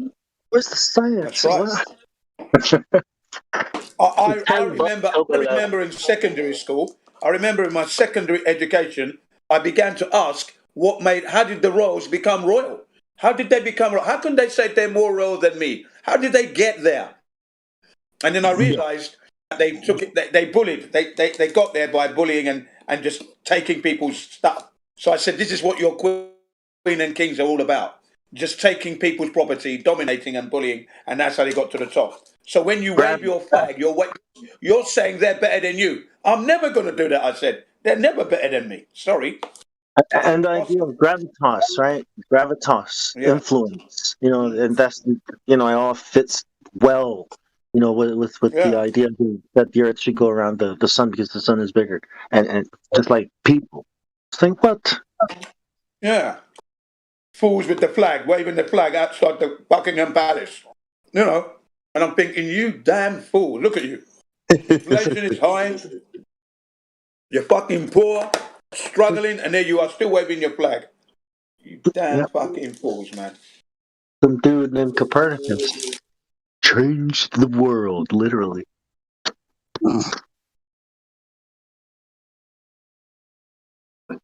Changed the universe, I guess. This got so quick to back on track of flat Earth talk because I was worried, Jen. Before you came in here, we were down the rabbit hole of talking conspiracy stuff. But you brought it back quick. Thank you. Yeah. That's all right. That's like we can wander off the path and have a look around and then come back. Then no problem. Yeah, I knew that people were going to eventually be, listening to the live stream or coming in here that would want to talk about flat Earth. So it's like we got to eventually dial it back in. Yeah, Gene allows for recess, and then we're back to class. Well, crypto and it's all happening on a flat. I mean, it's all tied in with the why would they lie? Who are they? It's all the same people. That you know what I mean? The globe Earth. Their model is their philosophies, and it's their big idea. A new. What do you mean? Yes. It's like all those things are like on the menu, but the flat Earth is the menu. It's the base. It's what the toppings go on. Yeah, it's the meat. It's the meat, isn't it? It's the meat with the soaked in gravy. Yeah, man. It's that vegan meat. That vegan meat. Yeah, that vegan meat soaked in gravy. And then you got the side dishes of the vegetables. Yeah. Sugar-free diet gravy. Yeah. Can we ask what in the world? Yeah, what is going on with KFC with this? That they're making false meat. Like, how are they going to make the false bone? Oh, talking about nuggets. Hey, think of the nuggets. Yeah, man. Is that all it is? Blue shoot. That's a good question. How are you gonna make the nutrients? Where are you gonna get the nutrient? How are you gonna synthesize nutrients that the from the zombies? Well, is it false meat or is it like lab grown meat? It's they synthesize synthetic meat made like from lasers and like Westworld stuff, man. Like look it up. It's crazy. It's really layered material. You are crazy. Yeah, and it's all finger licking good. I thought it was just some crazy video, some one-off thing or something. I was like, really? The gravy's like inside the meat already, dude. You don't even have to like. I'm not eating that. It's like, all right, no more KFC. No more. My poor father-in-law, he's a hardcore meat eater. And he went through Burger King, and they gave him one of those fake ones. Poor guy. Yeah, no. His reaction was priceless. I mean, he was beyond mad, but yeah. Did he instantly know it wasn't meat? Yeah, oh yeah. He was like, "What did I just put in my mouth?" What is? And he told me later on he was like, you got to try one just to know what I had, and I was like, no, I'm not into that type of stuff. Sorry, buddy. You put things in your mouth. I don't. You like the real meat, not the fake one. That's right, I do. I don't care how gay that sounds, but that's right. It's all right. Yeah, Japan is turning poop into steak. What? Yes. Don't make me Google it. I already Googled something earlier. Wish I did. I'm sorry. I'm just, it wasn't. I thought, I'd throw that. Is this one of those ISS stories? Coffee. Yeah. They can thank NASA for that one. Thanks, NASA, for my poop sandwich. And all right, Bong. You started the comment about the poop meat in Japan. So finish your story. Go ahead, Bong. Oh no, it's just Z-bugs. Yeah, I mean, I don't know if it's. How does it taste? Tell us. I don't know. I don't bother. I saw it on the internet. You could probably Google it. Do you believe everything you see on the internet, Bong? I know. That's what I'm sharing it. It's just like, can you believe that? Like, that sounds like some shit to me. Is this real? You guys reckon it's real? I don't know. That's why I'm sharing it. And there's so many crazy things.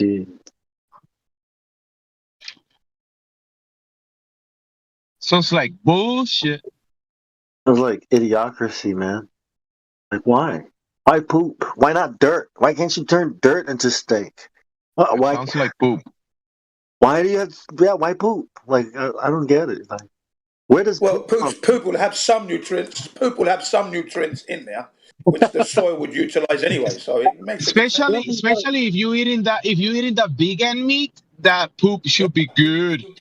But should be good to go for fertilizer. Yeah. It reminds me of the scripture of where it says, "Don't eat the a rabbit because a rabbit eats its poop." Oh, it almost feels like some biblical stuff. Yeah, in the Bible, right? There were times when the famines got so bad, people ate their own dung. I mean, that's right. That's how shaped bad them into burger shapes, into the burger shape, resting it down on the heated it up, and that's it. I just posted a link in voice text, and it says that it's true, but the requirements are it's from young, healthy people that have to eat organic and whatever. So if you want to take a gander, there's a link. Oh, from baby. Thank you very much. Wow. Oh, as long as you eat organic crap, it's fine. Yeah. Well, baby poop is clean, so I guess I don't know. I'm still not eating any. Look, that's not steak. You know, that's what I'm saying. That's not steak. Why? There's no more cows. Okay, then there's no more steak. Bong, you cannot make any claims about it until you try it. That's I right. eat porridge. I eat eggs. You know, like as long as you've got a few chickens, you know, maybe some ducks. I don't know. Some egg Vegan laying. chicken? Negative. Yeah. Maybe a little fish farm. Vegan fish? Talipa, I think. Is that the name? Talipa. You know, I Tilapia. I smoke a lot of briskets or whatever I can find for like the I past smoke a 2 lot of years. weed. I bet you do. Dried meat, yeah, hey, yeah. Vacuum sealer, and you good. Chuck it. It is driving me insane with these prices. Oh no! Like a brisket has just about doubled in price. Double? Yeah, so like I used to be able to buy 18-pound brisket for maybe 45, 50 bucks.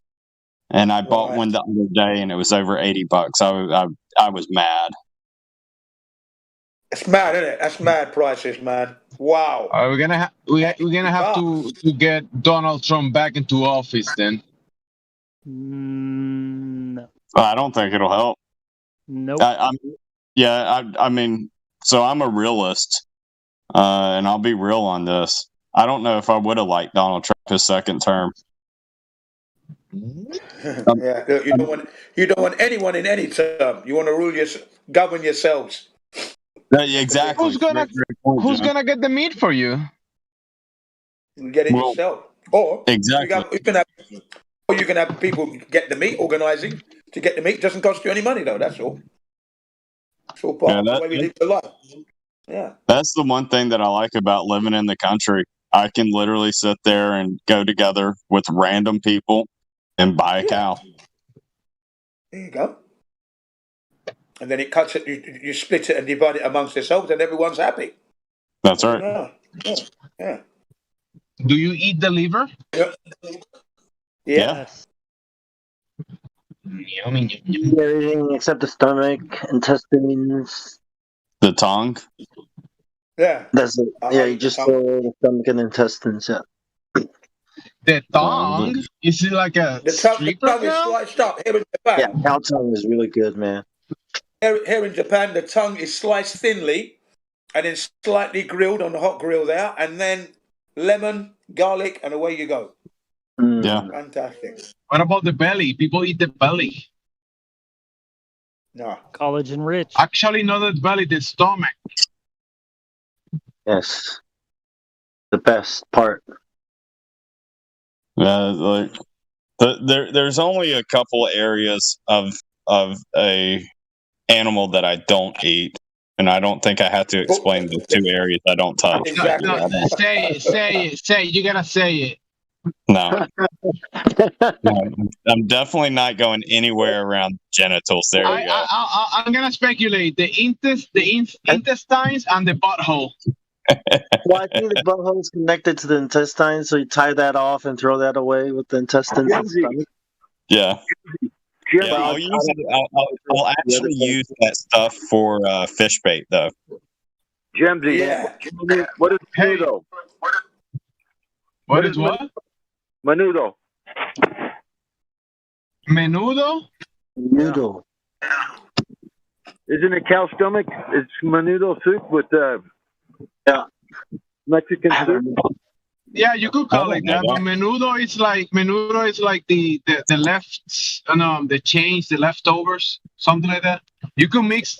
The thing is that when people process an animal, sometimes there's a lot of things left over, like organs and pieces of stuff, and they just mix it together, and that's food still. Some people eat that. Yeah. Leftovers.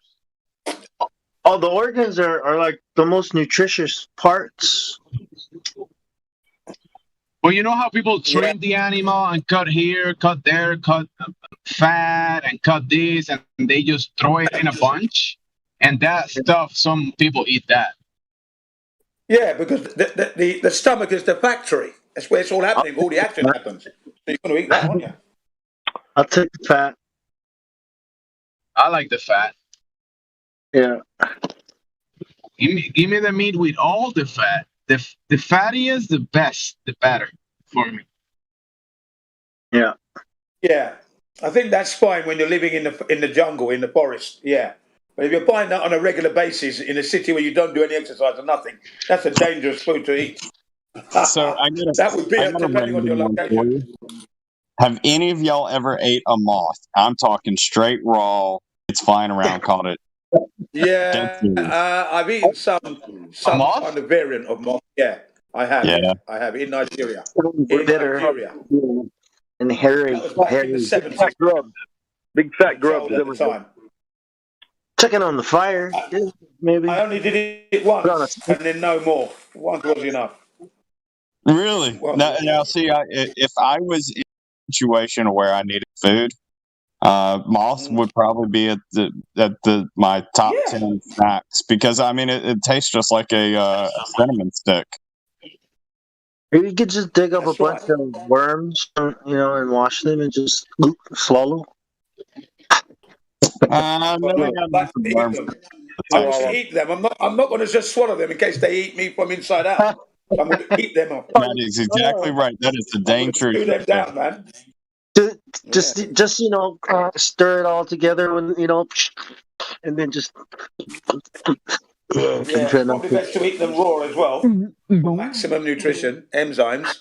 Mash them all together and drink it. But just add some spicy salsa and that's it. Remove the 7 hearts out of it. Yeah, look for like caterpillar. No, eat the hearts. Don't remove the hearts. Eat the hearts. No, that's what I was. 7 hearts out of it, and eat that. That's probably the best part of a worm. Rotting 7 wood. hearts. You can go through rotting wood and grab the grub, chuck it on the fire. Oh, it's really good. That's a good point too. I forgot about those little. Yeah, on the fire. They're good. Roasted grub. On a stick. Yeah. Anything on a stick is good. Yeah, Bong eats coconuts on a stick. If it has nutrients, you can eat it. I mean, in a survival situation. You will eat the bugs and you will like it. Yeah. The bugs.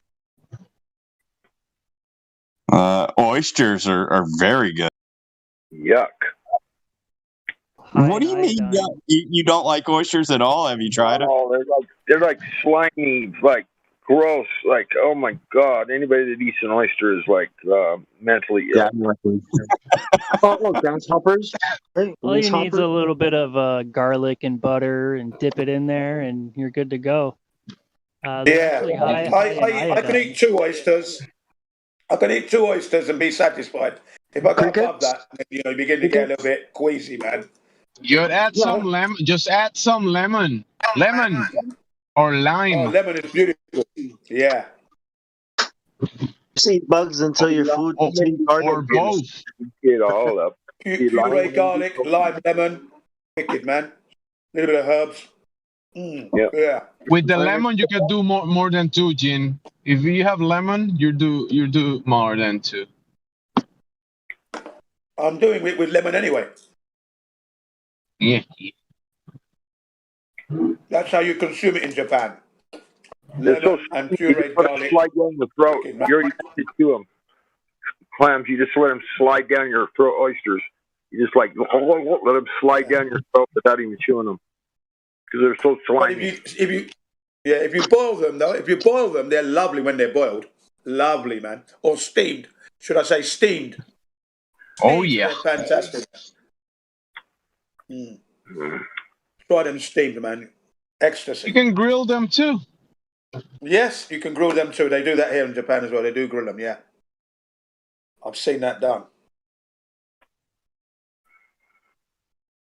Yeah. All right, guys. I think I'm gonna head out of here. I gotta eventually fix my sleep schedule because I've noticed that Jen will actually go to bed and then wake up, and I'm still here. Yeah. What is going on? But hey, tonight was a wonderful chat. All of y'all, God bless and namaste. Amen. And good. There were some good shots yesterday. Nice pictures yesterday, by the way. Nice pictures, John. Yes. Thank you. Have a good night, sir. We gotta Good get night. some trading later. Some trading. Will do. Night. Night. Day.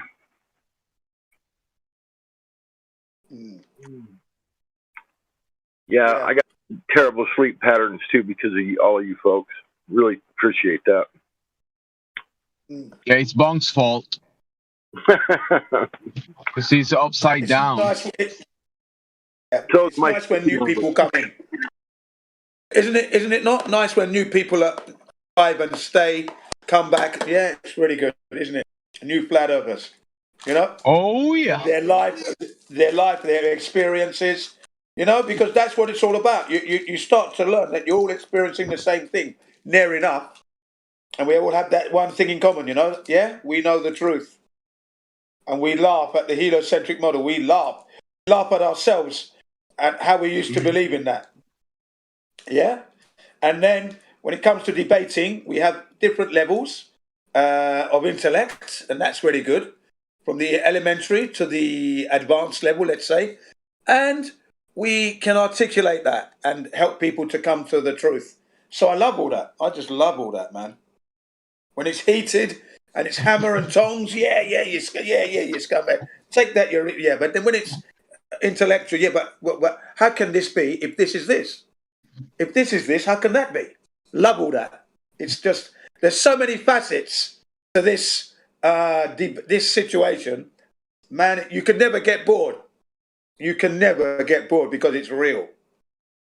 Yeah, if you get bored, that means you're boring. Yeah. Yeah. I mean, look, I'm cycling today.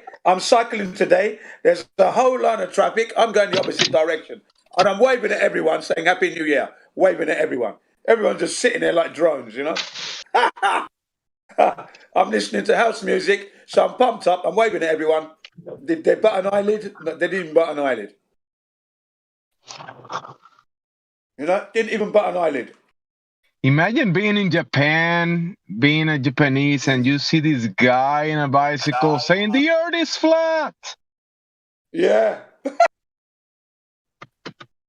But I'm saying it in Japanese. Kiwatairayo. Yeah. That woman's rock.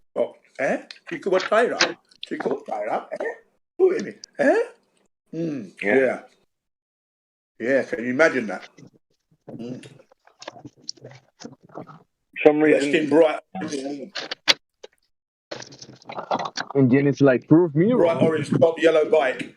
You can definitely see me coming.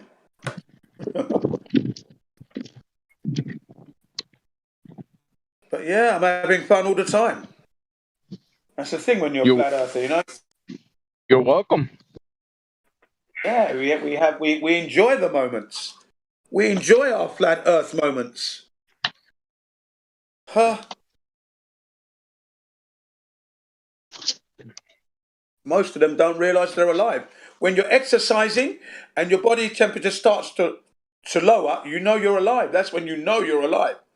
You can feel the body temperature dropping. Your fingers are getting numb. Your forearms are getting numb, which means your reflex action on your fingers have slowed right down. They've slowed right down to a crawl because you're trying to move them quickly, but you can't because the forearm muscles are frozen up. Yeah, that's when you know you're alive, man. You know you're alive. There is something in that saying. That's when you know you're living.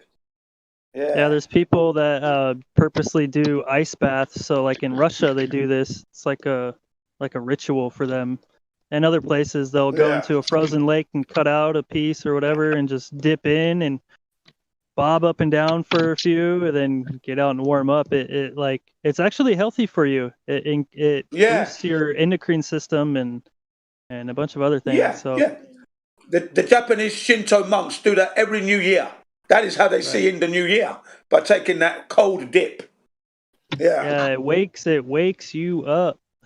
It definitely does, because I done it. I did it, and it does wake you up, mate. Believe you And me. you see clearly, like, woo. Well, you know you're alive because you're fighting for me. You're fighting for breath. Yeah. You're going, That's what I was like, because I had to get used to that temperature, man. Yeah, yeah. I had to get used to that. Wasn't easy, I had to try and get used to that to that sudden shock to the system. It's a shock. Yeah, there's people That's that easy. do.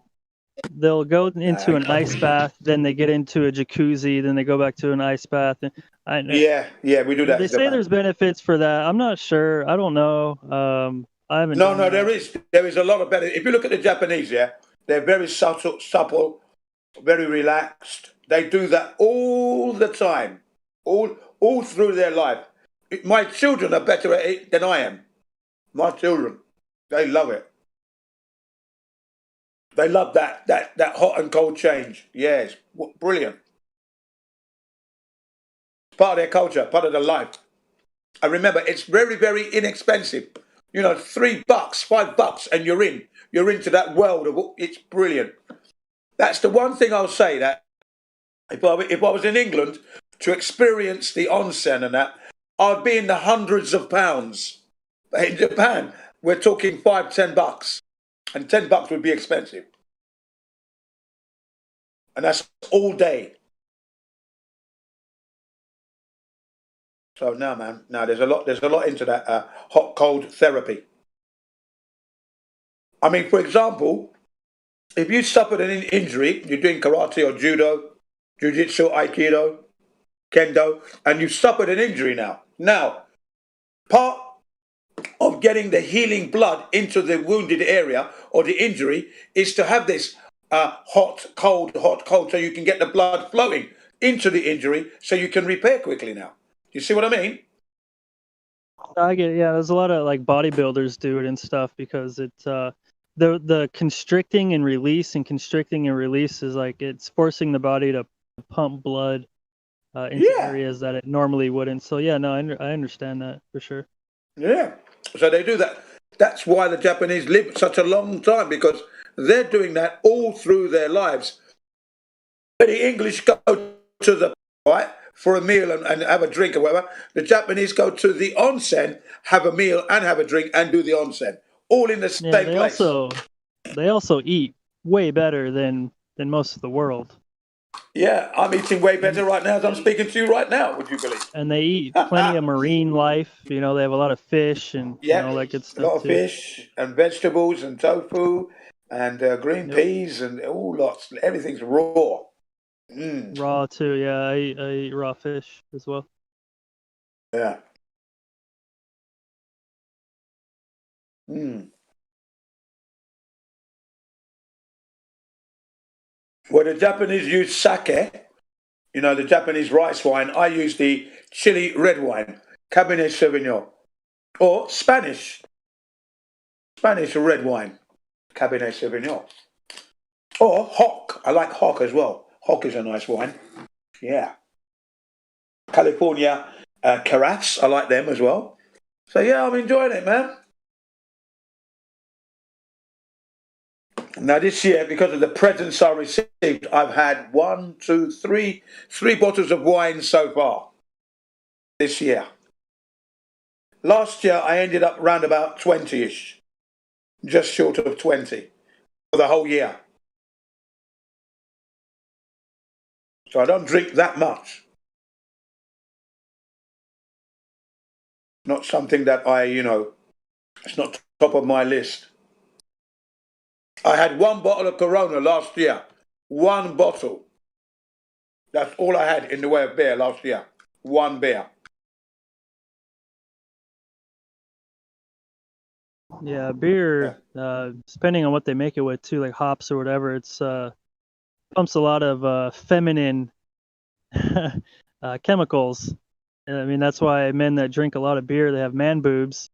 Then they have the beer bellies, and that it promotes the growth of parasites. And yeah, I mean, the beer every once in a while, it's all good, but junk beer and drinking it often, and then eating like pizza and stuff while you drink beer. Yeah. No, I don't do that stuff, man. I'm glad I don't do that stuff, man. You know, I'm very fussy with the food, especially as I like cooking. I don't want to start buying junk food. No, don't get me wrong. I don't mind the odd McDonald's or the odd Kentucky Fried now and again, and the odd pizza. Don't get me wrong, but most of the 90%, 95% of the time, I'm eating good food that I've made myself. First off. Yeah, I haven't had McDonald's or Taco Bell or Burger King or any one of these places in years. I don't eat any of that stuff. Not in years. I haven't drank soda in years. Yeah, no, there's no soda on the list unless it's Bulldog occasionally. That'll be when I'm on holiday. So if I go on holiday now and I go to, like, you know, let's say we go to the US now, I will go to Taco Bell because we don't have that over here in Japan. So I'm going to go there, have a look around, have something to eat just for the novelty. You know, I'm still going to be exercising on my holiday. So I will be running on at the beach. I will be looking for the park and doing my exercise routine in the parks, but I'll be on holiday doing that. So that doesn't change. But, I will venture to the junk food thing and let's have a look at what they got, you know. I don't mind. It's not going to kill me. Bro, you say you haven't had soda nor fast food. So what do you eat? Well, I intermittent fast every day, so I actually I don't eat breakfast, which means break fast. Breakfast is just breaking your fast from overnight. Yeah. I don't break my fast until lunch. We get a lot of local free-range chicken eggs. So I do like to eat a lot of eggs. I'll have fish. We have fresh grown produce.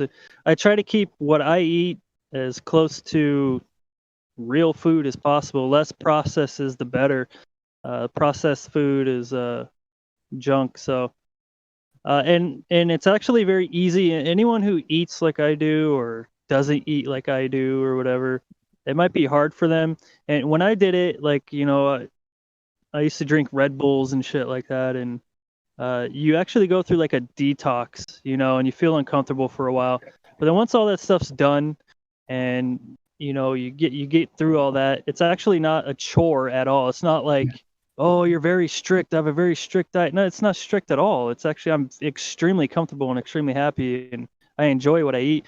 You just feel good. You feel good, great, man. You feel good, and you eat the eggs and feel satiated with the food. Very much so, yeah. And my meats I get from local farms that are free pastured. So I source my meat. No shots, no nothing. So they're very clean, no steroids, none of that stuff. We put together our own stuff. So I eat my butter. I have ghee butter, which is basically just. Where do you live? In New Zealand or something? You're Iceland? close. No. That's I'll far. just say I'm in the middle of the Pacific. I'll just say that. Middle of the Pacific. Is that a U.S. territory? That's all I'm saying. There's islands all over the Pacific, and I'm on any one of those islands. Yeah, he's in Hawaii. He's in Hawaii, man. He's in Hawaii. That's where he is. No, he's in those islands that are like really far down. No, he's in Hawaii. He's in one of those Hawaiian islands. That's where he's at, in the middle of the Pacific. No, he might be honest. He was bringing up some other. What islands are you talking about, my friend?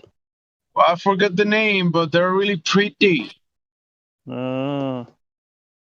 Is it American? What is it? Is the island Maldives. I forgot the name. It's an island in the Pacific. That's all I'm gonna say. Is it part of America? Yeah, it'll be Guam, Saipan, Rota, one of them.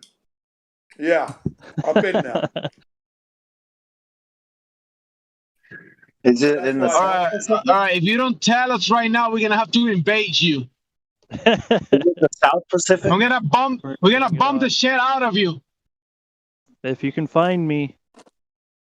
Yeah. We'll just bomb the whole Pacific. If you're in Guam Island, that 90, I think it's 98% of the people, the population have been vaccinated. No, I am not in Guam. Are you in Saipan? I am not in Saipan. Okay, so you're nowhere near those regions. Okay.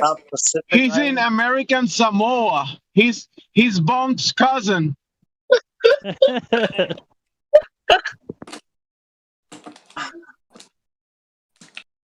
Yeah, well, we have fresh fish, so I have options for fish. We got our red meats. Puerto Rico? Are you at Puerto Rico? No, Puerto Rico. No, Puerto Rico is in the Caribbean. Yeah, man, that's over Atlantic.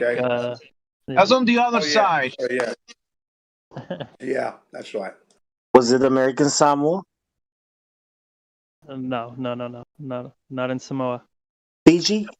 I'm not in Tonga. I'm not in Fiji. I think this guy is in one of these secret places that nobody knows how to get there. You know, the secret continent in the Pacific that we speculate about. You're lucky I'm driving.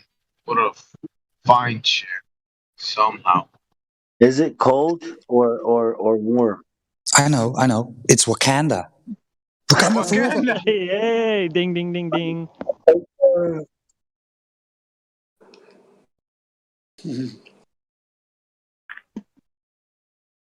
If you're on any Pacific island, you're not cold. Yeah, you're not cold on Pacific Island. So, okay, put us out of our misery. Where are you? On the flat Earth. Well, you don't have to say if you don't want to. Yeah, trying to leave that mystery. I'll probably divulge it one day, anyways. But if you don't, I'll ban you. Oh, let's go share it now. Just kidding. Share it now or ban. I didn't say that. Well, I do. You know that Bong is your neighbor, bro. You know that Bong is your neighbor. He's the king of American Samoa. I'm in Australia. I don't even. You're the foreign king. Yeah, you're the band. I don't know of Samoa.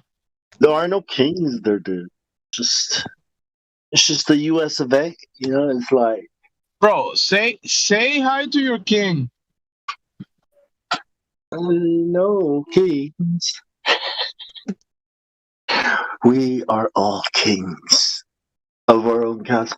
Right? Samoa king.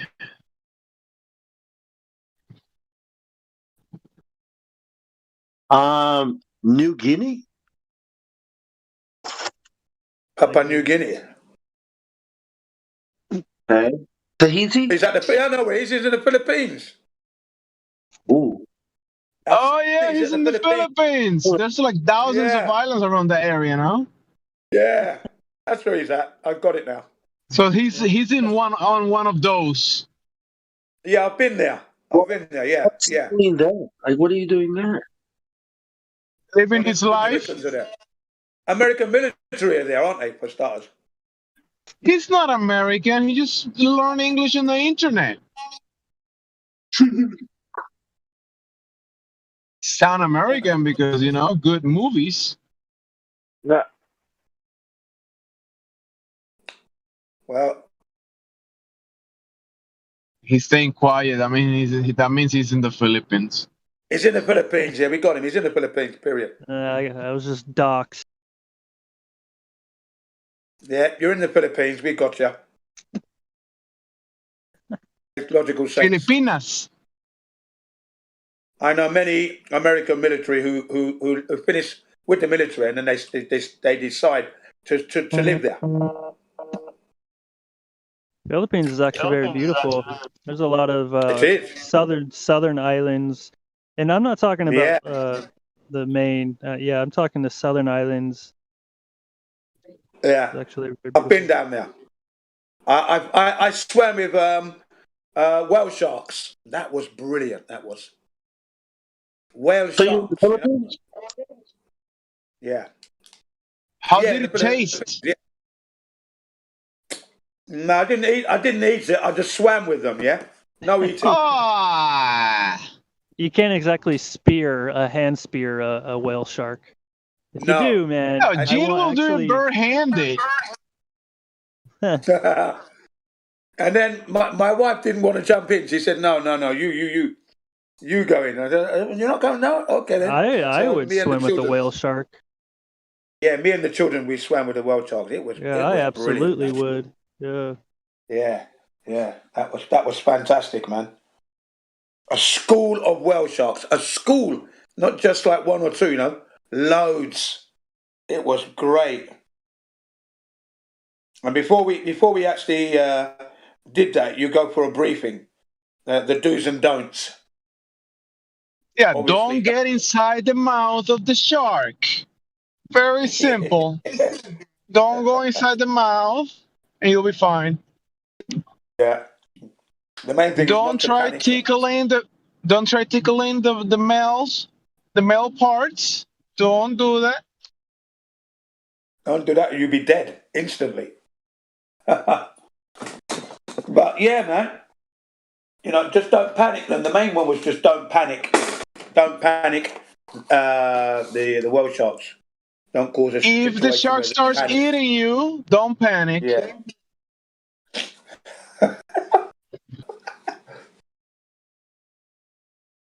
But yeah, a thoroughly good time in the Philippines. The food was excellent. The weather was nice. The people are good. And the women come on to you very quickly. When they know you're from another part of the world, they're on you like, let's say, ants to sugar, bees to honey. Literally, no joke. Extra sweet. And they knew my wife was there. I'll tell you, man, I was well under pressure. Ooh, I was under pressure. Maybe they saw these. Maybe they saw your face and they saw the other lady, and they're not together.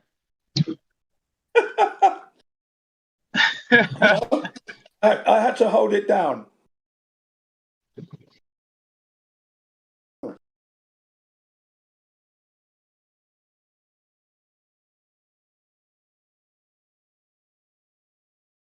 Maybe they wanted that. Maybe they wanted that visa from UK. Yeah, Just messing up. they were lovely ladies, lovely. That's great. You had a good time. That's awesome. Yeah, man. Yeah, they Too have bad you islands didn't that have you can any actually- shark for dinner. Go ahead, bro. Oh, they have. There's places there where you can actually walk island to island because the water's so shallow, where you can literally just walk to another island. Yeah. Really? Yeah, there's some there's little spots there that it's very shallow, and you can just walk to the next. Beautiful, and the water's blue water all the way. Clear. Wait, blue water? Is it like Gatorade? You ever been to Florida? No, probably not. Yeah, when I grab the water in my hand, it's transparent. Yeah. Yeah, it's very similar to the Florida Keys. Holy shit! You don't say. I've seen the Florida You Keys. don't say. Florida Keys, isn't it? Nice. Transparent water that turns blue when it hits the ground. Mm. Oh, Vladimir World Cup. Everybody act normal. Autobots in the house. I've been listening. Roll call. Didn't see I ain't said shit, bro. I've been listening. Yeah. Good. I wanted to say that Paul Harvey video is It's a good video. He says, if I was the devil, this is what I do to take over the world. And if you listen to him, all that shit's been happening since this came out in the 70s. It was a radio show, Paul Harvey radio show. Yeah.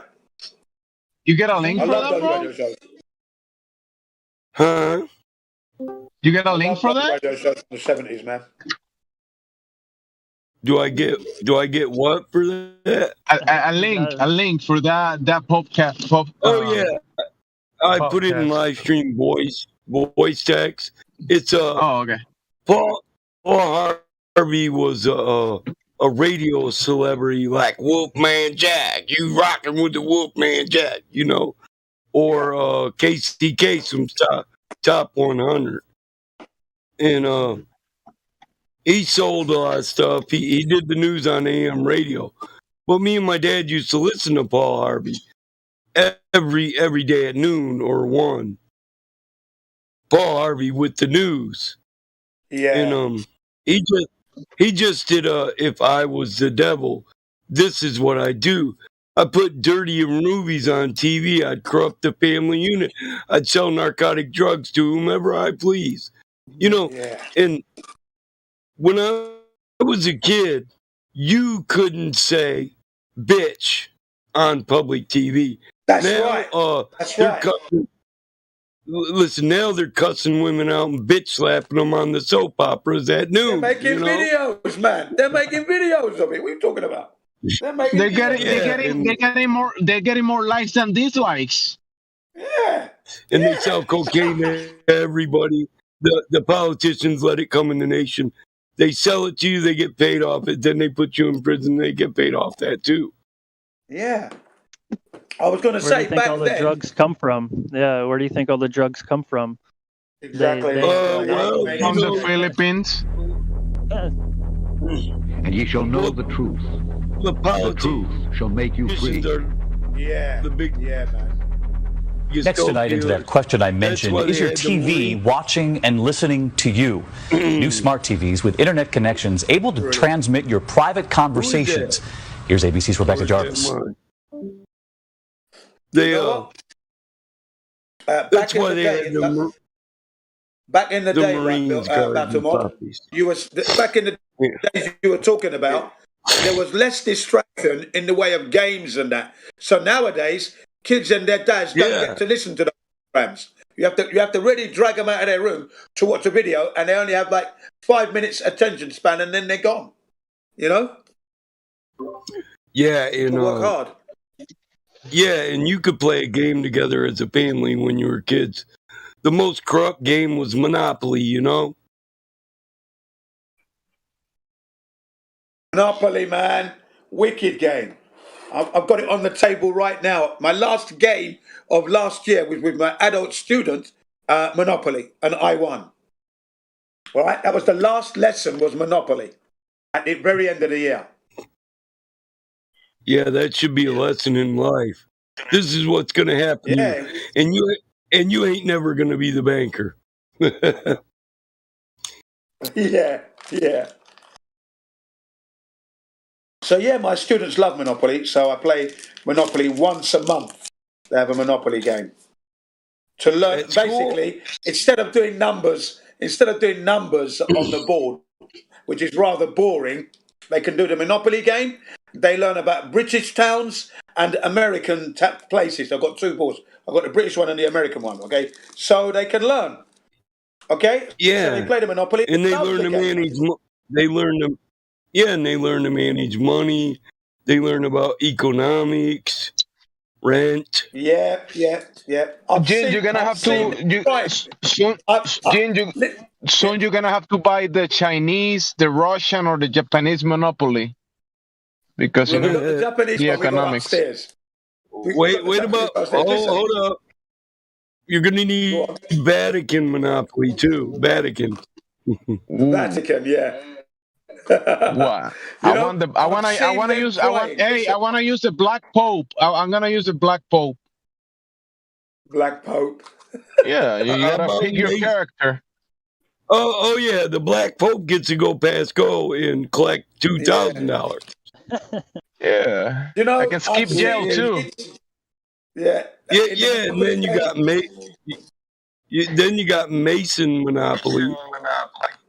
Yeah. You know, I've seen the kids here, right? You know, here in Japan, right? The students. Some of them have ended up crying because they lost, lost their money, they lost everything.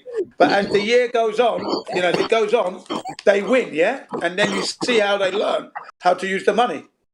So different. So I said, it's really, literally like life, You've got to know how to spend your money carefully, otherwise, you can be poor. And that's what they learned through the game. Some of them were in tears because they had to pay out hundreds of dollars in rent. You've landed on my hotel. Come on, that's $150. Bang, that's one of their $500 gone down to 50. And they just broke them. Yeah. Well, I bet they do cry. They're like, I'm always broke on this fucking game. And you're like, yeah, that's going to be your life. And they're like, no! They're like, Gene Sensei! Gene Sensei, where you taking my money? Yeah. I got 30 cents in the fucking bank, man. You know, you see that mood change when they're actually winning. When they're actually winning, man, you know, animals. Give me my money. Give me. You owe me this. Come on. Pay me, fool. You know oh, shit, I owe you. You know what the rules say? So when you run out of money, when the bank runs out of money, you know what the rules say to do in the Monopoly game? IOUs. IOUs we do. Yeah, you just get pieces of paper and write it on there. Yeah. Yeah, it's IOUs. Yeah, it goes into IOUs. I've played it. Played it to that level, my friend. Yep. Yeah, I've played it. I've done that. Yeah, exactly true. That is a true word. I played a game like that, you know, where we played for like 3 weeks, a month, a game, non-stop.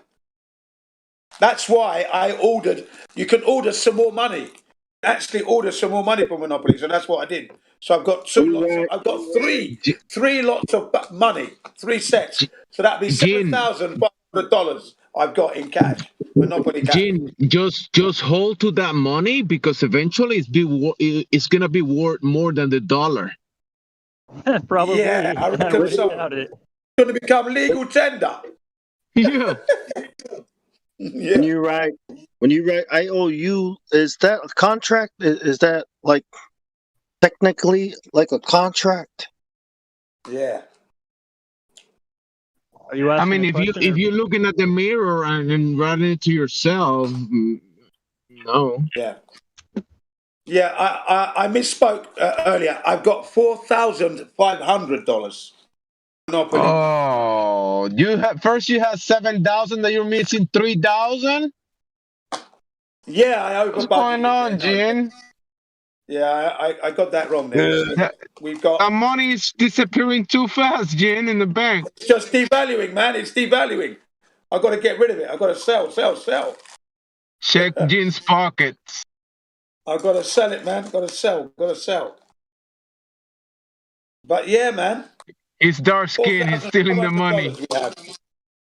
We don't have to do the IOUs, yeah? Because that does make it a bit hard when you do the IOUs on bits of paper. It does make the game a bit more fucking horrible, actually. So I just ordered more money. Oh, damn it. And it was printed for me double quick. Yeah. Nice doing business, kid. Hasbro Games. Hasbro. Yeah, motherfucker just need a digital printer, a scanner, copier, bro. We keep this Monopoly going. Don't you worry. Yeah. We just need paper and printer ink. Damn it. That's right. Just need that's the most popular game here at my school here. The most popular game is Monopoly. Everybody loves Monopoly. Adults and kids alike. And then I asked them, did you buy the game? I said, why don't you buy the Japanese version? You know, it's there. They got it. Right? Some of them did. Some of them didn't, obviously. Most of them didn't. But there you go. You know, like I said, I'm the man that's waving to them as I'm cycling by today. Not one of them batted an eyelid. I'm giving them a wave. Happy New Year as I'm going past. Heavy traffic. Nothing's moving. Gin's pedaling through. On the other side of the road, of course. waving like, man, and you know. Jen just said he's the male version of Nanny McPhee.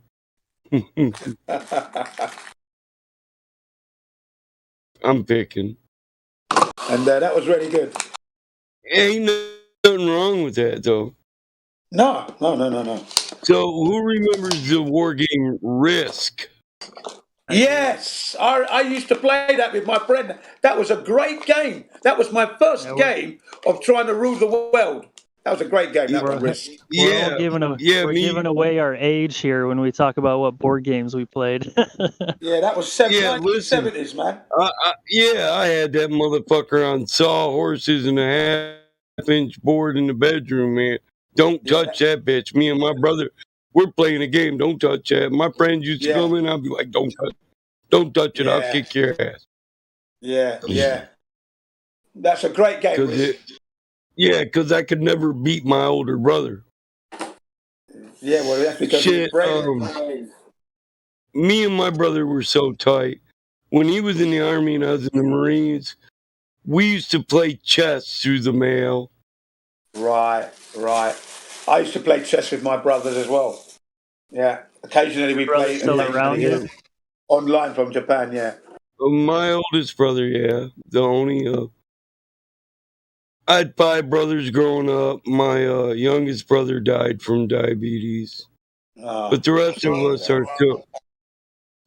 us are still kicking. You guys should get together, you and your older brother, and play an old game of Risk for old time's sake. For the nostalgia side of it, yeah. Bro, nowadays our board game is building cars, buying the cheapest classic car, and doing the best rebuild.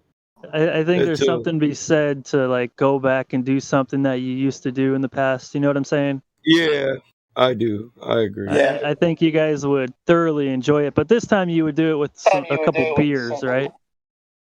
Well, and you do it with more vigor. I think with more vigor as well. I was never beer. My brother would drink beer, but I'd be sipping scotch or warm rain. All right. Do a shot every 30 minutes or whatever, however long it takes. But me and my brothers are still doing the same things we were doing in the 70s and 80s. We go fishing, work on cars. Yeah. We were a farming family. Hanging out might be they came out in the spring and said the spring because they knew fields got to be plowed, crops got to be planted, and they helped do that because they also come during the harvest, want pumpkins for the kids, apple pie, rhubarb, strawberry pie. You know. But Battlemod, that is real life, isn't it? That's living on the flat Earth, sustaining yourselves. You see, that takes precedence over any board game. You know what I mean? Come on. I know I got lucky with the family, so I have a family that most people want. Well, normally you got a family situation that most of us want to be in. Yeah, great. Yeah.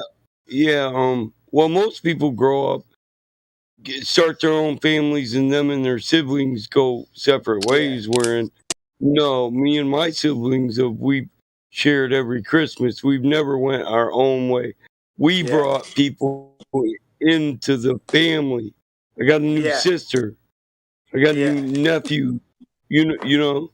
Yeah. I'm like that with my children. Yeah, I keep them together, and I actually introduce them to all the stuff that I used to do in the 70s. So my children are very lucky. There's still places in the world that carry on that tradition. And it's not America. America, it's getting very, very thin. That's Canada, right. Australia, UK, these types of places.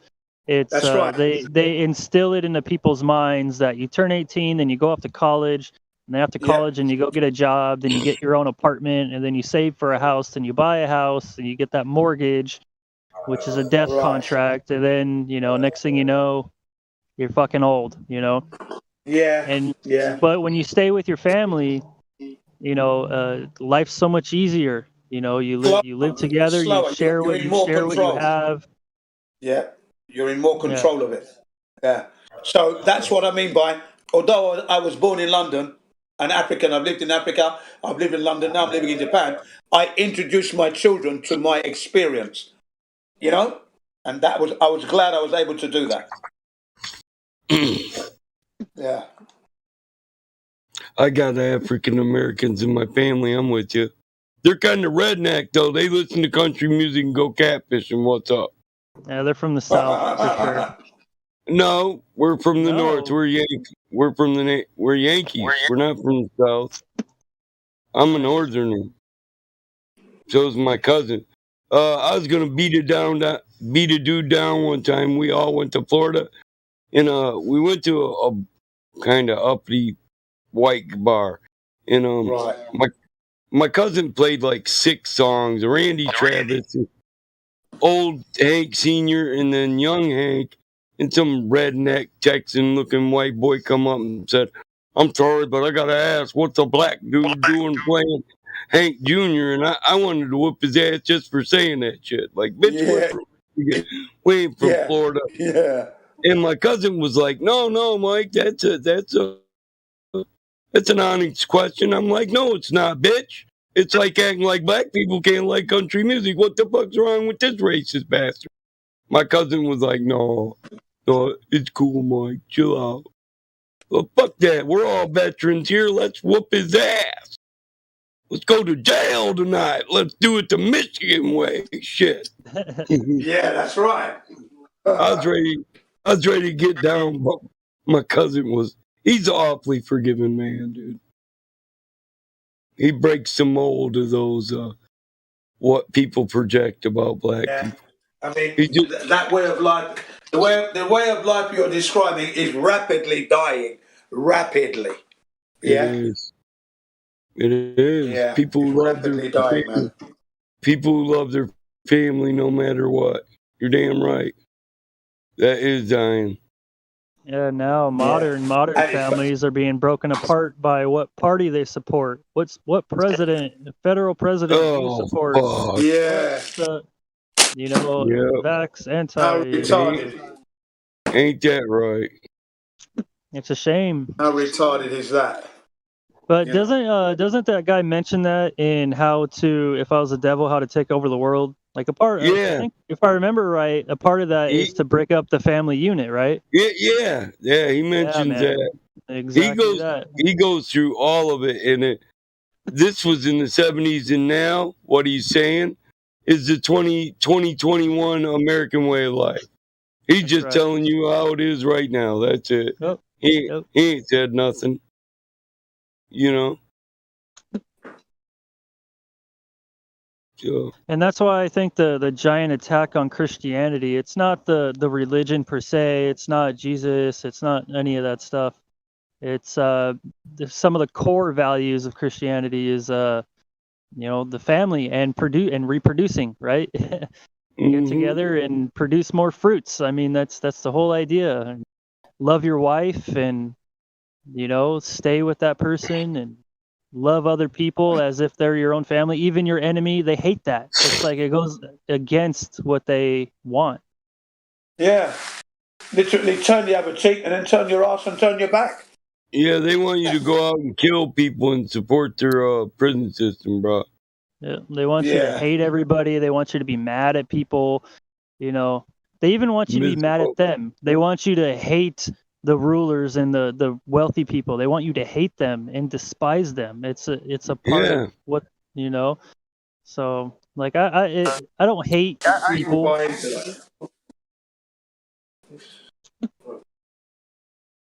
Just focus on you. Focus on your family. Focus on your bubble. Your immediate influence. Just focus on that. That's right. Feed it good energy, and build. They want nothing but destruction. So what's the antidote to that? Is to build. So when they want to build, build. So that's right. And then when people see that you're building, they're going to mimic what you do, and then you're having a positive effect, and that's what it's all about. Follow. Yeah, it's actually a known thing that. So when you try to wake your friends up, let's say you're you're a loser, for a lack of a better term. You have nothing going for you. You make no money. You have no girlfriend, et cetera, et cetera, et cetera. And you're over here trying to wake them up to the shape of the world or what the banking system is or whatever. They're less likely to listen to you. But if you have things going for you, you have a family, you make money or whatever your thing is, you're doing something solid. Yeah. They have more of a tendency to actually listen to what you have to say. Pay attention, yeah. He said loser. In the time of chimpanzees, I was a monkey. Butane in my veins and I'm out to cut the junkie with the plastic eyeballs and the spray paint vegetables. Dog food stalls with the beefcake pantyhose. Kill the headlights and put it in neutral. Stock car flaming with the loser at the cruise control. You know that? You know that song? That's a great track. Yeah, it's back. Someone came in saying, I'm insane to complain about a shotgun wedding and a stain on my shirt. Don't believe everything that you breathe. You get a parcolation violation and a maggot on your sleeve. So shave your face with some mace in the dark, saving all your food stamps for hooker and in a trailer park. Yo, cut it. Soy on Perdor. I'm a loser, baby. So why don't you kill me? What a track. What a track. Yeah, that kid was out there. He was. It's just so uncommon that it's like, hey, this is all right. Yeah. Well, it made sense and it was real, Talking about real things. It does make sense, funny for how off the wall it is. It just makes sense about normal societal life, Yeah, exactly. Kind of fucked up that's real. It's real though, yeah, but that's right. But that's what it is. That's what it is. That's what we're living in. That's what we're living in, man. Right? The fact that you made it to become a flat earther shows that you stayed fast to finding the truth and believing in yourself. Yeah. So now you can offer therapy and counseling to those heliocentrists. They're going to be coming in their drones. You watch, and they're going to be like zombies. But we can easily help them to become a zone apocalypse riding on zombie drones. Dead people on drones. Yeah, but really. Yeah, man. They'll be like this. I seen on your farm way in the back, you got a piece of garbage sitting there. You got to clean that up, man. We can't have that crap. Being on the outside looking in has been an advantage for me. It's been an advantage. Where people set out to keep me excluded from what was going on, it paid dividends. I learned more than they did. I found that knows. I found that typically people that are more receptive to breaking the spells of this world have either grown up in a lifestyle like Battle Mod did, or they were engulfed in the system, and the system gave them some sort of trauma, and that trauma caused them to kind of question the system and look at it and view it differently. So it's either people who are in the beast, in the belly, and have gone through this trauma that has forced them to look at it, and kind of pull away from everyone and everything else. And just you have to like recede away, even if you're still in the middle of the city or whatever. Mentally, physically, spiritually, you have to kind of withdraw. You got to do your own thing. You got to do what makes you happy and comfortable and safe. Right. When you're no longer conforming to the group, you tend to start thinking for yourself. Exactly, and that was Jin. I was always like that, and I was always the one that was telling everyone about don't vote for the government because it's shit. Why are you waving your flag? The Queen's a whore. What are you doing? And now they realise. Now we're in our 60s. Now they realise. I said, Jin, you've always been. What did they say the other day? Yeah, you've always been on. I can't remember what they said. Something, but I always knew what was going on. Basically, is what they were saying. I said, yeah. Exactly. I tried to tell you in the early days, but you were too young to understand it then. So never mind. You know. Now we know together. Now we've got to make. Now what are you going to do? Are you going to be able to change the world now? What are you now that you know? What are you going to do to change the world now? How are Well, you nobody changing the can world? change. You can't change the world. I can't change the world. BattleMod can't change the world. What you can do is change yourself. Sure, we can. How you That's do how that? you change the world.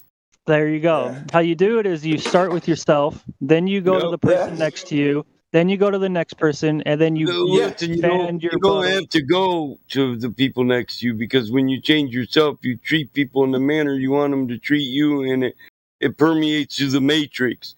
Other And they people see you follow. do it, and it becomes okay to do. That's right. We make it easier for other people to.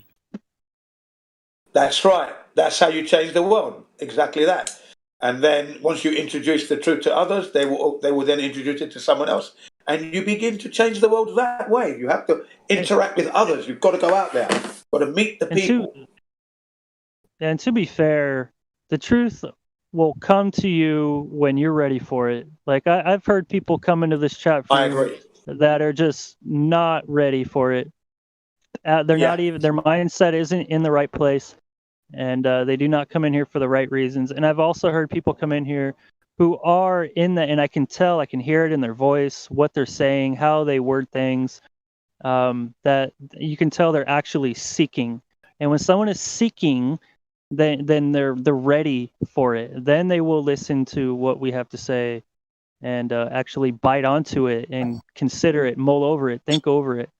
But most people are just not ready, because what that does is, to be ready, you have to be ready to burst your paradigm, to shatter the box, to change what you think is so fundamentally true, in your heart and soul. So that's why I brought it up before. I like that quote from Bruce Lee when he talked about being like water. You got to be fluid. Water, you put it into a teacup, it becomes a teacup. You put it into a teapot, it Seek becomes a and ye teapot. shall find, because as you believe, so shall it be unto you. There you go. Water can smash, water can crash. Be like water, my friend. Be like And water. it can flow. Yeah, there's a lot. There's a lot to that. Yeah. The conformity of water, but also the power of water. You can cut things. That's with right. water. That's the smash and the crash bit that I liked when he said that. Water is constant garter. It slowly wears away at things. It'll move mountains and shape rocks. Yeah, it can take life and it preserves life. It does everything. Yeah. That's why that's the essence of Shinto. That's what the Shinto religion is all about. Yeah. Some people, some other religions look down on Shinto like it's got too many gods. But what they fail to realize is that the people of Japan are showing respect for that life forces which they have no control over. They can live with it, they can try and harness it, but they don't have control of it. And that's good. And the more you fight it, the more you're gonna get credit. Like fighting the current, you can't beat the current. No. Yeah. No. You can't swim upstream. You just you either go with the current or you swim to the side, but you're still, you can't fight that. Yeah, that's me. That's me. I move to the side, on the outside, looking in, dipping in now and again. That's how I've always been. Yeah, and that was my decision to dip in. Yeah, not letting the current take me wherever and everywhere, like the masses who are wearing the masks. I Look at create them. the current. Yeah, that's why a lot of people drowned is when they're in water, they fight it. Maybe they're not the best swimmers, but what they end up doing is they end up fighting the water when all they really have to do is just stop moving, the flow. Be calm, take a breath, and just you can float. Yes, that's it. So on the river, you go with the current. You go with whatever's happened, but in a lake or something, you do have to beat the current in the weather in a lake. Otherwise, you'll never get to shore. A river, if you can hang out in the flow long enough, it will put you on the shore banks. That's right. Yeah, that's right, man. That's the only time in that analogy and literally when you should go with the flow. Other than that, That's right.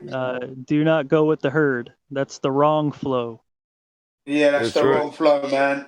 Don't It's go with also the in crowd because they are the out crowd. Don't go because it's a trend, yeah. because that's another mistake. It's also a current that can pull you under, keep you there, and drown you. Absolutely. It's got an undercurrent, an eddy. The undercurrent where you end up swallowing a lot of that current water. End up like You be a zombified, living dead body just going in a circle that never hits the shore. Stuck in an eddy, a fucked up current flow. Yeah. But to be catfish food.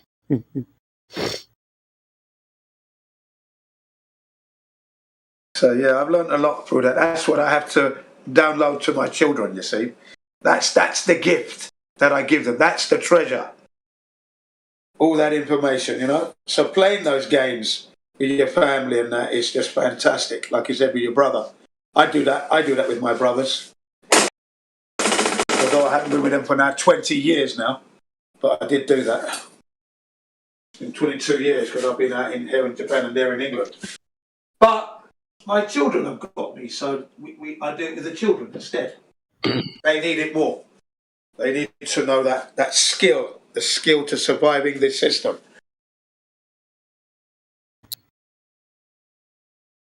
Yeah.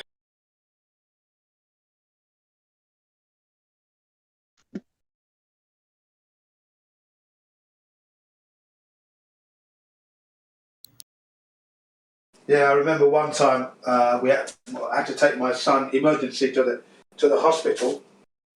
Because he was suffering from asthma. He was he's since overcome that now. He's kind of like cured now, but he was suffering from asthma. This is the one that's a black belt in judo. He's second oldest. He's 19 now, right? Now my wife called the ambulance. Okay, the ambulance is coming, and then my son goes in the ambulance. Okay, now I'm following in the car because I've got to bring him back home, right from the hospital. Now we get there. By the time the doctor arrives, about an hour later, my son had recovered okay. Nothing was wrong. There was no sign that he had an asthma.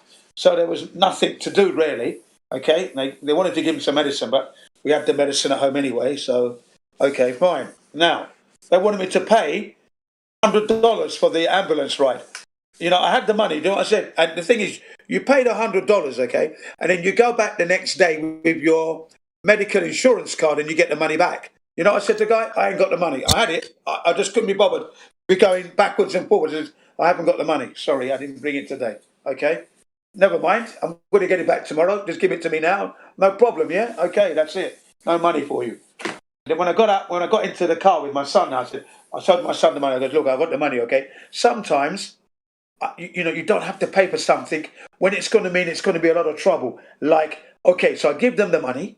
I've got to go back tomorrow, come back here, sign the papers just to get my money back? No. Why? I don't give them the money. I don't waste my petrol and I don't waste my time. Did I do a bad thing? No. There you go. I said, Mummy now would have paid. And then now she's going to be coming backwards and forwards. I don't want to do that. So I didn't pay. You know what I mean? And my son, he learned a lesson. I go, sometimes you don't have to pay all the time, yeah? Just say you haven't got the money. It's not a crime. Exactly. No, stop playing. It's like we've always got to jump through hoops. That's not good. Plot twist, Jin. I was the driver for the ambulance. You owe me $100. I picked you. I would have got it back anyway. Picked your zombie carcass off the damn pavement, put you in the back, and took you to the box and brought you back to health. You owe me. You owe me, yeah. So yeah, man. You know, I just said to myself, sometimes I'm not going to pay. You know, that's how it is. That's how Daddy is. Everybody trying to collect the debt, nobody paying it forward. I said that's what it's going to be like. They're going to want you to pay for this, pay for that. Sometimes you don't have to pay. Use your common sense. You know? Yeah, we'll save your life so you can owe us for the rest of it. Oh yeah, I mean the ambulance side, there was just no point in paying that, man. I'm going to get it back anyway. So why pay it now when I'm going to get it back tomorrow? And I didn't want to come back here tomorrow. Didn't want to go back to the hospital tomorrow. No, so sod that. Forget that, boy. No need. You know, just not playing that game. In England, you don't have to pay. The other thing is, in England, you go on an ambulance ride. You go there. You go. That's it. There's no money exchanging. They're giving you money. Huh? Yeah, but that's a white country. It's like America. I mean, shit to me, mate. I'll tell you that now. I'm a human being. The earth is my country. The earth. The earth is my country. I care not for your laws. That's how I roll. I'm a free man on this earth wherever I go. You might have your rules in place. If I choose to follow them, that's me. If I don't, I don't. That's how I've always rolled. I'm always going to be like that. Couldn't give a shit. You better believe it. You don't even own your own country. That's what I say to people in Japan. You don't even own this country. I'm fucking here. I'm telling you that. You don't even own it. Don't kid yourself. I'm a real live wire, wild, unruly. And I'm always going to be like that. Till the day I die. It's a half moon tonight, boys. Okay. I missed the full moon the other day here in Japan. My students tried to tell me. Full moon daytime. I missed it. That was on Tuesday of last week. Tuesday last week, I missed the full moon. During the day. So it would have been about 2:30 p.m. And she contacted me on Skype. I didn't get the message until Wednesday. Shit, that was a bad one. Some of the notifications didn't come through until Wednesday. And I said to her, unfortunately, I didn't see it, but thanks very much for letting me know. And she's a flat earther, you see. Introduced her to it took me about a year for her to actually realise what I was actually saying was a real thing. Because everything we were doing in her lesson had a little bit of a science reference to the stars, to the rockets, flights over the earth, Amelia Earhart and things like this. And all the time I'm talking about the flat earth, I go, but that's not possible because of this. Because the earth, we don't yet experience. A year and a half later, she started to look into it herself through Japanese sites, and now she's a fully fleshed flat earther now. Now she's telling me about the moon and everything. She loves it. Thanks me for introducing her to the truth. Have you guys seen what Cami Nodell put forth about what she thinks causes the moon phases? Oh no! What did she say? Go on. Well, I'll share. There's a video. I'll share it with you. Cheers. But she shows that you can take basically like filters, so to speak, and you can hold these filters together, like two layers of filters, and you can see right through them. But when you turn the filter, it blacks out. Like you can no longer see it. Nothing changed. There's no physical object blocking it. I'll actually let me find it. Share it in the chat. Yeah. Did Battlemod drop that video into the chat as well? Yeah. You know the one. The radio show thing. Yeah, I dropped that in there. How many minutes ago? I'm scrolling back. Live stream voice text. It's like the fourth post that's up there. Okay, yeah, I'm scrolling back. There's been a lot of action. Oh God, no, that's Helioskeptic. 5:52 a.m., bro. 2 a.m. Yeah. 5:52 a.m. and live stream voice text. Okay, it's 52. Only I've got you. It's only, I've got it. Here. I've got it. I got it. Nice. Yeah, I'll post. If I Were the Devil, Paul Harvey, Queen Audio version. Yeah, thank you very much. Yeah, I was in the wrong place, man. That's what I was wondering. Got it, yeah. Yeah, that's the one, man. Wicked. I want to watch that. I want to watch that one because that one reminds me of the 70s for sure. You know, the radio style, the style of the radio delivery. You know? Yeah. Yeah. Yeah. I loved Paul Harvey, bro. He was an old ass man on Nerd Specific, you know. I was a nerd when I was a kid, so I The liked days of Bill Cooper. Yeah. The Bill Cooper era. Yeah. Yeah. Hell yeah. Yeah. I reckon that was the best era for radio, I'd have to say. That was the best era for radio. You know, the 70s. I dropped a link in the chat. So cheers. They go over so all the stupid questions I have, you know, how does the moon phases work, or how do eclipses work? And you know, all the bullshit they spit out, and they don't take the time to look into it for themselves before they start asking stupid questions. This one they actually present some stuff which I think is very well put together, and I think there's something to it. Right. Yeah. I would like to listen to the whole show of this one. Is there an extended version, Batum? Or it's only just a clip? Well, this one's like that. I don't know. I thought that one was the entire video. Oh, no, it sounded like this was going to be a long one, and you've taken an episode. Oh. Okay, never mind.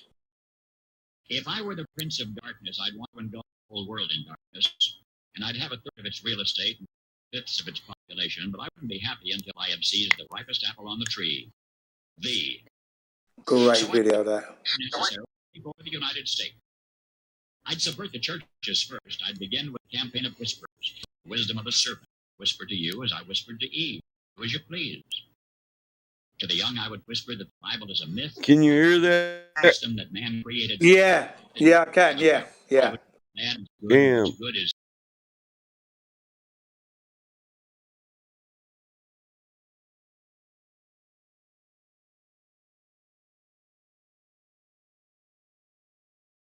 Odyssey.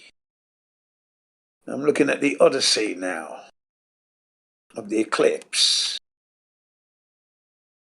Yeah, but you so like with the eclipse, you know, you can also think in terms of the moon phases, and it could possibly be the same thing. Now, if you want to get into that further, you can. I think Cami actually has a channel you can check out. You can probably find it on there.